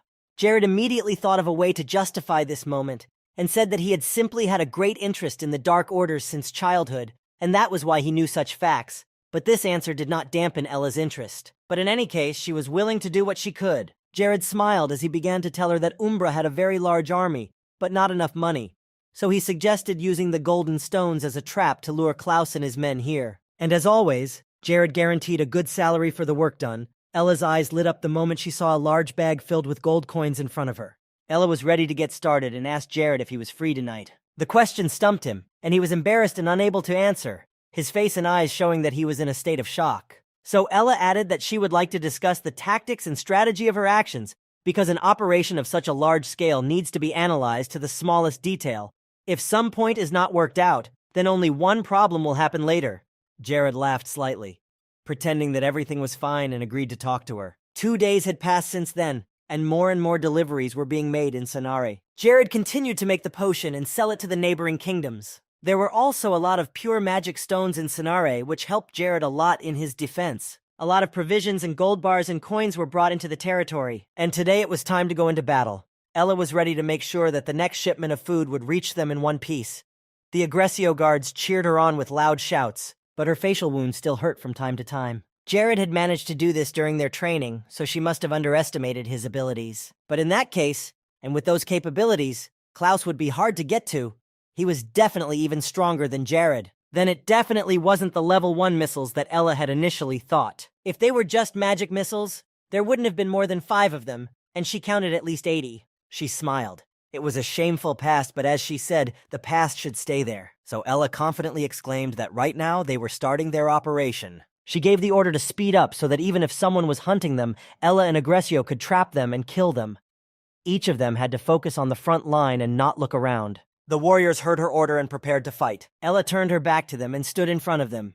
These were the last moments before the war against the Great Wizard began. The Aggressio were a special and well-trained unit, who were knee-deep in the sea, had excellent weapons of the highest level and perfect armor. Their red flag had the emblem of a black lion, which symbolized power. She was also well fortified, especially since she had a lot of experience in fighting. Now she wondered how Jared would finish the job when she and the army, where she was a trainer, had led Klaus and his aides to a dead end. The deliveries continued unabated. The carriages traveled to Sanare, and Jared watched them closely, flying high in the air. Now he was using a magic that was only available at level 5. Invisibility magic. A good way to hide from prying eyes. As long as he did not attack or change his position, he could maintain this state, although it had to be renewed every minute by using magic. However, he knew that whoever attacked now must know that each of them would be mixed with the mud. To put it more precisely, they want to make them angry on purpose. They have prepared very well, so if the whole plan goes wrong, it will be quite sad and unpleasant. They have spent enough time. There was also a small problem. They had one guy who came here a little early. They expected him to come here a little later. He was a dark demon. He belonged to the Umbra Order, but he was covered from head to toe in a veil, and even Jared didn't know anything about his abilities. even though he had spent most of his life behind the paradise. And also, if we take into account the story, he is an extremely cruel killer, whom no one could defeat. After the players killed Klaus, then after the update, he became the new boss. And after that, Jared died from overwork, so the information ended at that point. Suddenly, Aggressio's warriors informed Jared that a very large force was coming from the right. The soldiers of the Umbra army were approaching them with great speed. There were so many people that it was hard to tell. A large explosion had completely blocked the passage, so they couldn't move any further. Jared gritted his teeth. It was so mean, but he had ideas for such cases, and it seemed that their time had just come. The followers of the Dark Order who had sold their souls to the devil had no future when they faced off against the army of Krivia. He picked up a staff that could increase his mana and swore that he would not leave a single living soul among these scum. At sunset, as Klaus stood in the middle of the broken gorge, he realized that it had all been done on purpose. And most likely, someone knew he was coming here, and that's why they had prepared a trap and waited for the mage to fall into it. Jared was a true master. He impressed Klaus with his actions and his brave desire to win, and if Klaus hadn't brought along the meat that was simply thrown forward, it would have been very sad. There had never been anyone so clever here before, so Lord Curve had become interested in the Dark Wizard. However, Jared irritated Klaus very much, and with his antics he could easily get out of any difficult situation. Later, Clouseau was holding a small dagger in his hand, in memory of those 500 dead soldiers whom Aggressio had killed in a few strokes, and he wanted to give them a real hell. In the middle of the open paths where two armies were now fighting, ready to kill each other and tear each other to pieces, Umbra wanted only to kill these creatures. They had to disappear into the true darkness and disappear from the face of the earth forever. Jared was taking this seriously, but why call them filthy creatures when you could simply describe them as enemies? Now was the time to use his new power that he had gained from the last raid. His power had increased by 6 times, so he used a magic penetrating missile. This confused the warriors from Umbra. In the past, there was no such powerful magic at all, and no one was prepared for such attacks. And all of this was true because Jared is the only one who has the ability to use this superpower, this unique ability. The magical missiles moved like raindrops, so it was very difficult to follow them, and the weapon itself was like a strong gust of wind. In addition, this spell was enhanced by special penetrating arrows. With their help, the arrows could be sent in different directions, light and untraceable. His next move was to use another spell, and he doubled the number of penetrating arrows. The Umbra warriors didn't know where to go. They were dead anyway. Jared would kill them now, and if they came back with nothing, Clues would. But it was better to be burned by Jared's arrows in an instant and not suffer. They fell to their knees without strength, and someone was unconscious or even dead. Klaus offered to seize the lands where such a powerful magician existed. They considered him a traitor and completely crazy because of this. But Jared was happy with the outcome of the battle, because Klaus's huge army hadn't even had time to start a normal war and was already lying here on the ground. Their target, Jared, hadn't been touched at all, but it wasn't the end of the fight against Umbra. The main mage he had to face was standing behind him. Klaus, he had met him and seen with his own eyes this mage who was considered the most powerful dark force in paradise. Now they both stood among dozens of his dead warriors. Jared once again used his advantage, which he had gained at the very beginning of his life inside the game, and scanned Klaus. Now at level 235, the mage was a brutal killer, terrorist and propagandist, and a very confident man who saw no obstacles in his life, and if there were, Clouseau easily got rid of them. The dagger that the magician held in his hand had a very strong strike, even critical for opponents, and he wore a ring on his finger that weakened the enemy's buffs and armor. One can only dream of an alliance with someone who possesses this power, but as an enemy, it is almost like throwing yourself into the clutches of death. Clouseau calmly walked a few steps closer to Jared, who had already spent so much time just looking at him. Jared looked down at the staff in his hand, which was increasing the amount of mana he had left untapped. Clouseau approached him again, and then Jared began to slowly back away, which made him want to destroy him even more, because to Clouseau, his enemy trying to move away looked very insignificant in his eyes. All Jared could do was fall to his knees and beg for mercy, but he was already too late. When the boy had gotten far enough away, he kicked up the sand with his foot and aimed it at Klaus. It looked like a joke to the little idiots, but the wizard covered his face from the sand and wanted to show Jared all the sorrow that life has to offer. The wizard stepped back and used his passive skill, the separation technique. Jared knew about it from his past life. It was neither magical nor physical. It was a mixed technique, which was why it was difficult to resist. Of course, the best option was to just kill him right there, but if he couldn't show him that trick, then the ring was definitely his target. Klaus was tired of waiting for Jared to do anything. He was hoping for some fun and adrenaline in this battle, for a victory, but definitely not for his opponent to stare at him for minutes and stand there silently. There were now many Klaus clones around Jared, and he couldn't tell the difference between the real Klaus and the real one. Suddenly, one of the clones lunged at Jared with a dagger, and he quickly jumped back, flying into the air. Yet Jared was not as simple a man as it might sometimes seem. He was not confused, he had a plan. And this plan looked brilliant in his head, so he said just one word and teleported, causing Klaus to lose sight of him. Jared was right behind him, and it happened in just a moment. The magician was even more amazed by such actions. The Lord quickly grabbed him by the neck and arm to prevent him from stabbing him, and Klaus didn't understand how Jared managed to recognize the real him among all the clones. Jared was squeezing his neck tighter and tighter, cutting off his breathing, and Clouseau's self-confidence and determination evaporated as Jared began to show his abilities. He reminded him of how he had recently pelted him with sand, and there was a shiny dust in that sand. Magic like that, which made it possible to tell where the clones were and where the magician himself was.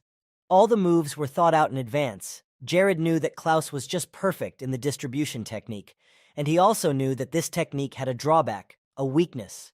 If the original, creating the copies, did not notice that something had changed, then these changes would not be reflected in the clones. Therefore, completely unnoticed by Klaus, Jared was able to find the real one when he simply examined the cloak where the gold dust was located. Having finished his explanation, Jared put his hands on Klaus's shoulders and used penetrating telekinesis. From his hands came bright rays of green that glistened in the sun. There was a big plus here because thanks to the magical force of gravity, fashion can add considerable momentum to penetrating telekinesis. There was even evidence somewhere that one such strike could produce a momentum of 86, and even if the body of the person being hit by the magic was very trained and hardy, this momentum would be just enough to knock out the enemy. And of course, Jared had also taken the ring before sending Klaus on his merry way. Jared had collected a lot of these artifacts, but he never had too many, and it was good that now he had a debuff to add to his collection, and he was also lucky enough to get the ring much easier than he thought. But while Jared was admiring the jewelry, Klaus had already come to his senses and reached out for the artifact that belonged to him. He returned quickly.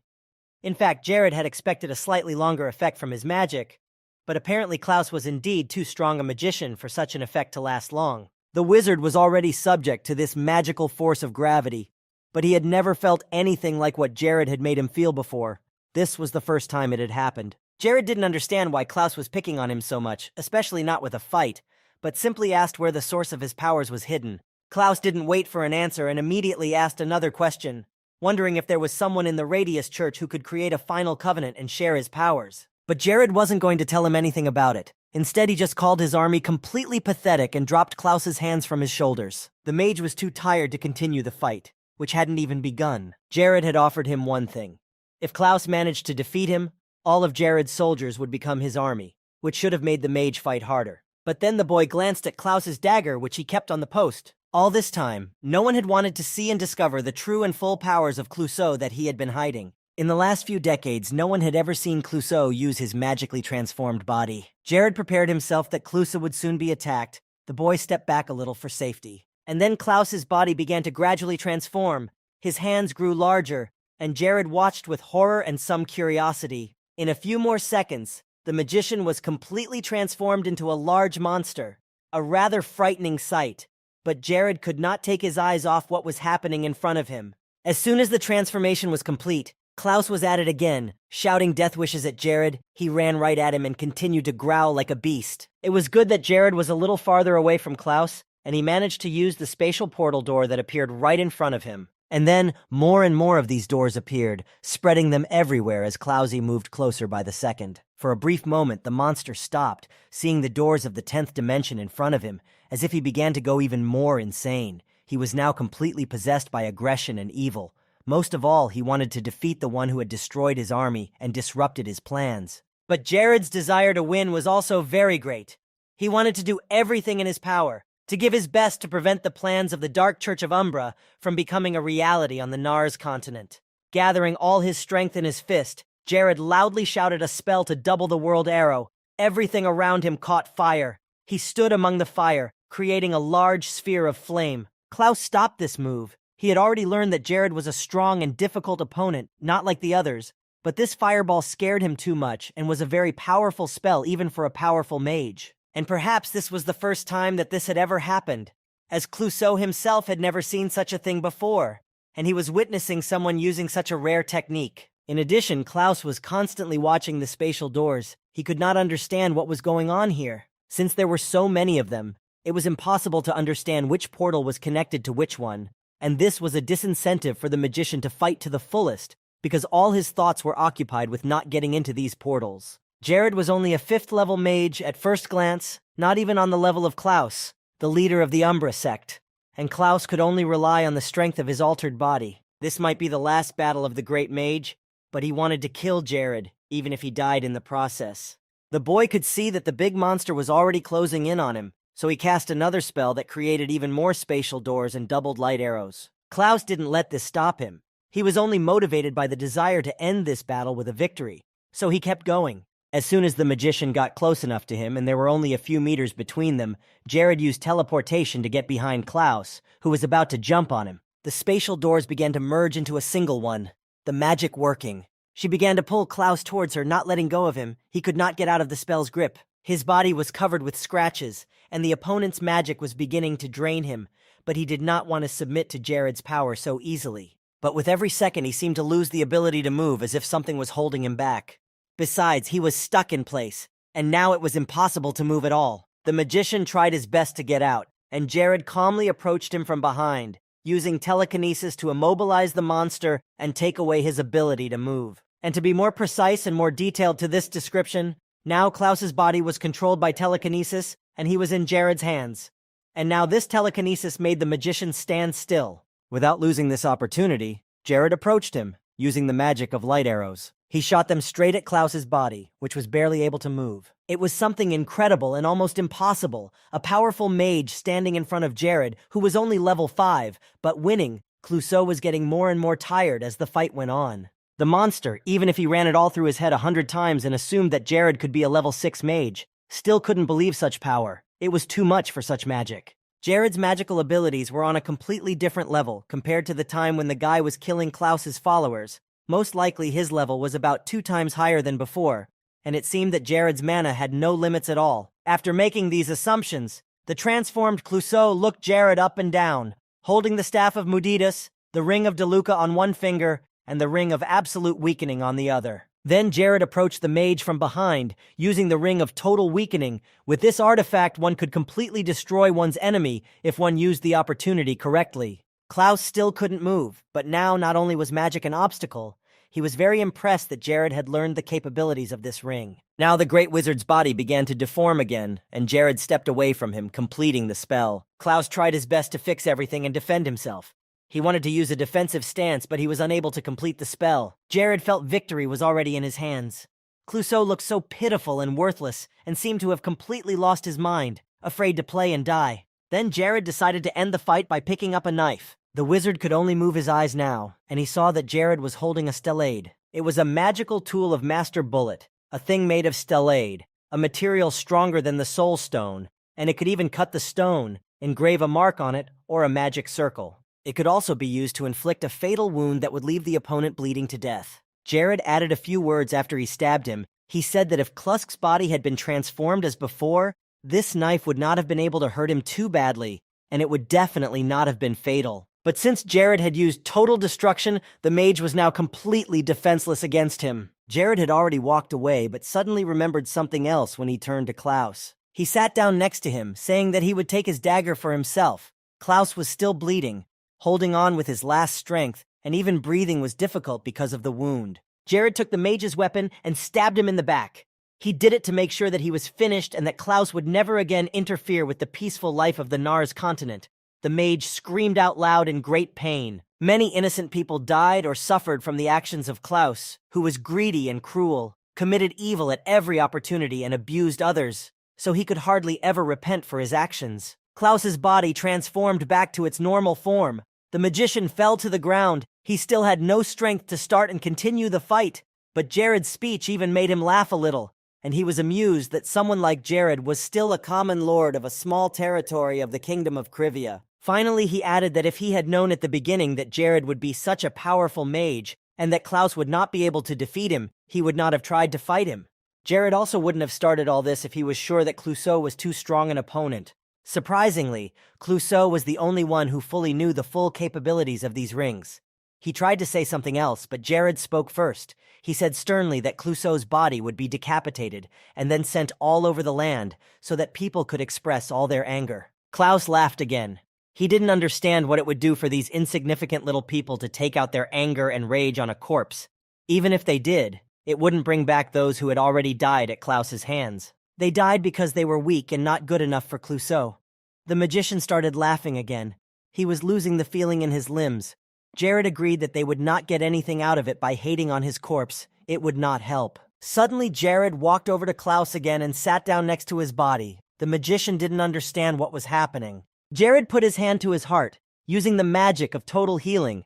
Clouseau mockingly asked why Jared would save him after saying that, but Jared reassured him, saying that he would die anyway, but it wouldn't happen until he let it. He wanted to make Clouseau feel insane and unbearable pain, but still the mage would continue to live to go through the hell he had created for decades for other people. Clouseau fell silent as he looked at Jared, who was healing him. And since Klaus was now okay, Jared could do it again until the pain subsided. This went on for many times. Jared would abuse him again and again, and then heal him and make him feel the pain again. And even if Klaus wanted to die, he could not do so without Jared's personal permission, and that was the way hell was for Klaus. The wizard begged Jared to kill him and not torture him anymore. So Jared took pity. This suffering would not be enough to pay for all the deaths of innocent people. The guy took a recording device and told Klaus to repent of all his sins before him, so that all people could see it. Klaus didn't want to do it. He killed those who deserved it, and he deserved it because he was a weakling who didn't deserve such happiness as life. Jared took the magician's already powerless body,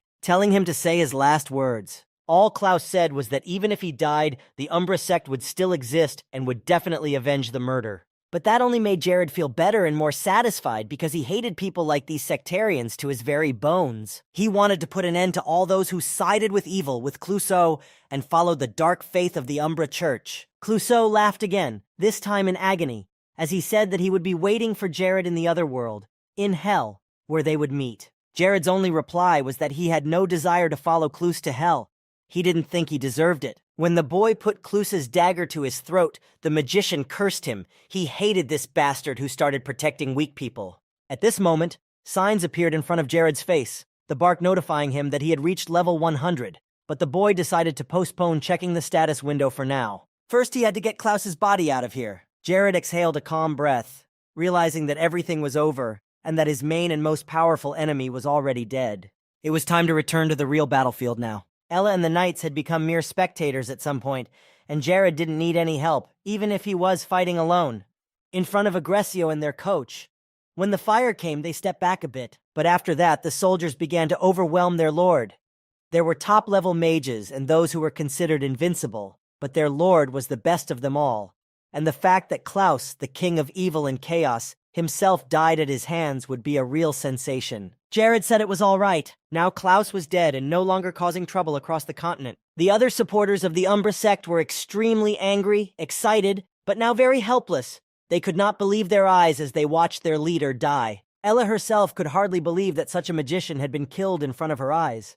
And she was glad that it had ended that way, because she hated everyone who represented the dark forces. Jared flew up into the sky, shouting that none of the representatives of the Dark Church of Umbra would escape his eyes. They would all be punished for all the evil they had done. They will all be punished for the crimes they have committed against innocent people. And that punishment must be death, for nothing short of death can redeem the lives of the dead. So, without wasting any time, Jared used his magic again to put an end to the terrorists. Jared's movements and magic made it impossible to even touch him, as he was in the midst of daggers being thrown in all directions as if he were in a dance. The lives of Umbra's followers came to an end in a split second when he used magic against them. Jared killed 1,000 people and was promoted to the rank of executioner, after which he was awarded the new title of Devil's Game, and his spiritual eye level was increased to 100. Without waiting, Jared used the new spell along with the triple spiritual eye. He had never expected to get his hands on the Devil's Game, such a powerful force. This is an artifact that is produced after killing 1,000 people at once. It means that 10,000 people killed would be equal to 8 stars, 100,000 would be 9 stars, 1 million would be 10 stars, and he was showing that this was the score. Behind Jared stood Ella and the Aggressio soldiers. She was very surprised to see him. She quickly approached him, asking how he had managed to defeat Klaus and the entire army of this powerful magician. He smiled, saying that it was simply the skills and experience he had gained. The only answer was between himself, who had gained the spell of space. There was too much difference between what had happened here. The Church of Radius would definitely have been very grateful to Jared after he killed Klaus and all of his minions. Jared had destroyed someone who had been ruining everyone's lives and killing innocents for so many years, and he had kept the people of the mainland in fear. Jared thanked Ellie for the praise. Being Klaus's executioner was something special for him, because he had always been the main enemy of the Radius Church. It was a great honor that he was the one who ended the suffering of the people and freed them from the grip of fear that enveloped the entire Nars continent. Later they returned, taking Klaus's corpse with them, and now the events were taking place near an antique shop. Someone entered the dark room, which was slightly covered with cobwebs, wearing a black cloak with a hood. A girl sitting in the middle of the room said that it was okay to call her by her first name now, because this was a personal meeting. The dark hood hid someone's face, and the figure quietly spoke Linkisa's name. The Black Mantis had called her by her first name so many times, and Linkisa wanted to know her real name, not to use this nickname all the time. But Black Mantis was the only name the man had ever been called. Linkisa smiled as she said that it was only a nickname. She was still trying to find out what this mysterious man's real name was, and maybe it would be better to even choose something else. If it was an order, Mantis would agree, but if it was just advice, he would object. This person hadn't changed, but Linkisa had been calling her ward Mantis for so many years that she was used to it. But that wasn't what she wanted to talk about. Linkisa wanted to talk about the fact that Klaus was already dead. The Black Mantis knew about it. The information had already been passed on, and they had all the latest news. And they also knew that it was that same bastard Jared who was behind it all again. And besides the fact that this small kingdom lord had taken all of Klaus's artifacts, Jared had also displayed the mage's corpse on all the streets of the cities. Linkisa held up her hand, saying that she had ordered all of Jared's movements to be reported to her. Otherwise, not knowing about his idiotic plans could have ended badly. The Black Mantis then asked about the Oath of Allegiance, to which Linkisa replied that she had received it when the Klaus sect surrendered. In any case, they weren't happy with him either, so there was no other way out. Umbra had lost a key face in their sect, and that would definitely affect their pay. An outcome that was very ironic, but that was life after all. The church was also a place where people ruled, and the girl also wanted to talk about the position of deputy. The Black Mantis immediately replied that he would rather refuse such an honor. The head asked if the Mantis was really planning to become a deputy in the future. However, the mysterious person said that he did not like such positions, especially since everyone is now busy trying to destroy the Dark Church. And there was trust in the current deputy, who was already known to everyone. Mantis pulled off his hood and showed his face, saying that he wasn't going to act like Klaus and go crazy over Jared. So the best option was to finish all of his and focus all of his attention on Jared to find out all the information about him. From the day he was born to the day he died, he needed to know everything. And there was another topic of conversation, namely that the Church of Radius had recognized Sanare as holy ground, and now the area would receive more attention than usual, so it was time to lay low. Still, it was a good thing they hadn't needed Klaus's help in the first place, and now they hadn't lost too much. However, Linkisa did not want to lose another strong person, so she advised Mantis not to overdo it, even though she did not know what the life of her ward was worth. Linkisa exhaled, saying that sometimes she wondered if God really existed. Too many people had died just because of the name Dark Church. Mantis, as always, calmly replied that it all depends on whether she believes in it or not.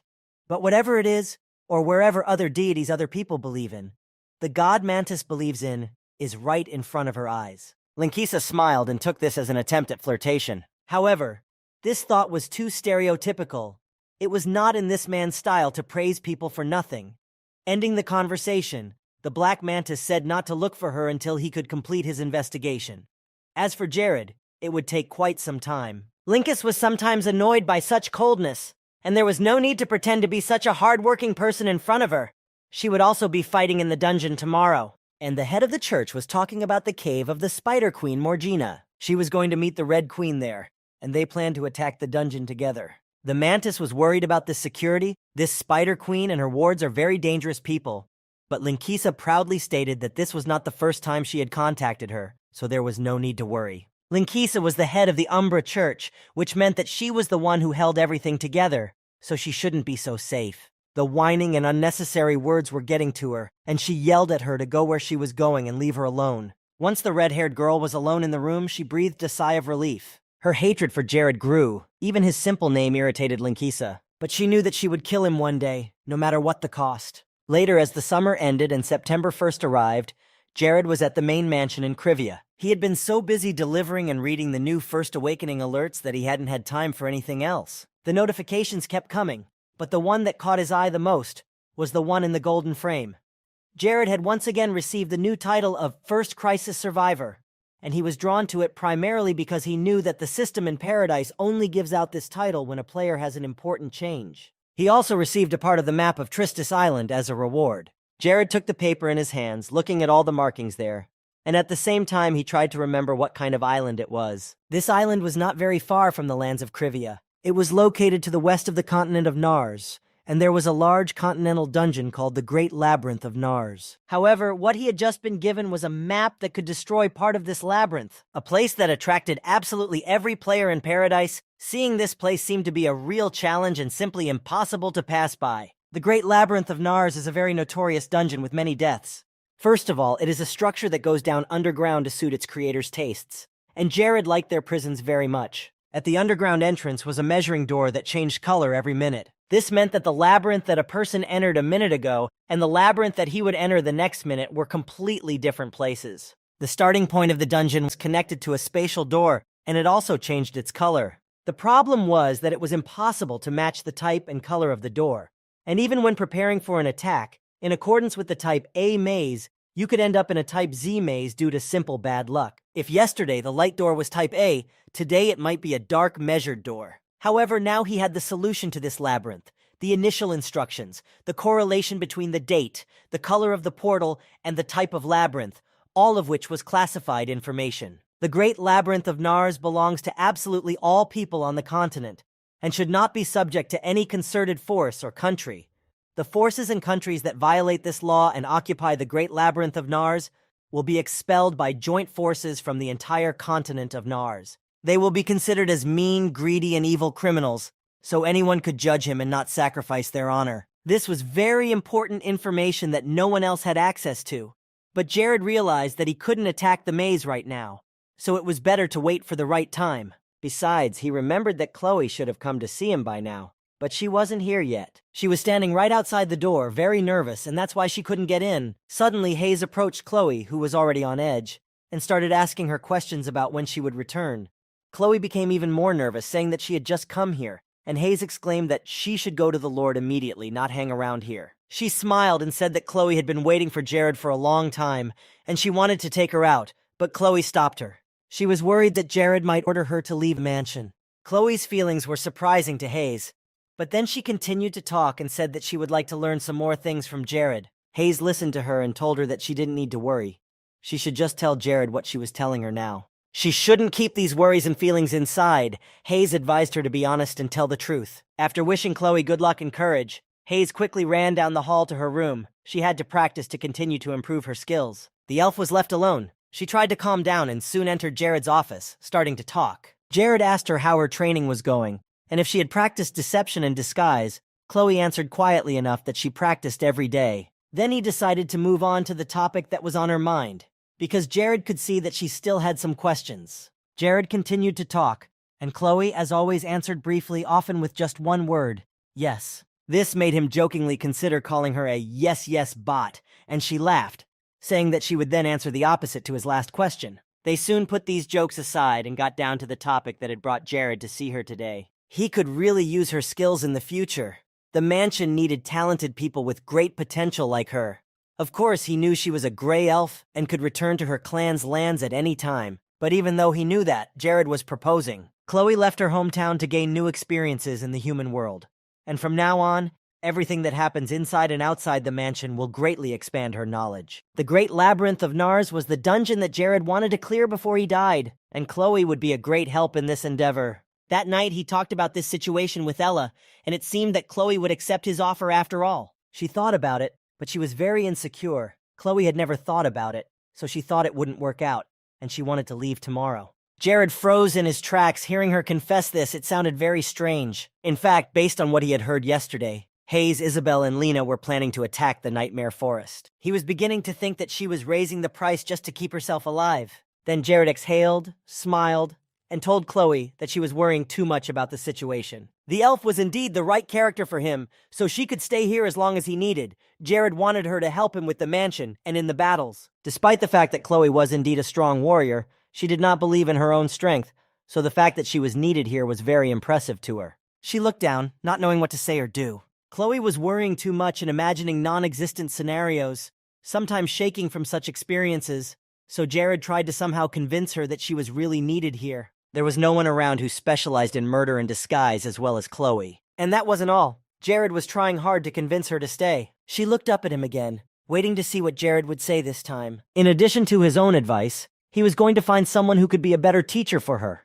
Jared promised to look into the matter and do so within a year. He wasn't lying. Jared really wanted to give his students everything he could to improve her level. The guy promised that this person would teach evil even more than Ella herself. He already had a candidate for this role, Formido, now 70 years old and someone who had spent his entire life following the path of the assassin to achieve his goal. Unfortunately, Formido was not present in 1424 at the Battle of Armageddon.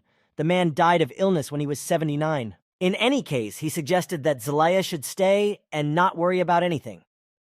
Such a choice would soon give her irreplaceable experience. One could think of it as a queen's class. Chloe wasn't sure about queen, however, because she had 2 older brothers and would most likely be crowned the eldest in the family. However, Jared immediately cut off such assumptions. He stopped for a moment, but he had already started talking, so it was impossible to change the subject. He said that these people would die in the end. They would be killed. Chloe jumped out of her seat when she heard Jared say that. It sounded too much and maybe he was wrong, but there was no point in hiding the truth either. He couldn't tell her all the details, though, so he decided to just close the subject gently. So he suggested that she stay here for 1 year, and after that period, Jared would give her a choice and not have to convince her of anything. Still, Chloe agreed. These words that she was needed here kept her from refusing the offer. Jared was very happy to hear that the elf was staying. He was too emotional, but he couldn't help it. So he exclaimed that he had to try, to which Chloe again replied in a calm tone that she would do whatever was required of her. He picked up a paper from a drawer and Jared said that it would be a good idea for them to go into mining in Chaldea. The metal was stronger than steel, and it might be worthwhile for the Krivia to increase its production in Chaldea. But before all that, Jared had to do some more calculations, down to the smallest detail. If he wanted to compete with the kingdoms of Bonus and Malice, ice-free ports were essential to expanding his territory in the future. The sea was connected to the Strait of Magnum and the territories of Krivia by the Mate Rotor, and it froze over around midwinter. It will be a surprise. You can get the best prize using your special knowledge, not just some tricks and bugs. Even at this moment, Jared was replenishing his resolve as he remembered the main characters he had met by chance in the pub. They were already strong, but they were still gaining strength. Their abilities would develop, and all this under the protection of the gods themselves. For some people, hard times can be the best opportunity, but Jared didn't think so. He thought about what most people wanted. They certainly didn't want to be heroes in a time of need, and they didn't want to be heroes when there were no saints around. Valdez listened to him enthusiastically and wrote everything down on a piece of paper. He wanted the Lord to keep going and continue to express all the thoughts that would later be written down. People should not be victims of war because of their rulers who did not share something among themselves. Of course, as leaders, they could have instructed them to increase their labor force and power. Valdez continued to write down, every word of it captivating and agreeing with all of Jared's statements. But at some point, Jared stopped him. Valdez kept saying that everything Jared said was amazing. He thought he was just flying at him, but he denied it. Valdez sincerely believed that the Lord was right, and he was not a man of much use to talk. Jared wasn't really convinced, but he didn't bring it up again. He just added that all these phrases were not copied from somewhere. They were just his thoughts. Valdez could feel it. He saw Jared as his leader. Seeing with his own eyes how he ran the country, the man was very enthusiastic and hard to stop. Jared smiled. Now it really seemed to him that all these words were sincere. After a while, Valdez stopped praising him so much. Remembering something, he said that he had recently heard some news, namely that the rainy season had begun in the southern part of the Nars continent, and that the herbs were flying like crazy. This was very good news. The profits were increasing much faster. But Valdez was interested in another thing. He was certainly not an expert in military affairs, and was completely incompetent in these matters. However, he wanted to report some information that he had secretly received through his personal system. Information about the kingdoms of Bonus and Malice. Jared was ready to listen. He could not miss the opportunity to learn something else about his competitors. Valdez handed Jared some papers that were tied together with a rope. He added that they were news about the Army and Navy personnel who managed the coastal cities, ports, and general territory. Jared began to look at the sheets he had received, not wanting to ask about the source of the information, because the focus of the material was on the stories of naval generals who were treated as foreigners by the two kingdoms and had no respect for them. All of this was true, but maintaining a fleet was too expensive when compared to its profits. This must have looked very funny in the eyes of these two foolish rulers. And now their loyalty was as tenuous as a sandcastle on the verge of collapsing completely. Jared knew exactly what Valdez was trying to tell him. What the fleet needed right now was opportunity and a reason.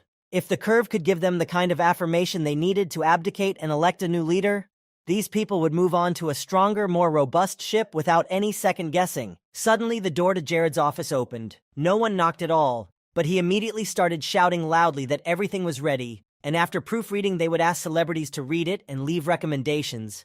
At this point, the guy stopped because he saw that he was not standing in front of Jared alone.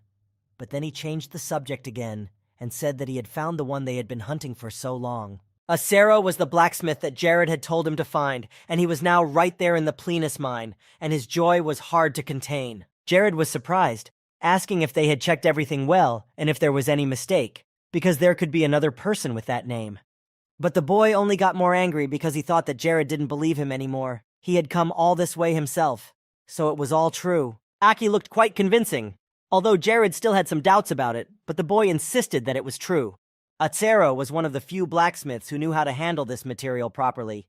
He was like a fish in water in this area. He was even called the father of metallurgy. Now Jared had to meet with him himself and arrange a job. He and Aki took off when it was deep into the night, and the sky was full of bright stars. It was the first time Aki had ever flown, and he loved it, even thinking that the thing Jared had should be called an artifact, and he wondered how the Lord had managed to get something like that. Jared didn't go into details and simply replied that he had picked it up by chance, and it was now useful. Anyway, it was very strange. Now Aki is high in the sky and now looking at the same place as Jared. But Jared said to leave the romance out of it. He had no choice but to fly like that, because Aki doesn't have that kind of ability. The guy laughed, and they continued to move towards the dungeon where Acero was. Jared still had a hunch that this dungeon would ask for money to get in, and Aki confirmed it.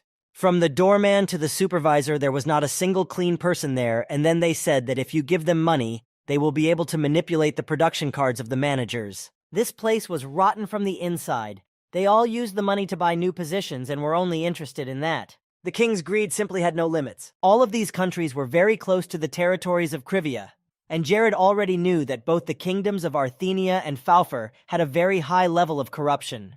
There were many nuances that could be discussed for a long time, but now it was better to hurry to the Plenus mine. So Jared picked up the pace, and they quickly moved across the sky to the dungeon. The journey there was long, and because of that, Aki started to feel sleepy, and that was fine.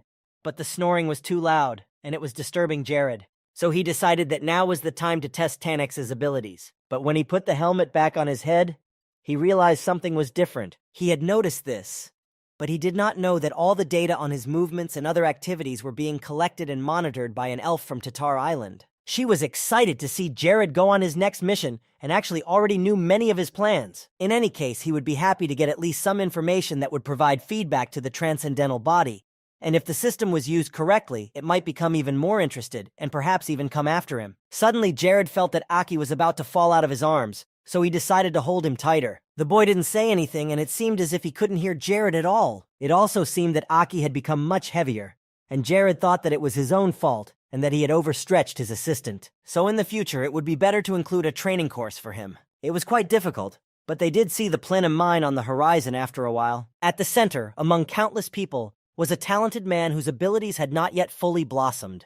And among the many workers going about their business was Acero himself, the father of metallurgy, a fine and talented blacksmith. 3 years after the Battle of Armageddon, while he was exploring for ore, Acero found Keldia. From that moment on, weapons made of Keldia were distributed to all the Holy Alliances, giving them a significant advantage over the Demon King's army, which was armed only with iron weapons. With his intervention, it was 12 years ahead of past history if his math was correct. Subsequently, Jared lowered Aki to the ground as he himself stood with his feet on the ground next to Plenum. The younger man didn't immediately realize what was happening around him. He looked around in a daze as Jared woke him up and let him go. Jared was a little cranky right now, perhaps because he was excited about the next task. He snorted that Aki should lose some weight, because it was not easy to carry him so much, and he was overweight, as Jared noticed. The boy almost fainted when he heard such a compliment in his direction. It hit him hard, but Jared stopped him in a flash and told him to get ready, because in a few steps they would be in the dungeon. Now it was time to feed these people with coins, and they decided to start with the private citizens. Atsuro was working hard at the time. The work was exhausting, but he loved it. Buku, a supervisor, came to his workplace and obviously did not treat him well. Buku came with a complaint against him, saying that he had previously ordered him never to use iron in his work, and he was angry with Atsuro because he was spending the kingdom's wealth so easily. As soon as he saw this man, Atsuro broke out in a cold sweat, and he knew that when he showed up, there was no good news to be had. Sometimes Buku could actually do it, and it happened this time. Buku had already warned him so many times about all the prohibitions, so he justified the beatings with that. Atsuro was just a worker, and the boss was annoyed by such disobedience. And because people like Atsuro ignored orders from above, all the other candidates were just waiting for the moment to take Buku's place. This morning, Atsuro will set an example for all his colleagues. Buku has already prepared to hit him as hard as he can to punish the worker. And the next moment, the blacksmith was hit hard, screaming loudly when the whip touched him, and then it happened again and again. The wounds on Atsuro's body began to bleed, and he tried to crawl away from Buku so that the whip would not hurt him so much. Then the blacksmith replied, barely audibly, that he was not using iron without permission, using impurities from other blacksmiths. He was just conducting experiments after hours. Buku was even more annoyed. Atsuro not only ignored his orders, but also dared to be rude. The warden angrily said that today was the last day of Atsuro's life. He was furious and did not care that such an experienced blacksmith as this would die. It could all be easily disguised as an accident and no one would suspect anything. Atsuro crawled backward defenselessly, covering himself with his hands. A moment later, Buku lunged at the blacksmith with an axe lying next to him, and all Atsuro could do was scream. However, this time Atsuro was lucky and escaped his death. Jared was standing behind Buku, grabbing his arm, and he screamed, getting even angrier because who was this guy to touch him with his hands? Jared looked into his angry eyes in silence, and Buku thought that Jared was some new kid, which made him even more annoyed. Then Jared finally spoke. He said he was related to Atsuro, so he just wanted to talk to him, so he asked Buku to step aside and not interrupt the conversation. There was a silent moment in the blacksmith's large room as Buku tried to figure out what was going on. But when he came to his senses, the warden revealed that he didn't care who Jared was to Atsuro. They were all on his territory now, and Buku was the one who made the rules. Even if his own mother or father came here, they wouldn't be able to do whatever they wanted just because he was their son. Jared himself reacted quite calmly to such loud words. He just threw a bag of gold coins at Buku's feet and said it was a small gift to let him talk to Atsuro. Buku decided to ignore Jared's request to open the bag, thinking it was all a setup, so he approached the bag cautiously. Very carefully, the warden opened it, and what he saw drove him crazy. There was so much gold that could equal his salary, and for 3 years. Jared then added that he had several more just like it. But if Buku was against talking to Atsuro, then he would have to do with this one. The man took the bag in his hands, asking Jared who he was, but in a more gentle way, as if the money had dispelled all the negativity. Aki rudely replied that it was none of his business, but if he listened to Jared, he would get the 3 bags the man was holding. Buku calmly stood up and asked what he should do. The Lord walked up to Buku and seriously told him to write a report stating that Atsuro was fired from the Plenus mine, and it had to be under the seal of the chief commander, so Buku would get another 9 years of his salary. Of course, the man could not resist such an offer and promised that he would quickly organize everything. While Buku went to take care of these matters, Jared treated Atsuro, watching in amazement as all his recent wounds healed in just a moment. Then Atsuro looked away and said that he didn't have any mages in his family. Jared said quietly that it was just part of the plan to get him out of here. When Jared looked down at Atsuro's hands, he realized that this overseer had already abused him and treated him very cruelly. But this behavior by the elders was not uncommon in the Plenus mines. Jared scanned Atsuro, finding that he was currently at level 25. He had special skills in metallurgy, valued his family and peace, was interested in new research, and had achieved the skill of basic weaponry over the course of his work due to strong core values. He did not expect to read such indicators, but he found himself thinking that all future greats are very different from those who came before. Jared approached Mr. Atsuro, but he felt uncomfortable with the formal treatment. It was too much for him. At first glance, Jared already resembled a man from a noble family, but he still treated a simple man like this with respect. Jared realized that not many people would recognize him yet because he was not that popular, although that might be for the best. Jared assured him that he had no problem being polite to ordinary workers. He was used to being that way with people. The guy wanted to get straight to the point, so he started talking. Jared wanted Atsuro to leave this mine and move to a new place with his new family. Atsuro was not prepared for this development, even though he had already heard what Jared had ordered the supervisor, Buka. Jared had already asked Buka to write a letter of resignation for the blacksmith, so that shouldn't have been a problem, and the Lord then removed his hood and introduced himself as the ruler of the vast territory of Krivia. And with all sincerity, Jared wished to invite Atsuro to his domain. The usual artisan thought such words were too strange, being asked by a feudal lord of a larger domain. But why? Atsuro was just an ordinary blacksmith who could be found anywhere near a mine. However, Jared did not give up, and to look more confident, he decided to make 3 promises to Atsuro. The Lord assured him that he would make sure to create the best forge with the highest quality equipment. He could not promise that it would be the best forge on the entire continent of Nars, but he guaranteed that it would be the best place in the northern part of the continent. Atsuro was already shocked by this, but it was only the first promise. Jared moved on to the next one while the man was recovering from the shock. If Atsuro needed it, Jared would provide him with any magical equipment, and if it was something he could make himself, he would make it himself. Jared might agree that he didn't have the right look for it, but no one would take away his title of wizard, and he was confident when it came to fine-grained parts made from magic stones. Atsuro, by virtue of his work, knew that fine-grained parts were not an easy thing to make, and Jared's words were impressive. But now it was time to tell him about the 3rd promise. The Lord of Krivia would certainly provide him with a good place for Mr. Atsuro and his family to stay, which was probably the one that impressed him the most. The simple hired hand tried to wrap his head around what he had heard, but it all seemed too beautiful for the working environment. Jared was not suggesting that he create everything out of thin air, but rather that he should think of it as a form of investment for himself,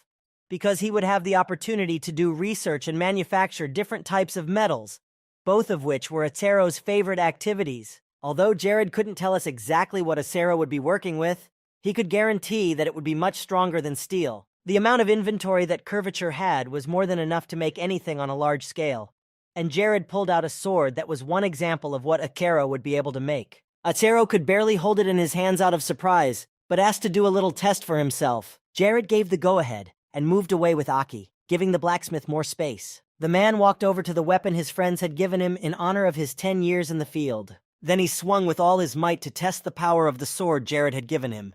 It was amazing, but he managed to break the powerful sword given by his friends with it, and it just broke into 2 pieces. Jared and Aki stood there satisfied, and for Atsuro, as a blacksmith, a man who burns with the desire to create better and better weapons, it was a real find, more valuable than gold. Most of all, Atsuro was interested in where Jared had managed to get such a strong metal. It was a revolution. You can only imagine what would happen if you made weapons on this scale out of this metal. All the Lord could add was that now they have as much of it as iron. Here the power was on a completely different level. Atsuro was overjoyed. He even felt a certain responsibility holding this sword in his hands. Jared said he would be generous if Atsuro needed support. Whatever it was, he tried his best to persuade him to come with him. This was the man Jared needed. The man didn't hesitate, but he was surprised by the 2 perfect conditions. And after looking at the sword again, he finally made up his mind. Atsuro began to bow to Jared, saying that he was happy to accept his offer, even though he lacked strength. If his abilities were needed for the Lord, he was ready to help and follow him wherever he went. Jared smiled and looked at Atsuro. It was still a little strange for him to have people react like that when they talked to him. Later, Buku burst into the office, exclaiming happily that he had finished the paperwork. Of course, he didn't understand why Jared and Aki were interested in someone like Atsuro, but the main goal was money, and he would get that easily only if he let the blacksmith go. The warden was ready to let them all go with a smile on his face, wishing them all the best. But Jared still had one more request for him, saying that he would give him another bag of gold if Buku agreed to fulfill it.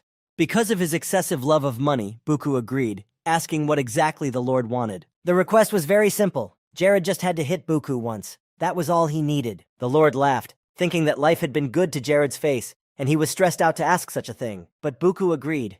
He was very resilient to blows, so he told Jared to show his best, and he would try to take it with dignity. Jared smiled, and his magic appeared in his hands, which had been enhanced several times with the new abilities.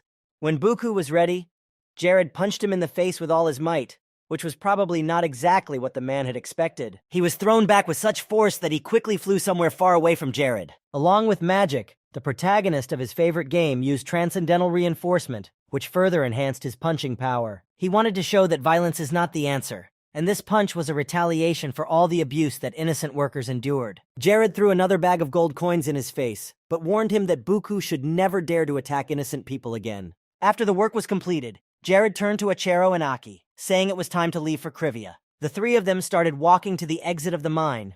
On the way, Jared asked Aki if he had done everything he was supposed to do. Aki said that he had already collected all the information about Buka, and since he had already sent it to the authorities, all these statements and allegations would be submitted to the court. Acero went to get ready to go to his future home, so Jared decided to wait for him at the Plenum bathhouse, which was a nice place to relax, and there was no one there, and Jared assumed it was because of the high entrance fee. Aki also entered the bathhouse, and Jared was surprised, saying that he had to wash before entering. It was rude to just walk into a place like that. Aki blushed and told Jared to rest here alone, but he wanted to see this bathhouse first, because he had never dreamed that he would be able to get to these hot springs. In Jared's opinion, it was just an ordinary bathhouse, so he reiterated that Aki should take a shower and then come back to him. Aki did not know how to answer Jared. He lowered his head, blushing even more. Jared was surprised by this reaction. There was nothing unusual about the royal's body. The younger man tried to speak again, but he couldn't get anything out. He felt embarrassed looking at his naked body. The Lord interrupted Aki again and said he would go first if the younger man was so embarrassed. The boy just nodded his head quietly in agreement and looked away from Jared, his cheeks still red. Later, the blonde was in the water, finally able to relax. This hot water allowed him to forget about all his troubles for a moment. If they built such a luxurious Yuanyu next to the Forest of Nightmares or Mahat's tomb, it would definitely bring in a lot of money. Krivyuri needs to expand the industrial district significantly now, not only to sell alcohol but also for people to enjoy nightlife and cultural life. Even though Jared spoke out loud, there was no response from Aki, so the Lord took a small towel off his eyes to at least see if he was not alone. The kid was sitting next to him, but for some reason he didn't go into the water, and Aki just put his feet down slightly, trying not to look at Jared at all. Arkeen started to say that he couldn't stand the hot water, so he didn't go in, but then Jared asked why he had to wrap himself in towels. He could just put his legs down, and then Aki came up with a new excuse so that Jared wouldn't touch him so much. Then the blonde man reassured him and told him that he could take the towels off. There was nothing to be ashamed of. However, realizing that Aki would not agree to this, Jared assured him that he would close his eyes while he was also in the bathhouse. Aki was more comfortable with this option, but his body was so tired that he was about to fall asleep in the water. Later, when the stars were shining brightly in the sky, they both went to bed to gain strength before leaving. Aki wrapped himself in a blanket and fell asleep in his bed in no time. Jared was starting to worry a little about him. He suspected something was bothering Aki. He was acting strange lately. Whenever they attended a formal meeting, the younger man would talk to him informally, but his reaction would change immediately when they were alone, or when it came to tactile contact. Jared could not understand what was going on in his head. He was completely unaware of his feelings. Aki's shyness was meaningful, but Jared couldn't be sure exactly what the younger man was feeling. It was all just confusing and hard to concentrate. Soon, morning came to the kingdom of Faufur, and the sun rose high in the sky, illuminating all the dark corners. Achero, his wife and 2 children were ready to leave, and they took several sacks with everything they needed. But the blacksmith still didn't know how to thank the Lord for his kindness. Jared was saddened that all the things they had brought with them fit in the small bags. He tried to broach the subject, asking if that was all they wanted to take with them, but Achero assured him that it was okay, they travel very often, so the less stuff they take when they leave, the better. Achero replied a little embarrassed, still feeling uncomfortable in front of Jared, because he realized that he had nothing to return the favor. Jared then turned to Aki, who was standing behind him, and asked him if he knew where the Zumar mansion was. Of course Aki knew the place, and the Lord had given him orders to prepare everything so that the Achero family would be comfortable living there. Aki also had to make sure that they would have the best possible furnishings in the house.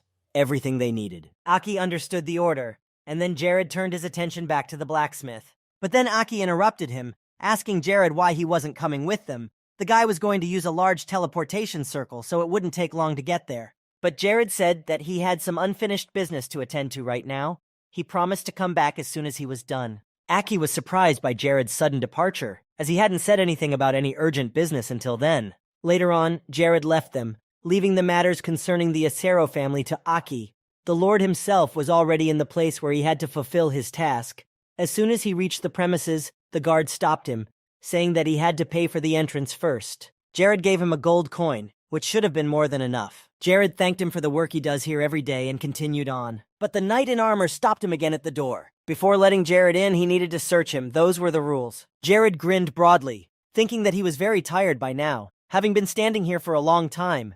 He figured he would have an orgy nearby. Using a few simple tricks, he managed to get inside without any obstacles, avoiding a search, and the guard apologized for not recognizing him as a local merchant. He calmly entered, and another guy tried to follow him, who was stopped by the guard at the entrance, and got in trouble for trying to get in without paying a cent. And here you could see the whole truth of the Faofer kingdom. Corruption reigned at every step. They all needed only money. It seemed that people here were not interested in anything else. It was a place where any questions or problems could be solved with coins, an underground temple that was destroying itself from within.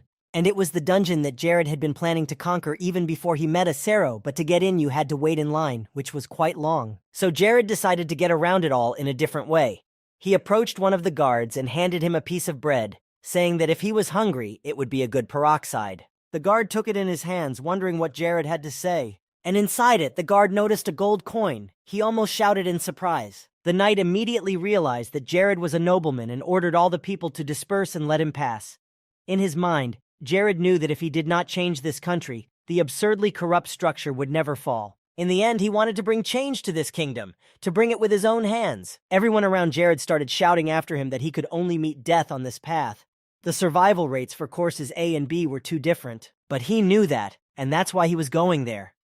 To outsiders, the fact that he was going to course B meant only that Jared was looking for a place of death, because no one had ever made it out alive. He looked around and thanked everyone for their concern and excitement, but said that he would be fine. It was another tragedy. They lost another good hunter, which is not too many here anyway. The ruined underground mosque hid two paths. These two courses led in different directions, and most people tend to choose course A because it is easier. It was much safer, and since everyone shared knowledge about this path, there was an idea of how to go through it. The way B was the exact opposite. It was known only for being extremely dangerous. All the stories of people who entered it ended in disaster. At least 15 people were needed to create a squad to go through the way B. But Jared came here as a genie. He was confident in himself, in his abilities and capabilities. One of the reasons he came here was to beat the boss and take all the rewards for himself. And he also needed to upgrade his bracelet, which he had won in the battle with DeLuca.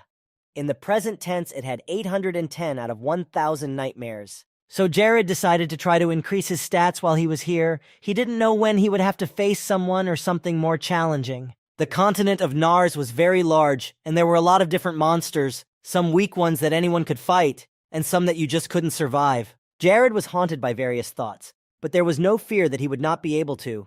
And eventually he found himself standing in front of the entrance to the infamous B course, which has taken hundreds of lives outside its doors. He braced himself and his skin crawled with goosebumps, realizing what was about to happen behind that entrance. And since he needed to have the Taniks with him to complete the course, he needed to get it right away so he wouldn't waste any time there. Sabio would probably be very happy if he saw his creation here, helping him through such a difficult path. Jared shouted the word equipped to be in the suit and calmly enter inside. Its magical power was 100%. Its condition was perfect, and there were no malfunctions at the moment. Jared felt protected in the Taniks. A creation like this is hard to defeat even for strong monsters. He thought that this must be how a superhero from a movie who saves everyone must feel, but he didn't want to waste any time. As long as he was in a good mood and in perfect condition, it was better to deal with everything as soon as possible. When the aisle opened for Jared on Wednesday, he moved quickly through the dark door. The elf watching him was very surprised to see this strange stranger enter the decaying underground temple, which was one of the most dangerous places on Nars. She thought Jared might be taking advantage of the dungeon to get what he wanted, but she couldn't believe her eyes when she saw the techniques Jared used to get past all the monsters in the dungeon unnoticed. The boy flew high above the heads of the goblins, who couldn't reach him even if they wanted to. He flew right under the ceiling so that the monsters could not grab him. Apparently, Sabio did not expect his creation to be used in this way. It was a really interesting technique. Jared was sure that he would get out of here alive and could confidently say that he was much more suitable for the role of the best pilot of the Tetra Nexus than Sabio himself. The elf couldn't believe what she was seeing on the screen. Jared felt like a fish out of water in this suit. Suddenly, Jared stood right in front of the screen through which Sabio was watching him, and he confidently told him to watch him closely, and he would prove that he had mastered the Tetra Nexus perfectly. If only the elf had known something like this was going to happen, he would have used the communication stone to talk to Jared. But now he just watched him. No need to be proud of someone he had barely studied, and certainly no reason to worry about him. Meanwhile, Jared was flying farther and farther away, passing all the monsters below, getting closer to his goal. He probably wouldn't have had as much fun if he hadn't had the ability to fly, because it's not easy to deal with such a crowd of goblins. Jared was just lucky to have the advantage here. So he calmly continued on his way to get home quickly. Later, the hall with a bunch of monsters ended and Jared flew out the door and landed. He was proud of himself. Looking up, the boy waved at Sabio and smiled with satisfaction as he finished his work. It was simply impossible. Sabio couldn't and wouldn't believe what he was seeing. Jared had gone through all 8 rooms so easily, and not a single monster had noticed his presence. But the guy spent no more than 2 hours on this dangerous journey, while others spend several days and cannot go out to take a breath, which is why they die on the spot. Now Jared was standing right in front of the room of the fallen. He wanted to go inside to finally show that he was the first and most likely the only one who could make it this far. He had been studying this dungeon for hours on the way here, and now he was in the boss's room. But when the blonde walked in, there was no Yuocha, so Jared looked around the area but found no one. When he looked hard in the distance, he could see what he was looking for. But the rulers of the dungeon Jared had come to were still awake and sleeping soundly. Valari was a powerful creature, a fire lizard, and no one here had ever come to a fight with it. Valaro was lying next to him. He was already an ice lizard, but he was sleeping just as peacefully next to the other. Perhaps it was for the best, and now was the time to take from these two what Jared had come for. He had quietly crept up on them to take advantage of the moment when they could not attack him, and until the lizards woke up, he could hit them as much as he wanted. In his past life, he also went to this dungeon and was drawn to Path B, where he successfully passed the test and was able to defeat the 2 monsters. He often recalled those moments when he played Paradise, and it was not his reality. Even then, it was clear that a lot of experienced specialists worked here to maintain this huge system, this world. As a result, there were a lot of different ways that could lead the player to victory in an easier way. And because of this, it became more common for several messages about changes and fixes to appear on the same day. This was because Paradise was not perfect. It was a game that was trying to be a better version of itself. However, the point at which Jared was reborn was on the main story 10 years ago, which meant that at that point most of the Yuan had not yet been disqualified. He was saying that he wasn't going to compete with Valari and Valaro in a fair fight, but since there was still the possibility of using bugs, it made no sense for Jared to miss this chance. Soon he found the same place, the safe zone he remembered from the game. Of course, it was hard to know the exact number of people who had been sacrificed to find this one spot that could be used as a decoy. All the other areas were to be traps into which the player would lure them. The plan was good, and it was only a matter of executing it without deviation. However, something went wrong. When Jared approached one of these places, he realized it was fake. All of them were fake, and the only good thing was that Jared hadn't had time to attack them from here yet, because that would have ended badly. The 2 lizard brothers would have eaten him in a heartbeat, tearing his body to pieces. All they would have needed to use was an unexpected jump. He would either die from being squeezed by their terrifyingly strong paws, or be eaten alive.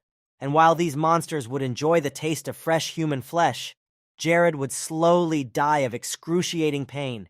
He would die if he let himself be caught. These were the words that other people used to describe this place and the dungeon boss himself, and they were true. However, it was comforting to know that at least these walls would not collapse due to fire or freezing, and would stand firm. Still, he had already come here with the intention of winning and proving that this was not a deadly path that could not be overcome. So he was curious to see what would happen. A new artifact had recently appeared on his finger, the Ring of St. Ifnos, which was classified as a 5-star ring. Its function being that the user could use double the divine power for magical attacks by spending double the amount of mana. Now Jared could apply the perfect technique to win, using attacks that were enhanced by divine power. Curiosity was getting the better of him, and Jared couldn't wait to begin the key task. So after creating the magic ring, he decided to act. Once he was in a safe area, he used the magic projectile, and with a bolt of lightning it flew straight at the 2 lizards that were still sleeping soundly. As soon as Jared managed to hit the monsters, one of them woke up and screamed, its eyes glowing, as the giant lizard was immediately angry at the intruder. Valaro also roared with all his might when the magical lightning touched his snake body. The ice monster was more enthusiastic and was the first to charge at Jared. The boy was standing right in front of the giant, but he remained calm because he was in an area that they could not touch. What happened was as expected. Valaro was unable to get through the barrier of the safe zone and attack the criminal who had so stealthily snuck up on them. But these monsters had another problem that they shared. Valaro closed his eyes when he realized that he could not get to his prey through the magical shield of the safe zone. Suddenly, the ice lizard opened its eyes again. They were still glowing yellow and glistening in the dark. The monster kept screaming and eating through the shield to get inside. Because their eyesight was degrading and they could see almost nothing now, players trying to sneak through this way had an advantage in the last stage. In order to reveal where and who they were, these foot-and-mouth disease creatures used their other abilities, which took a lot of time when attacking. It was to further muffle all these senses which were working properly that he cast his spell. As soon as Valaro regained consciousness, he immediately ran toward Jared to try to attack his opponent again. Jared did not leave the safe zone, where he was completely isolated from the large creatures, and soon they rushed at each other and began to fight among themselves. This was exactly what the boy expected when he used fallen magic to attract attention, and because they could not see it all, they could not decide who they were attacking. This gave Jared even more confidence. Everything was going as he had planned in the beginning. Valaro and Valari continued to hit each other and hurt themselves for some time, but after a while they came to their senses. They both looked at Jared, who was standing nearby, and the lizards had determined where the real target was. Together, the monsters decided to use their elements against him, Valari using his flame breath, directing it directly at the boy. Valaro in turn added his ice breath, and the two opposing elements merged to destroy their common enemy. They aimed at the place where Jared was standing, but they did not expect a backlash, because it was a protected spot. The large stone on which Jared was standing burst into flames, and waves of fire spread throughout the home of the two lizards. They were blind, so they could only feel the pain and hear the loud explosion, the waves of which were coming at them with instant speed. The fire lizard could still hold on to its paws, but it was very badly injured, and Valaro had almost lost consciousness after Jared's attack. After a moment, the ice monster was able to recover. He was badly injured, but it only added more anger and rage to the guy. Jared smiled. He was completely able to get them to focus all their attention on him. It didn't matter if the two of them attacked again, because he was sure that he would get out of here alive and in one piece. Valaro tried to strike Jared again, but he only moved away from the barrier, deeper into the distance, and exclaimed gleefully that they would never get him here. Valari let out a fire from his mouth, which stopped suddenly when the monster once again realized that it would do him no good. But the two lizard brothers didn't give up and started attacking again together. Two elements rushing towards Jared. He noticed that this monster's skill was already improved. This lizard spell did not directly hit the safe zone, but the ability to fly was necessary for Jared to avoid the improved fire and frost skills. It gets pretty dangerous if you miss the time to upgrade this skill, and there's a reason this trick took a while to discover. Well, the two of them had attacked, and now it was Jared's turn to strike back at the lizards that had been hunting him so relentlessly in the underworld. The boy repeated the same spell that had awakened the lizards in the beginning. The magic projectile quickly hit the monsters. However, now the power of this spell was improved and took much more health than before. Jared even enjoyed hitting them. These monsters had so much meat and space to enjoy it, so he didn't think about stopping. Now was the time when the target was too big to miss, so he hit it all the time. Here, during the battle, he could even get into the gap between them to annoy them even more. The attacks of both brothers would only hit each other, and the probability of their energy hitting him was very small. Jared used a magic polishing spell that allowed for wide areas on both sides. The intelligence of these foot-and-mouth disease was not particularly high, so they then foolishly turned to each other and stopped the attack. It was very important here that Jared already knew about their poor eyesight as soon as he entered this dungeon, so he was able to prepare and build a certain tactic, which he followed when he met the monsters. He also remembered from Paradise that these creatures were able to use divine energy, which was used by hunters to locate themselves. The battle continued at this pace for another 30 minutes. The walls stained with the blood of the lizards, which had spilled all over the floor of their home. As expected, the participation of the Tannex created by Sabio was the best option and greatly increased the stability of the attacks. Jared, along with this wonderful elf creation, could safely cast flight spells and still receive the benefits that the suit provided during a fight. And the fact that the Tannex didn't need to be removed for this was good news, since he knew how to use the transcendental connection. Now Valari's mana level was almost at 0. When Jared pro-canned the creature with Spiritual Eye, the battle had drained the foot-and-mouth disease insanely. Valaro's situation was slightly better, but he still had only 0.00201 mana points out of 10,000. The ice demon suddenly stirred. He raised his head and as quickly as he could began to try to climb the wall to get to a safe area. But no matter how hard the monster tried, he could not get to the right place, because the stone wall began to crumble under his weight. Within a few seconds, Valaro fell straight to the ground, belly up, and that was probably the end of the two monsters. Jared was pleased with the work he had done, but the ice pestilence exhaled angrily, looking at the boy. If he had only the strength to get up and use his power to the fullest, he would definitely do so and avenge himself and his brother. But the monster could do little else.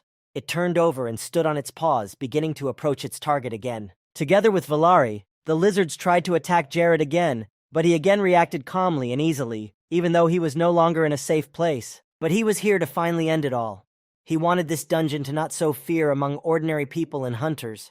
So when he had played with the helpless lizards, he decided to finally put an end to their existence. In any case, he could easily repair the suit with just a few magic stones if anything happened to it. When Jared cast another spell, the magic ball was ready to be launched, and Jared concentrated all his magical energy into it to make it a fatal attack against the foot and mouth disease. The concentration of his mana reached 13,466 units, which gave him the freedom to use super powerful magic several times. Jared channeled all the energy he had left into a final blow that destroyed the brothers and their dungeon completely. Using another of Tanix's special abilities, Jared orbited his targets and prepared to fire. In a few seconds, he opened fire like a sniper's bullet, the collected energy flying directly at the monsters. Due to their poor eyesight and exhausted state, the lizards could not understand or perceive much, so this attack came as a surprise to them, one they were not prepared for. After the magic had blown away what was left of them, Jared saw a familiar blue sign in front of his eyes, informing him that Valaro and Valari had been finally destroyed in their own home. The boy stood among the two bodies of what seemed to be powerful foot-and-mouth disease, but in fact they were very helpless and weak. The main thing was to choose the right attack strategy. Song of Fire and Ice. This is the new title Jared received for being able to defeat these two monsters. He used to think that such a title could only be obtained after conquering the 10th floor of the Great Nar's Labyrinth, but it turns out that these foot and mouth disease were as strong as those he would have met in the underground corridors of the labyrinth. When it came to fire and ice, humans had only weak enough defenses to dodge these elements simultaneously. The system also notified Jared that he had raised both elemental skills at once. It was really cool, and he didn't get tired during this mission. In a short period of time, the bodies of the lizards turned into mountains of colored ash, and soon only the so-called prizes remained. The haul was better than Jared had expected. Everything was at least 5 stars, and it was very rare to find such a thing at one time. He was happy, but decided to hide it all for now, as it was not a good idea to look at such a surprise here. Jared decided that he would look at it all a little later, when he returned to the others and could please his friends with good gifts. There should be enough for everyone. Sabio just couldn't believe his eyes when he saw how Jared had dealt with the foot and mouth disease.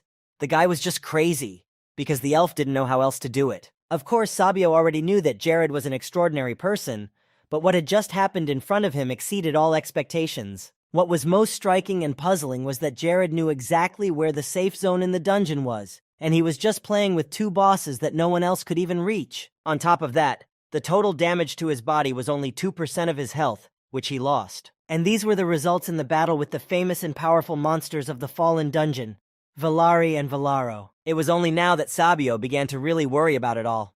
At times, he even felt like he was watching a great pilot with a godsend. Sabio made a promise to himself that one day he would meet Jared in person, but for now, he would continue to watch him closely and study his tactics. The boy flew for a few more hours and soon found himself in his mansion. As soon as he arrived, he immediately called several of his wards, who immediately came to his office. Aki, Julian, Mary, and Valdez stood in front of Jared, all of whom had dressed very nicely before coming. Jared was a little shocked at what they were all wearing, but he put it down to the fact that he hadn't explained to them why he had called them in so urgently. He was especially surprised by the way Aki looked, wearing a hat and a tailored suit. But when the blonde man commented, the younger man said that such clothes were a trend among the courtiers. Jared looked at Aki again, who was standing in front of him in a skirt. Indeed, he looked perfect and complete, wearing earrings and eyeliner. When Jared started to say something to him, Aki involuntarily said that Jared's tastes were too old-fashioned to understand him, although at first he had intended to keep such thoughts only in his head. Aki didn't want to talk about fashion with Jared, who obviously didn't understand it and didn't care much for style, but he changed the subject because Achero asked him to tell the Lord that he was very grateful for the new life he had provided for him and his family. Mary added that Achero's wife also wanted to thank the Lord for his actions and had personally invited them to dinner. This was really good news, and Jared was very happy to hear the news. Then Julian spoke up. He came forward and asked Jared why he had called them all over tonight so urgently, which made the boy worry. For some reason, Julian thought that Jared wanted to fire one of them, but the Lord said that he had no plans to do that at all. He had hired them to work for a long time,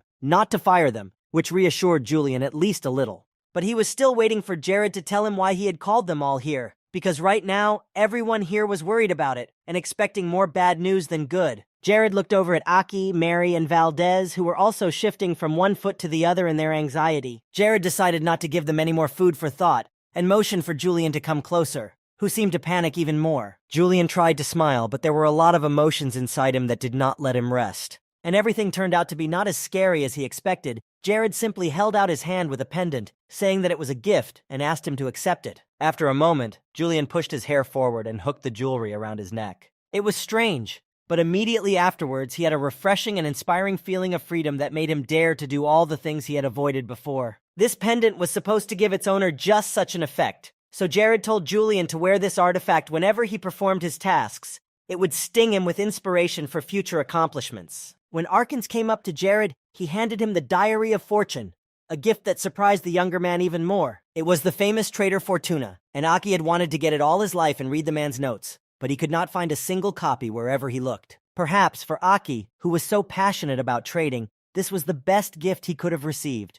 He owned the original and promised to keep it as the apple of his eye. After Aki returned to his seat and kept his eyes on Fortune's diary, Jared called Valdez, who gave him a thing that at first glance resembled an ordinary cuckoo. And he was right. This artifact was called the Cuckoo of Truth.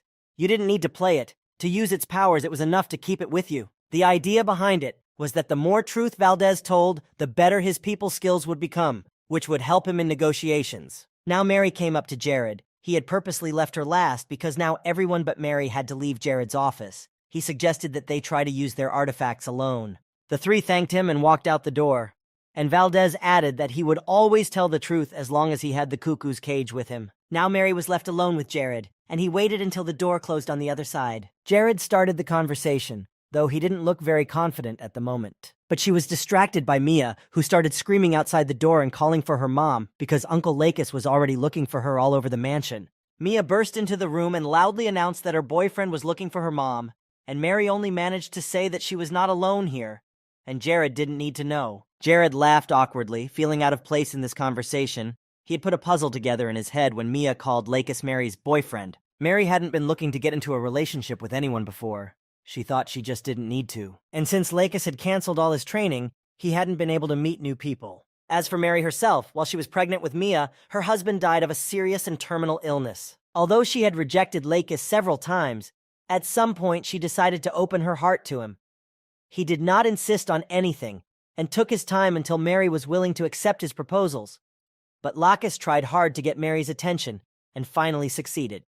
Later, as the three of them sat in Jared's office with the family, Mary apologized for her child's directness. She felt that what Mia had said was really unnecessary for the Lord's ears, and that the situation should not have affected him at all. However, Jared tried to assure her otherwise, and told her not to worry about him when it came to her personal life and happiness. Mary understood that people often said that nothing could get in the way of two people in love, but she wanted to make sure that Jared didn't care. Jared laughed. As long as it didn't affect the kingdom, he wasn't going to forbid his people anything. It was just their business.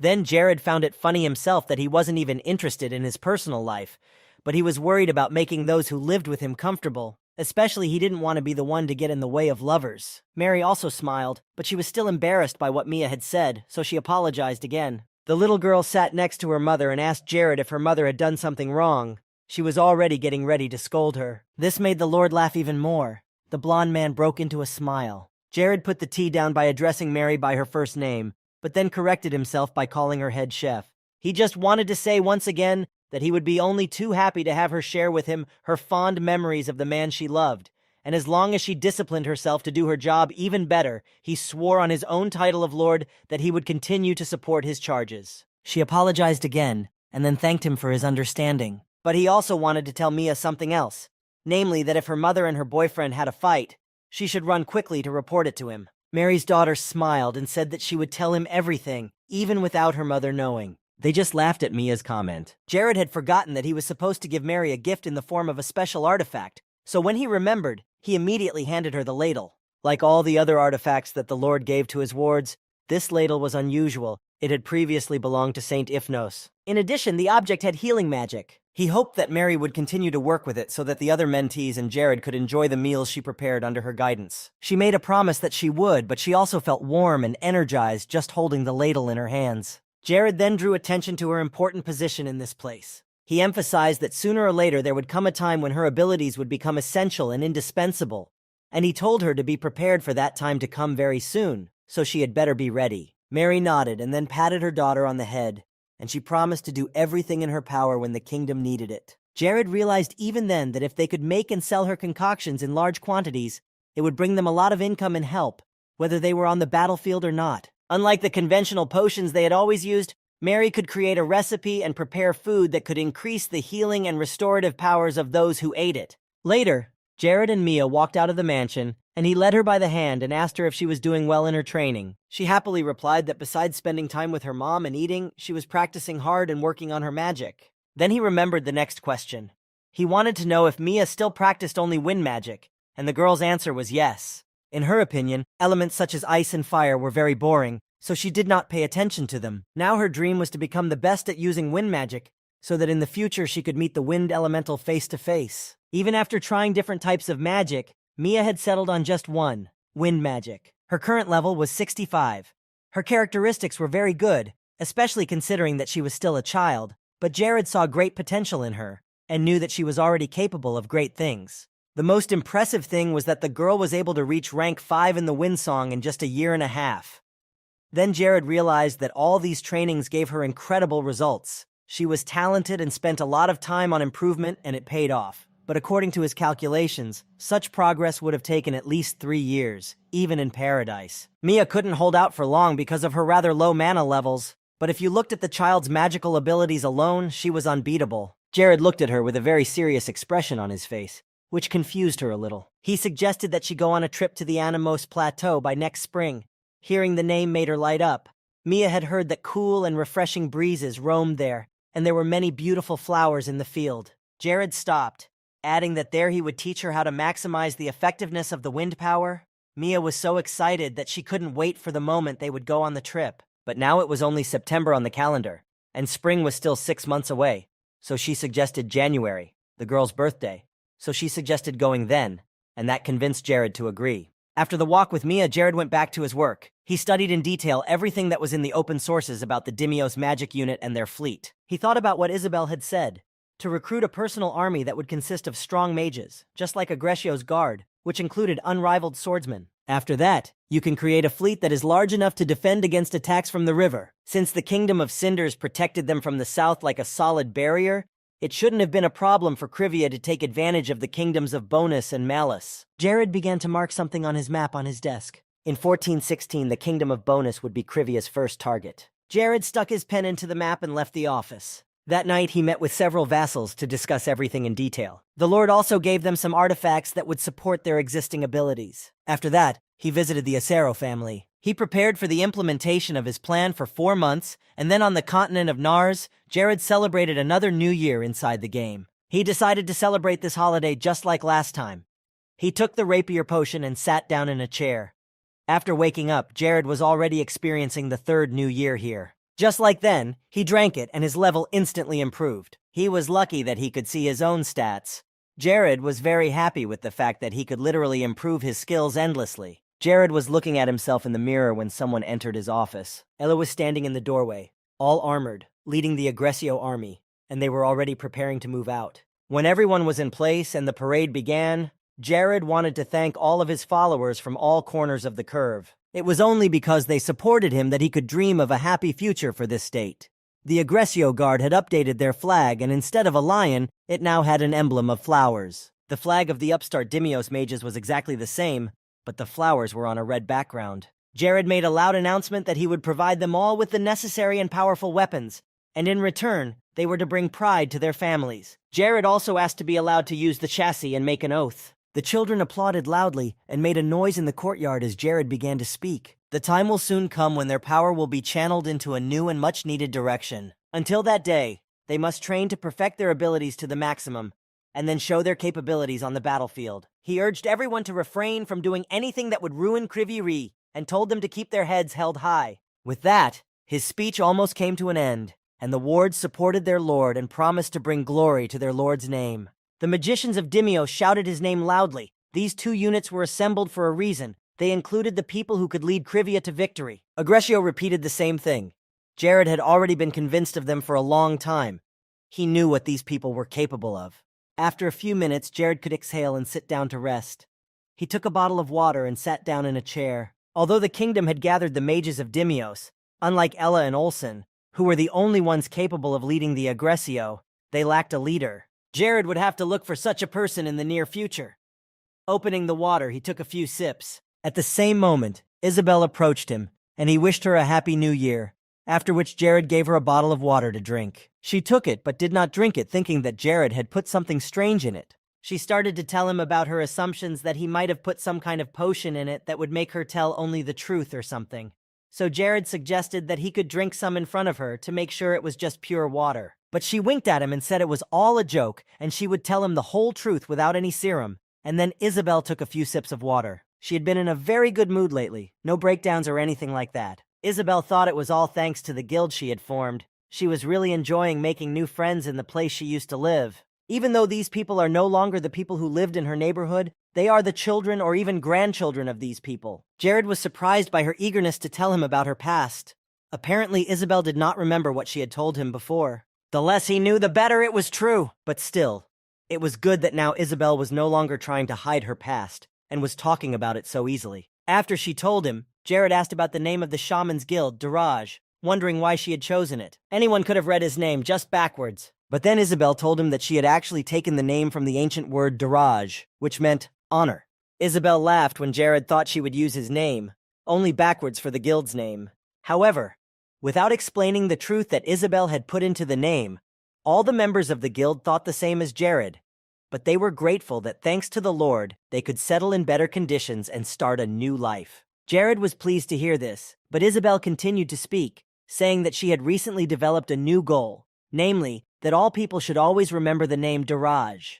Isabel would succeed. The main thing now is to lay the right foundation for the further development of the guard. While Jared and Isabel were talking, Lacus approached them, seemingly waiting to tell the Lord something. He greeted her, and then the girl went to rest, leaving them both alone. Jared gave her a look and immediately looked at Lacus, calling him the lover of Chief Mary. He smiled, laughing slightly. Lacus said a little more quietly that Jared should have stopped with his jokes. It had been 4 months since then, but he was still amused. If the Lord was enjoying himself, that was certainly very funny.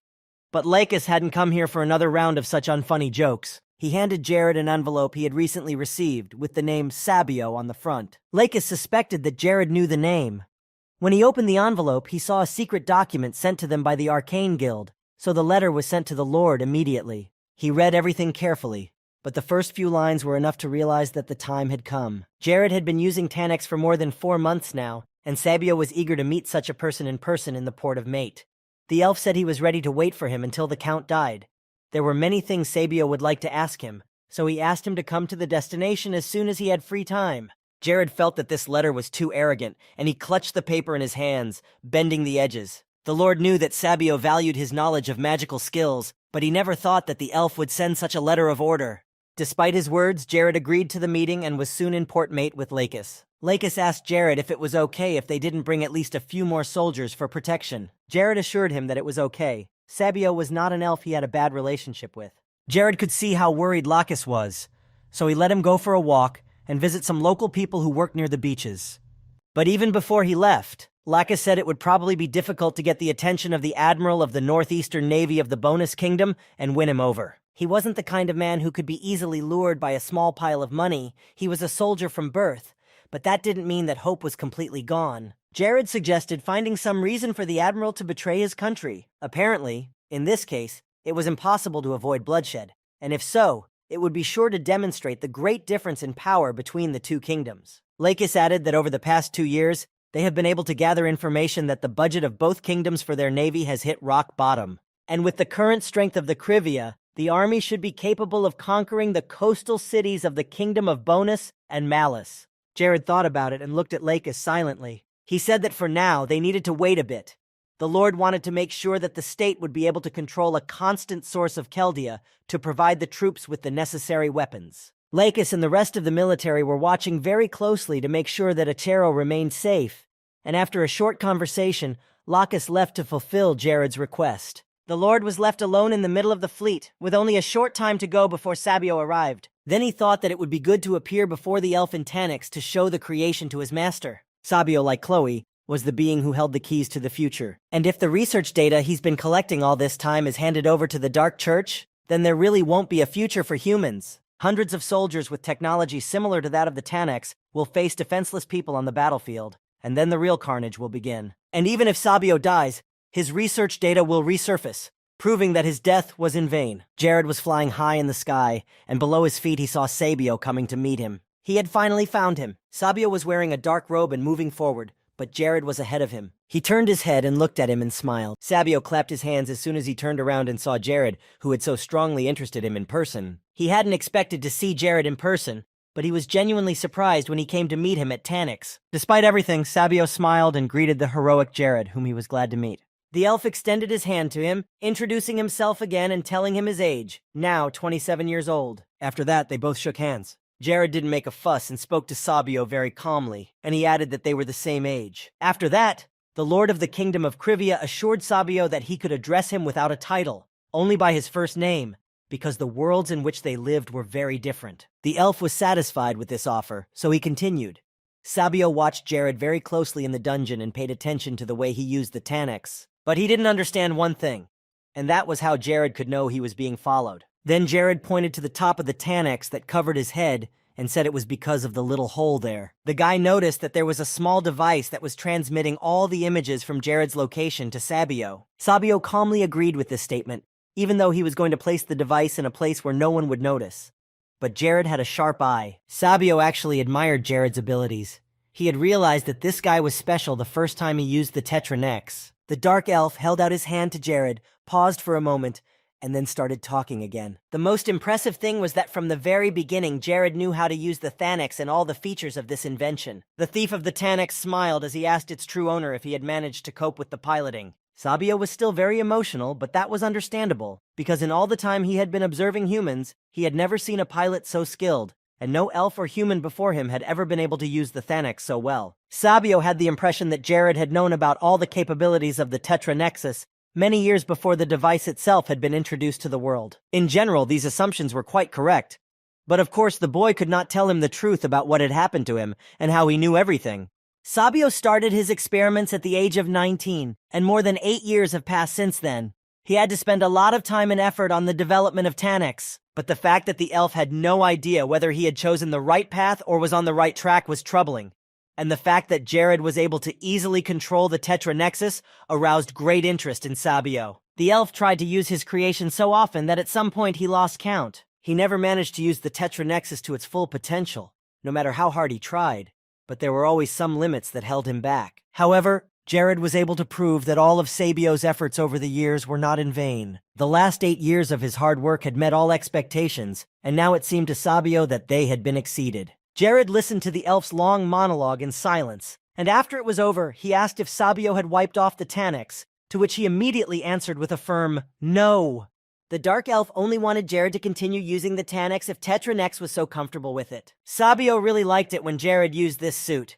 Now that Tanix is being used to its full potential, this creation can be of great help in the future. It was not surprising that Sabio was happy to see the Tanix on him. Any creator would be happy to see their creation in action, especially when the device is used skillfully. However, in this case, Jared had one request, and Sabio looked carefully into his eyes, listening to what he would ask. There were 2 more features on the Tetranexus, but they were currently locked by Sabio himself, so Jared asked the elf to unlock them for him. Sabio did not immediately answer this question. He was just shocked to hear it. No one knew about the 2 blocked powers of the Tetranex except him. Jared took off his costume and asked Sabio to open them again. He was sure that he could use these powers in a way that would make the creator happy. The dark elf didn't mind, but Sabio wasn't going to do it for free. So he thought about how Jared could repay him for his request. Then Jared asked what Sabio wanted from him, and he was about to agree to give him anything the elf wanted. Sabio thought a little more, and then decided to do the following.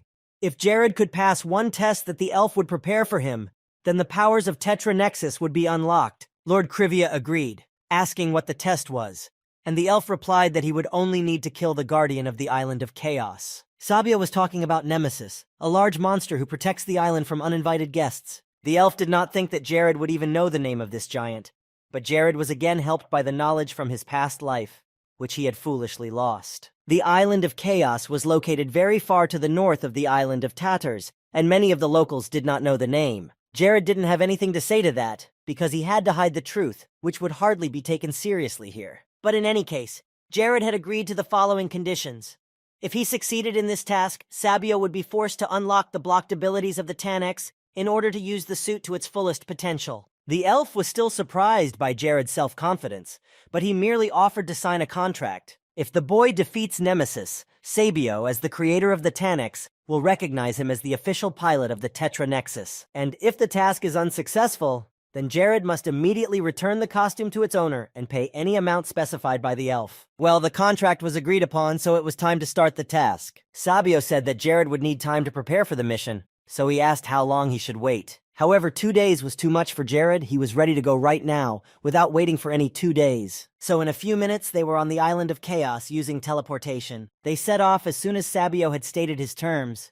Jared did not hesitate for a moment to make the decision to kill Nemesis. The reason for this confidence was that Jared wanted to prove himself to Sabio as the best pilot in the Tanix, and this was no joke.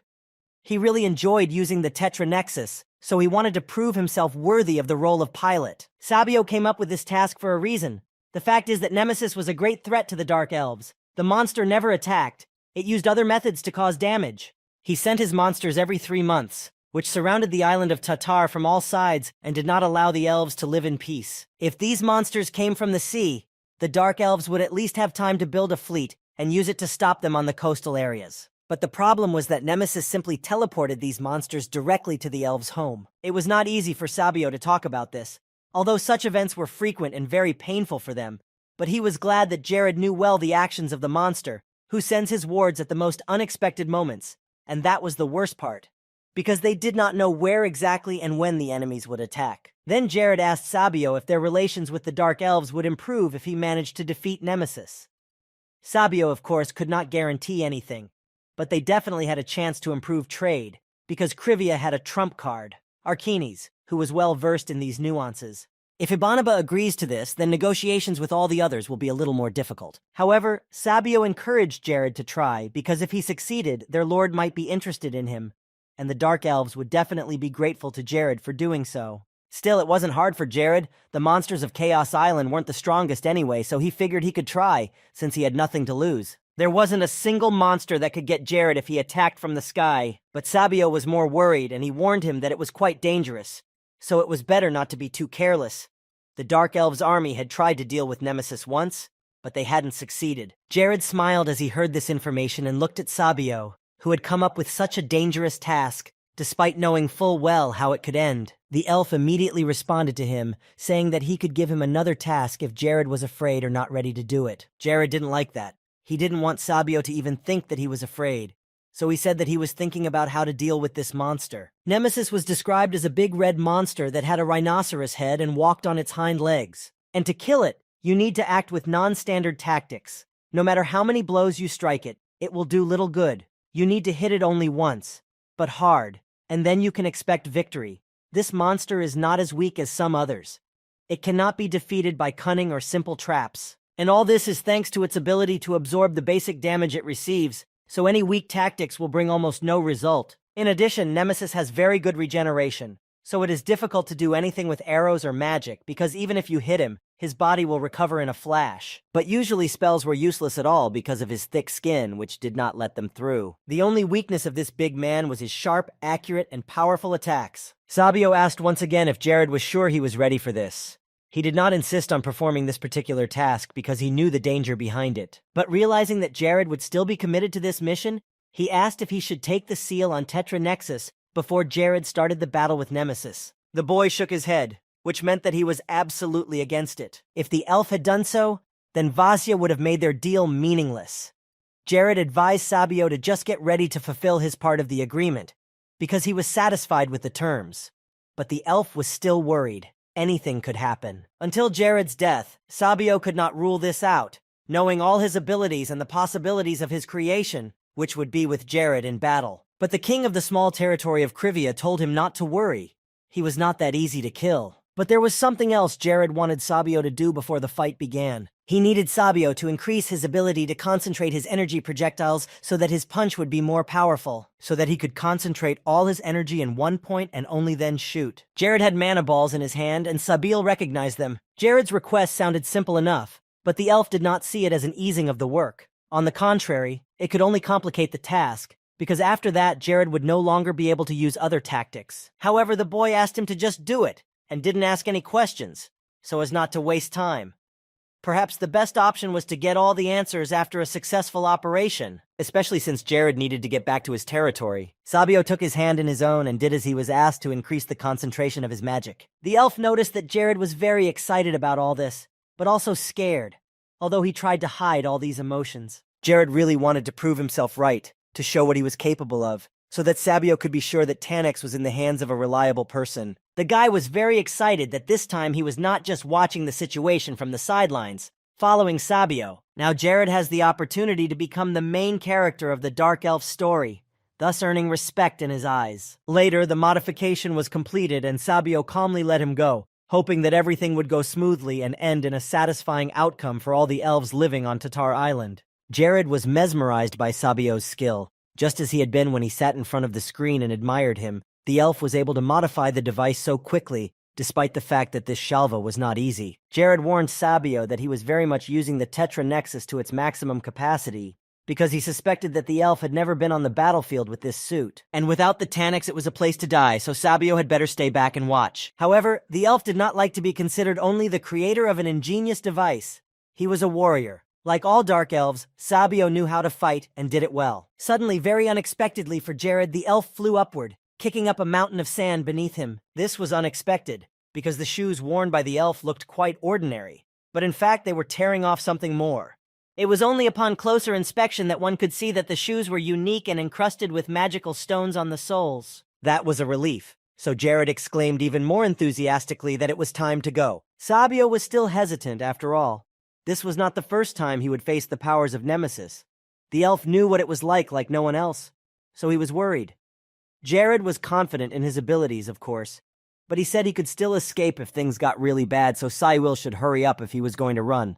After flying a few kilometers, the two adventurers found themselves on the northern part of the island of Chaos. The Nemesis did not make them wait long for its appearance and immediately attracted them with a loud screech. Although this creature looked like a motionless monster that could only smear with its hammer, Nemesis was actually able to use magic at a fairly good level. Jared stopped away from the Chaos Guardian, wondering if he should attack from here, but decided that it was not a good idea and that he would only be stalling for time. At the first opportunity, this giant would call other monsters to the island, and if that happens, he will probably die here. This would probably be only the second time Jared would use this opportunity. His lack of experience made him doubt himself, but in front of Sabio, Jared wanted to appear strong and worthy of being a Tanix pilot. The guy had no more than 5 minutes to do everything, which is very little. And if he starts to delay, the time will not play in his favor and it will only get harder. Therefore, you need to make every effort to kill Nemesis with the first and only blow. It was better not to think about anything for a long time. So the guy flew forward, accelerating to high speed and set a course for the guardian of the island. This great creature saw something approaching him only now, and in fright, Nemesis squealed, which sounded like a pig's cry. Now Jared was going to fight the boss of the territory, and he was ready for it. Jared could kill him 100 times if it would help him win Sabio's trust. And Jared had to be very careful about the decision he made now, because it would greatly affect the near future. Within 3 minutes, thick smoke rose over the mountains of Lviv Tatar. Sabio was sitting downstairs, watching Jared's actions closely, writing everything down in his notebook and admiring how Jared skillfully dodged Nemesis melee attacks, even with Tanix, but it was still magical. According to the elf's calculations, Jared's ability to use Tetra Nex deserved at least 200 points, but even without it, Jared had the ability and power to attack the enemy, and SBFL wondered why he didn't. Jared only flew around Nemesis and attacked him with his magic. Perhaps it was to exhaust his opponent or just to make fun of him. Even though Sabio had asked Jared to fight this monster and saw the boy's abilities, he still didn't believe there was a chance of victory, because even the Dark Elf Knight had suffered with Nemesis, and the fact that Jared had Tetra Nexus didn't mean he could easily defeat someone so strong. Sabio was still very worried about Jared. The Dark Elves were not fools. They had a lot of soldiers in reserve, but even such an army could not defeat Nemesis, so the chance of one person doing so was simply colossally small. Then the elf heard that Jared had ordered Tanix to use the mana balls, which surprised him. He didn't understand why Jared had decided that now was the best time to use them. Nemesis continued to fight desperately against Jared, swinging his hammer, trying to hit the target, but every time he missed. Eventually, the creature could not stand it any longer and rushed straight towards Jared, who was flying around the monster. It was impossible to calculate the amount of mana for the mana balls, and Tanex informed Jared about it, which was the first signal that things were going wrong. Sabio heard this and he immediately ran to Jared. He had to check the status of the device as soon as possible, but at that moment the mana increased by 2 times. Sabio stopped in his tracks in surprise. Right now, Jared was going to use the same amount of mana as before. It was simply impossible to have that much mana. Sabio couldn't explain how Jared had so much mana. As soon as the suit signaled that the mana supply was replenished, Jared doubled the amount that a normal person could use. Jared was scaring Sabio, and he was becoming less and less convinced that he was just the Lord of Curvia and a good mage. The elf was brought out of his state of shock by Nemesis's loud scream. He was screaming at the top of his lungs and swinging his weapon at Jared, the Chaos Guardian about to use an Ultra right now. Sabio turned his gaze to the boy, shouting after him to be careful and hide quickly. Sabio's fears were instantly realized when he saw that Jared was about to be killed. The elf shouldn't have distracted him during the fight, but he couldn't have failed to warn him either, because that would have been fatal. He could have died indeed, but the distance between Nemesis and Jared was too small, and the monster could have hit him at any moment. And if Nemesis swung and hit, then the Tetra Nexus would be destroyed. The great creation Sabio had worked so hard to create would be gone. And if the Tanex is destroyed, then Jared, who is in the suit, will also die after the impact. At one point, Sabio was silent, just watching Jared's actions. However, Jared himself seemed to be fine, so much so that he was smiling. This left the elf speechless. He had realized by now that Jared was a bit crazy, but each time he was more surprised by his antics. Now it seemed to him that Jared had finally lost his mind, for only a person not in his right mind would stand so calmly in front of a monster when it was about to attack with an Ultra. At this time, when Nemesis slammed the weapon on the ground, Jared jumped up and was on top of the weapon. But Nemesis did not stop and continued to strike, trying to hit a small target. And the island guard almost succeeded, lacking only a few centimeters of accuracy. Nemesis got angry and started pounding the ground with his paws, leaving large holes, and if Jared hadn't been lucky enough to be under his hands, he would have been dead. It seemed as if Jared was not attacking on purpose now, but was studying and memorizing the enemy's attacks. All of his actions began to repeat themselves, and the monster had a certain trajectory of blows, so if you memorize them, you can easily win the duel. Very soon, Nemesis began to get angry and entered a critical state. The boss seemed to have gone crazy, and this was the time Jared was waiting for. Nemesis began to destroy everything in his paws and was moving towards Jared. Before his fatal blow, the monster stretched his arms. Stones flew around him, which he threw in a state of anger, and then the creature prepared for its final attack. At the same time, Jared fired a magic bullet that was supposed to reach Nemesis before he could strike. Sabio had already fallen silent, unable to keep up with Jared. His actions may have looked too careless, but they worked, and that amazed the elf even more. It had been a long time since he had come across someone as talented as him. The bullets hit the heart of Nemesis, and then the monster said goodbye to life. The big guy fell down at Jared's feet, completely covered in his own blood. The fight was not easy for Jared, but his desire to prove himself a strong warrior in Sabio's eyes motivated him. If he hadn't thought about the last blow, he would have been lying dead instead of the monster. Jared turned to the elf, asking how it all looked from the outside and if he had done a good job. The blonde hoped it would be enough to gain the trust and respect of someone like Sabio. It was enough for the elf, but he also had to admit that Jared was welded to the ground, and doing this and risking everything was a bit much. This tactic was dangerous, and now Sabio finally wanted to know why Jared hadn't attacked the enemy earlier, even when he had gotten so close. The dark elf admitted that it made him very nervous, and the thought of dying or something like that scared him even more. But Jared said that was the whole point of his technique. The monster had to be very angry to begin with. Sabio asked for a more detailed explanation because he didn't understand it. Jared then explained that he had tried to make Nemesis as angry as possible, so that the monster would use its anger skill when it was convenient for Jared. When Sabio heard the explanation, he felt ashamed that he had not appreciated the boy's abilities, and apologized to him for that. But now all doubts were dispelled, and the elf could admit that Jared was the best pilot in the Tanex. While they were talking, the monster's body began to turn into red sand, and then it disappeared, leaving behind only a thing that looked like a small blanket. Jared ran to this thing with joy. It would definitely come in handy for him someday. This plaid was a piece of Nemesis's rough skin and could serve as a shield, because it is very difficult to pierce the skin of this creature. The boy already had a new idea. He thought that he could add the skin to the mirror armor of the back because it was very light, and the skin was also flexible, so it should not hinder his movements during the fight. At first, Sabio did not want to believe Jared and took his phrases about Nemesis's death as empty words, but he managed to prove the opposite. The elf didn't bother to ask Jared any questions. He carefully examined the Tanex and wondered how the suit hadn't received a single scratch during the battle. And now it was time to unlock the last 2 abilities of Tetra Nexus, as Sabio had promised. However, at that moment, a golden plate appeared in front of the boy, and he immediately turned his attention to it, while Sabio looked at it with interest. Apparently, the elf realized that he would not receive any explanation about this, so he decided not to ask any more questions. He decided that it would be better to take things slowly and let Jared do his thing and leave him alone. Perhaps the blonde man hadn't heard what the elf was saying, but the sign said that he had received the blessing of the goddess Nephria, and that Jared was currently under the influence of that blessing. She must have seen him when she was checking on Nemesis, and Jared caught her attention, and this was the result. But since he knew very little about Nephthys, he decided that she was not a higher deity. Jared was nevertheless very happy that he, like Kekel and the Red Queen, had received the goddess's blessing. However, not only was he happy about this, but this goddess was only interested in him because he had managed to kill Nemesis, not because of his personality. Although in the overall situation, he now had the upper hand, because he had the power of the god on his side. Nephria was known for her unearthly beauty, and even if he did not quite like the reason why Nephria chose him, it was very good. Although some deities were interested in him, they did not want to bless Jared. He received nothing from them, but some of them gave him their blessings, which gave him a lot of protection, and it felt good to know that. After that, Sabio came to Jared again. He was going to unlock the abilities of the Tanix, as he had promised earlier, and he wanted to see what he could do with the powers of this suit. So the young man took it off and Sabio began to unlock it. Jared offered to build the elf a laboratory in the northern part of his property, and of course he promised to make sure that Sabio had his own private corner, and he was ready to make sure that no one else could enter the room and to put a guard there around the clock. Sabio thought about it without stopping his work.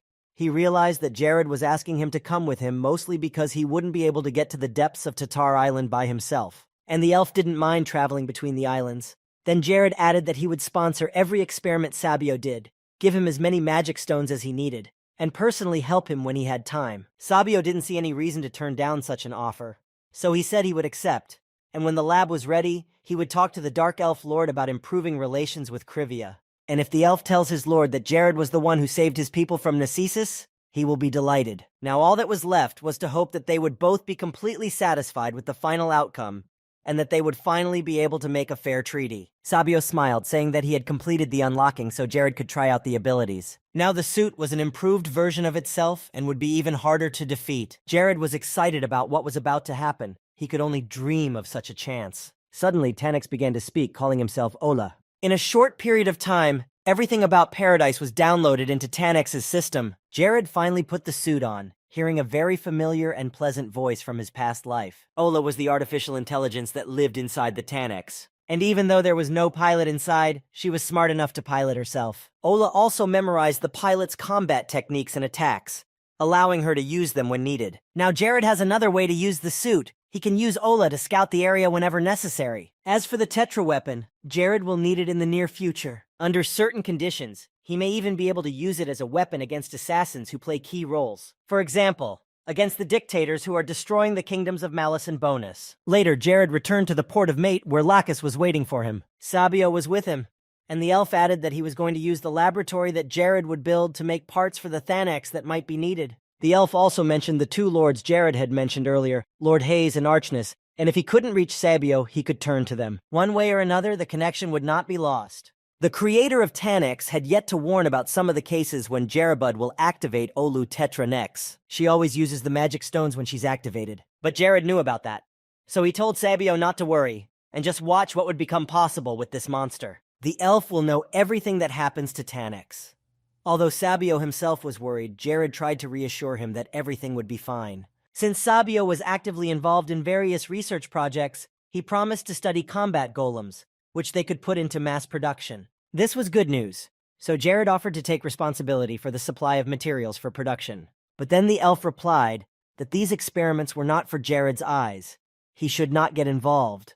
The boy knew this, but he still wanted to give all his support. Now Sabio told Jared to expect good news from him. And while he was at it, he had to try to talk to the Elf Lord about Jared. Perhaps the Lord's approval would be the best gift of all, and Jared wanted to make sure he could mend his relationship with the Dark Elves. That was his wish for the year. Sabio said goodbye and told him he would get back to him later. Later, Jared and Lacus returned to the Krivia mansion and were immediately greeted by Terry the cat, who asked him to scratch his tummy. Terry was already falling asleep, but he wanted Jared to pet him a little longer. He liked to be given so much attention. Jared didn't mind, but he also decided to scan Terry, and he was very surprised to see that the cat was already at level 20. The guy asked with a smile how many mice he had to catch and eat to get to that level so quickly. And apparently the cat had caught all the rodents in the castle, so Jared offered to look at all the reports. But as always, he was distracted by a sign, a small demon holding a notice that ambassadors from the Lantos Empire were coming to Krivia soon. It was to be Duke Galadin and his guard, the peerless Seven Wren. Jared was not happy to see this piece of needy Galadin wandering around Krivia,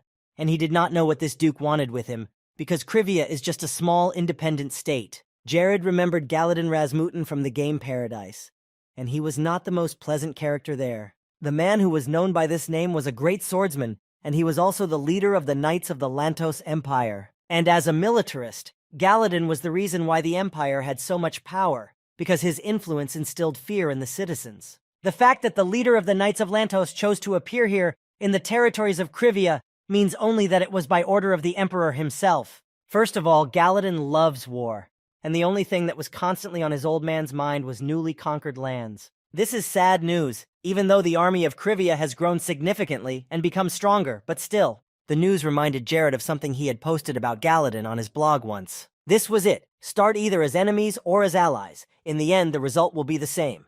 You will become his hunting dog and meet your end. And then there's Seven Wren. Now there's not just one, but 8 damn paradise thieves. The conversation was not going to be pleasant, so Jared decided to prepare himself. Galadin was powerful and influential, and if he was going to compete with Jared, he would have to put his life at risk. It was so serious that he would have to sacrifice Tetranexus. Meanwhile, Galadin and his guards were already in the small lands of Krivia, and he was amused that these territories were almost called a separate state. Despite this, these people could not be distinguished as a separate nation. He had heard that things were getting better inside Krivi-Ree, and that everyone respected their ruler, and the number of soldiers that country had in its army was very impressive. The first of the Seven Wrens, Zweigender Vansel, was sitting in the carriage with Galadin, and he warned his master that the carriage was almost there. Galadin did not expect that they would get to the right place so soon, but it was good news, because 2 long travels were exhausting. Apparently, this was due to the fact that there were good roads in the territory of Krivia, which were convenient for the carriage to travel on,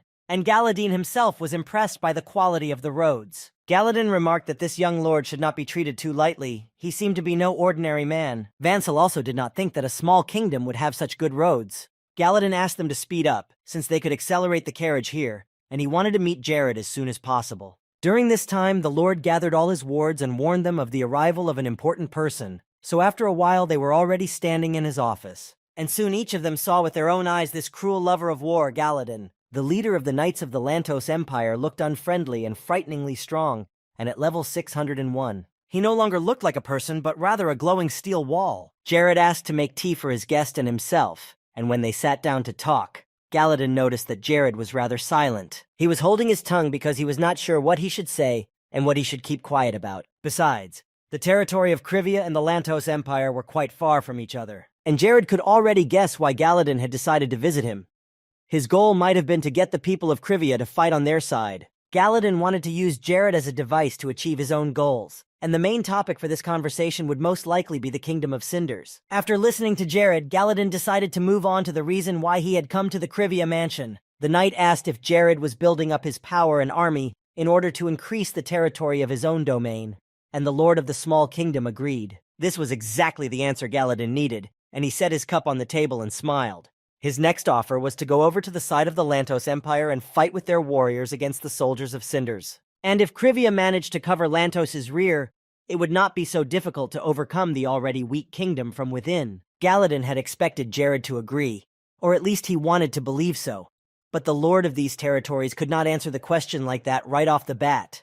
Though he had expected similar questions, the suggestion made him seriously overwhelmed. Once upon a time, the Great Holy War destroyed a great deal of Paradise's land. Many innocent people died, and there were many murders every day. And it all happened while they all served Radius as their god. These people had gathered a huge army and conquered one nation after another, which had lost their power and people during the Second War with the Demon King's army. The words greed and treachery perfectly describe the situation of the countries at that time. And in order to take control of another nation, they were going to strategically surround the entire territory. Of course, there was no shortage of temptation with promises of a better life. However, at the moment when the goal was almost achieved, right at that moment they turned their swords against those who had previously been ready to help them. If he got involved with Galadin in any way, the relationship was bound to end in disaster. no matter how it started. Jared realized that he needed to act carefully now, so that he would at least have time to prepare for war with the army of this knight who was crazy about the idea of war and the occupation of new territories. He openly declared right in front of Jared that he was going to invade the Kingdom of Cinders and said it right in front of Jared.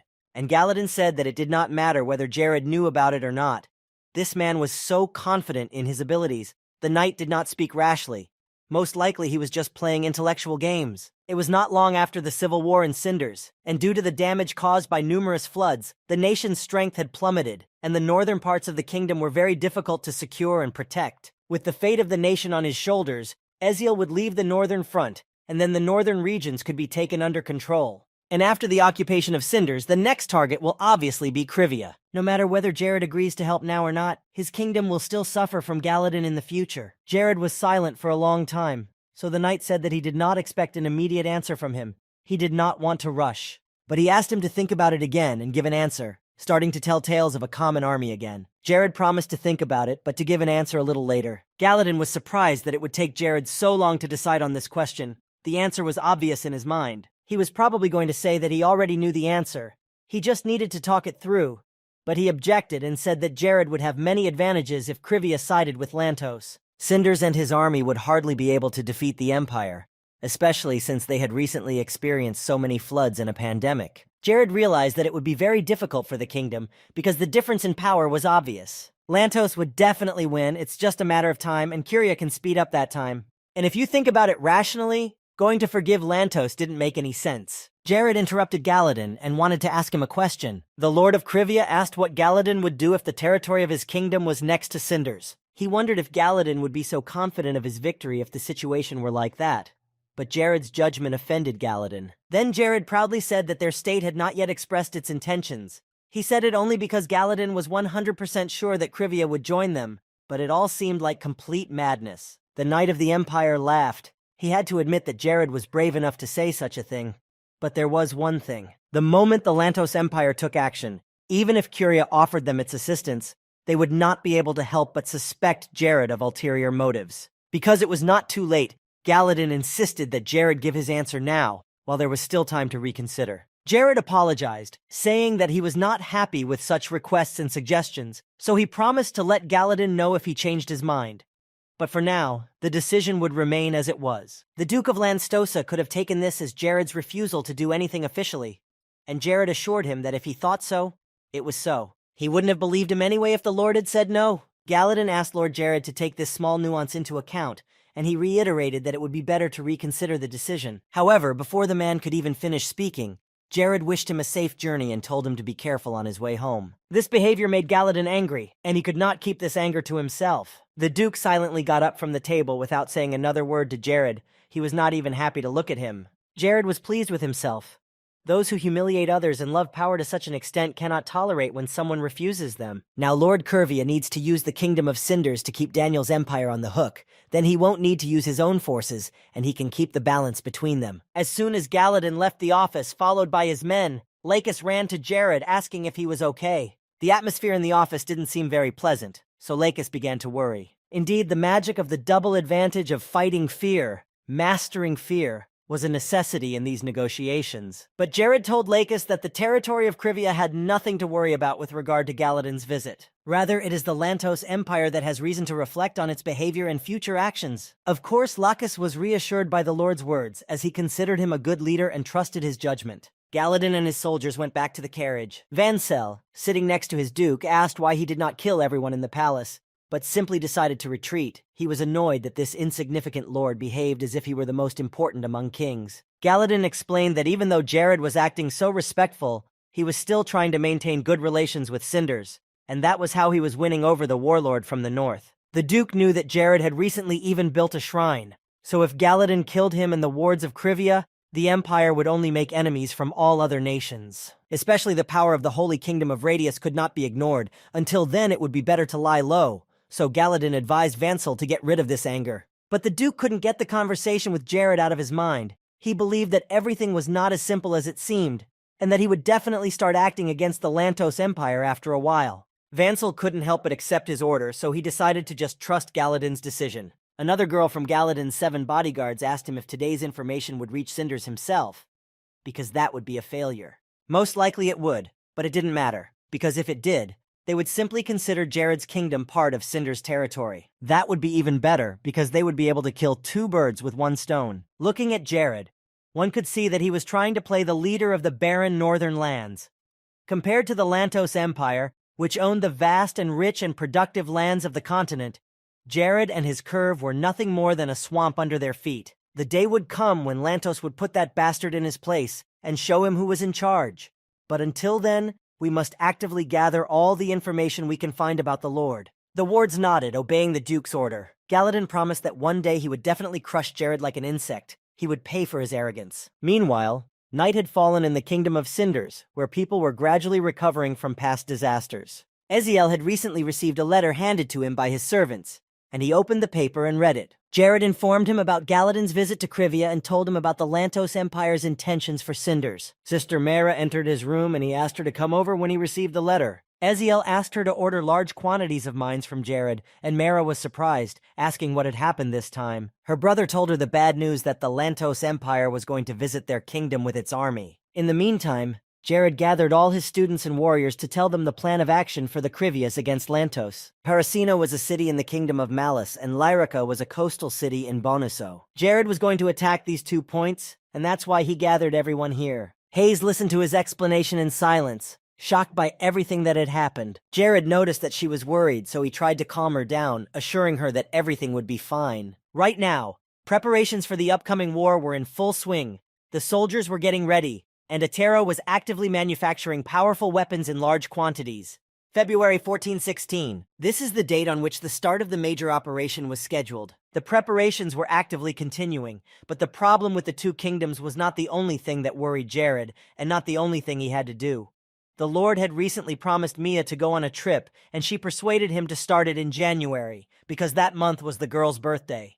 Now it was January 15th, and she was already looking forward to tomorrow, when she would be a year older. Jared, as promised, went on a flight with her, and in Tenexa, Mia took to the air with him, and the child was thrilled, and even more so when she saw the plateau Jared had been talking about. She was eager to get down there and see everything. But while they were flying, it seemed as if this steep slope had been made artificially by humans. But from above, the ground was completely smooth and flat. Mia could not have imagined how beautiful the views would be as she flew high in the sky above the rocks. Jared told her that it was because of the convenient terrain from above that many people used to come here to train, because there were no people here, and there was plenty of space. But now it was a thing of the past.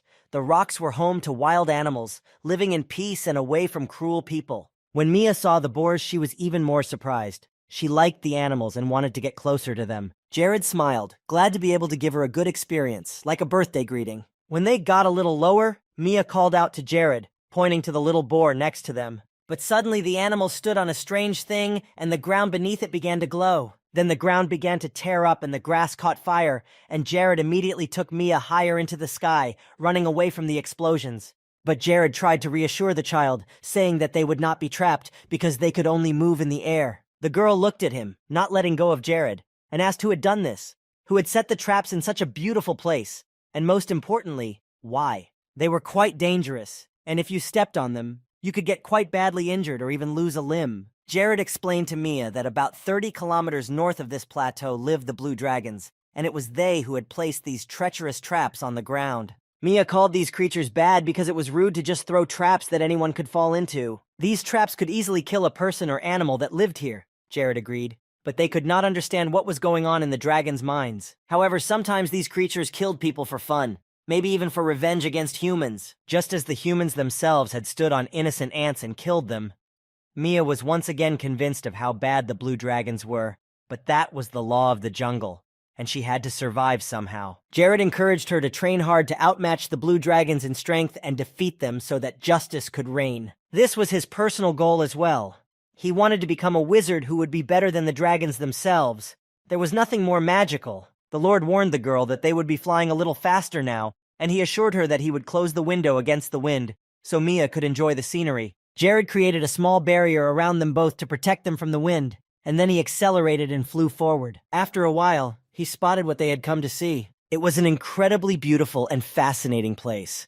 The plains of the Anamua Plateau are a golden place for windbenders. While Jared was flying with Mia in his arms, she managed to fall asleep, So when they landed, the boy woke her up, to which the child replied that she had not slept well. She hadn't had a chance to take in all the views of this magnificent place when Jared put her down, so she simply asked if this was the place where the training would take place. He nodded, but before the training, Jared still had a few things to explain to her. The Animu Plateau was a place blessed by the winds, and the wind spirits had been roaming the area since ancient times. Mia liked this story. She found it very interesting and somehow felt that she would become stronger when she started training here. Jared thought that if they could summon the spirits and their queen Wen, Mia would be able to achieve more. He was confident that he and Mia would be able to get the spirit queen interested. The girl was ready to start, but Jared suggested a little warm-up first. She happily exclaimed that she agreed and ran away from him. Now it was time to analyze the magic on the information screen, which Jared did. And that's when he noticed that he was only 2% short of wind magic. To be a fully versatile wizard, he needed an A rank in every type of magic. Jared was eager to start training. There was nothing better than moving forward and striving to reach new heights. Continuous breath control multiplies the effectiveness of wind magic. So he told Mia to take into account all the headwinds as she began to control them. She also needed to take into account all the features of the landscape in and around the particular place to make the spells more powerful. By this time, Jared was already without Tanics, and he decided to show Mia how to use wind magic himself. So he told her all these facts so that she would have an advantage over her opponent in future fights. He threw the stone aside and said that at this point they would take a short break. They had been practicing for about an hour, so Jared suggested that they rest a bit. But the girl said that she was not tired at all and wanted to continue. She really wanted Jared to teach her something else. He wondered where she got so much energy from, because he himself wanted at least a few minutes to catch his breath. Mia assured him that she was not tired from the training, so she did not want to stop. She wanted to continue to compete with Jared one-on-one. Since Mia had asked for it, he decided that he would not stop, and they would compete until she collapsed on the ground. The girl was happy when she heard Jared's agreement and told him to teach her any little things. She was curious about everything about wind magic. She really liked that Jared was her mentor. He taught her many interesting things. The next few hours passed like this, practicing, sometimes taking a break for a snack, sitting right in the field. 4 days of intensive training passed at this pace. Mia was constantly improving. She saw no limits in her training and had a specific goal to which she was going despite all obstacles. And finally, on this 4th day, Mia looked at least a little tired. Jared chuckled as he approached her.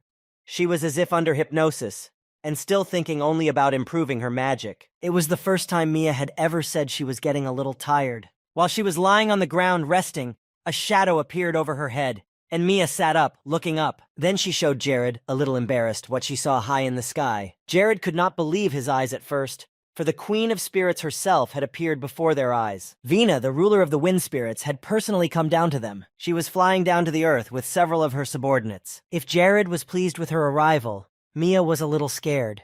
She did not know what to expect from these strangers, so she moved away. Vina was the beginning and the end of the wind spirits, the one who would help him and Mia move to the next level, the generous queen who could become their guiding star in the dark sky. The closer Vienna got to the ground, the further Mia wanted to get away from them, terrified that these strangers might do something bad. Jared only now noticed that the little girl was scared, and he came closer to her to calm her down. Jared told Mia that Vina was not evil. The Spirit Queen was just watching over them. This calmed her down a bit, so Mia held back her tears as she looked at Vienna again. This goddess was also called the Spiritual Queen of the Winds. Mia remarked that Vienna was incredibly beautiful, and her appearance enchanted the little girl. Jared then reiterated that no matter what happened, he would always be there for her, so she shouldn't worry. Mia had stopped being afraid and was calmly waiting for Vienna to come down to them, but Jared was a little worried that he had been called the Spiritual Queen of the Winds. Maybe that was a little blunt. But anyway, Vienna had already stepped onto the ground where Jared and Mia were. The boy was about to scan the queen's abilities with his spiritual eye,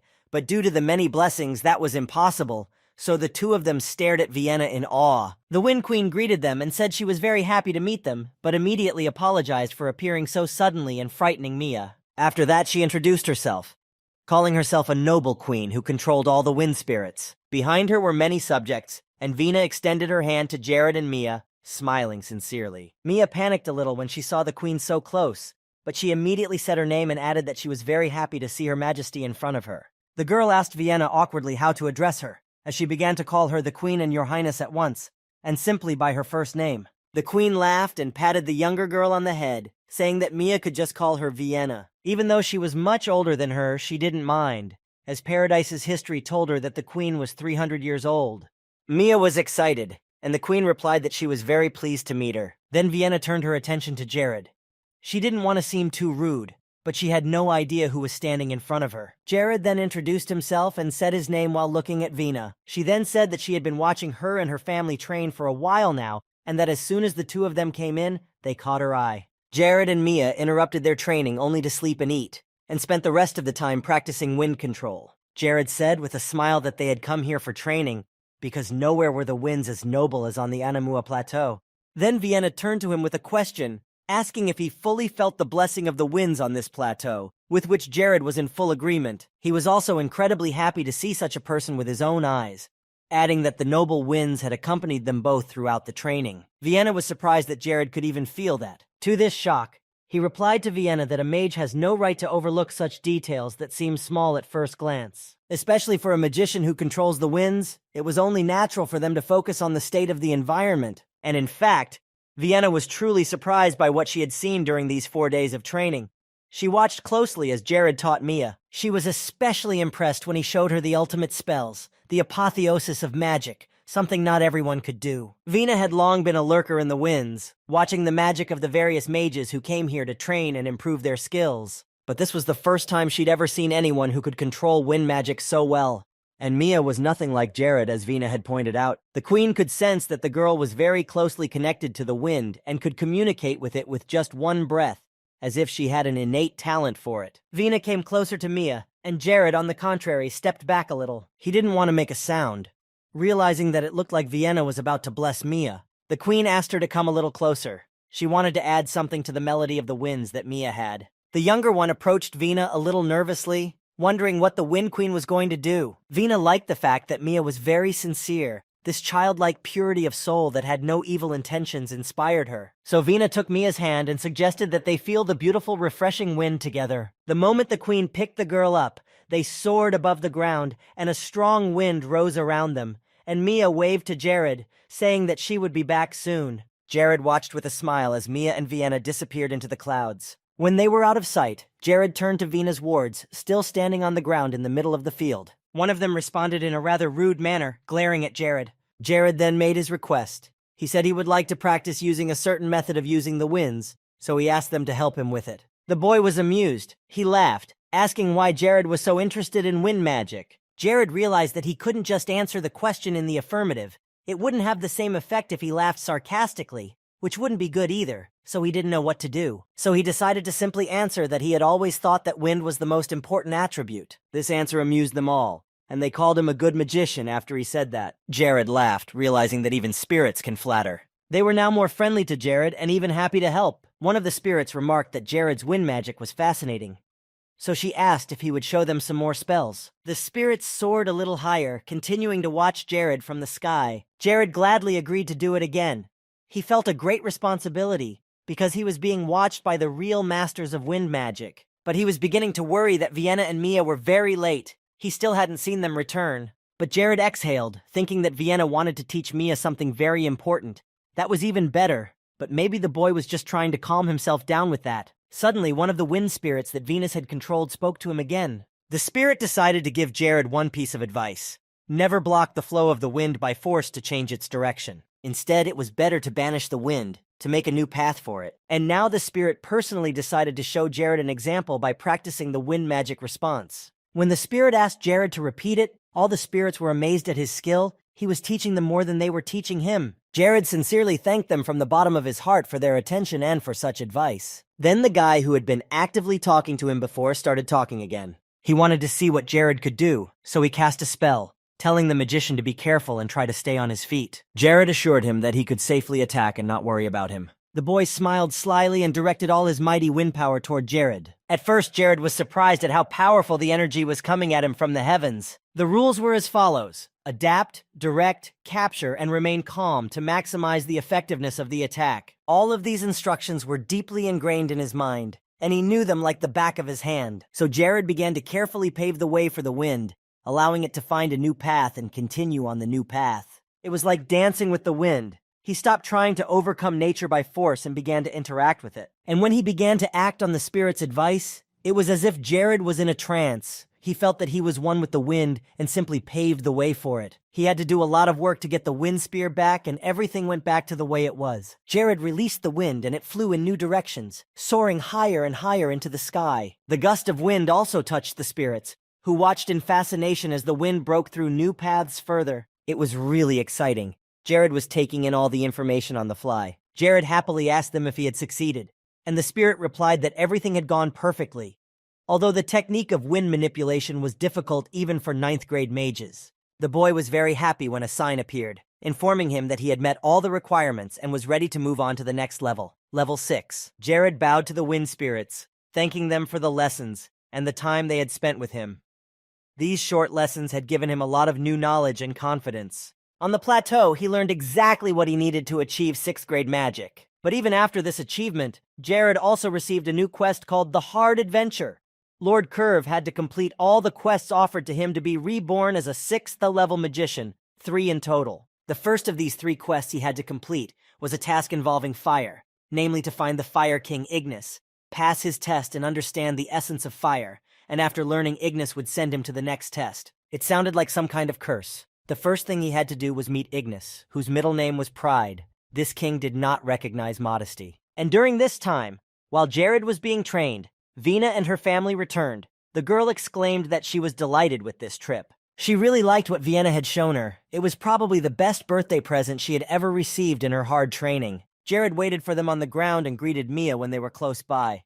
She added that she had a lot of fun with the Wind Queen. When Mia came a little closer, Jared felt that something had changed in her, but since he couldn't put his finger on it, he scanned her and found that she was now wearing a Midiness pendant, an artifact that greatly enhanced the wind magic the child so admired. Jared was the first to see such an artifact. He didn't even know it existed, and there was nothing like it that he had ever come across. Because of this, Jared started to think about who Midinessa was, and Mia asked Vina if it was really her father's jewelry. Vina confirmed that, although Mia's father had left everything in the past and died as a mere mortal, he was a great man, and Midiness loved his wife and daughter more than anything else. This made Jared's day even longer. He expected it to be some great person, but definitely not Mia's own dad. It meant that instead of an immortal spirit life, Midiness chose to be an ordinary mortal because of love. The apple didn't fall far from the tree. Mia begged for it.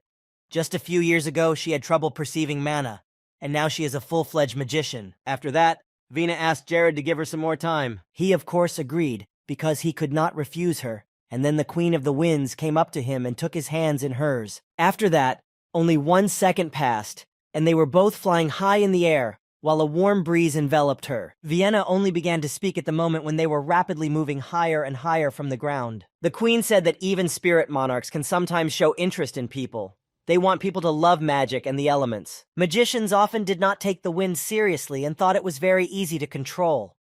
People did not know the value of wind, and all because the wind is invisible and surrounds them on all sides. Jared understood this very well, and knew that since ancient times people have neglected the wind and considered this magic completely unnecessary to study. And for the first time in 70 years since that day, Vienna finally saw someone lifted by the wind on the Anamua Plateau, and it made her happy and uplifted her spirits.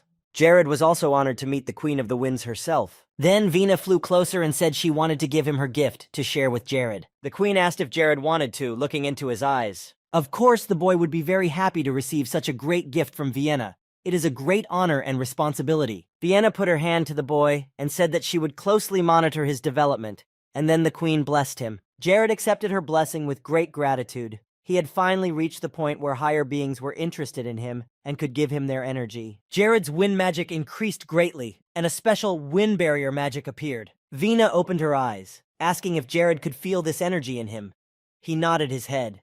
This power was spreading all over his body. It was an unbreakable wall that consisted only of wind. Vina had realized from the beginning, as soon as she started following him and Mia, that Jared was an unusual person. Even after receiving magic, some mages would not be able to understand such energy and would not feel it from the inside. Then a bright sphere appeared in the hands of the Wind Queen, at which point she lowered her voice a bit. Soon she created a crystal heart from this sphere and gave it to Jared. This heart was a Spirit King stone, an incredibly important and valuable item. Jared and Vina were still flying in the air. He looked at the heart in surprise and then turned his gaze to the Queen. Shocked, The guy couldn't even pick up the thing. Vina said that this stone was a small token of her appreciation for Jared's understanding of wind magic and his respect for it. A diamond Jared could use in case of emergency and summon Vina and her fighters when in danger. This is an extremely rare gift that undoubtedly made the boy happy. He took his heart in his hands, once again thanking Venus for her kindness and favor to him and Mia. Jared realized that Vina had a lot of hopes for him, since the queen had decided to give him such a valuable gift. She could simply hope that Jared was a great mortal mage with the power to control the winds, of which there are too few on Earth, so he could become a representative for the spirits. Jared smiled as he bowed his head to Vina. Now he had the favor of the Wind Queen, and it gave him a lot of power. The deities were always watching people on Earth, looking for someone to bestow their blessings upon, and spiritual monarchs were no different. Jared realized that if he could focus all the attention of the higher deities on himself, he could become even stronger by receiving the blessings of several of them, which would help him become the main character of the parade. Such a good relationship with Vina would be the beginning of this long and endless journey to improve his own magic. The boy was grateful for all the advice and lessons that Vienna gave him during those few days, and he will never forget it because it was a great experience. The queen promised to support him and cheer for him. She believed that Jared would prove her right by making the choice he did today when she gave him the blessing. The boy took it very seriously and understood the responsibility that fell on his shoulders with this blessing and the interest of the Queen of the Winds herself. He wanted to express his gratitude once again for the kindness with which she had welcomed them into her territories. Later, Jared returned to Mia's land. It was getting dark, and the girl asked if this was the great gift Jared had spoken of earlier, wondering if it was a birthday present, because if so, this was the best moment of her life. Jared laughed. He was pleased that he could make her happy and give her so many experiences. And besides, Mia met the wind spirits themselves and their queen, which is very important for the wind mage that Mia wants to become. Mia was really very happy, but she was sad that she would have to go back soon. She liked this place and did not want to leave it. It felt like her real home. She added that she would have a lot to discuss with her mom as soon as they got home to the mansion. Jared understood what Mia wanted to talk about. She had lived all her life knowing that her father had left this world too soon. She hadn't even been able to catch him alive. But now it turned out that he was a spirit. Mary had a long conversation to have with her daughter. After that, Mia looked at Jared and asked him how he felt after visiting these beautiful places. They continued to stand in the field alone, when Jared replied that he had received a great gift from Vienna, a gift that anyone could envy. The girl wondered what Jared had received as a gift from the Queen of the Winds herself, but he decided to keep the suspense going and showed it to her on the way back. Now it was time to return to the land of Krivia, and Mia's mother was waiting for her, so it was time to go back and train with her newly gifted powers. Jared had warned Mia that he wanted to get a strong breeze so they could get back to Krivia as soon as possible, and she was happy to oblige. When the two of them got back to the mansion, Jared and Mia went to bed, and in the morning he decided to go to practice, just like Mia did. Every day they practiced and improved and eventually put out on January 31st. Eziel and Mara were together again. Cinders had received another letter from Krivia, and it could mean something not quite good, considering the recent events with the Lantos Empire. Eziel began to read, and it said that last summer the worst monsoon in centuries had hit the territories of Bonus and Malice, and that the disaster had claimed many lives, and it was all because the authorities had neglected to prepare and keep their citizens safe. And despite the fact that the duty of a ruler is to take care of his people, the two kings heartlessly left them to die on their own.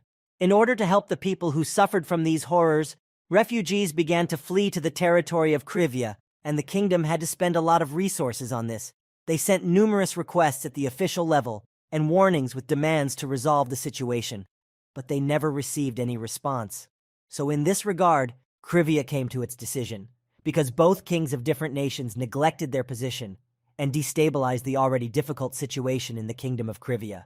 Such actions Jared considered hostile, so from now on, the state will increase its defense to protect its new subjects. The territory of Krivia begins to advance to restore justice between the kingdoms, because these two states, Malus and Bonus, are not worthy of calling themselves nations. Eziel put the sheet away. He had already guessed that Jared was going to attack the two kingdoms. The incident with the refugees had been recognized as a shameful crime. Most nations would definitely take a stand, Krivia and Cinders included. Mara asked her brother what he was going to do next, because in recent months he had been silent about the whole situation. Eziel replied that this time he wanted to express his support for Krivi. In the end, they had no choice but to support Krivia's side in this war. Bonus and Malice abandoned their people to their fate, and after that, these rulers cannot be called kings. Mara agreed with this because she, as a princess, would not dare to forget about her citizens and not support them in a difficult situation. From the moment the two kings threw their citizens into the clutches of death, these kingdoms signed their own death warrants. They had been following the news and suspected that Jared had already crossed the border. The territory would be vast if Jared succeeded in conquering it. Then Aziel picked up the crayon and went to the blackboard and thought. He colored Malice, Bonus, and Cinders green, saying that it was time for the kingdom to make a formal decision to join. It was time to show our support and gratitude to the new king. And midnight of February, Jared and his army were on their way to the kingdoms. There were many of them, and Jared announced the beginning of the attack. The first target was Lyraki, the coastal city of Bonus. Lycus was in one of the first lines of soldiers, and listened to all the orders of his lord. Suddenly, Jared stopped when he saw a certain signal. This meant that they had been spotted by the kingdom's intelligence. At that moment, Jared used the teleporter and entered the portal. As he walked through it, he noticed the kingdom's guardian, Bonus. He quietly sneaked up on the man and hit him with all his might, making him fall off his horse. The warrior begged Jared to take pity on him and not kill him. The horse immediately ran away because of the loud noise and panic, and Jared grabbed the soldier, who was already lying on the ground. Jared asked him if he was standing here on the orders of Admiral Genitz. The poor man said yes, he was ready to tell the whole truth if only he could be released. The man said that if Jared let him go, he would give the Admiral everything he asked for. Jared did not respond to this, but used instant paralysis to immobilize him, so the soldier did not report the arrival of the guests in advance. Since the soldier was already tied up and could not move, Jared decided to throw him in jail and then decide his fate. But for now he had to go back to his army. So Lord Curve took off again and returned to his army. He was to play a key role in the Blitzkrieg. Jared flew over his entire army, which was already approaching the city of the enemy kingdom. Lycus and Ella were leading the army and staying on horseback in front. After Jared checked to make sure everyone was in place, he flew closer to Ella to tell her the next plan. The scouts were already done, so Jared ordered Lacus and Ella to continue to advance on the city, while he himself would attack the fortress where Admiral Genitz and his main force were now located. The girl was a little confused that Jared was going to attack the fortress alone. She wasn't sure that the Lord would be able to do it, but Jared reassured her, saying that the number of mages at the base was much smaller, and at best they would be at the 4th level of magic, so he alone would be quite enough there. Then there were fewer doubts. Ella assured them that they would destroy the infantrymen on the peripheries, as agreed. Jared then turned to Lacus, who was to finish up behind enemy lines quickly, and move back into position as soon as Ella broke through the front line. In this war, speed is life, so the rear must be taken without delay or obstruction. Lacus had taken every word of his lord's order into consideration, and now all the army leaders were ready to advance. Ella was leading the Templars and a division of mages, and Lacus was entrusted by Jared with the command of the territorial army, and soon they were to meet at the base of Lyrica. Lacus and Ella, like true warriors, rushed forward to fulfill the combat order. Jared was about to leave them and go to the fortress, when he heard a voice calling him from below. He looked down at the ground and there was Hayes standing there with Terry, waving to him. It seemed that the army would win because they had a great advantage with Isabel and her Dressa shamans, whom she had trained diligently. In addition, they had many people who volunteered to fight, 20,000 willing warriors who gained experience day by day. At some point, Jared stopped worrying and exhaled a sigh of relief when he saw the strength of his kingdom. With them, he was confident that he would eventually defeat his rivals. When his doubts and worries were gone, Jared immediately moved north to the city's fortress. Meanwhile, at the naval base that had been established on Lyrica's land, the coastal city of Bonuso, all the soldiers were in full readiness to attack and repel the enemy. Admiral Genitz was immediately informed of what had happened to their soldiers, whom Jared had killed before arriving here. The man also asked if there had been any other redeployments and if everything was calm around the base. The soldier replied that everything was fine for now, and added that before spring came, almost every soldier in Yangchi helped civilians prepare for the planting of grain. The other soldiers behind him also confirmed that they had seen it. Genitz was surprised to hear this, but they continued to discuss the matter further. After a moment, the admiral stopped and scratched his head awkwardly, asking his subordinates if he was overreacting to their words. He was in a tense state because when the message about recruitment came from Krivi-Ri, it scared him to death. Genitz refused only because he couldn't convince himself, and according to the scouts, everything in Krivi-Ri was quite quiet. There was too little suspicion to strengthen patrols and move infantry, even though their military positions in Liraki were very precarious. Suddenly, the military guard at the entrance to the base alerted them to an intruder, and they noticed a mage approaching. Each of them prepared to attack Jared with a bow, and they took aim when they heard the order to start the attack. The admiral decided to go outside himself to see how serious the situation would be, but his expectations were exceeded when he recognized the person approaching the base. Meanwhile, military arrows were already flying towards the magician who was rapidly approaching them. Despite the fire from all sides, Jared managed to reach the fortress of Mayan in the kingdom of Banuso. The admiral froze in place, both disbelieving his own eyes and realizing that soon they could be finished. Jared perceived this attack as a game. He realized how pathetic these soldiers looked against him, so he had no fear of them. When the numerous arrows that were fired at him came within a few meters of Jared, he deflected them all with magic, and they fell down. Yenitz could not believe what he was seeing. It was probably the first time he had ever encountered magic of such a level that could easily deflect dozens of arrows. But after seeing this, the soldiers did not give up and decided to attack Jared again. There was so much aggression in their eyes when they saw how easily one man could deal with a whole group of troops. However, no matter how many more shots were fired and how well they aimed, the result would still be the same. So Jared created a shield again, and all the Sturls fell. He didn't have to worry about such attacks at all, keeping the temporal artifact of spatial deviation with him. Admiral Jennett still stood in a stupor, realizing that this guy was none other than Jared. The old man quickly came out of the tent, starting to call out the name of their magician, but no one could find Ganoff. Then one of the soldiers told Yenitz that Ganoff was in the rear, and at that moment the last thread of the Admiral's hope was broken. They couldn't compete with the enemies in the air. They simply wouldn't be able to attack Jared. The man was beginning to panic, but his excitement was cut short when he heard a familiar voice. It was Ganoff, who had now reached Class 4 and was a mage infantryman. Yenitz instantly shouted out for Ganoff to stop this mage, the Duke of Krivia. The guy turned around, looking at the Lord.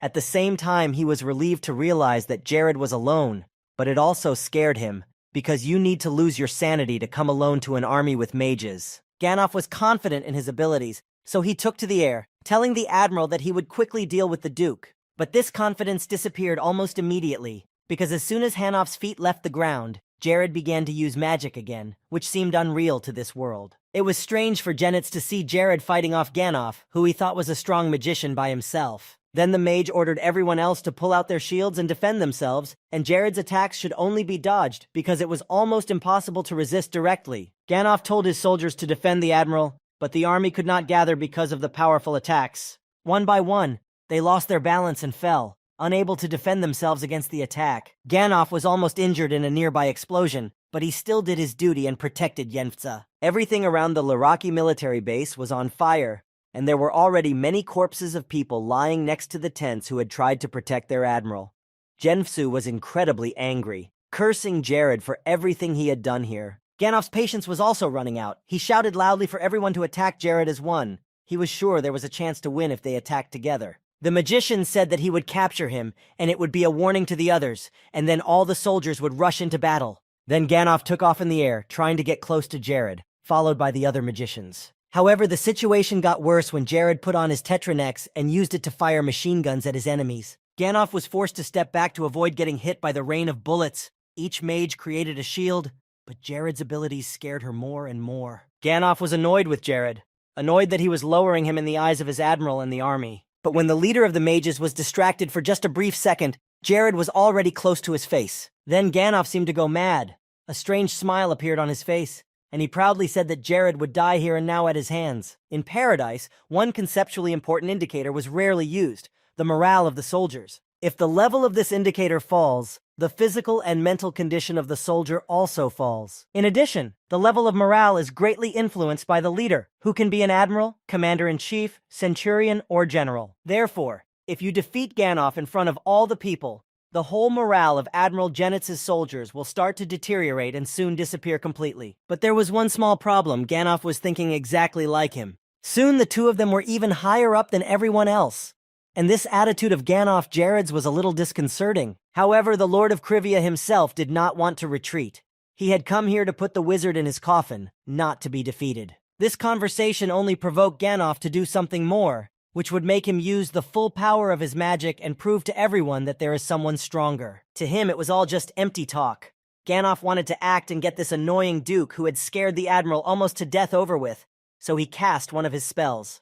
But Jared immediately approached him and grabbed his cloak tightly, pulling him close. The magician tried to get out of his hands, but he was not very good at it. Jared did all this in order to move away from Ganoff using the teleporter. Now that it was just the two of them and no one else would interfere with their battle, the Duke began to use his power to the maximum. And as strong as Jared was, he had to admit that Ganoff was a great mage who was very skilled with his abilities. so he knew he needed to move to a more favorable situation to ensure that his enemy would be defeated. When Jared tried to cast a spell, the mage skillfully dodged it, starting to laugh, saying that he would never have fallen into such a cheap trap. Gandalf moved closer to Jared to attack again, which was quite unexpected, so the boy barely had time to create a barrier to protect himself. Suddenly, when Gandalf tried to grab Jared, he realized that there was no one in front of him, only the magic smoke. Gandalf became even more angry and used an ice storm, thinking that this would be enough for Jared and he would not be able to resist. But apparently he underestimated Jared's magical abilities, who easily dodged the attack with his shield. This technique was very easy for Jared, and he even got bored fighting the magician because the spells he used were too simple.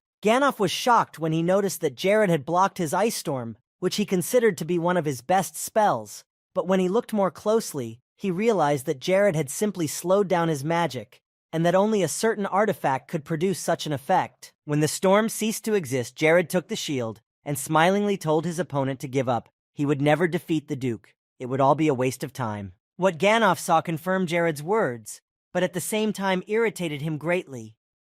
The magician had never given up without a fight, and this time would be no different. And while the magician was angry, Jared decided to attack himself to show his true capabilities of magic. Stones appeared around Gandalf, held by the magical wind, which forced him to dodge, but this did not cause too many problems for the magician. He sped up and began to move instantly closer to the enemy to strike again. When the guy was close enough, he decided to cast an ice will spell on Jared. However, it didn't work on the Duke of Krivia. He fought it off very easily, and the spell didn't even have time to touch his feet. But Gandalf did not stop there. He tried again.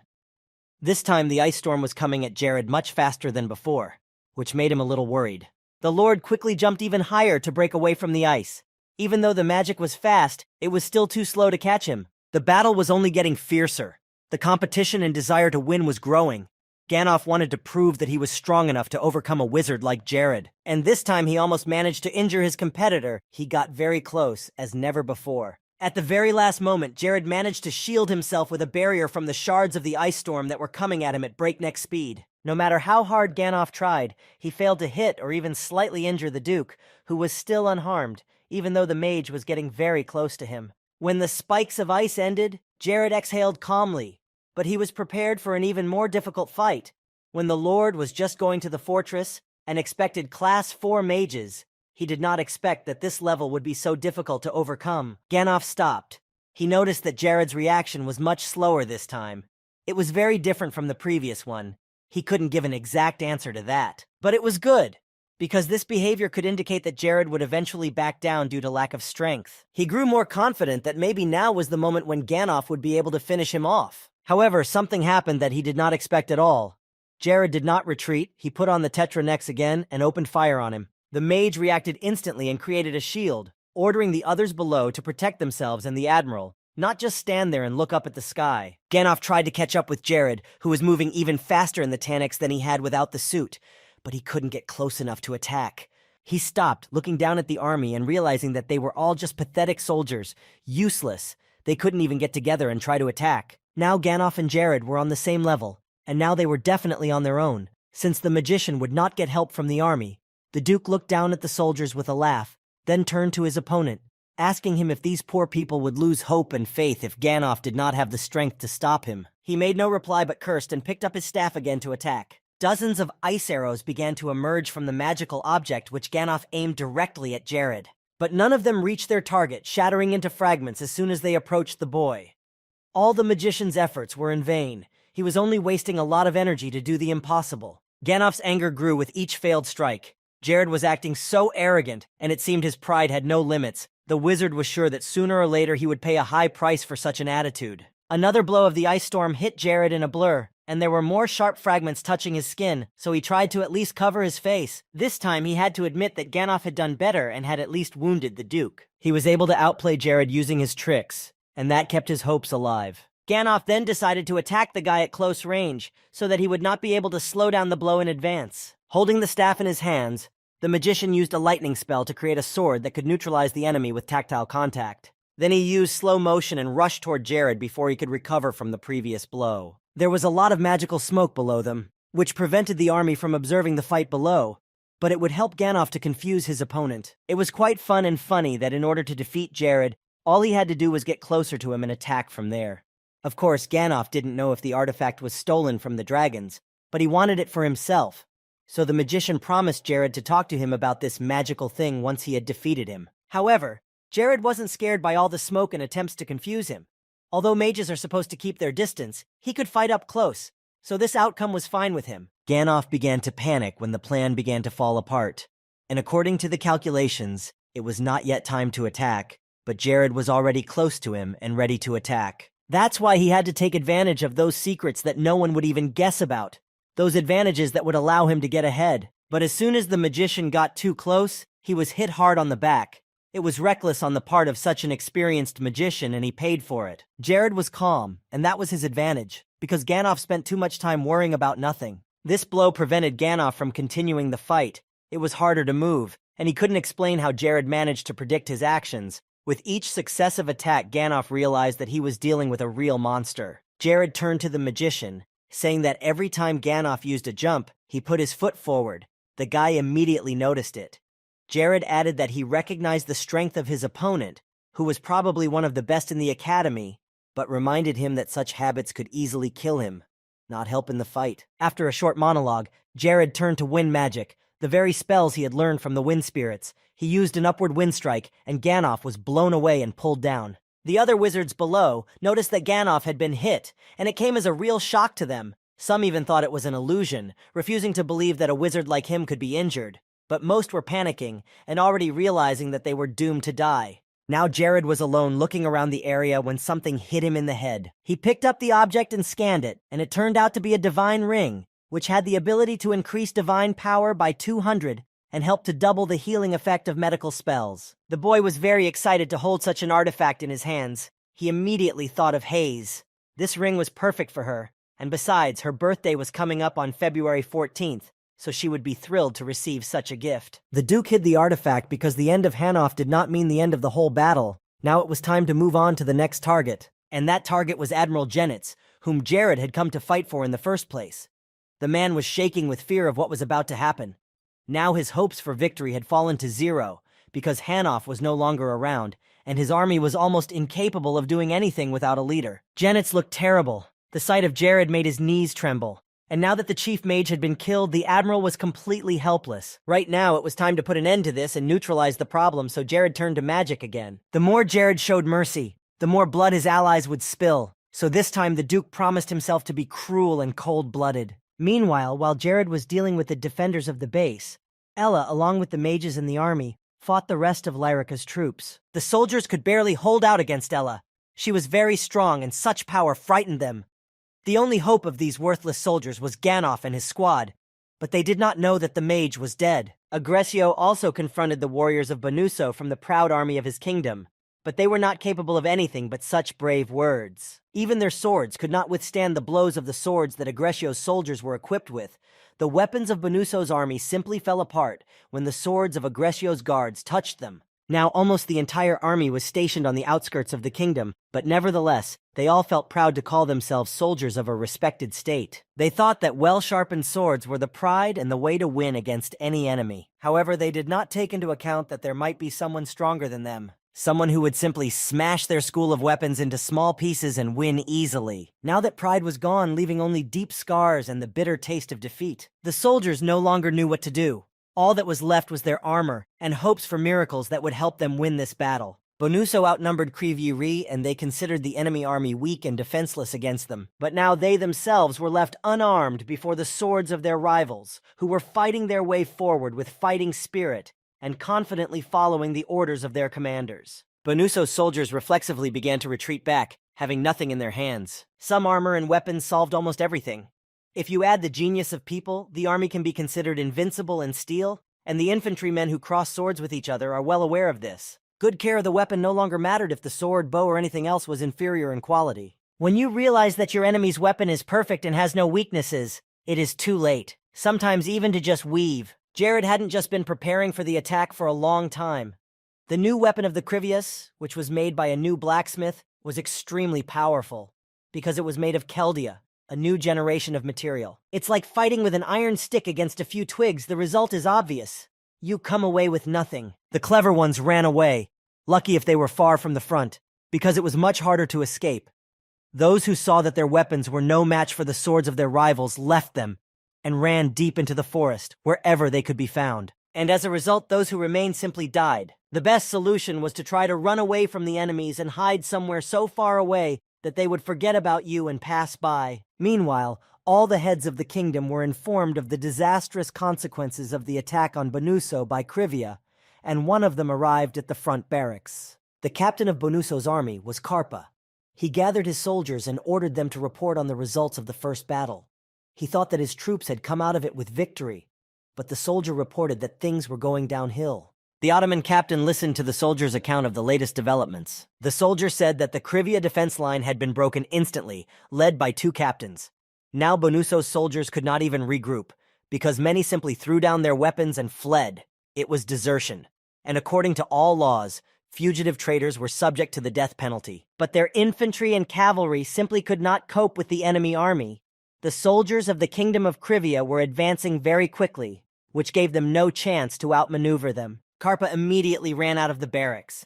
He had to make fresh decisions immediately to defend his country. But it was hard for the captain to believe in this situation. Their army was not weaker, especially since they had more manpower. It was hard to accept the fact that they were losing, and it was all happening so fast. It was only at this point that Karpa began to realize that something had happened to Ganov and his group. When Karpa walked a few more meters, he saw that the enemy was already there, right in front of him. He became angry and started shouting at all his subordinates, scolding them for not reporting the arrival of enemy troops here.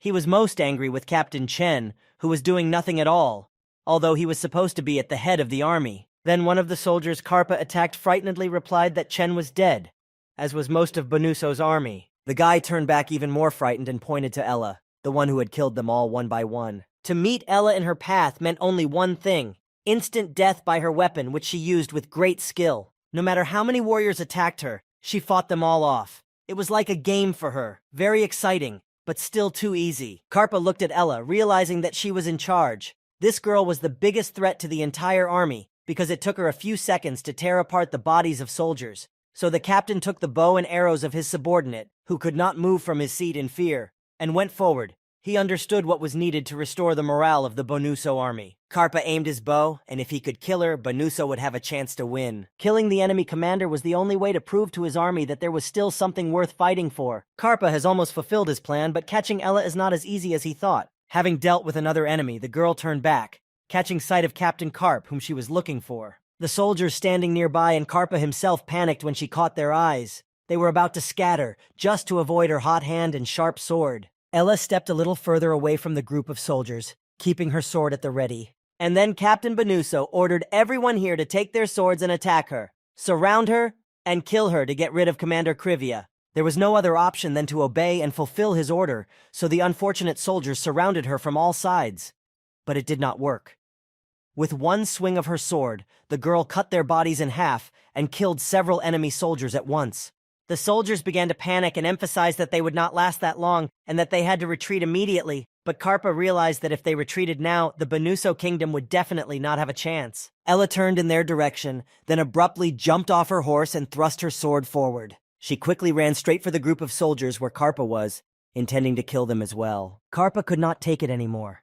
He was the commander of the army of the Bonuso kingdom, and he would kill all the enemies to avenge the dead soldiers who had fallen by their swords. Ella liked this attitude. She was bored fighting those who trembled just at the sight of her and barely held a weapon in their hands. And Karpa was full of confidence and courage, so she would play with him to the fullest. The commander of the kingdom swung his sword trying to hit her, but Ella moved quickly and skillfully, which prevented him from doing so. Then Ella gripped the sword tightly in her hands, casting a divine sword dimension spell on it and creating an aura around it. When she struck the ground with the weapon, the ground split, and people standing nearby fell to the ground. She again neutralized several enemies. Ella had lost count. Later she approached them, mockingly asking if they still wanted to fight against her, and put their lives down the drain. The soldiers were already seriously considering surrendering and never seeing this horror again. After examining the situation around them, one by one, Bonuso's soldiers began to kneel and surrender. They begged for mercy, telling stories about the families they wanted to return to, and the Aggressio guard stood still for a while, when they noticed how much the mood of their opponents had changed. In general, this reaction was understandable, because Bonuso expected weak opponents, since they were the army of Yanshi, who were mostly easy to kill. But Krivia proved that they could be strong, and after asking these soldiers to surrender, none of the soldiers of Krivia were going to spare them. The soldier of the guard was about to take a swing at the unfortunate man when Lacus came up to him and tapped him on the shoulder. He ordered his subordinate to stop, which shocked the soldier. He was sure that he would be supported in this decision, but one of the commanders was against it. He began to shout that this soldier was their enemy, and they were not obliged to spare him. But Lacus firmly repeated that the army of Krivia had orders from the Lord, and that this order said that they should have mercy on their enemies. While Lacus was talking to him, one of the warriors of the enemy kingdom was about to attack him from behind, still hoping to make a difference. But Lacus instantly destroyed him, throwing him far away and wounding him. Then the man added that such as this should not be spared. It was also Lord Jared's order, and the warrior nodded silently, watching in a daze. Suddenly one of the soldiers announced that they had received a signal. It was from Krivia, so it was time to move on to the next stage. Fireworks began to appear in the sky, one by one, turning the dark night into a bright morning. This signal meant that Ella had successfully defeated the main enemy forces, all of whom were already kneeling or lying dead around her. When Lacus received the signal from her, he immediately ordered the cavalry to be ready. Now he had to help Jared, who was fighting the enemy infantry alone. Later he met up with Ella and they rode together to the Lord's house, and he turned to the captain, asking what she thought and what she expected to happen. He was even more concerned about Jared's health because it was difficult and dangerous to stand up to an army of infantrymen. She hesitated to answer, knowing that the army and the mages might be strong, but she had also seen Jared's abilities, so she was sure he would be fine and would wait for them. Lacus, on the other hand, was not at all sure that Jared was still alive, considering he had to stand in front of so many people alone. Ella looked over at him and reassured him, saying she was sure of Jared. Besides, when they broke through to Bonuso's army, no one saw Zenitsu and himself among the soldiers. This really reassured Lacus, and Ella added that if something had happened to Lord Krivia, Genitz would have been on the move and gone to help. Ella moved forward, leaving Lacus behind. She added with a laugh that for some reason she had more faith in the Lord than in Lacus, even though he was closer to him. It was food for thought, but for later, now he needed to catch up with Ella and help Jared. After some time traveling through the dark paths of the dense forest, they finally reached the clearing where Bonus's troop barracks were located, and Lacus and Ella dismounted, continuing to walk alone. But as they looked around, they both realized that it was already over. They were too late. The magicians and the army raised white flags and knelt down, and Jared, like Ella and Lacus, had successfully completed the mission. He was excited to see them both in front of him, not expecting them to come so quickly. Ella and Lacus came closer to him. The task they had been preparing for was almost complete. Each of them had done their best and successfully completed the mission, and Genitz's former temporary barracks were no longer his. Ella and Lacus smiled as they looked around the area that was now theirs. Genitz bowed before Jared, begging him to pardon all the soldiers, both those who had escaped and those who had fought bravely to the last, all responsibility resting with him as commander. He begged him on his knees, hoping that Jared would show mercy. Genitz was ready to let Jared satisfy his anger with his own blood. All he needed was to save the lives of his men. These pleas had already gone on for several minutes, and Jared watched him silently, not even knowing what to say. Genitz bowed his head before Lord Curve, but he did not stop begging for mercy. In the end, the Duke decided to give Admiral Bonus an answer, and there was no desire to delay it. He went up to the Admiral and said that in order to be reborn in the future, he could help him and become the head of the Krivia fleet. Jared smilingly held out his hand to Genitz, who was sitting in the corner, begging him not to punish his soldiers. Genitz was simply defending the neighborhood, relying on his 40 years of experience in this area, but he himself was able to build an admiral's fleet on a single sea route. The admiral noticed that he had never been treated with such respect and attention. Even his wards did not show it as much as Jared alone. It was really strange for Zenitsu that an enemy leader would show him such respect and not treat him like garbage. The admiral sat there for a long time just looking at Jared's hand, and Jared took it away, not knowing what to think, since he hadn't received any response, and there was no action from Zenitsu because of his group status. So the Duke decided to speak first again. He wanted to ask Zenitsu again for what he had written in a letter recently. Jared knelt down in front of the admiral and asked him to protect the Krivian fleets from today. For some reason, Zenitsu was very frightened by this proposal, and automatically exclaimed that he was against it. In general, he was more surprised by the fact that the Lord bowed before him. The man rose and begged to get up. He was uncomfortable with such a person kneeling before a commoner. Genitz approached Jared and asked him to stand up, and he was ready to agree to his request as long as he got to his feet. From now on, Lyraki officially becomes the territory belonging to Jared, and the port area of this city will become the base for the restoration of the fleet. After that, Jared said that he wanted to create a long-term plan to make the port of Lairaki and the Krivia Navy the best on the continent. In addition, Jared and the entire state have been working tirelessly to secure the necessary funding. The size of the budget, the urgent fleet to be built, was estimated to reach 500,000 gold pieces. This amount scared Zenitsu even more, and Jared figured that 500,000 gold was about 500 million won in his past life. The admiral thought it was too much money, so he didn't know if it would be a wise decision, but Jared assured him that it wouldn't be a problem. It was not a small amount, of course, but there was a lot of space on their territory, and Krivia was making a steady income because of its advantages over other kingdoms. In addition, Krivia has been attacking dungeons such as the Tomb of Mahat VIII, the Forest of Nightmares, and the Demon Haven. While the infrastructure will be built here, most of the hunters of the Nars continent are based in their territory. A large number of their guild headquarters have already moved to the country, and the entertainment, housing, and alcohol industries have been bringing in a lot of revenue for the kingdom. This should have been enough to convince Zenitsu, because 500,000 gold pieces could easily be allocated for the needs of the army. Therefore, Admiral Zenitsu's 40 years of experience is simply a tremendous experience that cannot be ignored. Jared said outright that he would willingly put him at the heart of all the Krivias. There were very few like Zenitsu and not enough for the entire army. The admiral himself was not as confident in his abilities as Jared himself, but the Lord of Krivia was determined to do so, and to give people hope, the admiral created the strongest fleet. In order to cross the suffering of innocent people that was caused by the tyrant king of the kingdom of Bonus, a lot had to be done. It was far from over. But the guy wanted to stop this chaos and save the lives of civilian innocent people. Jared understood that Zenitsu would be very useful for Krivia. He scanned the admiral, reading his special abilities. He could build ships and build a defense strategy.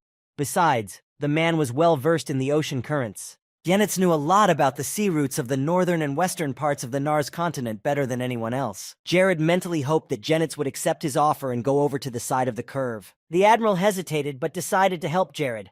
But unable to stand it, he simply burst into tears. His bitter tears slowly fell on the table where they were sitting. If his modest abilities were important to the Lord, then Zenitsu would be only too happy to help. He wiped away his tears and stood up from his chair, placing his hand over his heart and vowing to do everything in his power to devote the wretched old man's life to Krivia. Jared was overjoyed, but this reaction and sense of responsibility touched him. He thanked Zenitsu by giving him a hug, and the admiral was happy and very grateful to the Duke for his kindness. In the end, Zenitsu and his entire army surrendered to Krivia. The coastal city of Lairaki fell into Jared's hands. Moreover, all the naval forces of the Kingdom of Bonuso, which were under the jurisdiction of Zenitsu, surrendered. When they made this decision, all of his ships were taken over by Jared. At the moment, the boy and his assistant commanders were in the city. While there, they cooked a lot of delicious meat, which was rare there. All the sailors sat down at a large table and began to enjoy this out-of-this-world food. It was an incredible combination of wild meat and bread. They felt as if they were getting stronger. Soon they had to go on a mission, so the sailors decided to eat well. Jared liked the fact that the sailors were so excited about the food, and Zenitsu sincerely thanked him for the gift. After that, the Duke moved on to the main topic of conversation. The attack on the coastal city of Prasino in the Kingdom of Malus was an urgent matter and a very important event.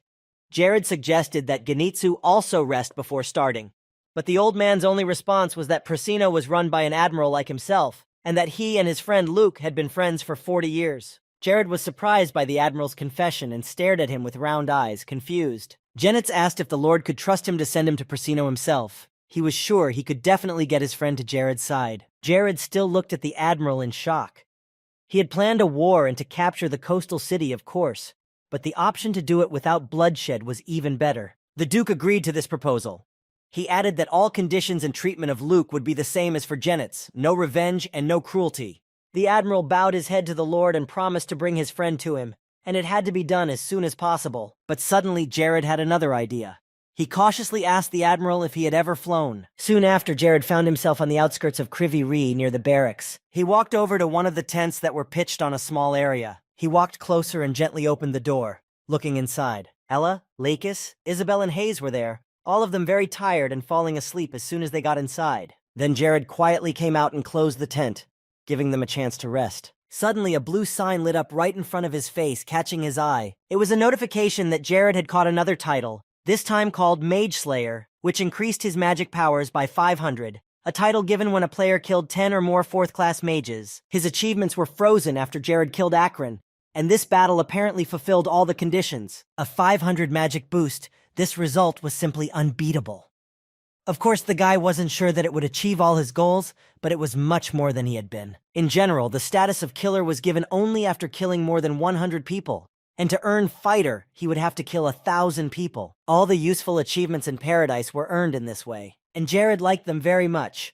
But there were also achievements where killing a certain person gave you special bonuses. He sat down on the rocks away from the tents, thinking about how he hadn't been interested in such achievements before. But now he was serious about earning them all. So he decided to review his credentials, which he hadn't checked recently due to his busy schedule. Finally, he had the 10,000 he had been waiting for. Suddenly, memories flashed through his mind, and he closed his eyes, trying to concentrate on them. Jared remembered the moment when he first opened his eyes in this world. It was 2 years ago, and he clearly remembered his feelings at that time. And the horrible, neglected state he was in. The fear of realizing he only had 75 points of magic and everything else that came over him as he found himself inside the game.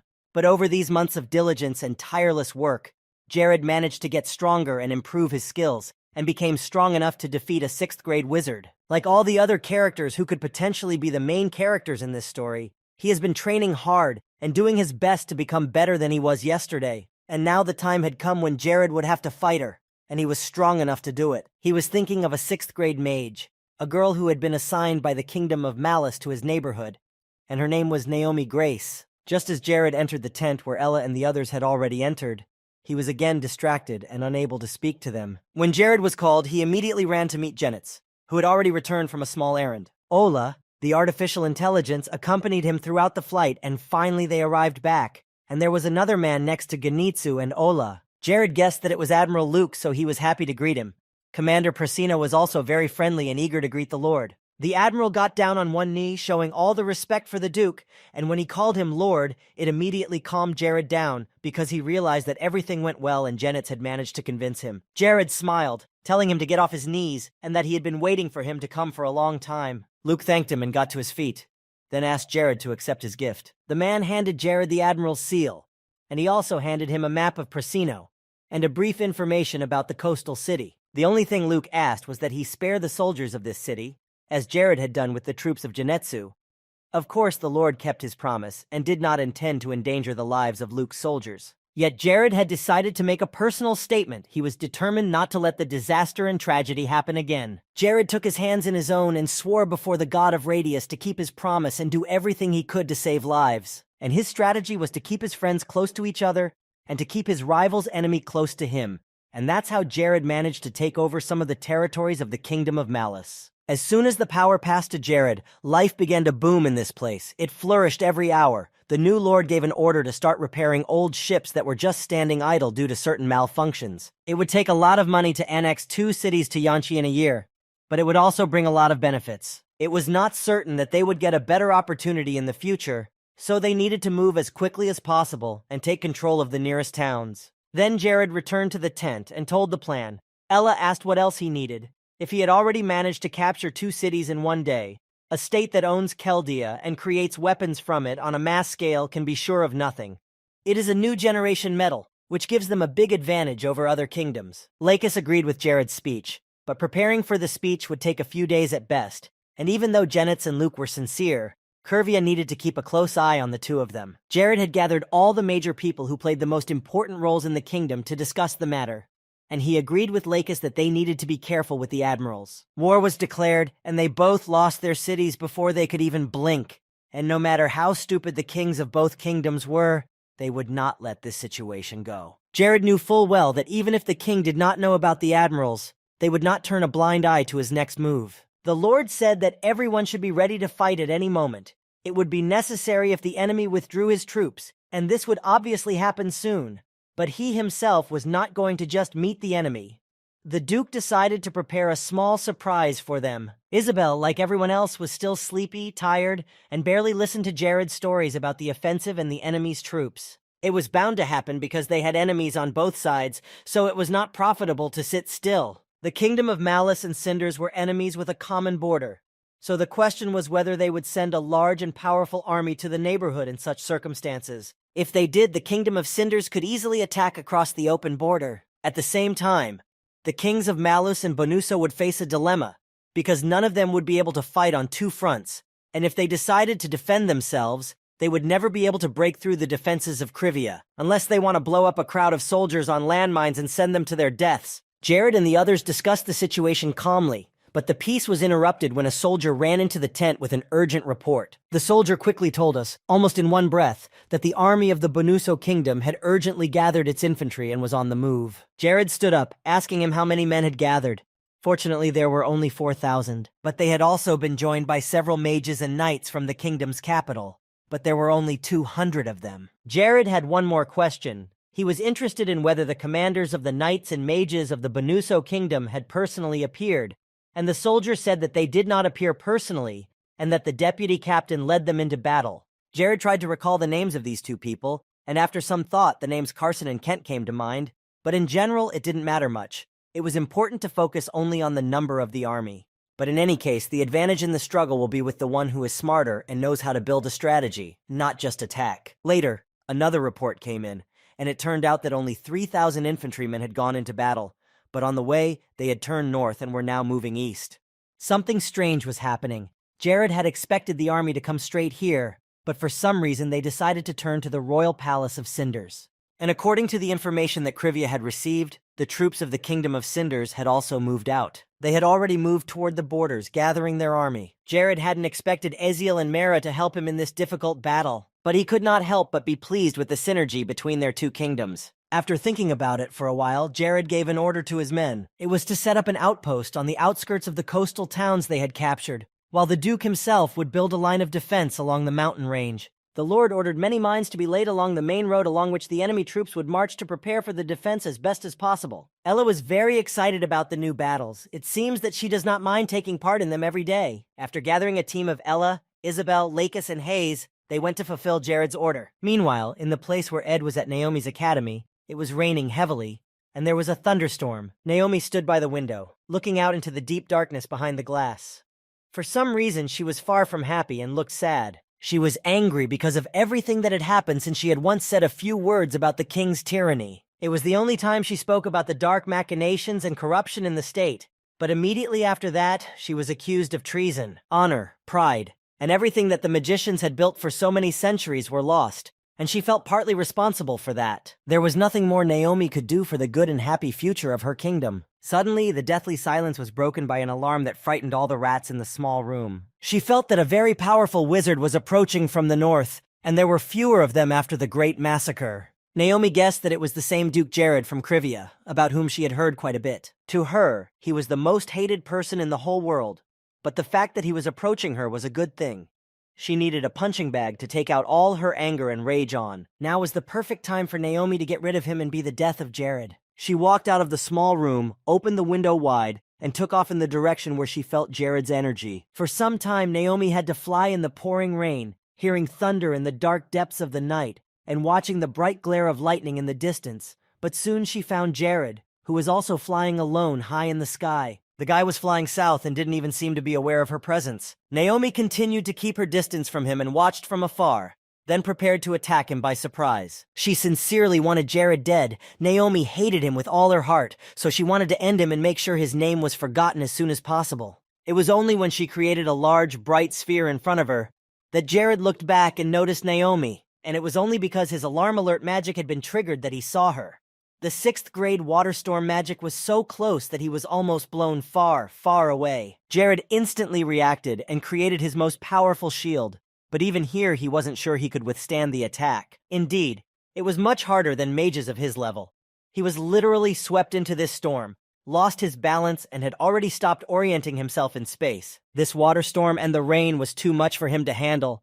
This magic was 3 times stronger than normal. Naomi did not stop attacking him until Jared had fully discovered where the girl was and what tactics she was using. But it was only the beginning because of the distance, Naomi couldn't fight at full strength yet. So it was better to keep her away from him. His barrier was barely withstanding the girl's blows, and any moment now it would have cracked, and Jared would have been well and truly knocked out. It seemed that Naomi was only hitting harder with each successive blow and trying to get closer to him. Her attacks were continuous. Naomi did not stop, and did not give Jared a chance to catch his breath and at least figure out what to do next. If Ganon's spells could be classified as first-level magic, Naomi's were at the 5th level, so as a candidate for the post of commander of the magic division, she was far from weak. Once again, the spell came closer to Jared, and he was on the verge of taking off his shield, as his strength to withstand such blows was getting less and less. Then, after several blows from Naomi, his barrier began to break apart, and Jared panicked. It took a lot of strength to break through a barrier that had been upgraded twice,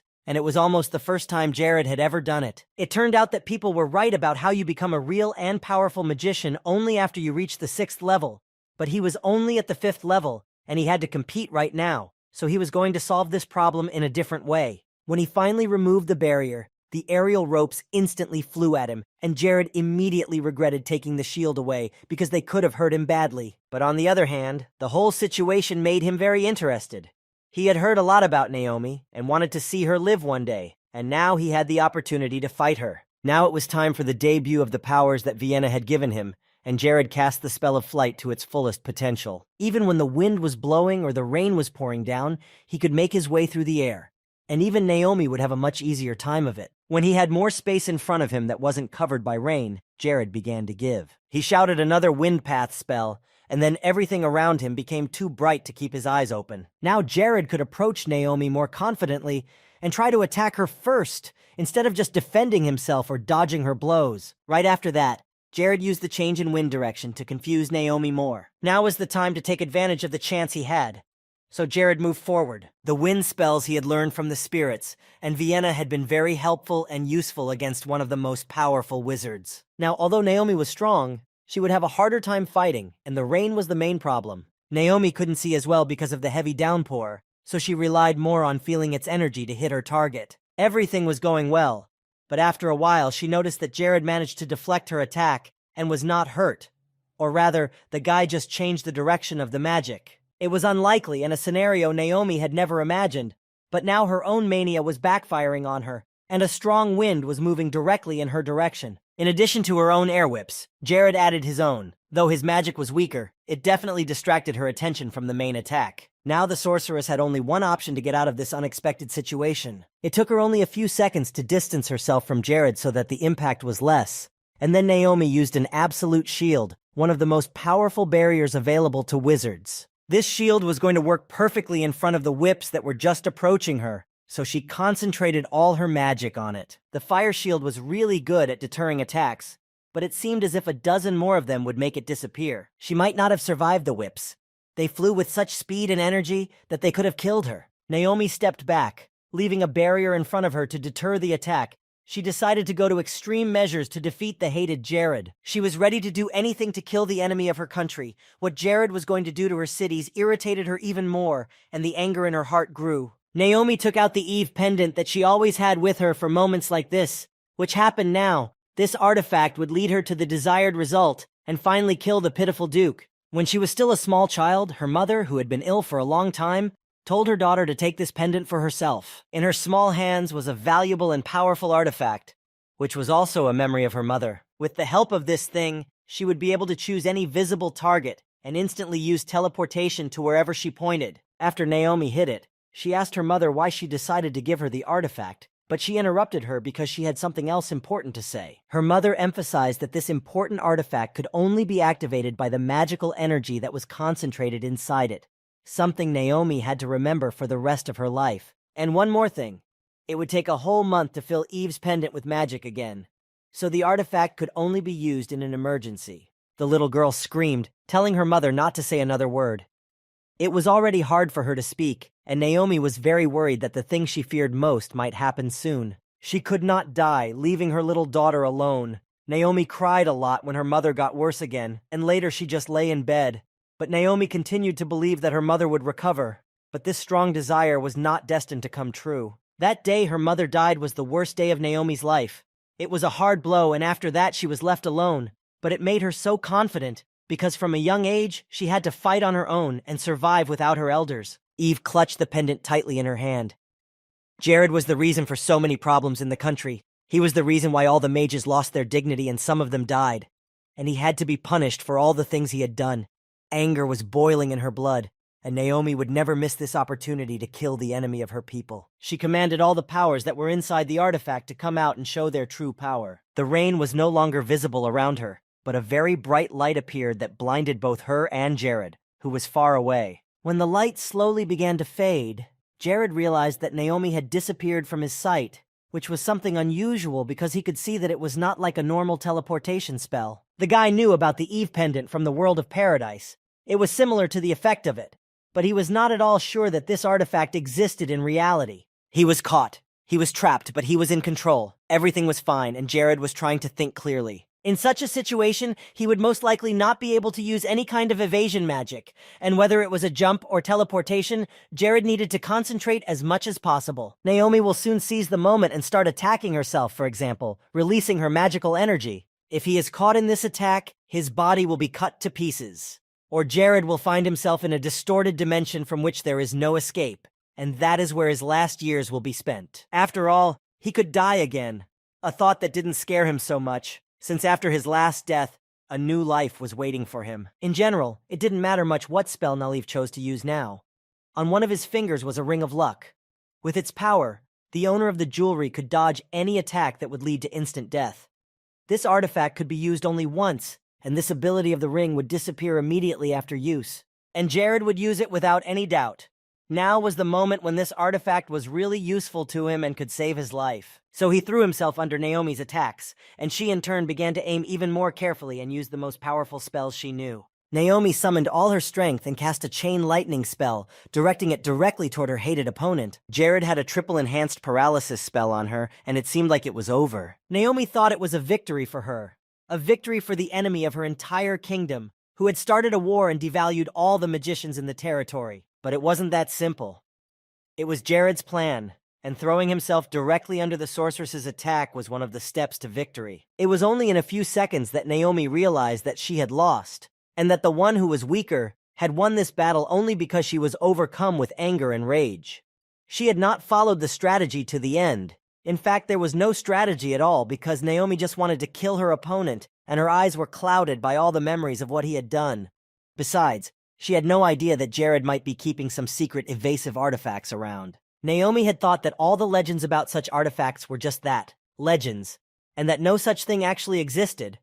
But she was almost enveloped in the magic that Jared had used against her. Soon enough, large magical chains completely bound Naomi and did not allow her to escape.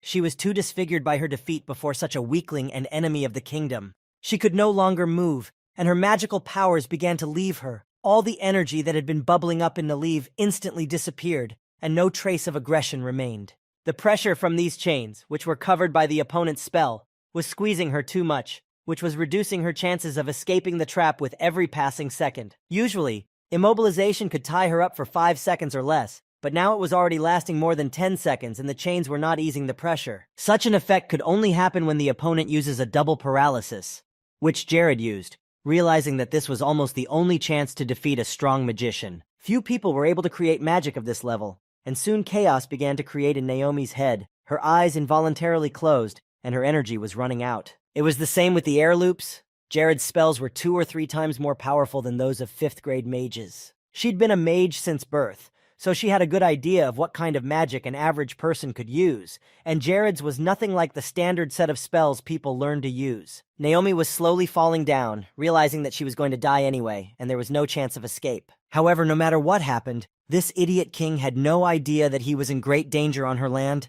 At least that was Naomi's comfort. What he wants will never be in his hands. She was sure that the kingdom would not allow him to break into its territories. At that moment, Jared flew over to her and grabbed her in his arms, preventing her from falling.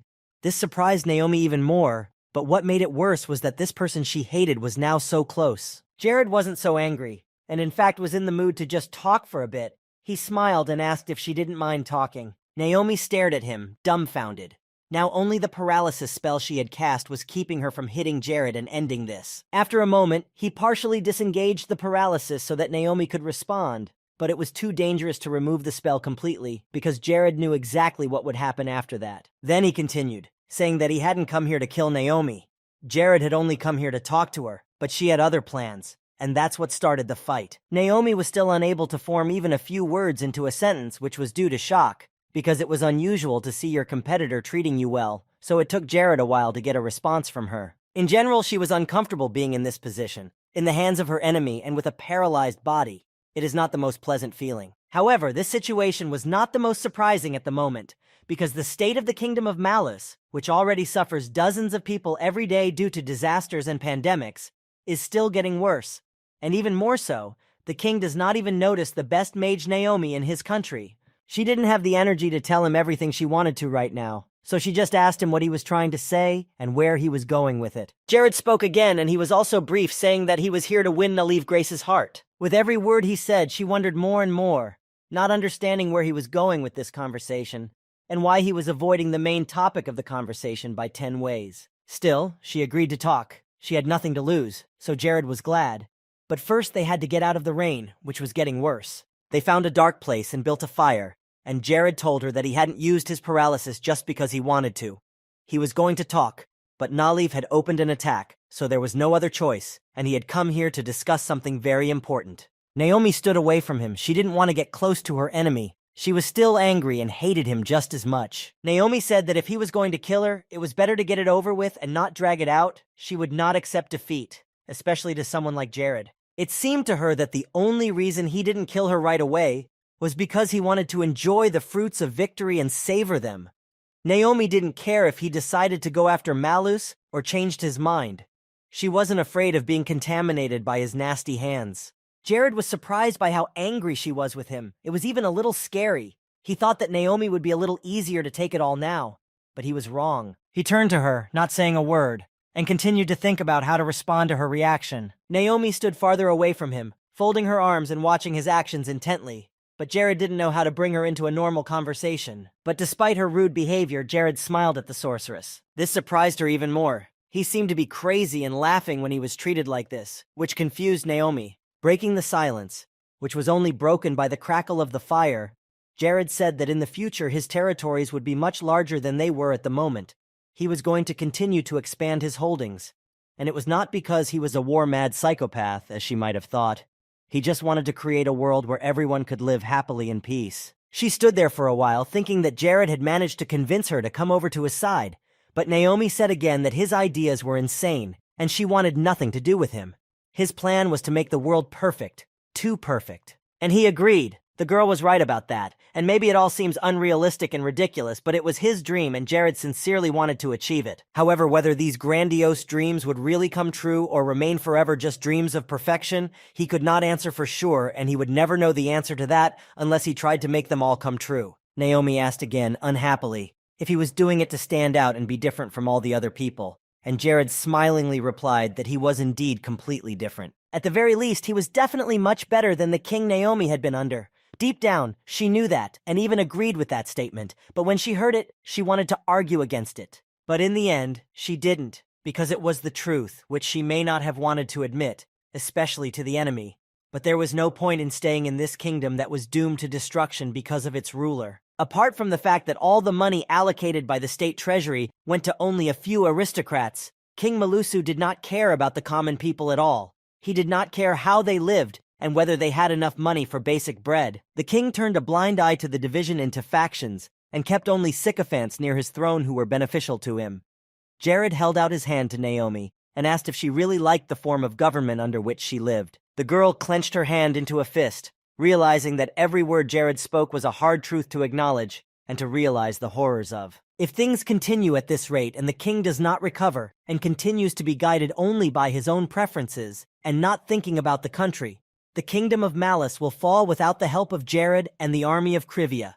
Every day the state was taking a step back. The Lantos Empire and the Kingdom of Cinders would always remain ahead, led by good rulers, while Malice would gradually sink into its own corruption and indifference. Jared was not wrong to say all of this. He was telling the truth. Discrimination against other people was higher than common sense, and to hide his pettiness, the King of Malice was ready to commit any crime, up to and including individual murders or terrorist attacks. All Jared wanted, while capturing one city after another and gathering his army to attack large kingdoms, was to put an end to this and show people that life can be beautiful and that a king can think about his subjects and not look down on them. Jared didn't care about the future of King Malice and his supporters, but if the kingdom fell, it would be the ordinary people who would take the brunt of the fall. and he absolutely did not want civilians to be dragged into this. Naomi listened carefully to Jared and then spoke up, asking him if this was what he meant by being different. At this point, Jared interrupted her and said that he would never kick people out or crush their dreams when he took over Malice. He didn't want to get stuck in political matters or their unnecessary and pointless questions. But if he didn't keep his promise,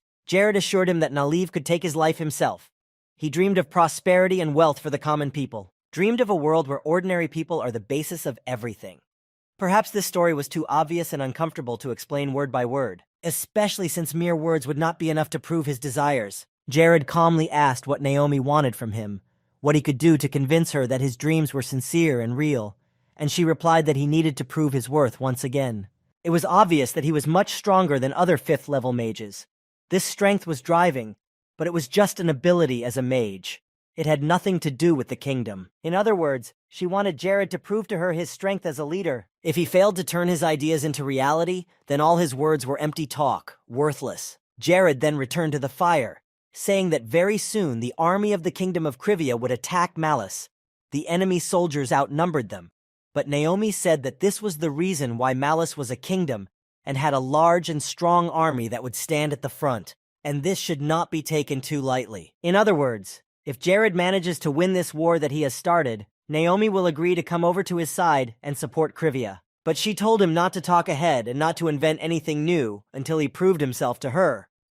Naomi wondered if Jared was capable of showing mercy to those who surrendered. If she, who had served the kingdom faithfully all along, had to turn her back on it, it would be a wise decision to trust the person who was most beneficial to her. Jared agreed with this. These words were a wise decision. He would have done the same in her place, so he understood Naomi perfectly. And until then, until Jared proved himself worthy of calling himself a leader, she would stay out of it and not take sides. Of course, he had hoped otherwise and thought she would be easier to convince, but they both decided that this was the best choice for now. Jared needed to show his worth and ability as someone who would lead his country, so they would wait a little longer. Jared exhaled a calm breath when he realized that things were starting to move forward, and he had chosen the right path to get Naomi to come over to his side. The girl moved away from him when the conversation ended. Then he left the cave with the fire and walked to the exit, knowing that sooner or later he would win her heart. Meanwhile, the soldiers were already actively moving towards the borders. Everything was not as calm and simple as one might imagine, so a big surprise awaited them there, after which they abandoned their weapons in fear and began to flee. The order to retreat was given, so no one looked back and ran as far as possible. When the enemies noticed that the army of Krivia was retreating, the kingdom's soldiers were ordered to pursue them and catch up, and then kill them all, every single one of them. It was their chance to regain their glory and dignity and regain their lost territories. Carlson, the deputy of the Knights of the Kingdom of Banuso, ordered to follow the fugitives and not to take a single step back. The warriors of Krivia retreated only because there were much more enemy people. No one expected or prepared to confront such a number. Besides, they were all professionals and fought well, which further complicated the mission. Banuso's army was not far behind and quickly advanced on the soldiers, and later they drove them into the Valley of the Pythons. Jared's men fled further and further from the kingdom, and Carson ordered them to continue to follow them, because if they followed the same path as the enemy soldiers, they would not hit any of the mines they had laid. All they had to do was to catch up with them and kill them all, which would not have been so difficult, because Banuso had more men and weapons powerful enough to do so. Soon they should be on the road that leads directly to Leiraki, a coastal town, and the Valley of the Pythons is the last line of defense for Krivia. So if Banuso manages to cross this border, it will be a very easy task to retake the city that has isolated itself from the kingdom. And if there is no reaction from the enemy forces when they get halfway across, it will only mean that they were not ambushed at all. The enemy's soldiers had been riding their horses to catch up with the Krivian soldiers, and now their mission was to chase down specific ones, and this might be their only chance to get back what had been taken from them. When Deputy Carson and the others got a little further, they realized that there were no traps waiting for them. The area was clear. This made the task even easier. The enemy was almost cornered, so it was only a matter of not missing the right moment to destroy those who had become a rival for the entire Banuso people. Carson had seen them most of all. His blood boiled with rage, and it was a real pleasure to see his rivals running away from them. But suddenly, he was lifted into the air, and Carson was confused, and his confidence began to fade. It was 5th-level magic. Telekinesis, a spell that could have been disruptive, but its effects only lasted a short time. And that was reassuring. But there was something very strange about this magic. Carson felt as if his body was paralyzed and he could no longer control it, no matter how hard he tried. Over time, these sensations began to disappear, but the deputy commander began to be lifted higher and higher into the air, and then he was drawn into a magical circle of darkness. The effect of the spell was not weakening, which was a little confusing. Carson knew all these tricks, but for some reason the magic was still holding him in its grip. He was even more frightened when he flew up to the sky, Carson screamed, trying to get out, but nothing worked. He held on tightly to his spear, which was nearly torn from his hands by the strong gusts of wind. The magic of teleportation had taken him very far away from his army, and he could not go back. A sphere of fire flew straight at him, which he could not dodge because he had no control over his body. Carson had heard of such spells, but he had never experienced them. But he was determined to tear this magic to pieces with his gauntlets.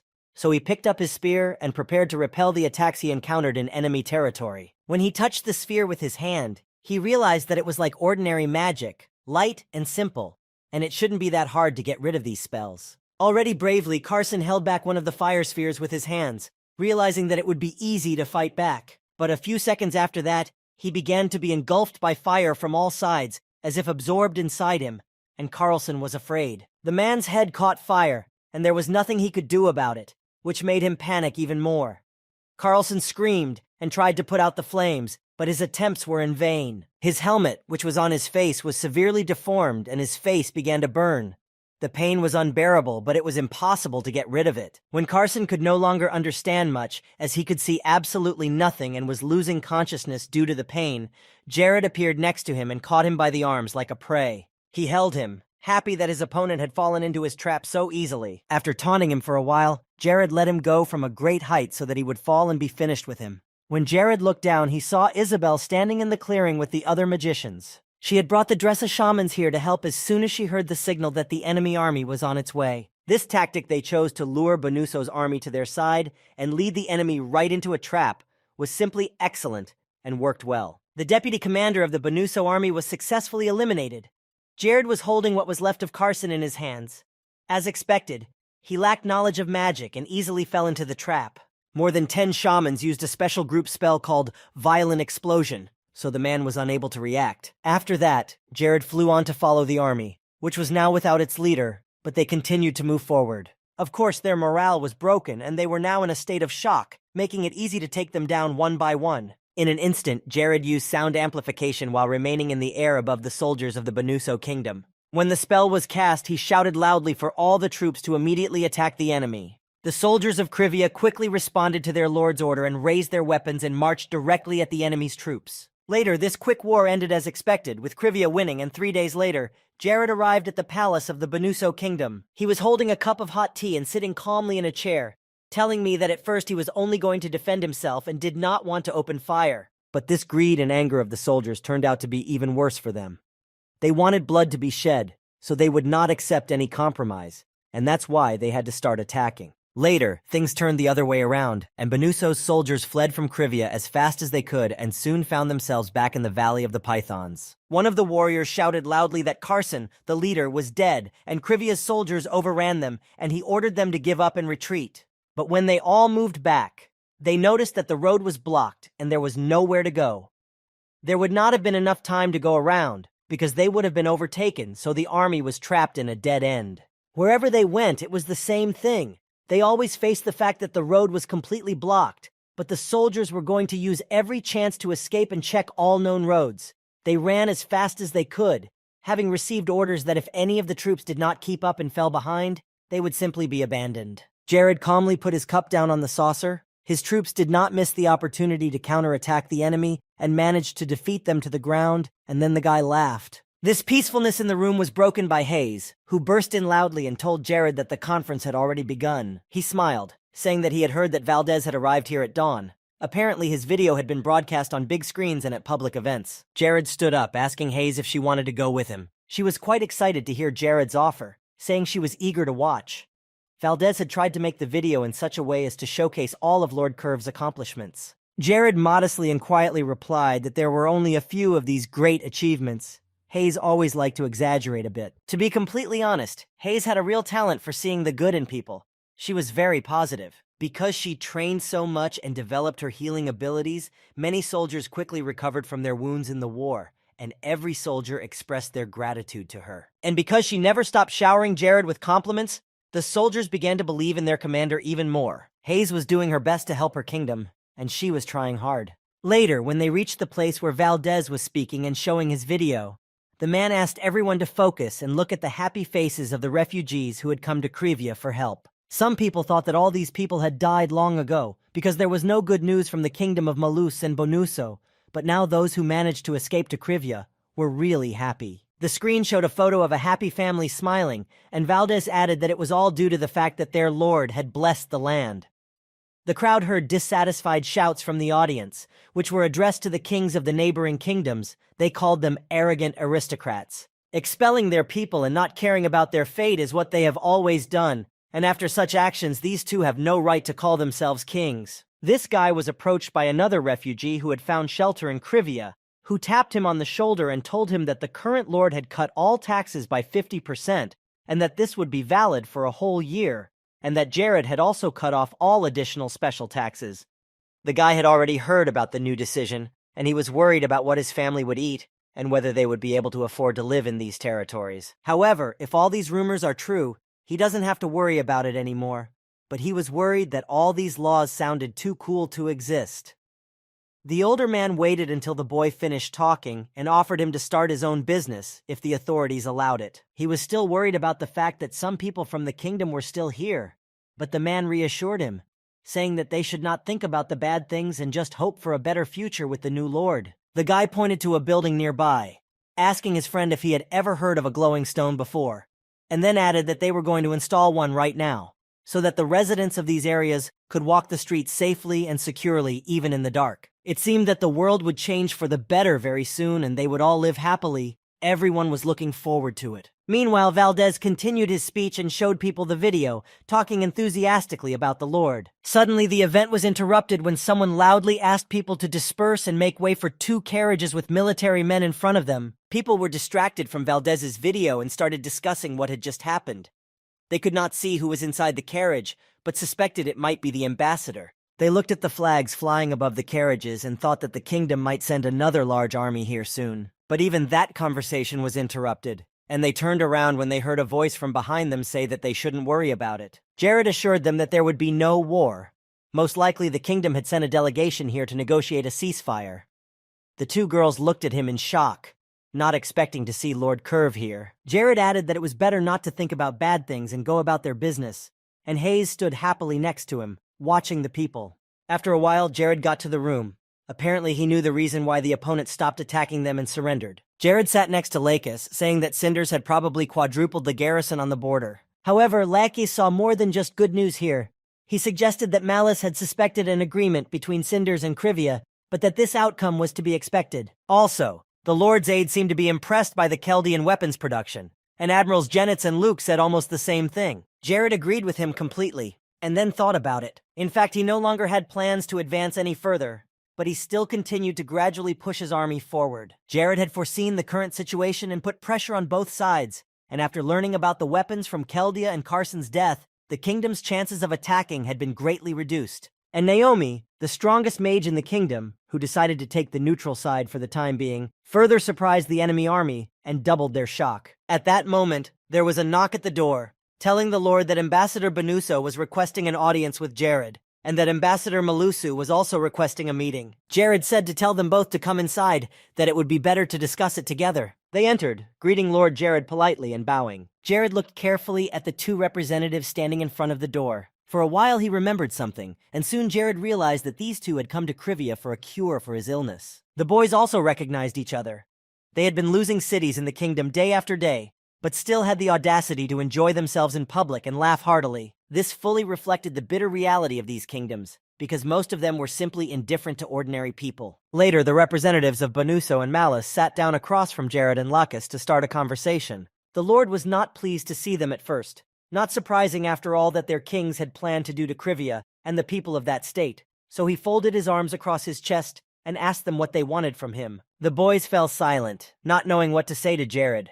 Perhaps their consciences began to bother them, and it became uncomfortable to sit and ask for something from the man their army was attacking. Jared got tired of the silence, so he said he would count to 3 and one of them would start talking. The men seemed to be off their chains when Jared set this condition and began to shout something incomprehensible. Jared continued counting louder, still glaring at them. Already sweating coldly, she quietly asked the Lord to wait and stop counting, and after that the boys stopped shouting. Jared calmly told them to take turns answering why they had come to him again. This was their last chance, and if they missed it, Jared would simply send them away with nothing. Then one of them exclaimed that the king of the state wanted to conclude a peace treaty, and the other immediately picked up on his words and replied that his king wanted the same peaceful solution. After this short conversation, the great hall fell silent and no one dared to break it. Lacus was annoyed that when these two rulers were comfortable, they sent their representatives to the peace talks, but when they did not care, all the ordinary people of the state suffered because they treated them like trash. Lacus then covered his mouth with his hand, turning away from the others.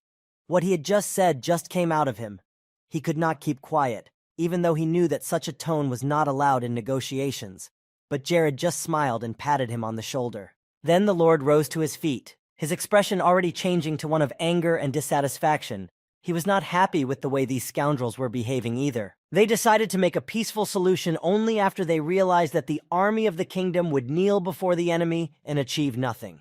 He did not want to accept the offer, because it was too much for those who could not even defend their own country. The smile on his face looked quite ironic and puzzled both boys. They didn't dare to open their mouths, looking at Jared for a moment and then looking away. Then one of the representatives handed Jared a letter from His Majesty and placed the envelope on the table, which contained the draft peace treaty. Lacus took the letter and began to read it, while Jared sat silently beside him, looking at the envelope. The other representative also held out a letter, saying that their kingdom also had something to say, and Jared immediately snatched the envelope from his hands, not letting him finish. Sitting back down on the couch, the Lord began to read the request from the king. The king asked that Jared think very carefully about everything that was happening now, because the last refugee migration was the worst and most unexpected loss of human resources. The face of one of the representatives of the neighboring kingdoms began to boil with anger when Jared tore up the letter in front of him. Jared looked at them unhappily and turned his gaze to Lacus, saying that he really hoped that the envelope from the Kingdom of Malice would be written differently. So the boy sat down to read again. The King of Malice assured that this full-scale war has a full impact on both kingdoms and worsens the situation of both sides. So he insisted that Jared should come to his senses and stop his army immediately. The Lord of Krivia just sighed and closed his eyes. These two kings were just writing some nonsense. So Jared immediately tore up the next letter in front of these young representatives, who were already sitting together in despair. The representative of Malice at least hoped that the message from his king would be worth reading, but he was wrong. The young men knelt before the Lord, begging him to reconsider his decision, knowing that if they returned to their rulers with nothing, they would be in for a rough ride. But Jared told them to be quiet and listen carefully. He didn't know exactly what the situation was in other countries, but Krivia had very good relations with the Kingdom of Cinders, and he asked if the two men knew about it. He also asked if they knew that the Lantos Empire had sent Duke Galadon to Krivia as an ambassador, and with all this he wanted to say that observing other countries is the foundation of any state. Loud cries of pity and mercy were then heard from the room as Jared stood on their fingers. Ignoring the pleas of these two pitiful people, he said that he would soon prepare a draft, and the rulers of these two neighboring kingdoms would simply have to put their stamp on the paper to give their consent. Jared still stood on their toes and asked if they understood, to which the boys timidly replied in agreement, suffering from pain. They promised to tell their kings and once again asked Jared to take the leg away because the pain was too much to bear. This time Jared listened to them, but added that there would be no compromise in this project. And all the kings will have to do is put the national seal on this project that they will send. Otherwise, their actions will be regarded as a declaration of war. Lacus was already calmly drinking his tea so as not to get even more nervous. And for the kingdoms, this chance was the last way out of a hellish situation. While it was still broad daylight outside, in Cinders, Eziel continued to watch Jared's operation progress. Then he entered his sister's room, asking her if she was ready. Eziel asked her if she had heard the latest news about Jared, immediately adding that with the admiral and general surrendered, she was able to prepare her own naval forces on her own. In addition, it had been noticed that they had captured some ships in docks.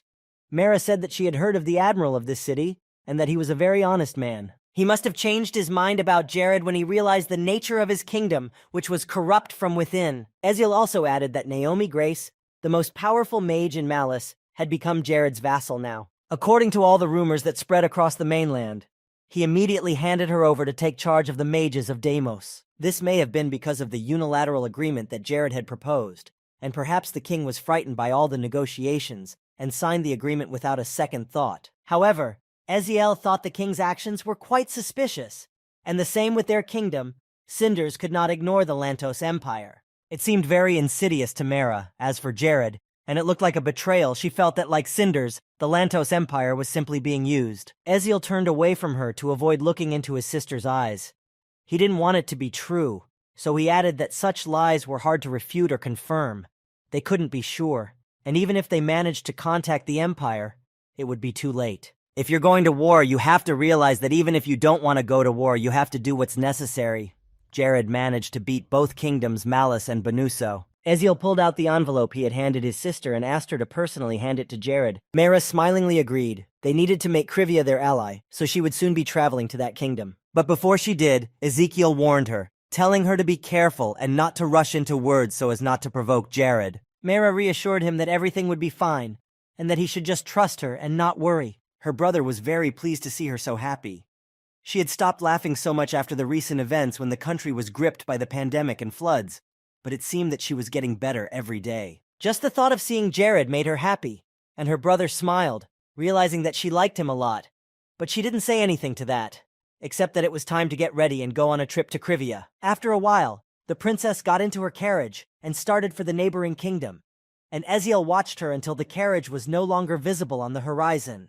The new sun was rising in the north, where there was a quiet place in the northern part of the continent of Nars. Meanwhile, the ambassador who had traveled to Krivia returned to the palace of the kingdom of Banuso. The news was not very good, but he immediately went to his king and told him about Jared's conditions. The king took the letter in his hand and said that in addition to the gift of Krivia, under the offer of peace between the kingdoms, they needed to buy additional resources and grain, and they should buy them every month in no less quantity than specified in the document. Meanwhile, an ambassador also arrived in the kingdom of Malice from his journey and quickly went to the king to hand over the envelope. When the king received the letter, he was very surprised. The project that Jared had created did not quite satisfy them both. The king read that the coastal territories had been invaded by Krivia and that this treaty was the only peaceful solution to end the war.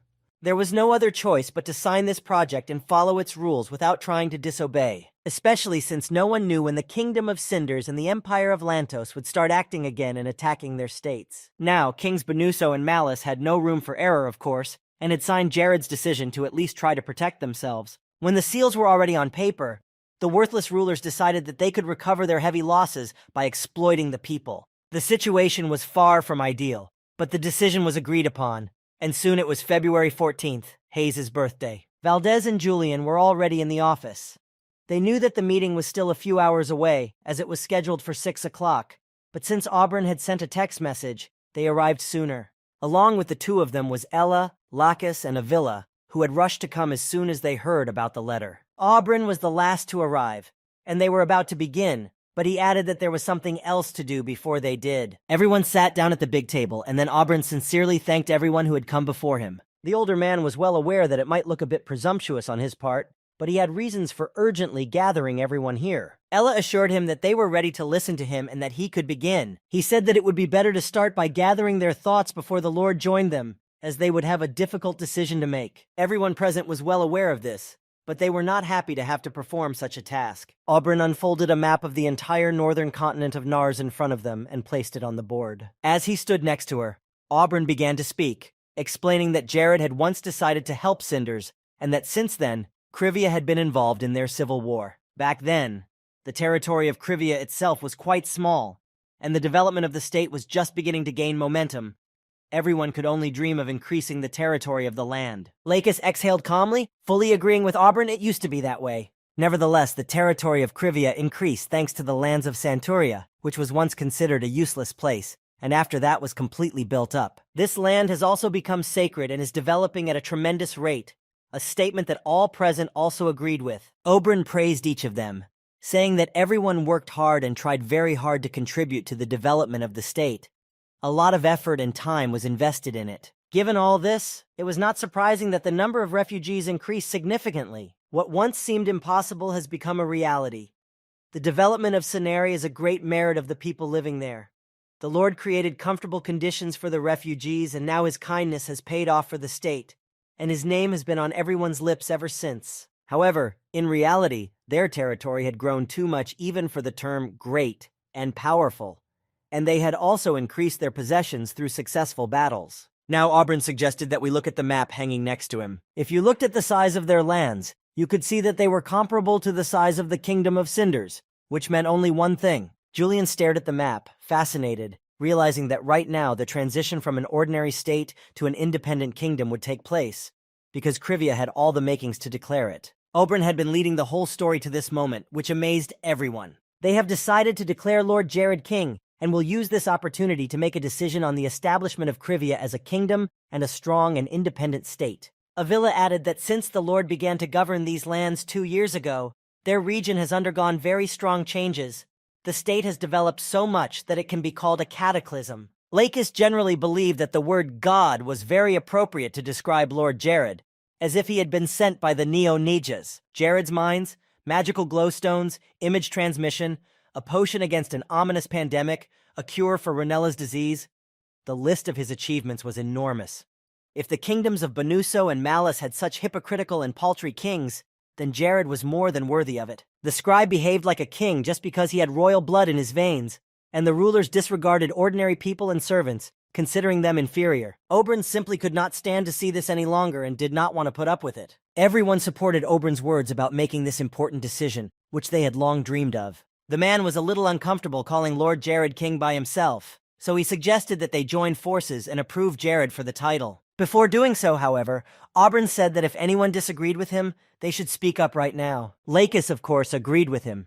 He had long believed that Jared should be elevated to a higher position than Lord. Valdez also agreed. He was ready to serve his country and Jared and try to do everything he could to make their living conditions better every year. Oberyn was pleased when he heard no immediate reaction, so he suggested that we summarize the results before Jared returned to the room. He assured them that everyone was free to speak their minds and not to worry. Meanwhile, Hayes and Jared were walking down the streets of Kriviri in a great mood for her birthday. When they came to a bench, the boy suggested that they rest here for a while, and Hayes agreed, so they stopped there. It was at this point that Jared wished her a happy birthday, giving her the gift he had been saving for this occasion for several days. He said it was nothing special and grandiose, but he wanted to make her feel good, so he prepared a gift. The birthday girl was excited. It was nice to receive gifts, but she felt a little awkward about it. However, Jared handed the small box to the girl, assuring her that everything was fine.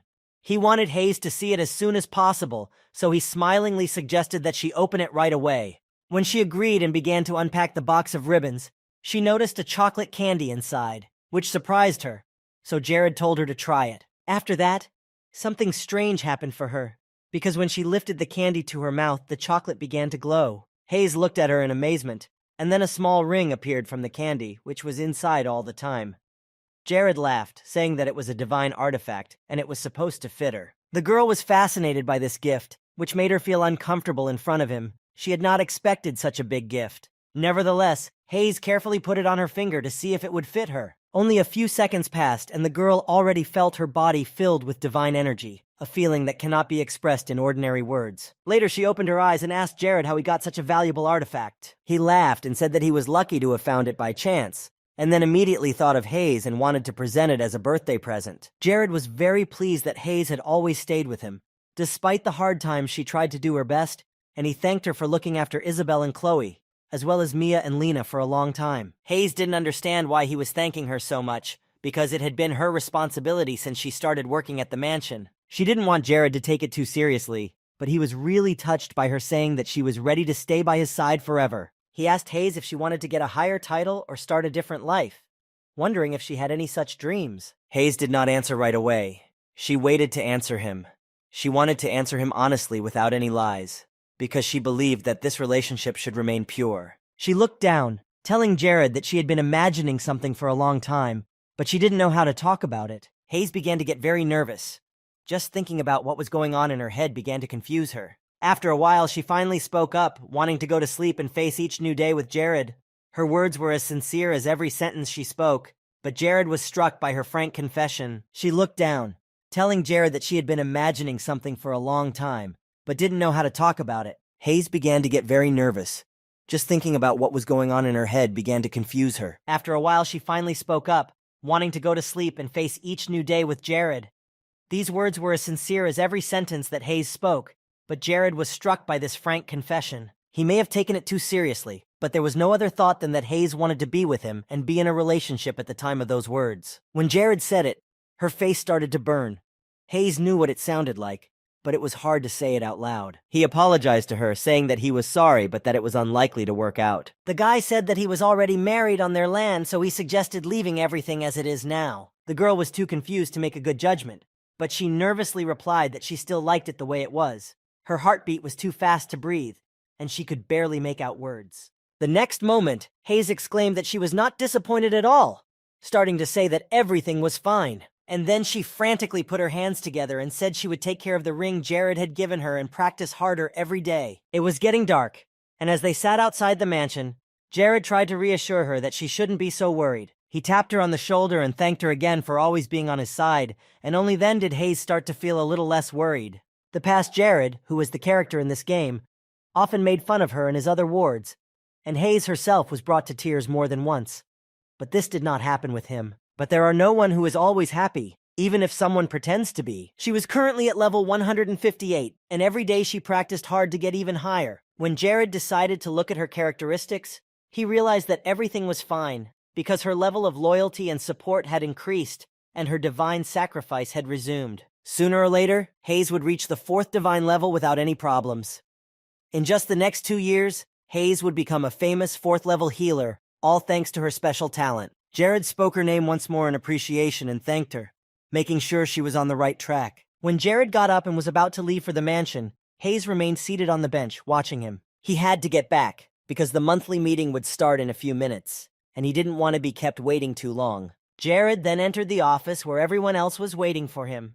He began the meeting by thanking everyone for their time and effort in Krivia, and praising them for having all the reports for the new territories ready, and for being able to settle in without any problems, just as he had with Admiral Genitz and Luke. All the resources that were received from the kingdoms of Bonus and Malice would be used for the development of the military. Then Jared asked if there were any who were against it. All unanimously said they were in favor of this decision, so this issue was closed. And the next event will be the visit of the Supreme Pontiff Armonius XVII to Sonare. Jared has already asked Minister Neod to discuss this with Julian. Mr. Neod confirmed that it was decided today that the visit will take place in a month, on March 14th, and that the itinerary and personal delegation will remain completely confidential. The Lord thanked Jared and announced that this was the end of their meeting, as they had discussed everything they needed to in a short time. However, Aubrey immediately stood up from the table and said that he still had more to say to Jared. The Lord was eager to listen to his subject, asking him what he wanted to talk about. Aubryn added before he began that they all shared the same opinion and wanted to inform their Lord. So the man asked Jared to listen to his sincere request from all the subjects. The guy started to feel a bit of a tense atmosphere around him. Things very rarely changed when Aubryn started to speak. Jared timidly made the assumption that they wanted to take away his title of Lord. The boy laughed awkwardly, scratching his head. After that, silence filled the great hall. It was strange that he thought of that, but Jared really had no idea what was really coming. Then Aubrey began to speak again to the Lord, who was staring at him.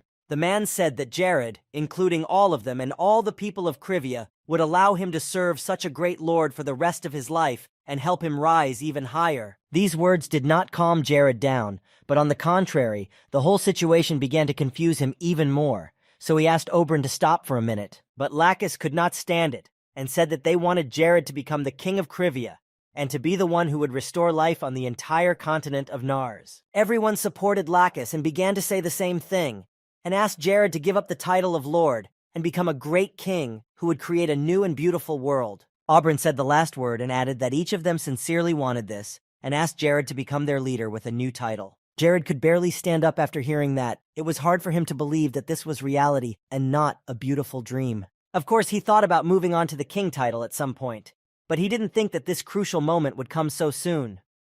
In Paradise, this title was given only to selected players who did something really special and grand. There are an extremely large number of candidates for the role of a good king and protagonist, which is why he won't be better than the others, even if he becomes king. Jared closed his eyes for a moment. He needed to think it over and convince himself that being named king did not mean the end. A king is not only the center of attention, but also under the watch of many hostile countries. But to be a good king, he needs to respect people and return their kindness. Some people in the audience began to shout out requests for Jared to accept the offer, but this decision could not be taken lightly, so another part said that it was better to think about it and then express their opinion and make a final decision. Jared said that the title of king would not always mean good for the country, and if he accepted the offer, a significant number of citizens would be happy, but there would be those who would be unhappy with this outcome, and it could have a negative impact. Everyone was now looking at Jared with both anxiety and hope, hoping that he would accept their offer and become king. Jared thought that he could provide the people of his country with a good life and the goods they needed if he became king, but that wasn't what really worried him.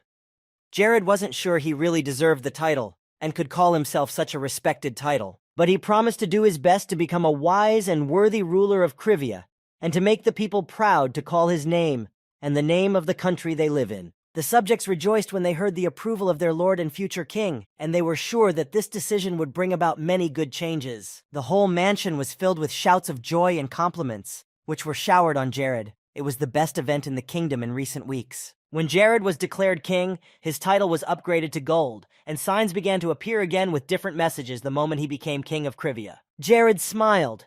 He was also glad that his subjects were so loyal and trusting that they were willing to take such a big and important step. Yet his past life was hard, so he could overcome these difficulties. After such a grand event for the whole kingdom, there was a knock at Jared's office. He still felt inspired to do new things, so when he heard the knock, he let himself in. When the door opened, he saw Mara, who was also in a good mood.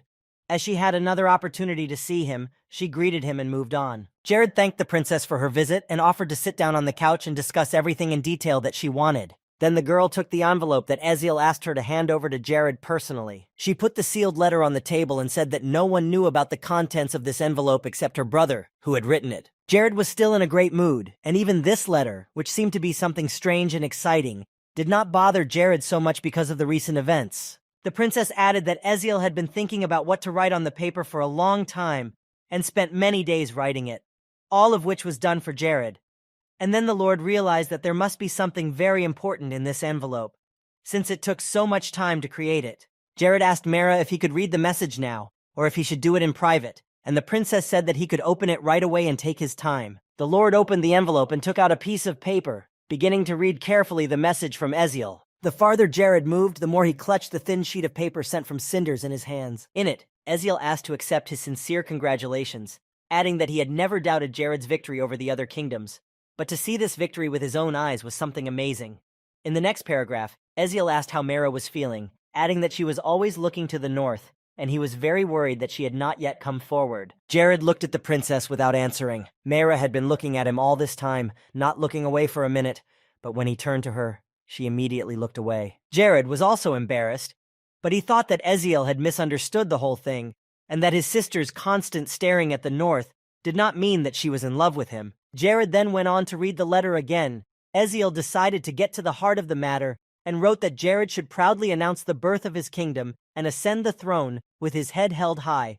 Eziel saw that the importance of the Lord had increased so much that it could not be kept within such a small territory. Jared was now a king, not a mere lord, which should help to officially establish the necessary relationship between the two kingdoms of Cinders and Krivia. He may have even been a little uncomfortable in front of him, but it still needed to be said.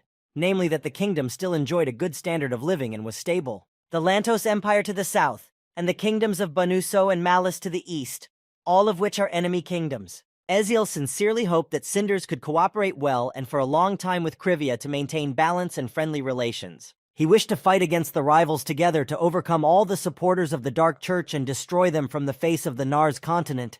Eziel meant by this agreement a partnership to confront the forces of evil. And it was not an offer from the king of a neighboring state, but a request from a friend. The last thing Eziel wrote was that Jared should read the letter carefully and think about his decision, and understand what he had written. At the very end was the boy's signature. Jared stared at the piece of paper for a few seconds, gathering his thoughts. The room was still very quiet, but the atmosphere was tense. This letter was proof that Eziel could sacrifice his pride and reputation for the sake of his own kingdom.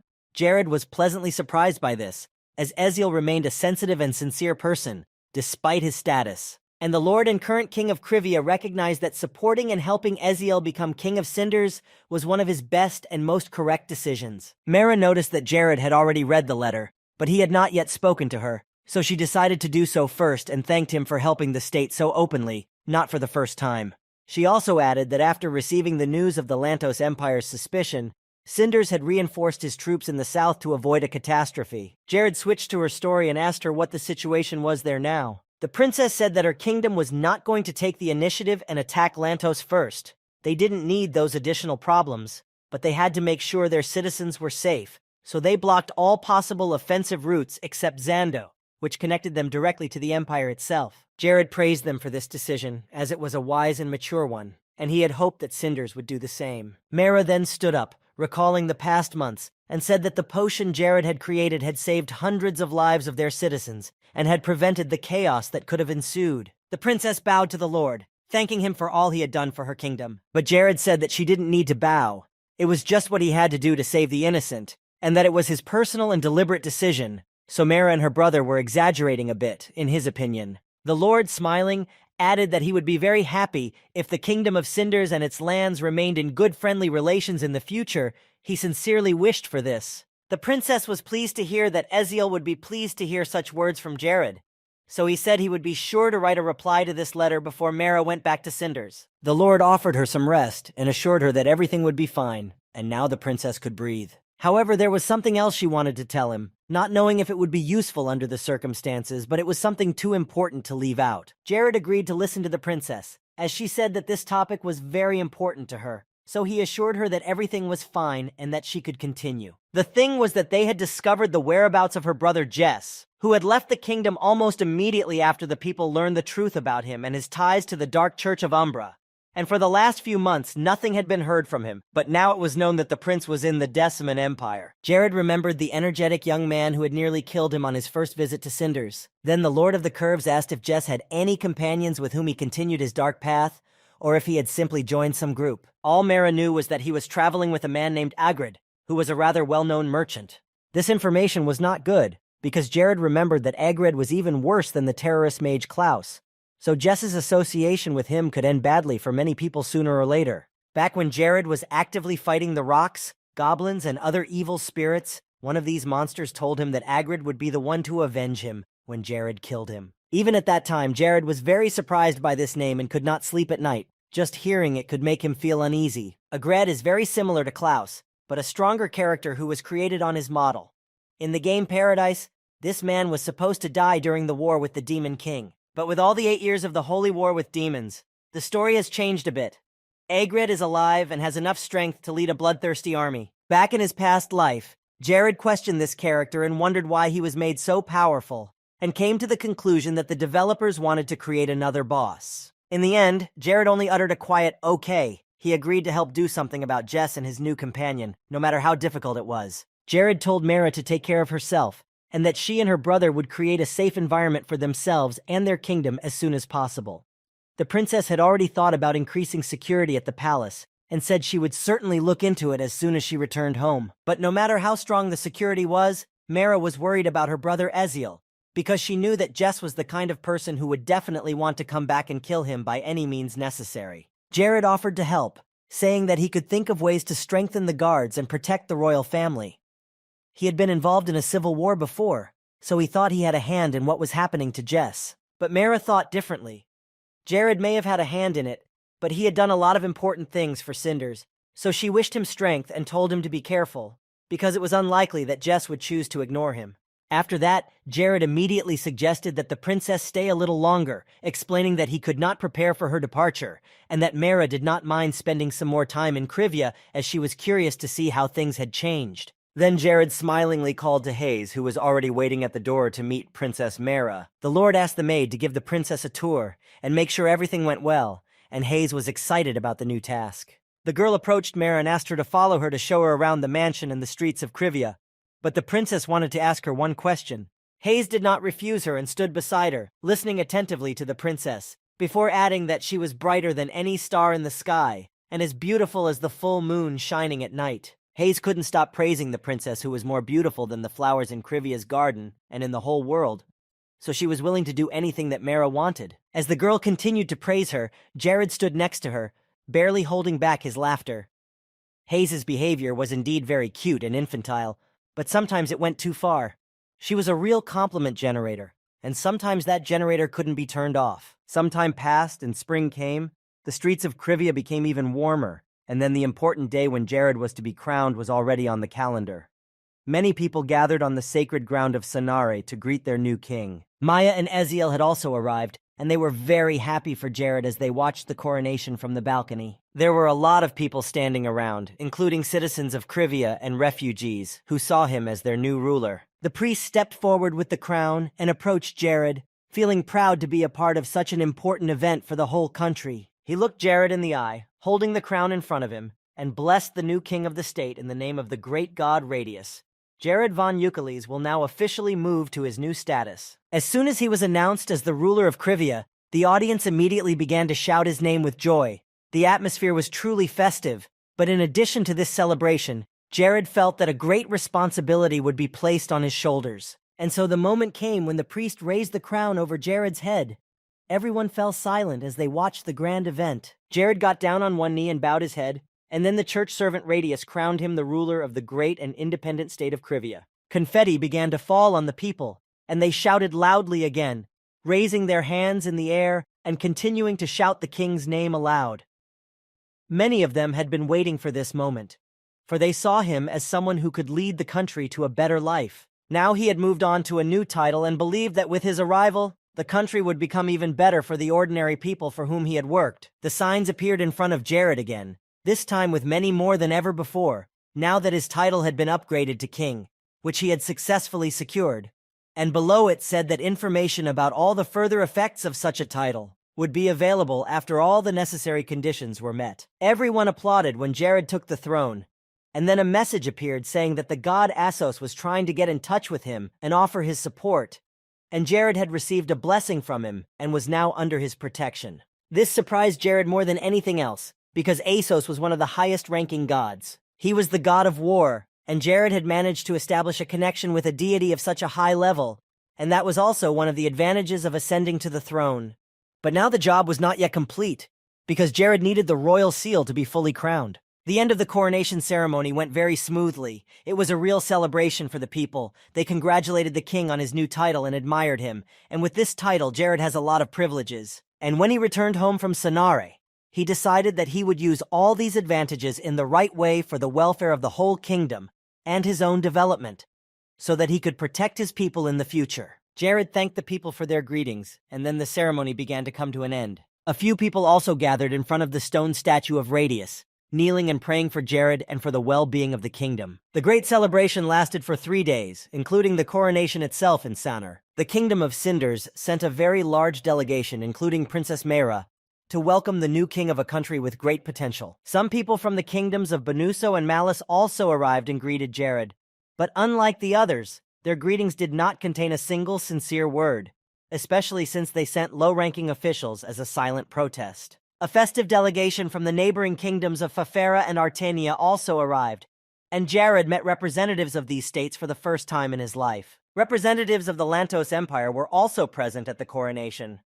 In general, few people avoided the celebration and did not miss the opportunity to congratulate the new king. But the most surprising thing to Jared was that the delegation that came from the Empire included the 7 Wrens of Duke Galadon. That was how the 3-day celebration of the birth of the new kingdom of Krivia went. Afterwards, Jared went for a walk with the priest to unwind and talk. The priest was supposed to turn 80 this year, but probably few people believe it because he looked so young. He was well aware of this, so he asked Jared how old he thought he looked. Jared thought about it, looking at the priest, who looked like he was 15 or so at first glance. Perhaps it was a blessing from heaven, but he had heard somewhere about a rumor that had spread through the dark church of Umbra that it was because of some kind of curse. Jared then asked him how he was feeling and if his health had deteriorated, and the priest replied that although he was old, his body was still young. So everything was fine. And then he remembered that he wanted to thank Jared for helping him find the sacred relic, which was a very important find. When Jared shook hands with him, he immediately felt divine energy filling him to the very tips of his fingers. And yet Jared could not read his characteristics, which meant that the difference between them was more than 10 levels, which impressed him even more. It was getting dark by the time Jared and the priest walked a few more streets. The king's burden was quite heavy, and the man asked if Jared was getting tired from all the hard work. Jared felt that with the new title of king, a responsibility had been placed on his shoulders, but he was ready to accept it and lead the kingdom forward. But this was not exactly what the priest meant. He could see and feel it all, even though Jared kept quiet. It was obvious that Jared was a brave and great ruler who wanted to make his country prosperous and famous. Jared remained silent, not knowing what the priest meant. He wanted to say something, but the priest interrupted him again. As a man who had devoted his entire life to serving the Radius Church, he was not in a position to do too much. But he wanted to help at least minimally, and he could give Jared his strength to make it easier for him to carry his burden. When the man took the ruler's hand in his, he shared his divine energy, which radiated a bright light and shone in the dark streets of the kingdom. Jared immediately felt the effect of this energy. It was something incredibly beautiful.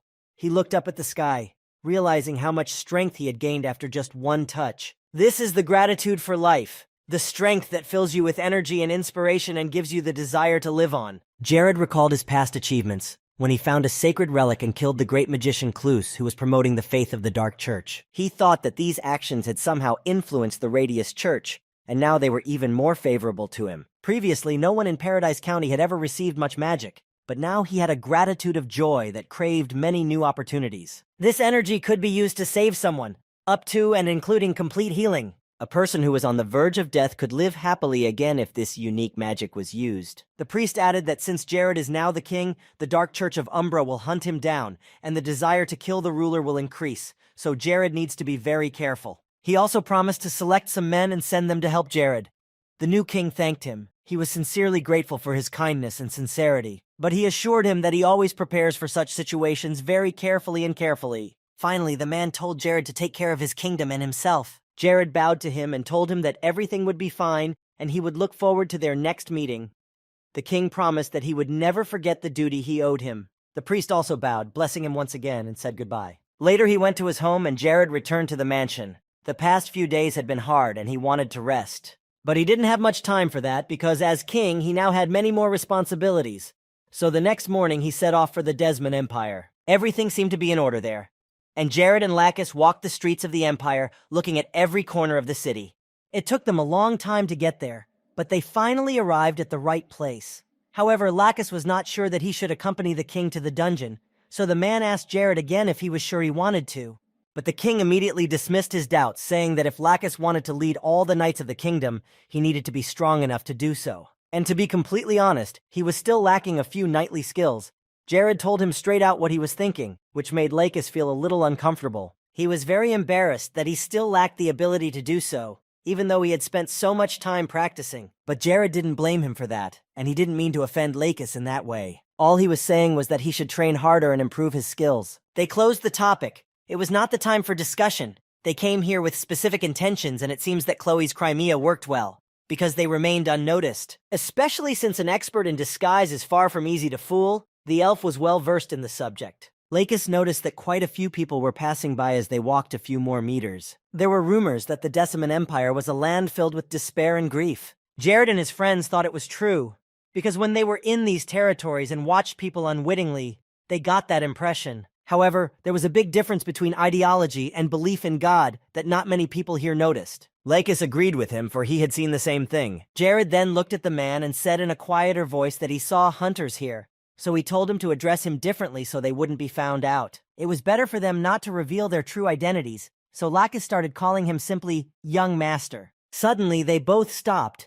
and Jared remembered something and completely forgot where he was. The phrase sounded and felt completely different from the first time he'd been called that, because the first time he'd opened his eyes in the Paradise game, Hayes had called him My Lord, a day that would always remain in his memory. And Young Lord was what he had been called before he was reborn in the new world, because in his past life, that term could be used as a common address to a commoner. Lacus came closer to him, asking what had happened and why they had stopped so abruptly. Jared immediately turned his attention to him and apologized, saying that he was thinking. Then the man asked if he could find out the name of the dungeon they were going to. Jared had completely forgotten to mention the place. He was very tired and it was impossible to keep everything in mind. The name of the dungeon they were about to reach was called Land of the Vanquished, a symbolic name, but one that didn't particularly please Lacus. They moved on, not stopping because they wanted to get to the right place as soon as possible. And soon enough, Jared and his faithful assistant, Lacus, were in the same Land of the Vanquished, a place that looked miserable and empty. Lacus turned around, realizing that this city in the Empire was teeming with hunters, but there were none of them here. In fact, no one was trying to get close to it. Jared told me that this dungeon was extremely dangerous, and the treasures that could be found here were not valuable enough to sacrifice lives, so no one wanted to come here. There was only one life, so it was risky to do such a foolish thing. The only other person there was an old man who worked as a security guard, so Lakis and Jared decided to approach him. They wanted to ask him more about the place, but the old man was very scared when they woke him up, because Jared had praised him quite loudly for his hard work here. The undercover king handed the old man a gold coin, to which he was very surprised. His hand involuntarily reached out for the money, but he still could not believe that he was being given such a thing. Jared added that the dungeon was quite difficult to monitor, and the old man immediately thanked them for their generosity, treating the boys like young hunters. Jared asked him for some time because he and his partner needed some time to prepare for a raid into a dangerous dungeon. The old man immediately understood, asking if the path to the dungeon was too muddy. Jared said that to his surprise, the path was covered with trash, so the old man decided it was time to clean it. He immediately told them that there was no one inside the dungeon, so they could go in safely. But before he did, the old man told Lakis and Jared to write their names in a notebook that was lying nearby. They agreed and said they would do it without a problem. The old man quickly walked down the path, which was completely covered with garbage.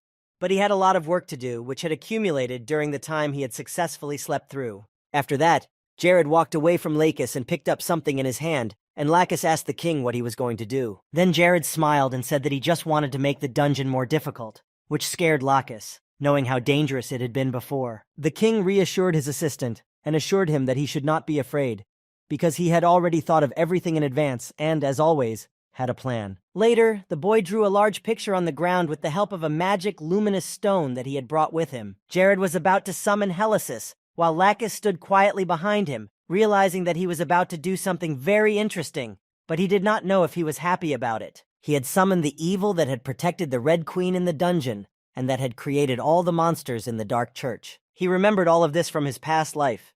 It was a trick in paradise that would help him get the most powerful, all-destroying blow. A few minutes later, smoke began to come out of the drawing, rising rapidly, and Jared and Lakis headed for the dungeon. A large monster's face appeared in the sky, looking down at everyone below it. Everything was shattered, and a large circle appeared near the entrance to the dungeon, which later turned into a portal. Only after that did Jared give the go-ahead to move on and go inside the dungeon. He told Lakis to fight the same way as before, and the rest would be up to him. Lakis felt proud, afraid to some extent, and responsible to go with the king into the dungeon on such an important mission. They decided not to wait another second and entered the portal that led directly to the dungeon. Calmly, they emerged at the other end of the portal, beginning to examine the walls that greeted them. Jared moved on, but Lakis was very confused when the spatial gate suddenly turned red. Jared explained to him that it was because no more than 2 people could enter the dungeon, so the gate closed and no one else would enter. When the king looked at what was in front of him, he immediately stopped in his tracks, not believing his own eyes. They had only been here for a few seconds, but a demonic plant had already appeared. Lakis cautiously asked Jared if the plant was poisonous, and then the king asked his ward what he saw in front of him. He said that it was pink and smelled sweet, but Lakis did not understand what it would do for him now. The plant looked like something you would add to pasta or bread on a warm spring day. Jared noticed that people always have similar impressions when they see Katara, but it was really a poisonous plant, which is what everyone perceived it to be. If you eat it, you can die within the next 5 minutes. The poison of this plant is deadly because no one has been able to create an antidote yet. Then Lakis said with a serious look on his face that it was better not to move this plant at all, because it was as dangerous as the whole dungeon they had come to. However, Jared immediately put it in his mouth. Lakis seemed to go crazy when he saw this. He rushed to Jared, not knowing what to do to help him. As soon as he ate the plant, the taste immediately disappeared, and the tip of his tongue started to tingle, and he could feel his intestines swelling. Lakis told Jared to immediately spit out what he had just swallowed, knowing that he would now be without a new king. But he just exclaimed that everything was fine and took his hands away from him, assuring him that there was no reason to worry. Lakis was at a loss for words after that. He didn't know what to do to help the king, and Jared's words didn't help him. He didn't understand how Jared could say that everything was fine when he had just swallowed a poisonous plant. The situation was catastrophic. But Jared ordered him not to move. He still had 4 minutes and 30 seconds before he died. The king forbade him to go anywhere near him, even though Lakis wanted to help and couldn't calm down. But he couldn't disobey Jared if that was an order, no matter how much he wanted to do something for him. 4 minutes later, he was completely sick, and Jared ran all over the dungeon as he got worse and worse. Lakis kept an eye on him, but he was not allowed to approach Jared by order, so he just hoped the king knew what he was doing. After a few more seconds passed, Jared realized he couldn't take it anymore and activated the detoxification technique. With the help of one of the 5 rings Jared wore on his hand, he was able to survive, an ability held within the demon ring. The guy immediately felt better. At least he was able to breathe normally, and as a bonus he received the title Body of 1,000 poisons. Now he was immune to absolutely all poisonous plants. Thanks to the effect of this title, his physical and magical strength increased by 100. The good news was that at least he would not die of poisoning in this life. Jared felt better as quickly as the plant's poison itself. He had suffered a lot for this title. He was sweating through it all. But now he felt peaceful. Lacus was indescribably happy when he noticed that his favorite king was getting better. But he didn't understand why Jared had done it, and why he hadn't warned Lacus if he had a plan. Jared smiled slightly, saying that he hadn't seen Lacus so angry in a long time. Lacus was off his rocker, angry that Jared hadn't warned him, and also because if something happened to him, he didn't know what would happen to Krivia. Jared smiled and gently told Lacus that he would not frighten him like that anymore, and then the boy apologized to him. The king moved on, and Lacus ran after him, saying that he did not dare to ask his majesty for forgiveness, but he was so excited that he forgot how to breathe. It looked like Lacus was going to faint in front of his ruler, but he held on, and Jared politely apologized again.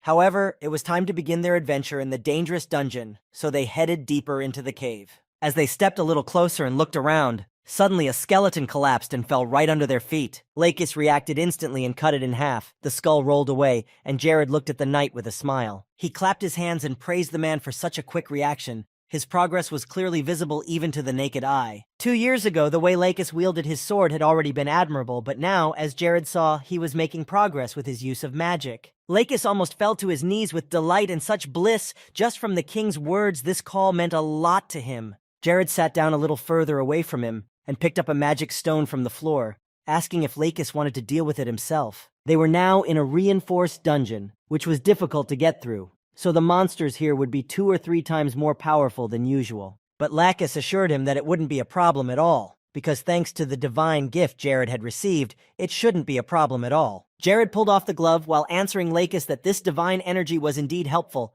because it enhanced his existing fighting abilities. Then the knight admitted that if it were not for this power, he would feel devastated, and often it was she who helped him out. Lacus also added that just being next to his majesty, he already becomes 3 times stronger. And yet at times, it could be reminiscent of Durahan. There were a lot of monsters that were filled with pure evil, that resembled the devil. But Jared had watched Lacus grow very closely from the moment he arrived here. He never neglected the time he spent training, and even when he was tired, he continued to improve.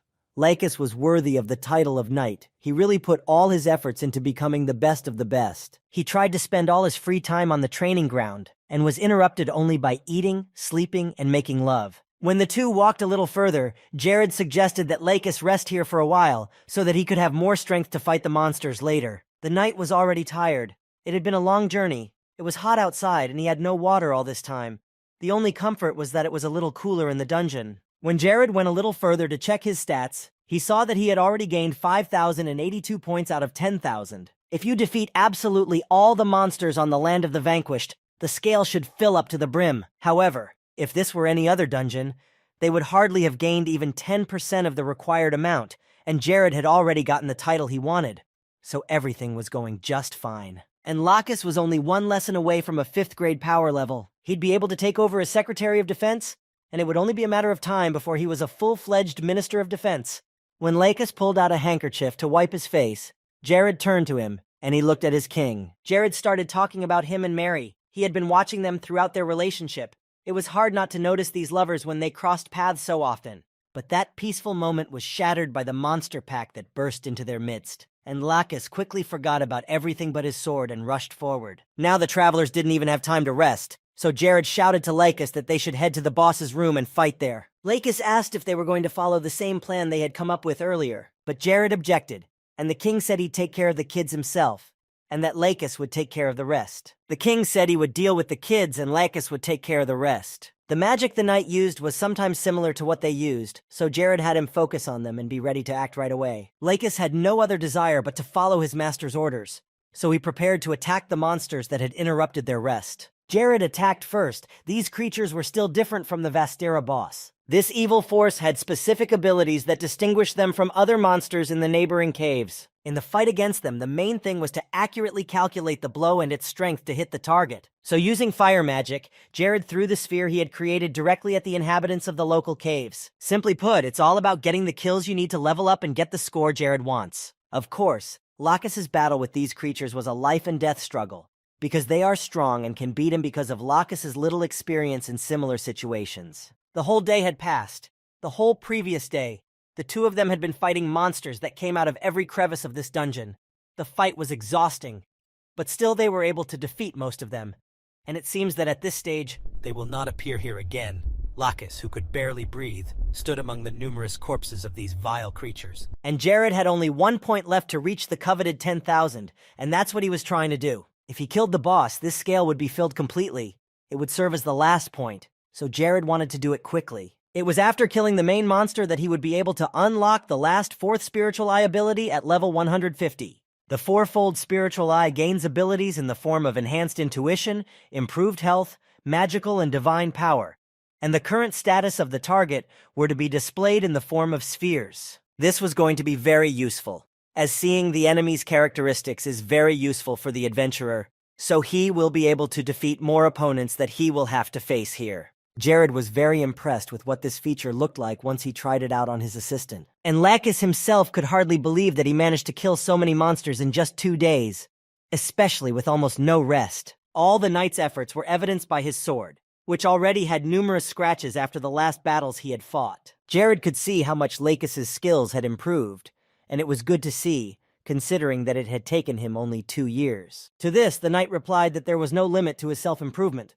so he wanted to try harder, and such battles energized him. Well, now they only had to defeat the long-awaited boss to whom they had traveled so far. Their strength was low, and the main monster of the land of the defeated was full of enthusiasm to destroy the enemies who would reach his lair. But before that, there was one more thing to do. Jared put his hand in his pocket, searching for the thing he needed. Unexpectedly, he pulled out another poisonous plant. This one looked older to Lacus, for he did not want to experience the same emotions he had recently felt while watching the king suffer. The man stepped back, waving his arms nervously and begging Jared to stop, not sure what he could think of to convince the king not to do this. However, Jared persisted and handed him the poisonous plant, saying that if he was immune to such things, the risk of death would be greatly reduced when facing dangerous opponents. Lacus didn't want to do this, but he agreed to do what the king wanted.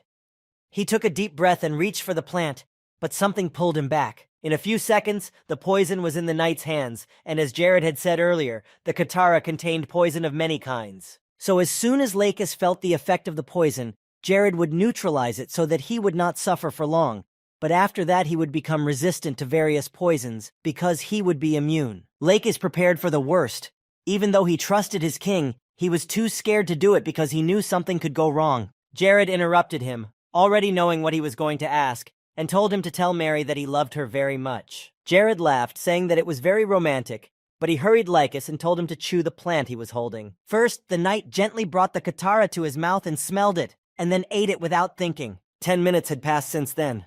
Of course, Jared had neutralized the plant's effect, but Lacus could still taste it, and it felt terrible. He felt better in just a few minutes, so they moved on, and the main monster of these caves felt someone's presence in his domain. When Lacus and Jared moved further, they smelled a very unpleasant odor, like old and worn-out shoes, and it was enough to make you faint. Apparently, these foolish travelers did not think that very soon they would meet their death in these caves. This was exactly what Jared had meant when he spoke of immunity to poisons. For now, Lacus was not afraid of any of them. The knight had never doubted his majesty before, so he expected nothing less, he exclaimed enthusiastically as Jared stood calmly beside him.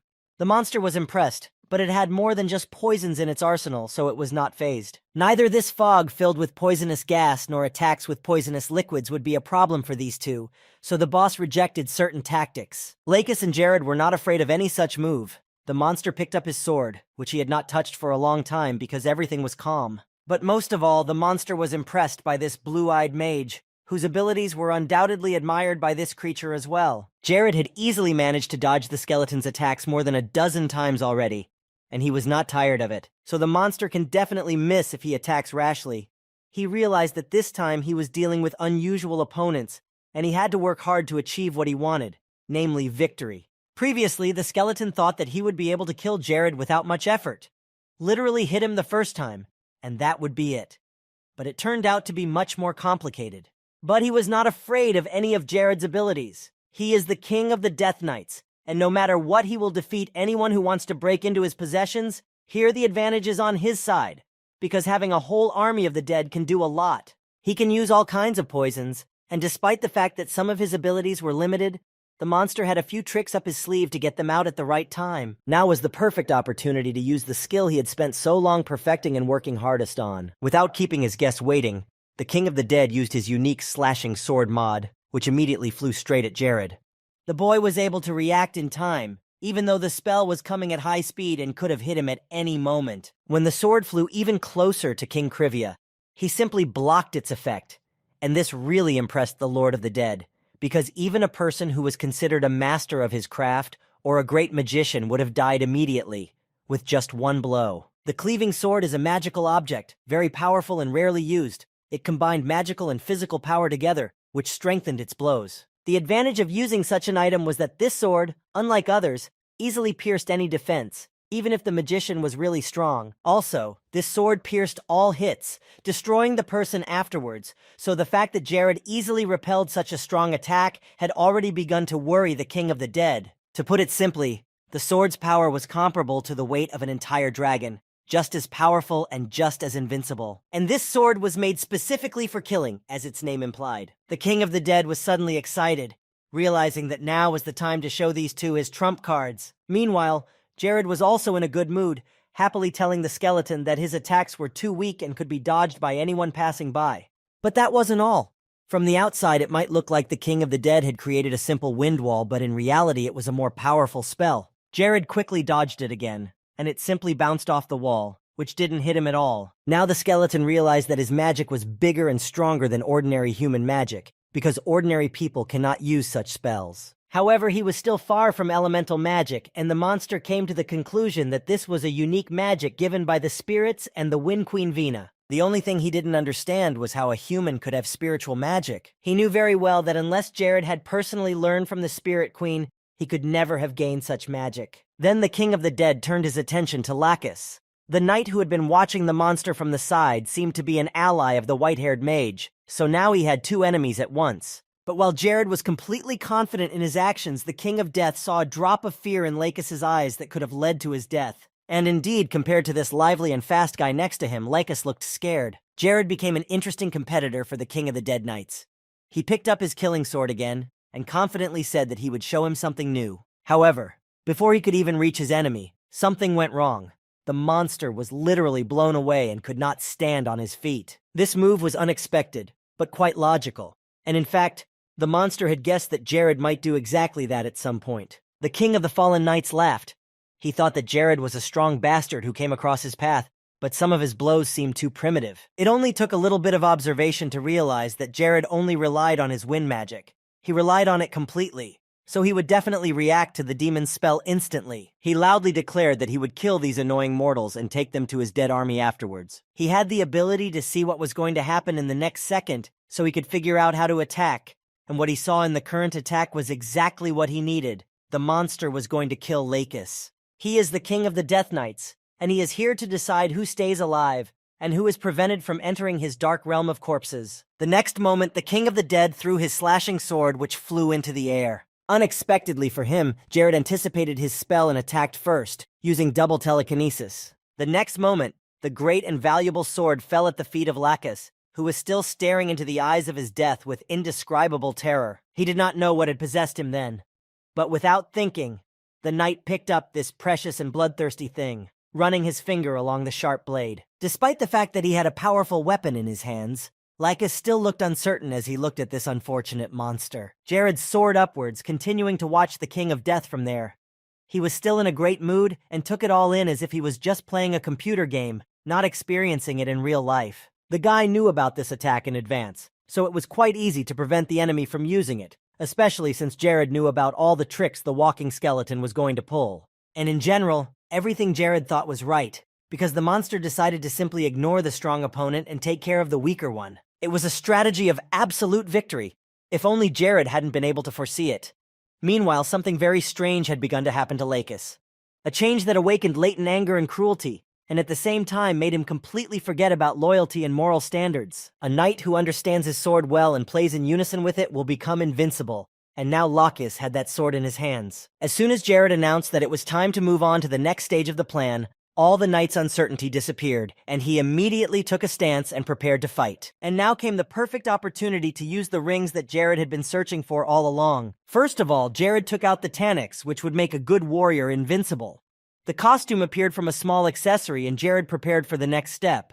Lakis screamed loudly. His fear was already at its limit. Perhaps there would be something left of him, but his duty was to serve his king, so his worries began to fade. And now that the man had overcome his fear, he was in a state that could bring his abilities to perfection. At the same moment, Taniks, like Lakis, received the next order from Jared, who told him to immediately block the monster's field of vision with his body. Like an iron warrior, Lakis stepped forward, coldly carrying out his master's order. The King of Death had no hope of recovering his sword and winning this battle, so he began to use his poison, spilling it everywhere, even though he knew full well that the two were indifferent to it. And indeed, when the poisonous liquid poured out on Lakis, he felt nothing. There was no effect from these efforts of the skeleton. The monster understood that these tricks would not matter to the two fighters, but he tried everything when his sword was in someone else's hands. Lakis really lost control of himself. His common sense left him, and he attacked, continuing to strike one after another. In fact, the King of the Dead Knights could barely dodge such speed. He was alarmed by how skillful and agile Lakis was. Several times he was lucky not to get caught in the avalanche of blows, but eventually, Lakis managed to get as close to him as possible. The Death King's own sword was now next to his neck, and it was the one thing that could cost him everything. At that very moment, Jared joined in and sprang into action, using his magic. The wind magic given by Vina is strong and powerful, and finally he managed to take aim, and now he can attack the demon. Tetra Nex, controlled by artificial intelligence, also rushed into the battle, along with Lakis, who was already confident in facing his fear with a sword. The King of the Dead was trapped, and Jared's spell was only getting closer to him. This wind weapon and the devil without tears or blood were keeping him from getting out. However, the King of all the dead did not give up. He was eager to kill these miserable mortals and show them the true horror. But while the devil was trying to get out of the difficult situation he found himself in, Jared once again managed to outrun him and knock him down, and the monster screamed as he fell into the abyss. After such a successful attack, a sign appeared in front of Jared announcing the new title of Killer of 1,000 Blows. And he received this title because he performed 1,000 chopped blows, and now the artifact Devil's Game has increased from 7 to 8-star level. The ring Jared was wearing glowed, and he held it up. It was more than just good. He had achieved so many goals in 2 days in the difficult Devil's Dungeon, and defeating the Demon King was the greatest achievement. Lakis was slowly recovering, not letting go of the monster's sword, and when the demon was gone, the knight said admiringly that His Majesty had a terrible power that even a skeleton as strong as this one could not resist. Lakis thought his abilities were nothing short of a miracle of the world. But then Jared went to his assistant and said with a smile that he had not dealt with Buster alone. The king praised him, saying that if Lakis had not immobilized the demon at the last moment, Jared would not have been able to deliver the final fatal blow. Lakis stood there in awe, not sure if these words were exactly addressed to him because hearing such praise was like being lifted up to heaven. When the knight came to, he looked at the sword of the King of the Dead in his hands and said that he would like to give it to Jared. But the latter immediately refused, saying that he did not need to do so. He had other plans for this weapon. Jared added that this sword had an inner ego. He would never let a weakling be its master. It struck Lakis that a weapon had an ego. It sounded very strange indeed, but he couldn't help but believe the king. Then Jared spoke again and said that the sword was an introvert and would not listen to his words. With every word his king said, Lakis was only more surprised. He looked at him in shock, not knowing if this could be real, but realized that Jared had already known about it and that was his plan. The boy confirmed the knight's guess. It was true because it would be too dangerous to do otherwise. So His Majesty offered to take the knight's sword and proudly go into battle holding it, and he would in turn take him to the next stage. Lakis was confused. He did not know if he was worthy, but he did not want to give up, so he just trusted him. But the knight was interested in one question, namely whether he had to sacrifice something to use the sword. Seeing how worried Lakis was about this, Jared calmly told him that he was wrong and that none of this was necessary. Especially since Jared was doing it for himself and for the kingdom, they needed to become stronger to ensure the country's peaceful life. But Jared didn't want Lakis to take these words the wrong way or to be too harsh. He just wanted to say that the knight needed to practice harder and not stop improving his skills. The tired Lakis could hardly say anything. He looked at his king in silence, but his desire to do his best for the country was unstoppable. Putting the sword down next to him, the man fell to his knees, bowing to the king, who had done an indescribable amount for him and his development. Now the magic sword of Buster belonged to Lakis. He was its new owner, and Jared wanted the knight to hold it in his hands with his head held high. As soon as you touch this magical thing, you can feel the instincts of a warrior that were previously hidden due to fear of the enemy. And this is what happened to Lycus when the sword was in his hands. The experience and knowledge that were stored in the sword immediately passed to its wielder, and his strength is awakened along with his confidence. So if there was something you couldn't understand, it was only because of insufficient mana or aura. 2 years ago, Lycus was just an average soldier in the cold outskirts of the north, a swordmaster or the aura of his own dagger. This was something the Knight of the Tooth could not even dream of. It was too far away for him, and in general, back then, Lycus rarely thought about it, and immediately dismissed the idea that it could happen someday. But now he really wants it. He wants it, and he's trying, and his efforts are making it possible. Lycus was still kneeling before his king, and tears began to fall from his eyes. Finally, he raised his head and said that he had infinite respect for Jared, and his loyalty seemed to know no bounds. The king smiled calmly and asked him if he could feel the great power of the scepter filling him. Of course, the knight answered, yes. But Lycus understood that this weapon should never be used rashly. The sword is too strong and can simply get out of control. When the two of them had left the dungeon, Jared turned to the knight and said that he wanted Lycus to show him his full strength. He was curious to see what he could do. The knight was curious to try to use the sword to its fullest potential, so he readily agreed. Lycus prepared himself and concentrated only on the weapon. He wanted to show the best result so that Jared could once again be sure that he had not brought him here in vain, and that he was worthy of bearing such a title. Raising the sword in the air, Lycus used the sword's aura and began to do well. Jared was not expecting such a powerful blow, so he ran away to avoid getting hit by accident. When the magic stopped working, Jared noticed the surprised face of Lycus, who did not understand what had just happened and how he had managed to create such a thing. He froze in place, but still did not let go of the sword. Lycus was on the verge of collapse. This aura of the weapon was so powerful, and using it you could feel the power filling you. The knight gripped the sword even harder with both hands, realizing how powerful this thing was, and that if you know how to use it, you can do the unimaginable. Jared asked Lycus with satisfaction if he remembered what he had said to Jared some time ago. It happened right after the king swallowed Qatar, and it scared the knight very much, because if something happened to his majesty, there was no telling what would happen to the kingdom. Lycus remembered this moment and nodded his head in response to Jared. The king told him that he was a servant of the kingdom with great potential that was developing every day, so he wished him to use this sword and his strength for the good future of his country and the king. Lycus put his hand on his heart and swore before the gods to never disappoint Jared as a knight, and to do his best for him and the people of the state. The knight promised to serve Krivia and his constant king Jared until the end of his days, and Lycus's words were sincere, and the blonde man could see that, so he counted on Lycus, knowing that he would never let him down. There was a 15-year difference between them, but it didn't matter at all. Nothing prevented Lycus from becoming a loyal servant and Jared from becoming a king, in whom the knight saw a leader and his mentor. And most importantly, they were friends who would never abandon each other in a difficult situation. After so much time spent together side by side, they understood without words how to act. Jared said that he still needed to deal with something, so he suggested that Lycus go to the portal first and wait for him there, and Tanix returned. The guy gave him a look, and soon he was alone in this deserted place with his thoughts. Now he could get down to the business he had to do before leaving this land. Jared quickly laid out the 10 magical enhancement stones he would use to make the dungeon more difficult. When everything was almost ready, Jared turned to Tanix and called him over. Tanix immediately followed his master's order and flew closer, kneeling on the ground next to his king. Jared took a few more steps toward Tetranex and said in a quieter voice that he had 10 magical power-up stones, pointing to one of them. Jared turned to Sabio, who was sitting in his workshop, researching something again, and told him that he would provide all the materials for the next experiments, so the elf should get ready. Jared's appearance was a bit unexpected, and Sabio was a bit puzzled, but he quickly gathered himself and pressed the green button on his desk, agreeing with Jared to do the new experiments in the lab. Sabio seemed to understand everything perfectly, so Jared said goodbye and stepped away to check his own performance. His physical defense scored 555, and now the attacks of goblins, rocks, or kobolds were no more than a mere mosquito bite, and wisdom will soon reach 800 points. Then Jared will be more powerful than mages of his level if he has about 200 points of wisdom. In fact, Jared's characteristics and abilities were developing very quickly.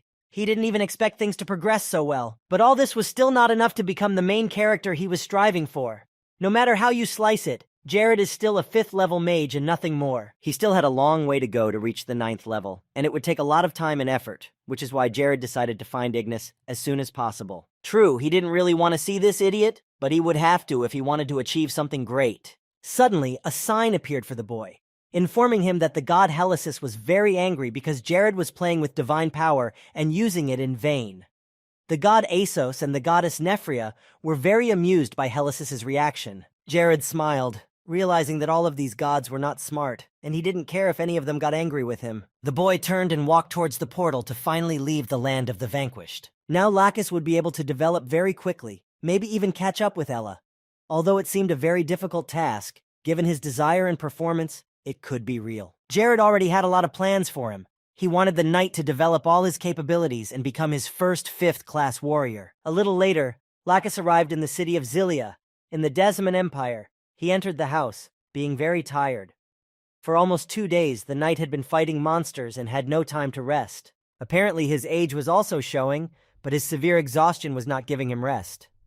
Lacus collapsed on the bed, closing his eyes.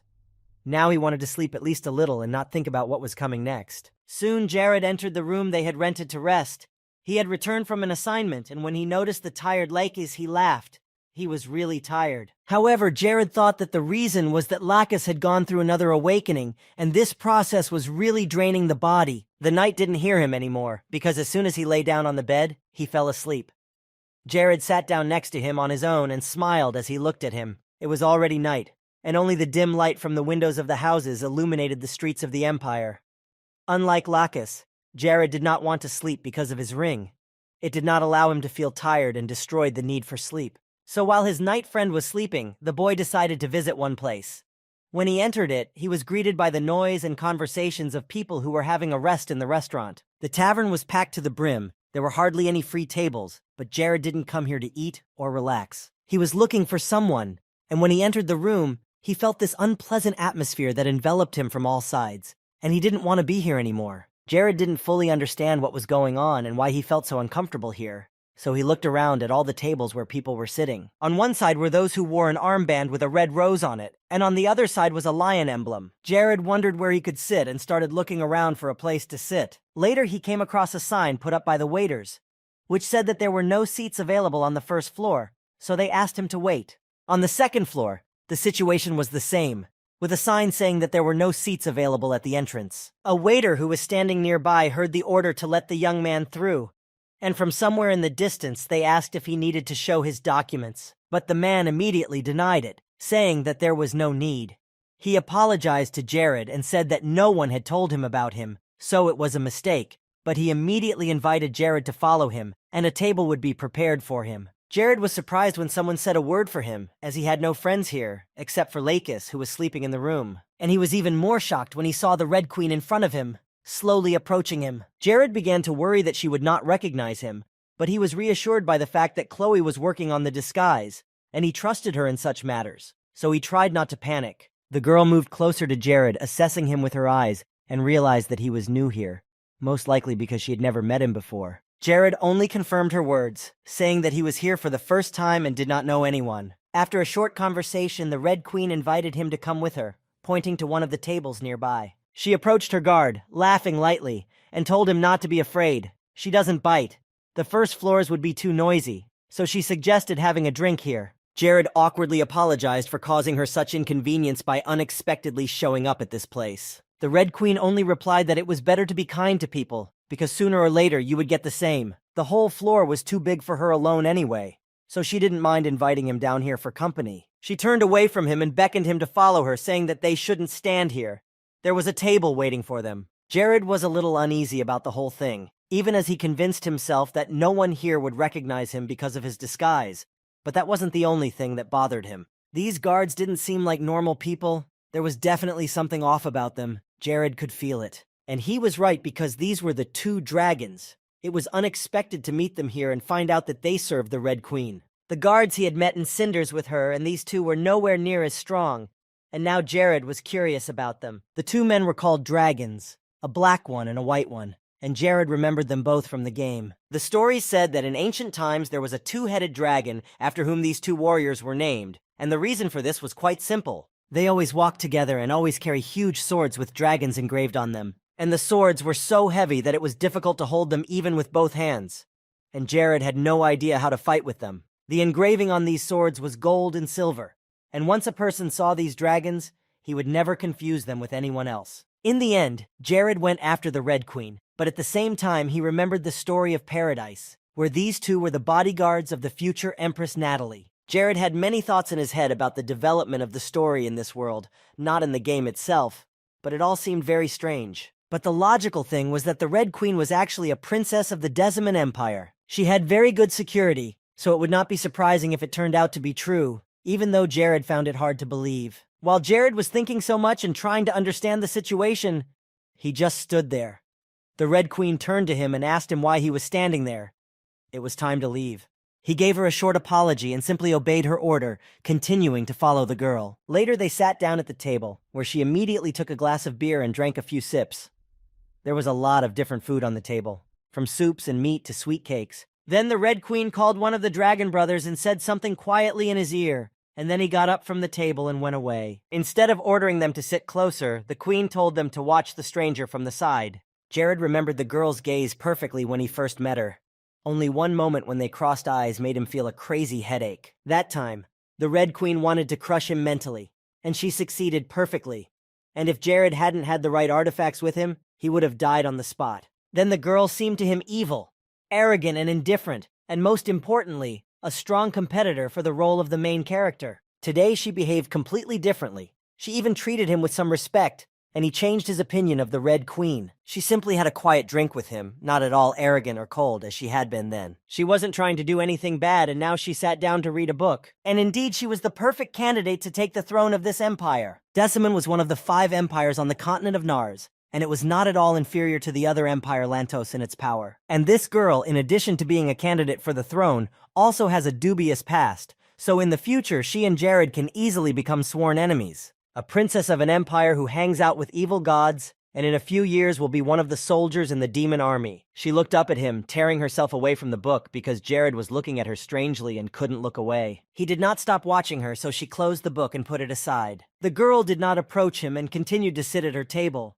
She said her name, and Senerin raised her glass of beer and asked her guest what his name was. Jared didn't know what to think. He immediately pictured many scenarios where she was a spy and wanted to expose him, and that smile was just to fool him. She was pretending to be someone else, walking the streets of her empire and going to pubs to get away from her routine, perhaps looking for something to find out, since this was the second time she had crossed paths with Jared in different countries. Of course, Jared wasn't going to tell her his real name, so she repeated it as if remembering something. It was a rather unusual name. One could tell by the name that he was not from here. Jared nodded, saying that he was, and he began to panic more, because the more he talked to her, the more unnecessary information he might accidentally tell her. But she wasn't going to let that be the end of it, so she asked Jared about the dungeons he had visited, probably wanting to talk about the land of the vanquished. But that didn't work out, because a few seconds later they heard a loud noise coming from the lower floors, and Jared immediately went to the balcony to see what was going on. He couldn't see much. There was a lot of dust and smoke rising up, making it hard to see, and he could only hear someone yelling that they should kill all the bastards and leave no one alive. A few more punches and shots were fired, followed by shouts that this was now the land of these criminals. The restaurant guests began to protest and called security, after which the order was given to fight and destroy the bastards. Everyone took his sword and rushed into battle. There were screams. Some people began to run away towards the exit, and some, on the contrary, rushed into battle. Suddenly, one man who was fighting cried out loudly. His arm hurt badly, and he threw down his weapon. Jared had known that hunters in the south were more aggressive than those in the north, but he had never thought it would be so different. Things were pretty bad in these parts. Jared continued to watch the fight from his 4th-floor balcony. In remote towns, fights like this were not uncommon, and for robbers and criminals, it was the perfect place to do their business. Senerin came up to Jared and told him that the local lord was indifferent to everything that was happening in the city, and when people complained to him again, he simply declared the city a free land, after which crimes began to happen even more often, because even for murder, there would be nothing. Free lands. With these 2 words, they simply described illegal actions for which they did not want to be held accountable. Senerin went back to the table, telling Lohard to just ignore the situation and have a drink with her. They had just been served a warm drink, and the drink would not be the same at a different temperature. Jared listened to her and went to his table. In general, she was right. It was none of his business, so he shouldn't care. He had enough problems as it was. There was no point in getting himself into any more arguments or anything, and on the 4th-floor balcony, even these hunters shouldn't bother them. but it didn't work out the way he thought it would. A minute later, the door opened and hit the wall, and a guild of hunters called Glory entered the room. Jared calmly drank his drink, asking them what they wanted here, because neither he nor Senarin were going to get involved in their pointless arguments. But one of them, the leader, apparently came closer to Jared and said that this tavern was on their territory, so Jared had better get his act together and leave while they were still in a good mood. The man had already raised his voice, adding that rats from the Karpur Guild were not welcome here, but Jared calmly sipped his drink and ignored him. Then the Red Queen got up from the table and walked over to Jared's table, asking the guild if they had rented this entire floor, and then immediately added that it was unlikely that such poor people would have the money for such a whim. They froze in surprise as the girl approached them and the leader took up his sword. It took only one word to set him off when she called their guild poor, and he literally began to boil over after hearing it. Jared scanned the 5 of them and realized that the bald one was about Lacus's level, and the others were lower, so it wouldn't be a problem to deal with them. These people weren't good for much, so they weren't likely to be useful for anything, and it was pointless to mess with them either. So Jared took up the alcohol again, saying he wasn't going to fight them. He didn't feel like it, and he wasn't a spy. He just wanted to have a beer and leave in peace. The bald man chuckled, thinking that Jared just saw Senarin and wanted to impress her, so he didn't show that he was in any way affected by the gangster showdown. It seemed to him that now Jared was just trying to get her attention, and the Red Queen was standing behind him, looking at the bastards. The toothless man was holding his weapon and refused to leave Jared's side, who really didn't care about these men. The bald man sneered, asking Jared if he would be as brave when he cut him in half and if he would care about his guild as much. He lunged at Jared, who was sitting peacefully at a table drinking a beer, not reacting to the fact that he was about to be killed. The other members of the gang held their breath, watching their leader, who could not calm down. The Red Queen smiled, folding her arms across her chest and staring at Jared. Unexpectedly for the guild leader, the boy stabbed him in the back with a dagger, and he immediately began to bleed out. The artifact he was holding was called the Dagger of Death, and it could kill any person with just one stroke. Now the commander of the Glory Hunting Guild, in the 3rd circle, a reformed knight and mercenary of rank A, was lying dead in a tavern. The Red Queen was really interested in the abilities of this Loshard. As he introduced himself to her, there were not many good warriors around. In addition, he was at the level of the 5th class of magic and had the ability to teleport anywhere. The members of the guild were not so sure without their commander, and one of them timidly asked his friend who this guy was and how he got such powers. The Red Queen realized that they would die right now if they didn't want to escape from here and leave the idea of killing Jared only in their dreams. But they weren't very smart, so they rushed at Jared with the idea that they would be outnumbered and thus be able to overcome Jared and the Red Queen. The bravest one went forward, but such a foolish decision would soon backfire on him. Jared used magic again this time. It was a game for him, and not a difficult one at that, since his competitors were very weak. He created a screen of wind in front of him, so that the fool could not reach him with his pathetic sword and stay far away. But the other man exclaimed that whatever shield Jared was using would be useless, because it was not difficult for the boy to get through it. At least he wanted to think so and believe it, but in reality, everything was quite different, and just such a barrier could easily protect Jared. He was thrown away from the magical wall and rolled backwards towards his friends, who watched him in silence instead of helping to kill Jared. The very next moment, they all tried to break through the shield together, but none of them succeeded, even though it seemed that the barrier would not withstand more than one blow. In fact, it was as strong as a steel wall. For Jared, the option of fighting each of them individually sounded too boring and time-consuming, so he decided that it would be much better to kill them all in one blow and be done with this gang of bandits. The perfect choice was fire magic, with which Jared could easily destroy all of them. Using a double wall of fire, Jared finally defeated the guild members. They began to scream loudly as a river of flames poured out on them, burning their bodies from head to toe. The boys tried to see something among the flames that filled most of the hall, but they could not see very well. They could only hear. The Red Queen was amazed at what she saw with her own eyes.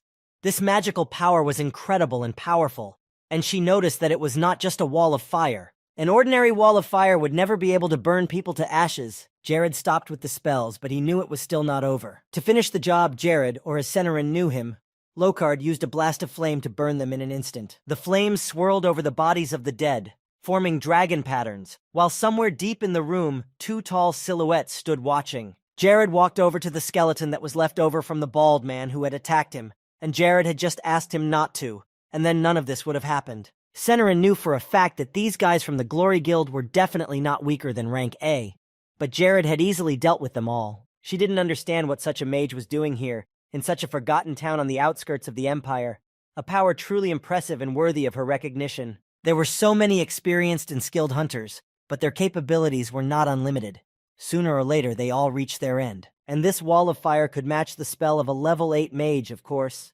The girl didn't know about all his artifacts that enhanced magic, but it was really admirable. He could control magic so that it became like a fire demon flying in its own path. Senarin didn't know if Jared was skilled in other areas of magic, but even what she had seen was enough to impress her. The Red Queen was sure that he was a wizard with incredible power that could destroy the entire world, and Senarin was brought out of her own thoughts when Jared asked if she was okay. The boy looked around and admitted that he had gone a little overboard with the flames, which made him feel a little guilty towards her.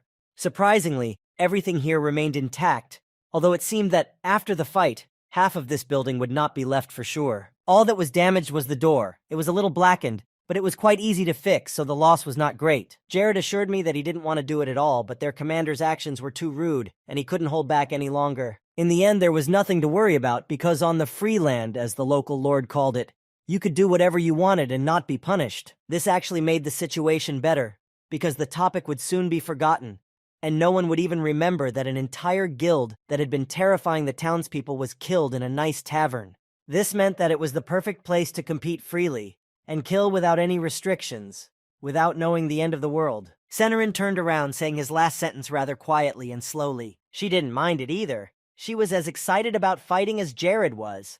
Then he walked to the edge of the balcony and looked down again, but this time there were no loud screams. The picture was brutal, and he was absolutely not happy with it. For this picture to ever describe his kingdom, a unified system of governance must be established. And at the same time, an official organization had to be created to ensure that the laws of the state were not violated, and that the various guilds did not even think about attacking people. This incident would be remembered by him, and would serve as a lesson to never allow such a tragedy to happen on his lands. Hunters should become soldiers in the service of the state when it needs them. Of course, they would have to sign a contract just like mercenaries to begin their service. The hunters were needed, but there is nothing good about dying because of some meaningless and dubious dispute between people you don't know. Especially if this kingdom is like Krivia, where there are so many different hunting guilds. Jared's thoughts were focused only on the situation at hand, but they were dispelled when the voice of the waiter came over to bring another round of beer. He acted as if nothing had happened, and everything was fine, not showing any signs of worry or embarrassment on his face, just doing his job. It looked really strange, especially for a person who was not used to such events, and the people of this city seemed to react normally to it and often did not care. When the waiter brought the beer to Serena and Jared, he politely wished them good luck and walked away, leaving them. Then Jared turned to the girl and said that this was the last glass and he would leave. He explained this unexpected departure by saying that he still had some unfinished business, but it was urgent, so he would hurry to get it done. This trip was short but exciting and instructive, and now it was time to return to his kingdom and prepare a new project. Jared calmly swallowed a few more sips of beer, not wanting to leave a single drop, because the taste of the drink was simply wonderful. With that, the guy put his empty glass on the table and thanked Senarin for the warm welcome. Luckily, the atmosphere had improved by the time Jared was about to leave the place, and it seemed that things were going well downstairs as well, despite the earlier shooting. So Jared decided to do one more thing before he left, since he was already in the area. He decided to collect artifacts, a guy who would never miss an opportunity like this. Sometimes after a fight with an opponent you can find real treasures. The dead certainly had no use for them, but he would need them sooner or later. Jared smiled as he looked for jewelry or something else on their bodies. He started to say something else but looked up to see Senarin watching him closely, and something else happened to silence him. There was another loud noise from downstairs, and the two of them immediately ran to the balcony to see what was going on. At first they thought it was another robbery, but then a cloaked silhouette appeared in the doorway, approaching the hall on the first floor. Later, a bandage on this person's arm became visible, and then everyone began to get up from their chairs and walk towards him. All those who also wore a red bandage with a rose on their arm knelt down as a gesture of respect for their master. It was obvious that he was not in a good mood and had come here for a reason.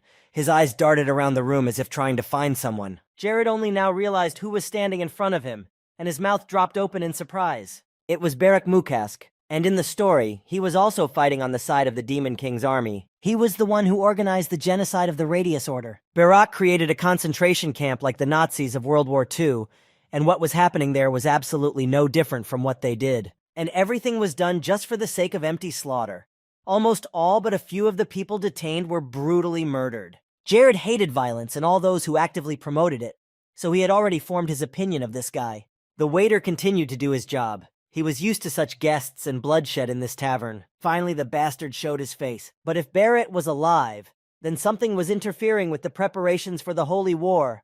Jared knew that for sure, and now he wanted to destroy the obstacle that was lying under his feet and preventing him from moving forward. Absolutely all the hunters and staff of his guild would then turn into soldiers of the Demon King if the story Jared remembered did not change in any way. And all the officials of the various kingdoms and empires who were connected to him turned up dead afterward. Jared knew that they were in for a disaster, but what could he be afraid of if he had already died once? The problem was Barrett's level of strength. He had decades of combat experience. He had survived so many battles and learned so many techniques, thanks to his close observation of his enemies, that all the others seemed like children with a stick in their hands. The guy exhaled. He still had so much work to do, and now he realized that his past life seemed quite easy now, in contrast to the responsibility that now rested on his shoulders. However, since their relationship was already not good from the first seconds of their meeting, Jared decided to end it by simply killing him. He turned again to his own fire magic, which had been working more often than not lately,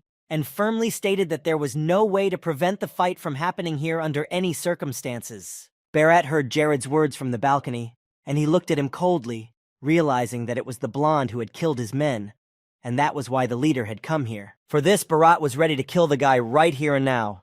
He spared no effort and walked towards him, taking his sturdy weapon in hand. He looked at Jared with a crazed look, telling him that he would tear his muscles to pieces very slowly, enjoying himself, smashing and breaking his bones until he died in agony. Drug stocks and their growing popularity is something like a survey of interest in weight loss. Jared noticed that his opponent's legs were rather weak, so he should aim for the lower part. In other words, Barrett was vulnerable in long fights, so he was used to dealing with his victims quickly, or at least immobilizing them, but his chest armor was much stronger and it would take a lot of effort to hit him. And the problem was not only with this, every attack with Barrett's sword could be the last for the opponent because this weapon is very powerful. As a result, the weaknesses and vulnerabilities of the guild leader were minimized. They were almost non-existent, but the strengths were on the contrary, and this is where the dilemma arose. And thanks to his special technique, which is very similar to the fatal blow, Barrett was able to become the master of the Glory Guild.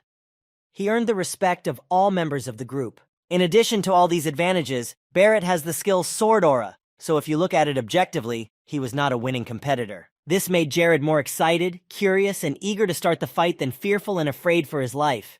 He realized he had to do it and that the main thing was to focus on his vulnerabilities. Still standing on the balcony, Jared exclaimed with satisfaction that soon he would kill the insatiable killer with his own hands, so that in the future the terrible things that Barrett was involved in would not happen. But the guild leader was also serious about dealing with and defeating his enemy, who had taken several good fighters from him. It was much more profitable to kill this guy now, because then he would not be able to interfere with Jared's further plans for the kingdom and the entire continent. However, there were also thoughts that he would fail.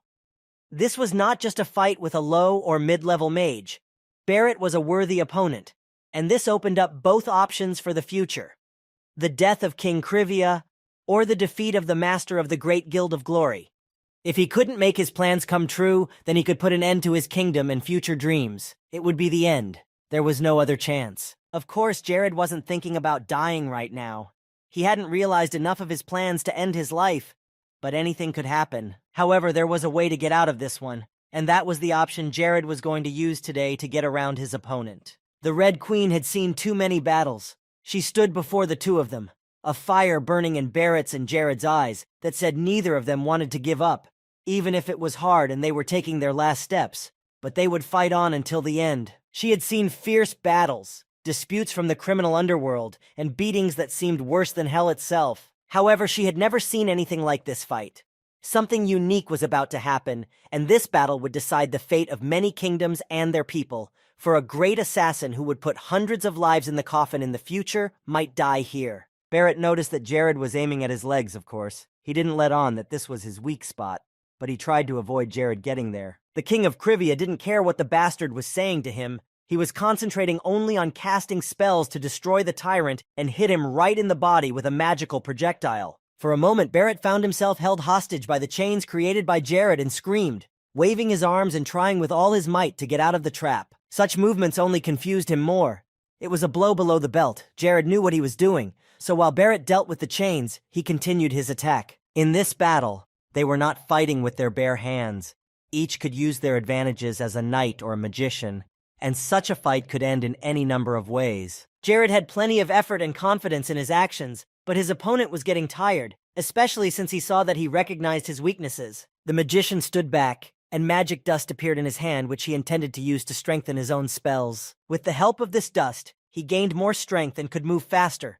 So the picture was as follows.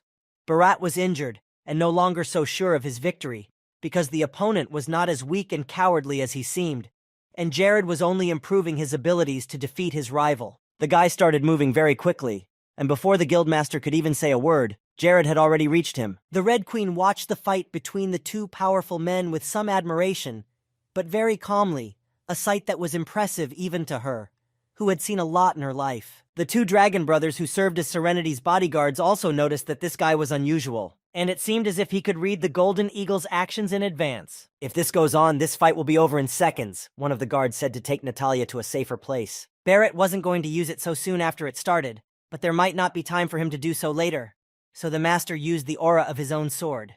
It was easy for Jared to deflect such an attack because it was not the first time he had encountered it, and the knight was no longer so confident with his weapon, which definitely made it easier. The mage cast spell after spell, and this time he used his speed and teleportation. Jared managed to hit, not Barrett, but it was also a good result. He was also held back by the magic chains, and it was very painful, like a strong electric shock. The man fell down in front of the other members of the guild.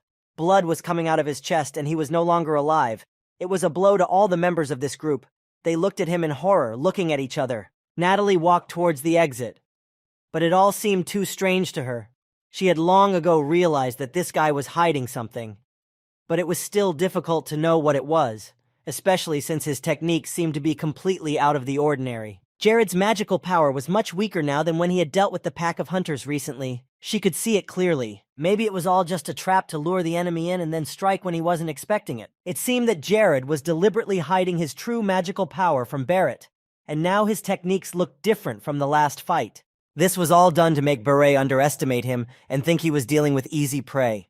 Jared was making his opponent feel stronger and see his own advantages. Then, when the knight rushed at Jared, jumping into the air for a moment, the mage quickly fled from that place, thanks to the increase in speed, and accordingly, Barrett missed. This undoubtedly shook the enemy's confidence and angered him more, and Jared was just beginning to gain momentum. The 5th class of magic was quite strong, and those who had reached this stage had unique abilities, such as the power projectile, which Jared used constantly, as it was one of the most successful tactics for overcoming an opponent. Natalie was already quite far away, but she could hear everything perfectly well with their shouting, and now she was finally convinced that Jared was a powerful wizard. Only now did the boy begin to use his magical abilities to their fullest potential, and Bharat was just glad to see such a pathetic opponent with weak magic standing before him. He pulled out his sword, saying that none of the magician's traps would work on him anymore, especially since dodging his first-class spells was the easiest thing to do. Right now, Barrett was about to unleash the full power of the sword, and he attacked the magician, holding the weapon tightly with his hands.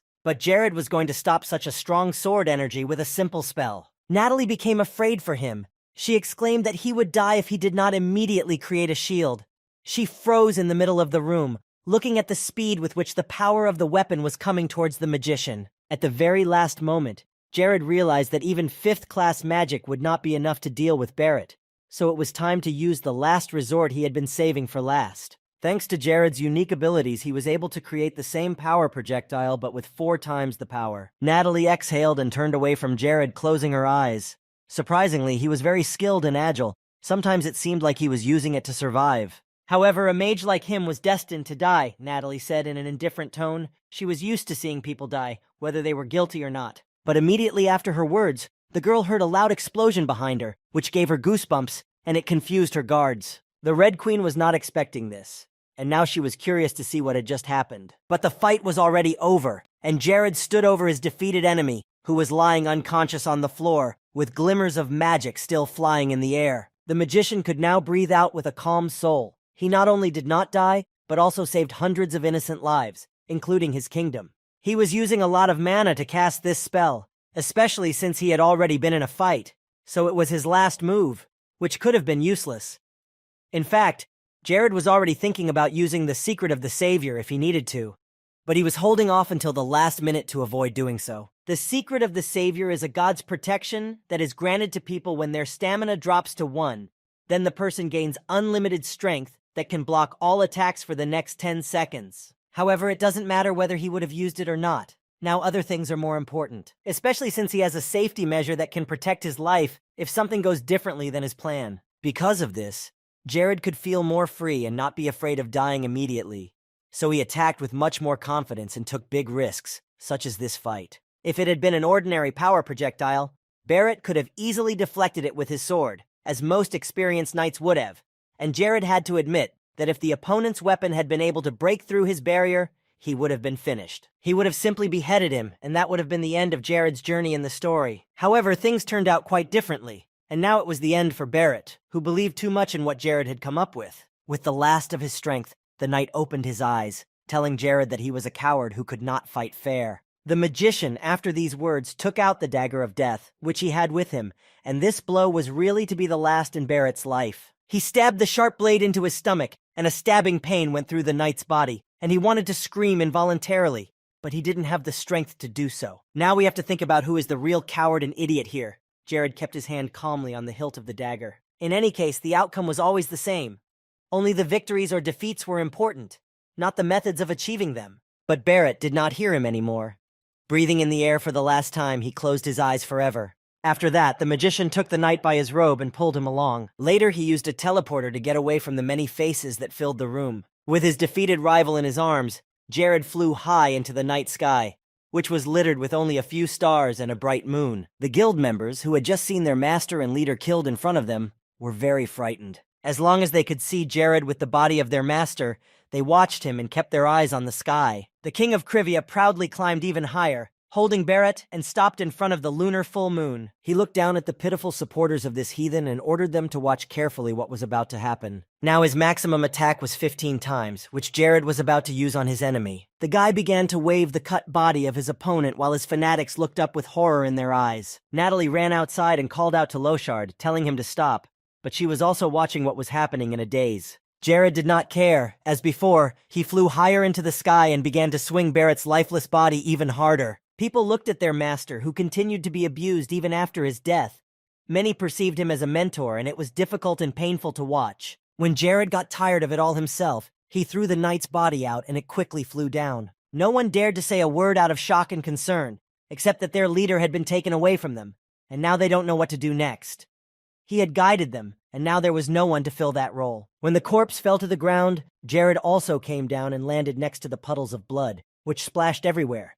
Now he wanted to take the artifact that belonged to Barrett. Jared asked a rhetorical question to see if anyone in the crowd was okay with this, but then added that he didn't care what they said, especially since he was sure that no one would dare break the silence that reigned among the crowd. The winner had the right to take everything for himself after overcoming the opponent. After that, the magician turned his back on them, throwing a dry goodbye at the end. But the Red Queen did not let him leave so quickly. She and her guards caught up with him and asked him to stay. It wasn't the best time to talk, but Natalie asked where else she could see him, because she wasn't going to let this wizard go. This made Jared turn to her, and he thought about his answer for a long time. Finally, with a smile, he spoke to the Red Queen. The king of Krivia said that they would meet again, and that it would happen someday, for today was certainly not the last time they would meet. Then Jared moved forward again to pick up Lycus and go to his kingdom together. But his words sounded too strange to Natalie. She didn't understand why the magician was so confident that they would meet in the world someday. But she couldn't get an answer to this question, since it was impossible to read Jared's thoughts. She would have been very interested to see at least some of the memories of this mysterious magician who had appeared out of nowhere. Natalie looked him over again, and Jared remained silent. Her special ability to read memories hadn't worked either, which was not surprising, because that trick would never work on higher-class mages. They both remained silent as Natalia's thoughts became more and more tangled together. But then she remembered the guy she'd met in Cinders a long time ago. Maybe it was him. At least it all fit. Natalie was shocked by her own assumptions, realizing how strange they sounded, but it seemed right to her. Natalie came to the conclusion that Jared was simply hiding his own face from her. Jared himself began to realize that the girl had realized who he really was, so he wasted no time in taking off into the air to get out of the Red Queen's sight as quickly as possible. She remained in silence with these thoughts, but with the certainty that it was indeed the same person, and now she wanted to see him again even more. Unlike her, the other people were only interested in the murder of their master. They all gathered around his body, screaming, their hearts filled with anger at this mage who had taken the life of their leader. Jared and Lakis arrived in Cinders first, as there was still unfinished business. With the help of teleportation, they quickly arrived at the right place. And the first thing Lakis did was ask His Majesty where he had been for so long. The only answer was that he had been out for a walk, because he wanted to get some exercise. Lakis didn't dare ask any more questions and only said that His Majesty's magic was very mysterious, just like he had been lately. Jared laughed slightly as he looked at him. It was no surprise that a mage would use magic. Lakis already knew that this magic was unusual. And the man added that many other people who use spells compared their magic to Jared's, even though no one said so. The boy seemed to ignore these words, or was simply distracted, because he remembered that he had brought a gift for Lakis. Jared had gotten the Sword of Machias, which was exactly what the knight needed, and this weapon could help him improve his abilities. But that wasn't all. Jared also brought Clanid's armor, which was very heavy. Lakis was surprised by such gifts. First of all, he did not expect to hold such precious things in his hands. And secondly, he wondered where Jared got it all from. But the boy beat him to it and said that all this should not worry the man at all. The knight was still open-mouthed in surprise, so Jared added that in exchange for the armor and sword, the knight would work harder for his kingdom. Along with the Sword of Destruction, which Lakis received after defeating the King of Death, Jared allowed him to use these items as he pleased. Lakis was still unable to say anything, staring at his king in shock as he tried to formulate a sentence. Before Jared knew it, Lakis was on his knees, thanking him for his sincerity, and before that he managed to use his passive skill and activate his sword. When the knight asked him again to tell him where the valuable things had come from, the king felt uncomfortable, so he said once again that he could not tell him. Same night the two returned to their kingdom. Everything was calm and quiet around the mansion. Not a sound could be heard except for the echo of a few voices from afar. Jared invited Lakis to his study and asked him to put on Berat's armor. He immediately scanned it to find out the characteristics when he was in the armor. The knight himself felt indescribable bliss. It seemed that he needed nothing else to be happy. Now we can confidently say that Lakis has been promoted to the level of 5th class commander, which made Jared very happy. Holding such a title is not easy, considering that Lakis still cannot use the aura of the sword. Later, the king released him and he collapsed on the couch, starting to feel tired. The trip to the dungeon was successful. He took a lot of valuable things from there, and he was also glad that he had met Berat unexpectedly and worried about possible future troubles that this guy could cause. After resting for a couple of minutes, he went back to work. There was one more problem he hadn't solved, namely the message he had sent to Berat just before he died. He had sent it to Berat just before he died, and sooner or later Jared would have had to decipher it, so he decided to do it now, rather than waste time later. The sound of the plate appearing in front of him could not be confused with anything else. Jared was already used to it, and this time it was a notification of another title, because Berat was dead. The boy received the title of the one who passed through the second crisis, and as a reward, he was given a map of the island of Tristis. And thanks to this, the current king had reached the turning point of his destiny. The young ruler noticed that after some remarkable events occurred, he was rewarded with a map of the island of Tristis. And in the end, it all came down to attacking the great castle of the continent of Nars, deep in the bottomless afterlife, where you can meet the gods. The fewer people who would negatively influence the coming holy war, the better for Jared. So he wondered if his brother's death alone would not be enough. But he also wondered about the last phrase in the paradise before the war. It said that a new balance and compliance with the rules and requirements would help restore the state, which was on the verge of decline. So if we evaluate all the recent events, the beginning of the war is very close. If you look at the original story, there was still time for it, and the front would have to unfold in a few years. But Jared's existence began to gradually change the storylines, and everything was not exactly like in the game. Now his life was like a story from novels or movies that he loved to read in his past life. Sometimes even at night he could not put the book down. He remembered his real self, realizing that now he had a chance to fix his past problems, and perhaps that was the reason he had been given a new life. So the king of Krivia decided that he should speed up the process as quickly as possible. To get off to a good start, he needed to acquire a lot of resources, professional people to rely on, and more territories. He wanted to turn them into weapons and use them wisely. The fact that time was moving fast was playing against him, and the longer he waited, the worse it would be. Jared was enthusiastically thinking of new strategies when one of the maids came up and told the king that Arkeen's was waiting for him in the castle basement. The boy asked how long Arkeen's had been waiting, and she replied that he had been expecting him since yesterday, and she added that Aki had brought a lot of materials to show him. Jared felt a little embarrassed that he had kept the younger man waiting so long, so he decided that he would go straight to Aki. Before he did, however, he asked the maid how her friend Hayes was doing, since he hadn't seen her since he'd returned. The girl has been training all this time and trying to master the divine power. She hardly left her room, only for work, and in fact, Jared did not expect such efforts. She exceeded all expectations. After these questions, Jared went to see Aki in the basement. When the king walked behind the closed door, the first thing he saw were mountains of paper, and then the boy himself. At that time, the shopkeeper was looking for something on the top shelves, and in fact, Jared's unexpected arrival startled him a little. Jared immediately came up to him, carefully examining everything the boy had brought here. The king noticed an inscription on one of the sheets, namely about the stock of the frame and its increase.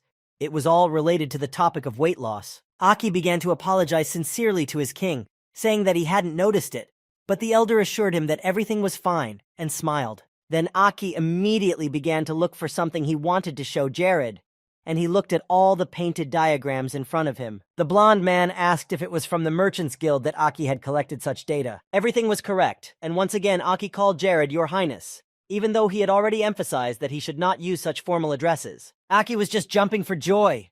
Finally, they could do something with this map of the continent, and profits were increasing again. His eyes were burning with happiness, and the whole strategy for selling Caracas petals across the continent was figured out. All that was left was to send them to the right places, and that was it. Jared really admired Arkene's abilities, and the business developed with incredible success when it was taken over by such a person. It was no wonder that everyone called Arkens the best and richest trader, a man who would do anything to achieve his dreams and come out on top. Now there was a lot of information. Thanks to Aki, the requests and needs of these petals across the continent had increased many times over. And also on Jared's desk was a complete analysis of recent contracts, all of which was written by hand. No matter who knows about Paradise and how much, no one can compare to Aki, and that was a great advantage for Arkenes. Aki had a lot to be proud of because so much hard work had been done, and most importantly, it was all for a good cause and would benefit the whole country. Jared looked at Aki with mesmerized eyes, stretching out his arms to hug him. The king was fascinated by such desperate work. The boy hugged the merchant tightly, and it seemed as if he did not want to let go. Suddenly, the king opened his eyes again and remembered that they had another topic to talk about. And after a few seconds, Jared pulled away, looking at Aki while the trader stood silently in front of him, unmoving. Eventually, Jared invited Arkenes into his office to talk. It was only then that she told the truth, explaining that it was much easier to trade in these difficult times. Aki was a girl, but pretending to be a guy made it easier for her to stay afloat in the world of trade, which she wanted to conquer so badly, and was confidently going for it. She felt embarrassed that she had to lie to the king all this time, so she apologized, looking away from him. But Jared calmly replied that the girl had nothing to apologize for. He reacted well and assured her that everything was fine and that Aki shouldn't worry. Arkenes only said that she would probably continue to pretend to be a boy, but she apologized to the king once again for the long lie. Jared reassured her again and told her that he was not angry at all and understood. Then the king remembered the day they were in the bathhouse together, and Aki had wrapped herself completely in towels.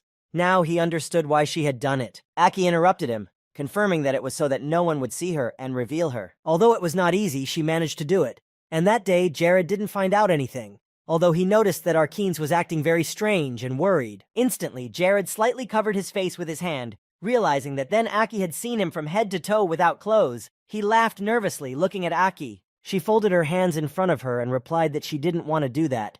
Jared suggested that they go relax in the bathhouse. Jared was sweating a little, feeling tense, but he said more calmly that, after all, everyone's body was built the same way and there was nothing to be ashamed of. Then the king used the magic of telekinesis and created a cage around them that contained the sound within its boundaries. He suggested that this should be kept between them and told Aki that she could be herself in front of him and not pretend to be anyone else. Then she blushed and said that it was okay and assured him that it was nothing compared to what she was doing. But the very next moment, Aki started talking about the trade-related field again and was about to tell Jared something. It wasn't really anything too important, but Jared was listening intently, so Aki told him about one of her orders. She had been researching different fashion trends and had chosen all these things like the skirt, accessories, and makeup, not only because she liked it, but there was another reason. Aki asked Jared if he knew where this conversation was going. He nodded and Aki continued, saying that such clothes are very popular among noble families and aristocracy. Jared agreed. He added an apology that he hadn't realized how good Aki was at this before,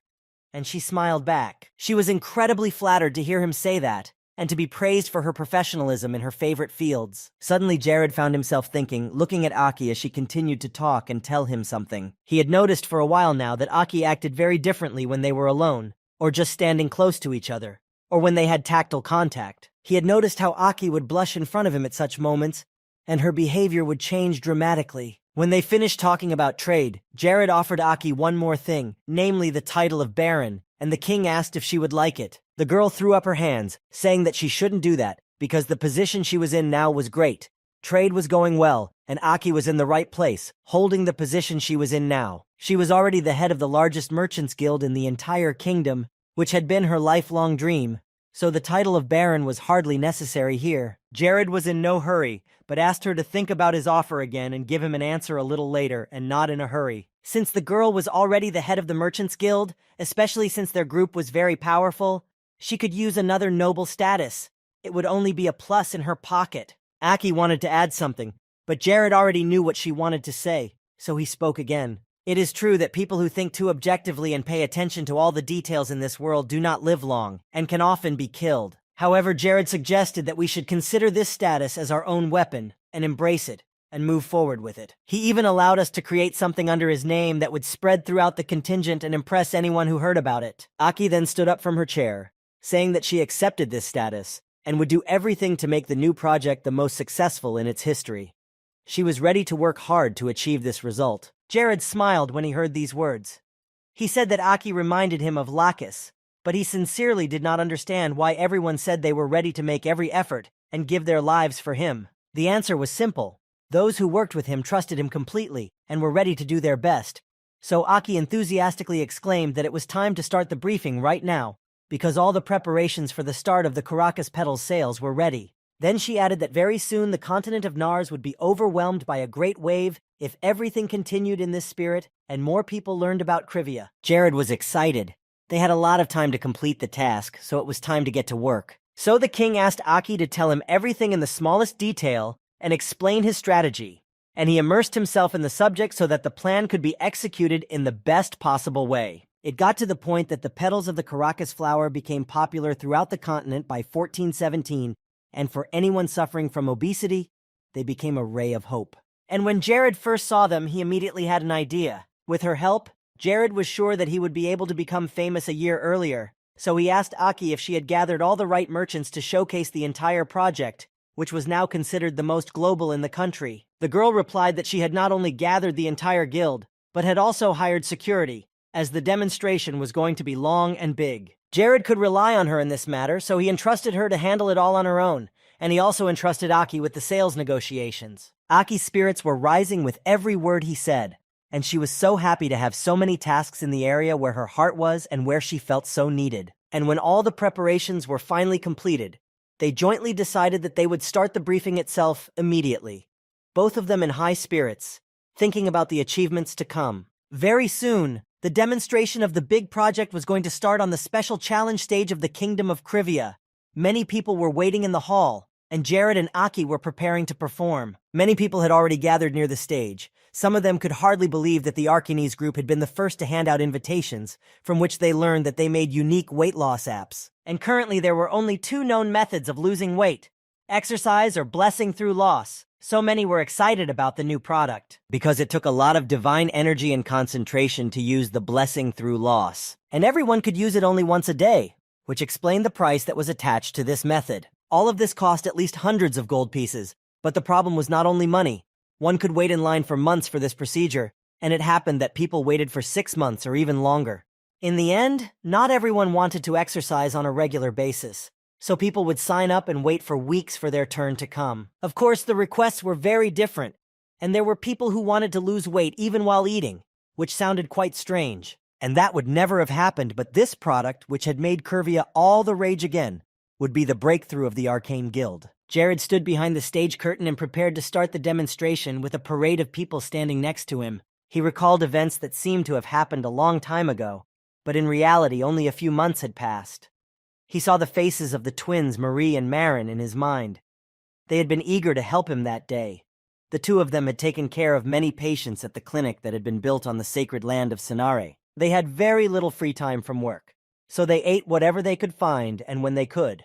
which led to Marin's doubling of weight in those couple of months. Jared invited him to take part in a presentation, but even that was hard for him now. He could barely move and got tired quickly. Besides, Marin was a little nervous before the demonstration, and Jared noticed it and decided to support him. He said that he had never had to speak in front of such a huge audience before, and it was a little scary. He apologized, shifting from one foot to the other and clasping his hands tightly. Tears fell as he said that he was sorry for his condition, but that there was nothing he could do about it. However, Jared gently asked him to trust him and assured him that today Marin would lose the weight and look like he used to. Then the young man admitted that he had already tried some drugs from other vendors, but they had no effect. Marin sincerely hoped that Arcanis' medicine would really help him, but he did not believe that it was possible. The king replied that after taking these pills, he would need to wait a little bit. The effect would not be noticeable immediately. It would take some time. Then the boy asked if Jared had another way, and the hope in his eyes never faded. Jared told Marin that he had a trick to losing weight, but not everyone is able to use it. Thanks to his knowledge of paradise, Jared knew all the bugs, and there was one that distorted time. But it wasn't really a bug, because unlike the others, it didn't pose a threat to the system itself. It would have been very problematic if monsters had died due to this bug, but fortunately, everything was limited to water. This method did not cause any side effects or unpleasant sensations. Instead, this thing can improve the effect of food or other medicines. It could also be classified as a slimming product, and the bug was not a problem because it allowed you to change your appearance in just a few seconds. But this is completely different, because such colossal changes can be observed by hundreds or even thousands of people. The only thing the bank needed to accomplish this was 20,000 units of magical energy. This is what stood in the way of many people, because not everyone is capable of obtaining that much. But Jared believed Maron could do it, so he took him by the hand and told him it was time to go. The king of Krivia promised to make this day a great day for the whole continent and for Marin himself, because if everything worked, he would look like he did before in a matter of minutes. This was something unique and new, because for the first time in the history of the Nars continent, the king himself would be presenting the product. Some people who had already lived into their 50s had still never seen a king appear in front of merchants to promote a product. A girl sitting next to him remarked that this was a bit much, even for the largest merchant guild in the kingdom, and what Jared was doing now looked too pathetic in her eyes for the title of king of an entire country. Suddenly, someone spoke loudly behind the man, saying that he had wasted 50 years of his life. Apparently, he really had nothing else to do but lead a small guild of traders. He turned back in disgust at hearing such compliments in his direction. But what he saw there surprised him. He was not expecting to see this person here. Behind him sat two well-dressed men, whom the old trader made eye contact with. The supreme merchant of the Nars continent, Juk, mind you, is simply jealous of the Arcane Guild for making such a sensation. Yes, Jared is not a trader, but he is doing his best to support the Aki Guild to the best of his ability. Pattern, who was also a major trader on this continent, added that Jared is the king of the most open-minded people in these vast lands, and the decision to personally present the product is very good. Recently, the man read Jared's autobiography, and his personality impressed him even more. The king's strength came from his subjects and his entourage, not from the king himself. Pattern suggested that he should learn to think more broadly before saying such things. If they were called the leaders of the first generation of traders, Arcanes was the leader of the second generation, so he was curious what the king would show. After Jared took the new creation in his hands, the audience applauded, calling for him to start the presentation. The Arcanes group classified this product as a potion. In other words, it is a very good product for weight loss. People started shouting for Jared to let them see it. At first, they didn't really believe that it would do any good, but they were willing to try it. The king of Krivia spoke a little louder, saying that everyone should be calm so that they could see the effect of the potion. Marin walked over to Jared and stood a little behind him, waiting for him to call out to him. Jared turned to him and spoke in a low voice and told him to drink the potion. He also added that it was made from processed petals, and that he should drink it a little at a time. Marin obeyed him and opened the jar of potion in his hands. It was clear that he was nervous, but the boy simply trusted his majesty. Marin exhaled and drank the entire potion, just as Jared had said, and he took his time and later showed the people the empty bottle. Everything had started out great, and now Jared was going to use the speed bug to show off the incredible changes that Aki's potion could make. Marin started to feel something very strange. The potion really started to work very quickly. He felt even more scared. He had never experienced anything like it before. But Jared told him it was okay and he just needed to trust him that it would work. Now he proudly announced that he would show everyone the drug in action, and a minute later, His Majesty used his mana to speed up the process. Marin didn't feel the best, perhaps even a little painful, but he endured it. Jared noticed that the boy was standing with his teeth clenched and then asked him if he was in pain. He lied, saying that everything was quite normal and allowed him to continue. The king asked him to warn him immediately if Marin began to feel anything strange, and he agreed, but remained silent. When some more time passed, Jared asked him again how he was feeling. After that, only the boy told him that he felt as if a constant wave of energy was passing through his body, and it never stopped. Jared told him that this was a normal effect. It was meant to be, so he simply told Marin to let the mana flow through his body and relax. Marin tried his best to hold on and clenched his fists even harder. It wasn't too painful, but it was unpleasant. In a few seconds, the boy was sweating profusely. It was so hot that a puddle formed under his feet. Marin was already finding it difficult to breathe because of the temperature, which was many times higher than normal. But Jared said once again that it was necessary. There was nothing wrong with that. The boy apologized, to which His Majesty replied that he should concentrate and not worry about such trifles. The people sitting in the hall could hardly believe what they were seeing. It was truly an amazing sight, as the man's body instantly changed before their eyes. Aki, who was standing next to him, also watched in fascination as her drug worked, and Marin lost several kilograms in just a couple of minutes. Only now, Jared's mana had worn off and he took his hand away, immediately asking how the guy was feeling. Marin said that it seemed to be getting lighter, because his body had started to return to normal temperature. This meant that the effect was wearing off. So Jared handed him another bottle, saying that he also needed to drink it right now. Now they had to repeat the whole process. And this was bad news for Maron, because he did not want to go through this again. Before that, the king addressed his audience and emphasized that in case of unforeseen circumstances, there are always doctors on hand, and pointed to Hayes, so there was nothing to worry about, and they could calmly watch the process. The blond man warned the boy that he would begin the next stage, and he had no choice but to believe in His Majesty's words. Immediately after the beginning, he felt an even bigger and more powerful wave of energy spreading through his body, and after a while, a bright light began to shine from the windows, which would have blinded anyone. All this was too impressive to believe that such a drug was real. People began to wonder if it was a hoax and if they were really being told and shown a true story. They could not believe in such a breakthrough so easily. Pattern and Juke were very surprised by this result. They still did not know how the Kingdom of Krivia had the ability to attain such unique drugs. It was not the first time that this country had invented something so necessary and amazing. Once upon a time, it was here that a cure for Ronell's disease appeared. Within 1 hour, Jared had done something to him as if it were something out of a movie or a science fiction book from the boy's past life. Marin was able to lose 2 times as much weight in such a short period of time. And now the audience began to wonder what condition Marin's skin would be in if he lost even more weight from this potion. For a brief moment, the audience was silent, but then the applause began, and many decided to get in line to buy the product. Even if they bought the potion and started reselling it, they could make a lot of money, and most of the traders started asking to meet with Arkeens and the group. Jared asked Hayes for a mirror, which was on the stage, so that Marno could look at himself and evaluate the result. At first, he couldn't believe that he was seeing himself in the reflection, as if another person was standing in front of him. He touched his face and hands and continued to look at himself in the mirror. He was so overwhelmed with emotion that he couldn't help but cry, and he was incredibly grateful to his king for such help. Jared went to him and put his hand on his back, trying to calm him down. Life was full of surprises, and there were surprises like this. Hayes was impressed by what she had just seen. It was a truly unique drug. It is unlikely that anywhere else you can find a similar thing that would help you lose weight in such a short time. The presentation was over, and now it was time to deal with the sale of the potion. Jared took Aki to his side to tell her how it would work. With great enthusiasm, she explained that they now had a lot of consultation desks, and each guild, depending on its rank, would be assigned a representative. Hayes sent Marin to the bathroom to bathe, and Jared left all these questions about the trade to Aki. It was her time to shine. Jared wished her a good job and told her to show everything she could do. Her eyes were burning with so much happiness. It happened every time she did something she loved, and here it was something so global and important. The king smilingly walked closer to the audience, about to make the main announcement that everyone was waiting for. And in a moment, the sales were officially opened, and anyone interested in the product can buy it right now. There are a lot of copies, so it's not enough to put on display for everyone. Before setting the stage, the king asked everyone to come to the counseling desk and buy the potion there. People rushed there without waiting. The crowd was just frantic, and everyone wanted to buy this magical, fast-acting drug.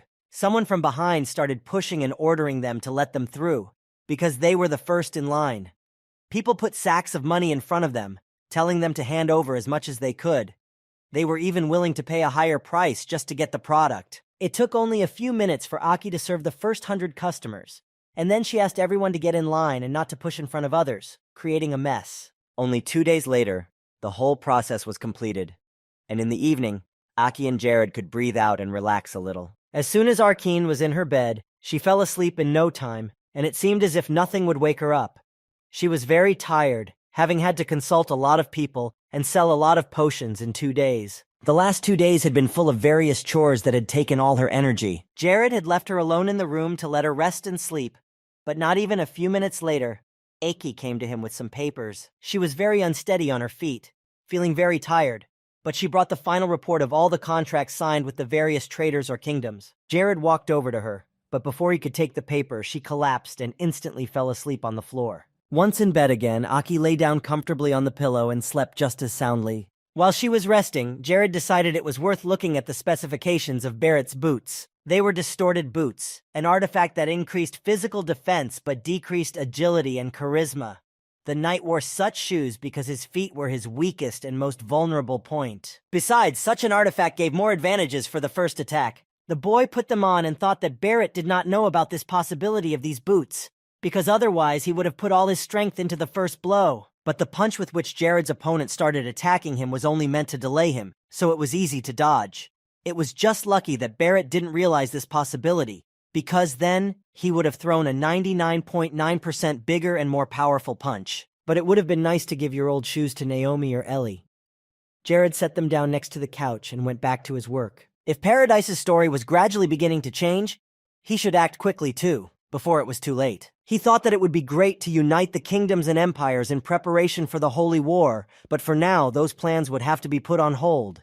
Now he had another urgent task to accomplish, namely the destruction of the Lantos Empire. This is a territory with an extremely large number of people who only encourage the troops to fight, as he thought it would be easiest to deal with the kingdoms of Bonuso and Malice, although the foundations of both states are quite good and not weak. Jared planned to continue to maintain good relations with Cinders or similar countries that were willing to sign the contract, but those that would oppose it would have to be conquered. The king circled 3 kingdoms in chalk, namely Malice, Bonuso, and Fofer. These 3 countries should be disposed of as soon as possible to prevent future problems. He decided that he would take it one step at a time and soon deal with them all one by one, so that there would be no countries that would negatively affect other countries. A little more time passed and Aki finally woke up. She slept for a long time after those hard 2 days. There were many blacksmiths working in the forge, continuing to make weapons to prepare for another important battle. The shop was working overtime to create even more good swords made of Keldia. And the blacksmith Jared had hired not long ago was really happy here, because he was doing what he loved and was in a place where he was appreciated. All of them worked for their country, and did their best for the king who had invested so much in Krivias. Every day there were more and more high-quality and durable weapons. Aki came to Jared overjoyed, telling him about the great success the presentation with Mr. Marin had brought.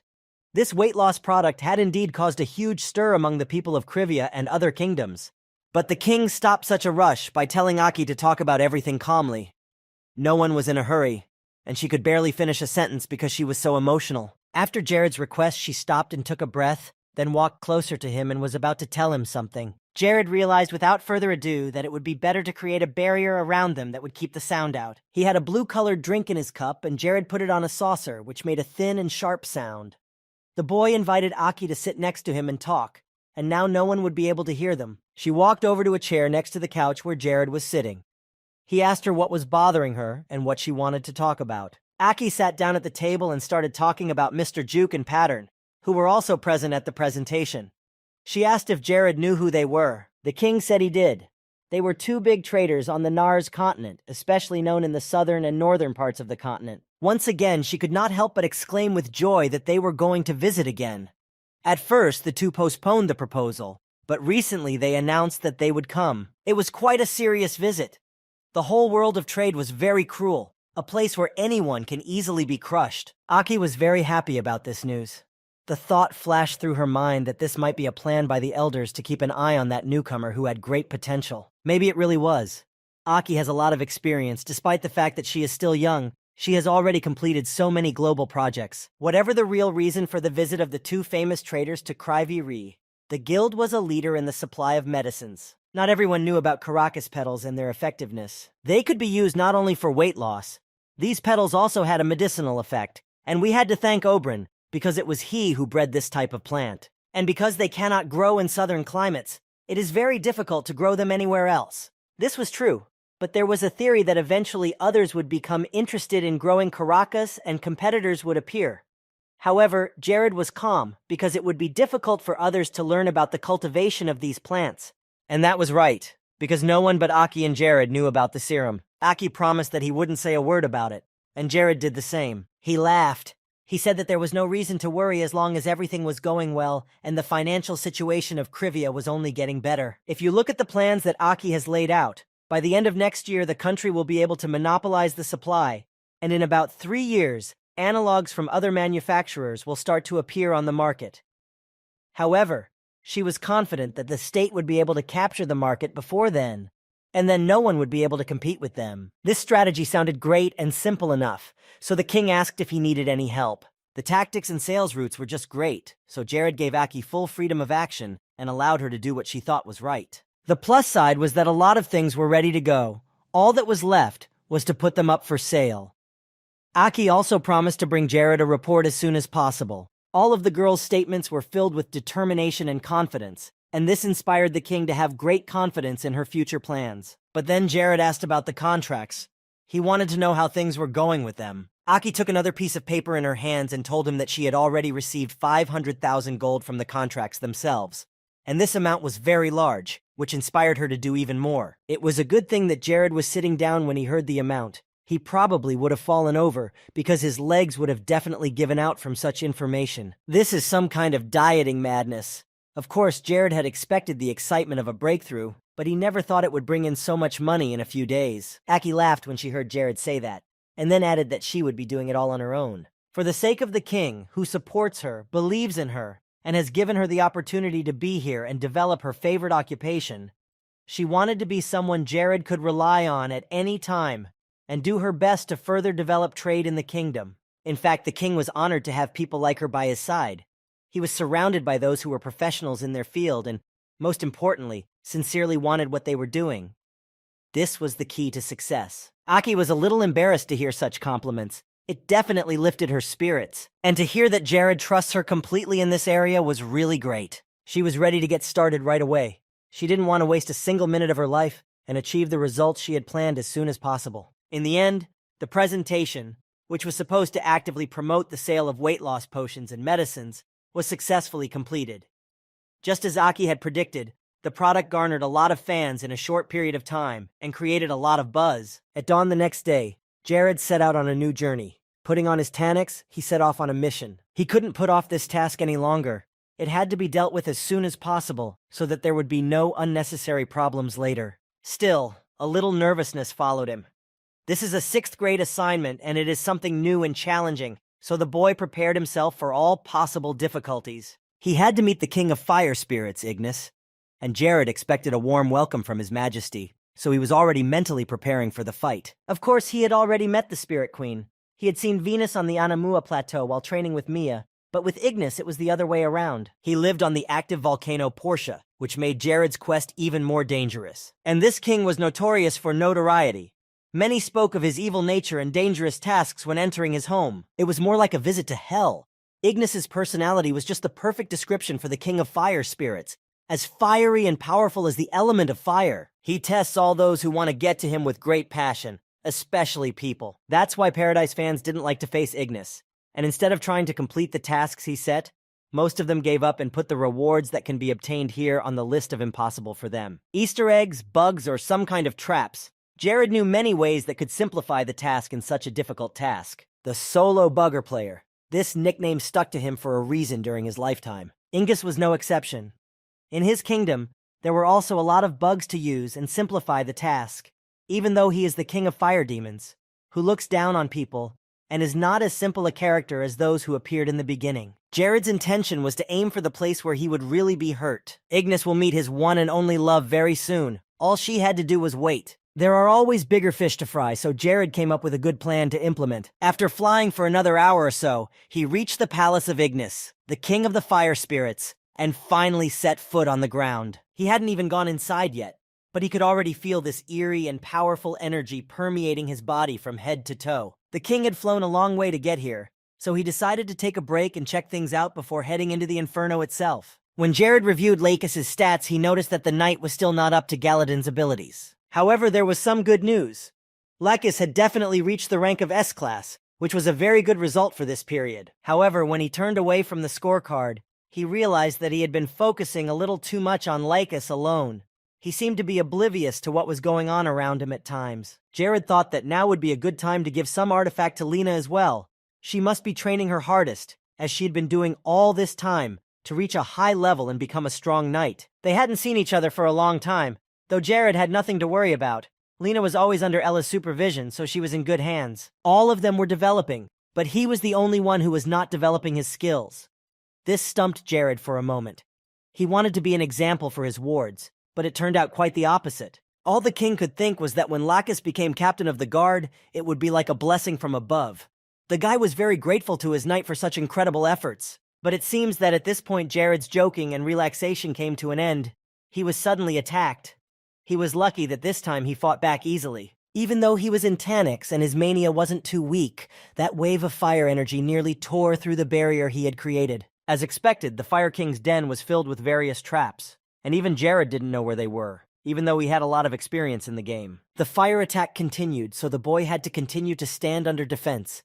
Even then, he thought about where he would go next. When the King of Curvia finally fought off the first attack, he walked a little further and now came across the lava that was bubbling beneath him. He smiled as he found what he wanted, and now he had the benefits of the Tanix, because without the suit it would have been much harder. The boy sat down directly over the bench, staring into the distance.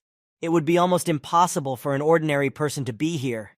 First of all, the temperature in Ignis's kingdom was so high that no one could survive here. So only experienced mages came here to easily overcome the traps and not feel the pressure of the temperature. In a moment, Jared was flying over the lava and ordered the artificial intelligence to keep him at an altitude of 20 meters. And from that moment, the first and main stage should begin, which will make it clear whether Jared will be able to reach the King of Fire Demons. And only after he completes all the tests of Ignis, he will be able to open a spatial portal to the world of the king himself and meet him personally. Vina personally came to meet him and Mia, but only because they honored her majesty and were in a place that was comfortable for her. So before the gates open that will lead directly to the King of the Fire Spirits, there is a long and difficult path to travel. You will have to try again and again, and if there are any difficulties, you will have to go through them relentlessly, risking your life. When they managed to get on the ground, and not just float above the incredibly hot lava, Jared was able to rest for a while. Though the Tanix was not in the best condition, it had been touched by fire more than once, but at least Jared was alive thanks to this iron thing. If it wasn't for the suit, he would have been the one to get hurt. He flew past 7 attacks that almost killed him. It was just luck that he didn't end up fried, and he also had to survive 5 volcanic eruptions. This trip was really very fun and dangerous. If lava hit him at least once, he could have died. However, despite such difficult trials, King Crivia still managed to get into the spatial portal and enter the world of Ignis. And this dimension, which was behind this gate, was significantly different from what was before it. Now he's in the territory of the Fire King, where only his laws apply. This is a real hell that will not give anyone a chance to be saved. And although everything here looked so violent and Ignis seemed to be a real demon, little did anyone know that he was actually a very warm-hearted guy to talk to. When Jared walked onto his castle, which was all in flames, he was terrified. Although it was not surprising that everything was on fire, the sight was frightening for an ordinary person. In addition, this fire was not like any other. It was very bright, and the energy that was flying in the air was driving me crazy. It was too powerful. Suddenly, while Jared was standing peacefully away from the castle and looking around, he noticed that a sphere of fire was approaching him and he was the target. The boy dodged, moving away from the fireball, but it scared him to death. He was lucky again that he noticed something approaching in time. The sphere crashed into the ground, which was blown to smithereens after a powerful explosion. If Jared had been caught in it, he would have been dead, never having seen Ignis. He recognized what was happening here. It was the Fire Spirit King's confidant, the guardian of the gate who did not let anyone in. In a short period of time, a certain entity appeared in front of Jared, which was formed from this sphere of fire. It looked like a human being, but it had no clear outline of arms, legs, or body in general. Everything consisted only of flames.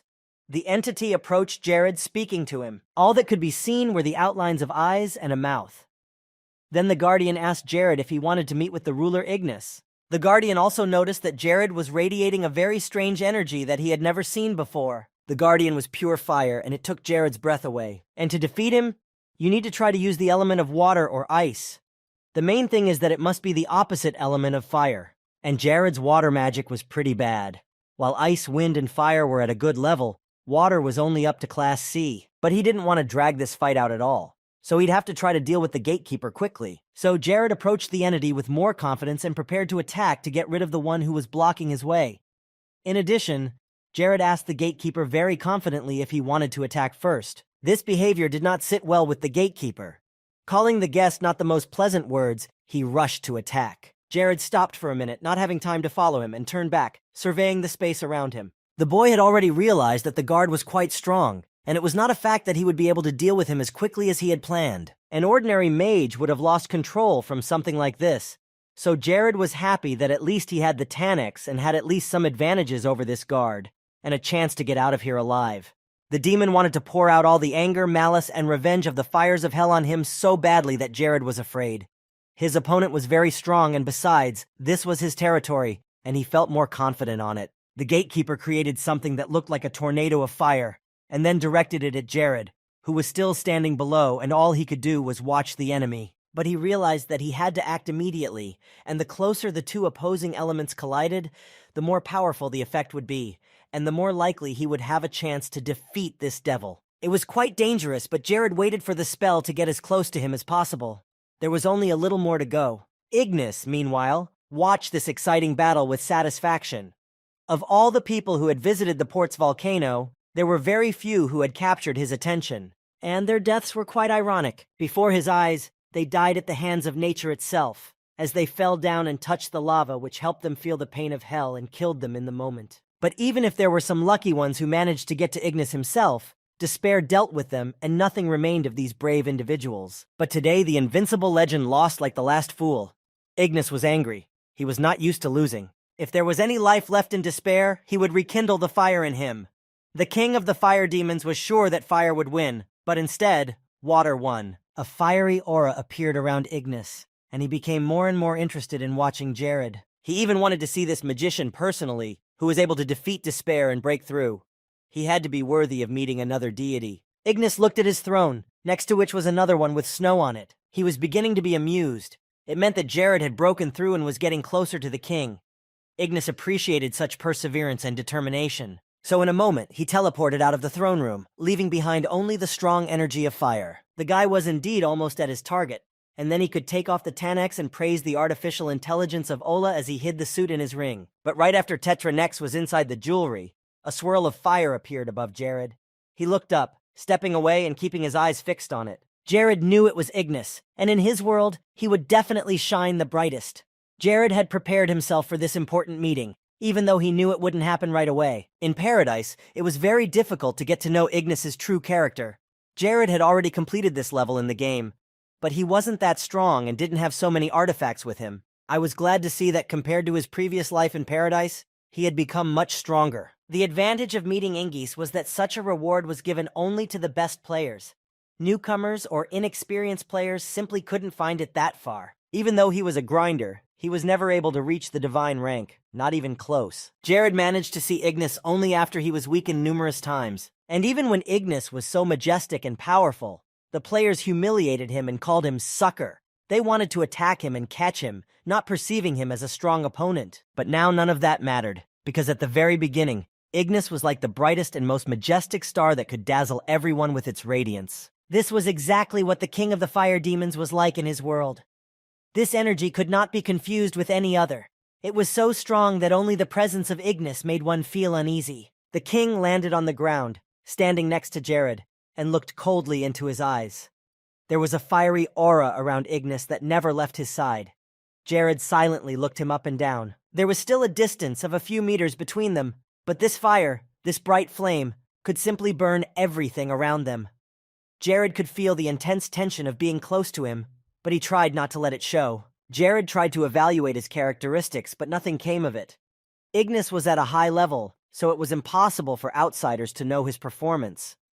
The King of Flame welcomed the man to his world and asked him his name. The guy calmly said his name, unable to look away from the majestic deity. Ignis smiled, saying that Jared's name was quite simple and nothing special. Jared wanted to add that the king's name was not special either, but Ignis didn't let him finish his sentence.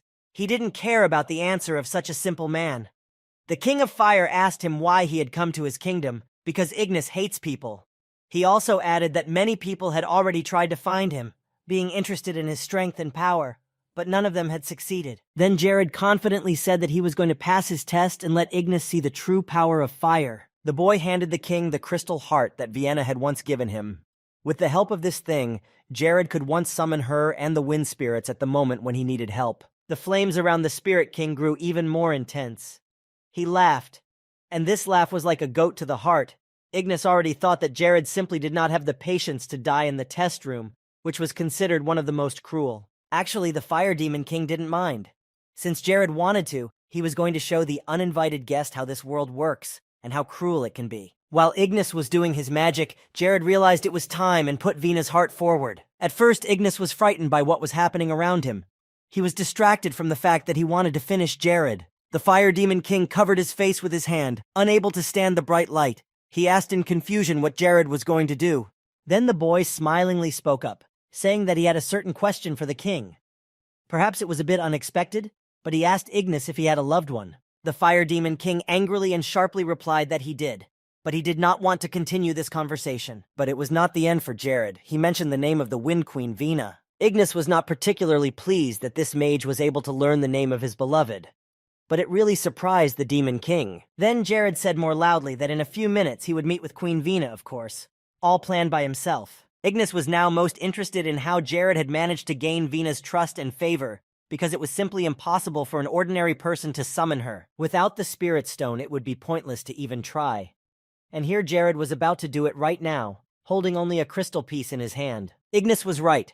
Summoning a goddess, a queen of spirits, is impossible for ordinary people. But Jared managed to get a stone from her and personal permission to call her once. After this request, the heart simply disintegrated into small pieces and disappeared. Now Ignis was worried about one more thing, namely that some magician wanted to take possession of such a treasure as Vina's trust and help. The Fire Demon King asked what sense it made for the boy. Jared calmly replied that he must have done it with wise and prudent decisions, and that this interested Van. Ignis opened his gates to meet him for the same reason. It seemed that the flames burning in Ignis's heart were about to be set free and would leave nothing alive. His emotions took over. The blond man did not expect it, but Ignis came up to him very sharply and grabbed his arm. The flame began to burn even brighter, and its energy began to gradually change. For some time, the Demon King was silent and found the strength to speak only after a few seconds. Tears appeared in his eyes, which even the fire could not destroy or block. Ignis thanked Jared. Those were the first words from him spoken with such sincerity. Jared didn't understand at first, and he didn't understand why he was thanking him either. Ignis began to cry even harder. He thought that he would never see Vienna again after a long separation, and when he heard that Jared was going to invite her here, he was overjoyed. He no longer cared that Jared was an uninvited guest. Jared felt a little awkward looking at him in this state, but it was also difficult to speak. Nevertheless, Jared needed the test room. It was only after he spoke about it that the Fire Demon King pulled away from him. The tears, which looked more like hot lava, did not stop flowing from his eyes. Ignis had ordered him to forget about this damned room. Something else was more important now. He was even ready to forgive Jared for destroying his servant. What mattered most was what he was going to see. Only now did Jared realize that the whole ordeal was off. Ignis had allowed him to move on without going through the trial. This was his gratitude for meeting the most important person in his life. The system issued a new notification that Jared had successfully passed all of Ignis's tests. The fire essence was not created, but all the conditions were met, so the magician could continue on his way. Everything was going quite well. He had not even expected Ignis to take such a step. However, apparently, he was now completely indifferent to everything that would happen. Meanwhile, Jared had also read that the god Asos applauded his success and had no regrets about giving him his blessing. When Ignis looked up, he spotted Vienna. The queen of the wind spirits was approaching the realm of fire, not believing her eyes. It seemed that nothing more was needed for his happiness now. When Ignis saw her, he felt so warm in his soul that he forgot about everything else. Nothing seemed as important as this meeting. She couldn't believe it was true, that they had finally met after so many years of hard separation. It was a meeting of fire and wind. They embraced as soon as Vienna flew close enough to do so. But on this long-awaited meeting, they had almost nothing to say to each other. Perhaps words were not needed here, because now the main thing was that they could see each other. It was only after a few minutes that Vina pulled away from him, asking how it all happened, how it came to be that this meeting took place. It was hard for her to realize that it was real. She never thought she would ever see the man she loved so much again. Ignis immediately asked if she had asked Jared to set it all up, to bring them together. She was so shocked and overwhelmed that she didn't even notice Jared standing nearby, looking at them with satisfaction.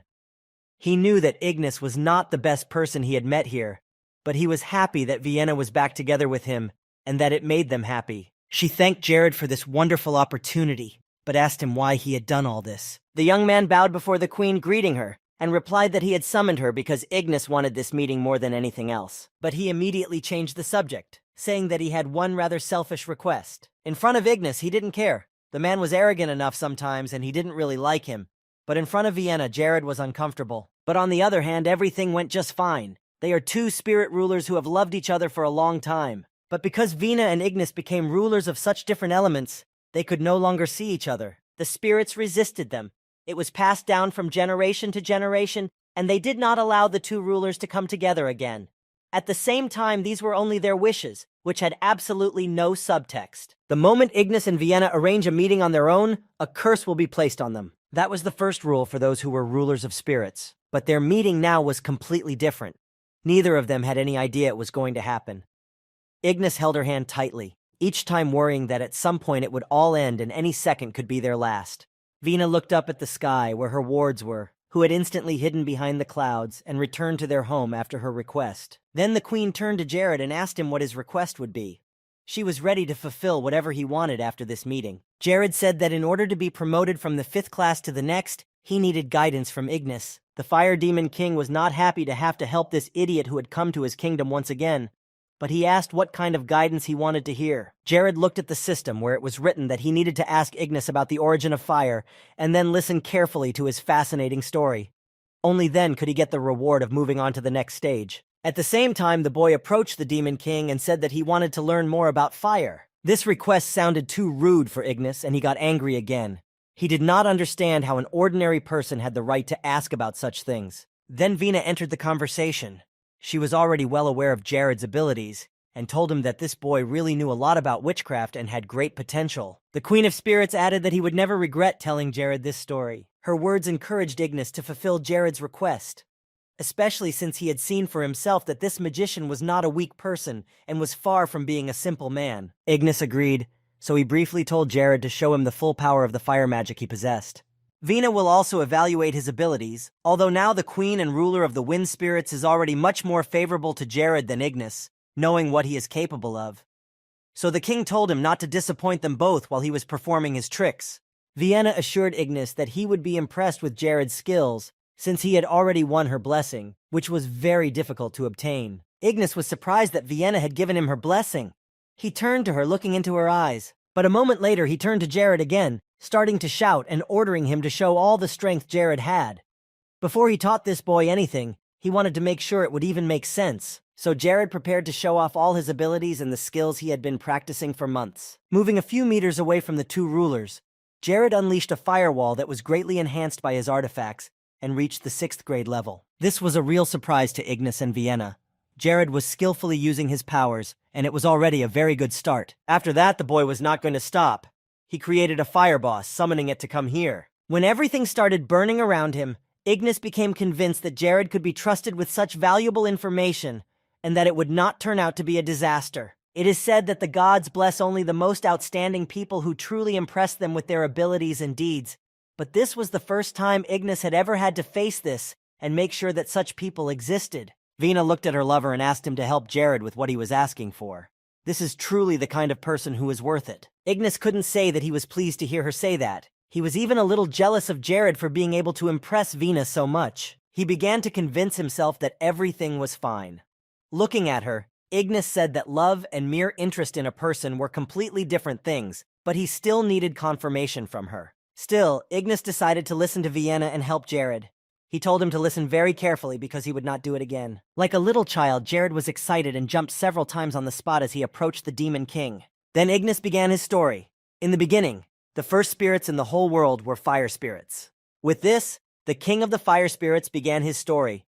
It was indeed an incredible beginning to the story for Ignis, who was telling it, for Vina, who was listening attentively, and for Jared, who was trying not to miss a single word he said in order to achieve a higher rank. Later, when it was all over, a sign appeared in front of the guy. It said that Jared had completed a special task called the Adventure Test, and as a reward for this, Jared had reached the 6th class, which allowed him to use the magic of mages who are at the 6th stage. Normally, such a reward would have taken a lot of energy, but he didn't have to worry about that. Thanks to that artifact, everything would be much easier. Ignis could now say that he was even a little happy to have helped him achieve this goal. Jared's transition to the next rank was complete, and he sincerely thanked Veni and Ignis for their help. They were still under the impression they missed each other, and now they didn't want it to end. She asked if it would be okay to leave the spatial gate open and not close it. After all, it was not their will that opened it, so Vina would be able to visit Ignis at any time. Ignis, as soon as he heard the phrase about closing the gate, seemed to go crazy. He exclaimed that it was imperative to leave the portal open because they could not close it and divorce again. He added that he had even made a throne for Vienna, waiting for her to return, even though he thought it would never happen again. Jared didn't know how to interrupt these two lovers, so he gently called Ignis. But he didn't care. All his attention was on Vienna. Only later, when they finished talking and returned to Jared, did he ask them to teach him everything they could. After all, if he left this realm, he would never be able to return here again. Vina and Ignis stood on the throne, and Jared bowed before them and asked them to help him again. Still, these lessons were very valuable. Ignis didn't really want to help Jared again. Once was enough for him, but Vienna asked him again, and he could not ignore her. Ignis told him to listen carefully. He began to tell him again that if the basis of wind is harmony and adaptation, then the opposite is true of fire. It is a struggle and cruelty. Vienna laughed, saying that Jared was a really talented magician, so that was not enough, and she told him to tell her something else. Then he added that first you have to control the fire very carefully, and then you have to use the rebellious fire spirit. Then he thought about it, wondering if he should do it, and finally Ignis decided to give Jared something else. He got up from his throne and walked over to him. Jared didn't understand what he was talking about at first, but then Ignis told him that he was giving Jared half of the blessings he could give him, which shocked him beyond words. It was a good thing, but it was surprising that it was only half of what was possible. Vienna was also shocked that Ignis was giving his blessing to someone else. There was someone who could handle fire just as well. This person was also like Jared in his perseverance. Vienna asked who it was, but he abruptly said that he could not tell her who the person was. It could have negative consequences. Besides, it wouldn't be fair if Vienna and Jared knew about him, and he hadn't heard a word about them. Jared wondered who it could be. It took a lot of experience and courage to get here, and no ordinary person would get a blessing from the gods. It wasn't bad because of the blessing itself, but because there was another candidate claiming to be the main character. He thought of Natalie and Quickle, but neither of them were very good at fire magic, so it was unlikely to be them.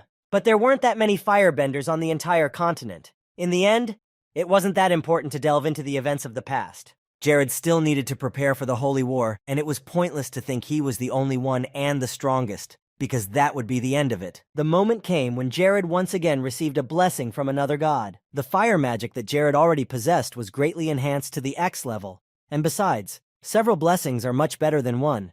Then there are always more advantages, especially since X level is the highest level in magic. It meant that he had developed this element to the maximum, and now all he had to do was to improve it with training. Ignis said that he had given Jared a special magic that almost no other magician on the entire continent possesses. The essence of this unique magic was that if there were any other lights within a 10-meter radius, they would combine, and a big explosion would occur. The strength of the chain flame would increase in proportion to the targets destroyed. And for every enemy destroyed, the chain fire magic will consume 1,000 mana. Ignis offered to try out his new spells right now and show what he can do with this level of power. The King of Fire Spirits created mock enemies around the boy and ordered him to launch an attack. Jared remembered all of Ignis's instructions and concentrated, then started a chain fire. He folded his arms into a lock and focused only on the burning lights. Then Jared connected them all together, and as Ignis had said, there was an explosion. The fire struck all the targets in front of Jared and destroyed every single one of them. It was an incredibly large force, the energy of which was super powerful. In just one shot, he managed to destroy everything around him. With that kind of power, it was more like an 8th grade spell or even stronger. Thanks to the blessing, the power increased many times over. Ignis calmly looked at Jared's work, asking if he liked it. Jared bowed before him, saying that nothing can make a magician as happy as new spells. He sincerely thanked Ignis for his kindness. Vina added that Jared would not let them down and would become a powerful wizard about whom they would hear many wonderful news. He smilingly replied that he would never forget the important and valuable lessons they had taught him and the important gifts they had given him. But Jared shouldn't have been so excited. Ignis added that if the magician died, all the blessings would still come back to them. Vienna was a little angry, not understanding how he could say such a thing, but he just laughed and said that he meant that Jared should be careful. That was how the meeting with Ignis, who was known for his difficult personality, went. But everything went very well. It took a few days, but Jared was able to gain experience that could take years to build on. After a while, the king of Krivia found himself in his mansion. He arrived there when it was a quiet night outside, but he did not rest there either. He could no longer put off the promise he had made to Chloe some time ago. This mage was a professional in his field, and now Krivia needed his expertise. So Jared decided it was time to recruit Formido. And while he mentors Chloe, she can improve her skills by at least 2 times. While the king of Krivia was sitting in an undercover pub, he overheard a group of people talking quite loudly. One of them mentioned the Ithima Empire, which had recently attacked the kingdom of Ristis and completely destroyed it. It was strange to hear that about the kingdom. After all, they are more powerful than empires. They have much larger armies, so it was mostly the other way around. Another man added that there were people in the kingdom of Ristis who supported this uprising, and the attack was not only from the empire, but also from within the country. This group of people betrayed their kingdom, and the ruler was caught by the rebels and beheaded in the main square. This war started quickly and ended just as quickly. Jared could not have imagined how much detail the Ithima Empire had put into preparing it all. As expected, the world does not stand still. It is filled with fierce battles, betrayals, and machinations. The era of warlord competition, when nations unite and possess independent power and strength without outside help and vassal states. And this whole era has already begun to be rebuilt. Jared had a great desire to prevent a great war and famine to save his kingdom from suffering. He chewed on the delicious roast meat, thinking that he would soon need to meet with Oberyn to discuss growing the best rice in Krivia. The group of people sitting nearby continued to talk about their own stories, and then one man pulled out a jar of a potion that had recently appeared on the market. He enthusiastically exclaimed that this potion was made only in Krivia and had no analogs. They had seen the king present it himself and watched with their own eyes as Marin turned from a fat man to a thin boy. It was really impressive. Moreover, no one could have imagined that the king himself would present this product. Many people bought it because of that, because they trusted him. When the king himself guarantees the effectiveness of this potion, how can you not try it? With the help of Aki's aggressive sales strategy, the weight loss potion quickly spread across the continent. This was the beginning of a big income, and very soon the treasury of the kingdom of Krivia would be overflowing.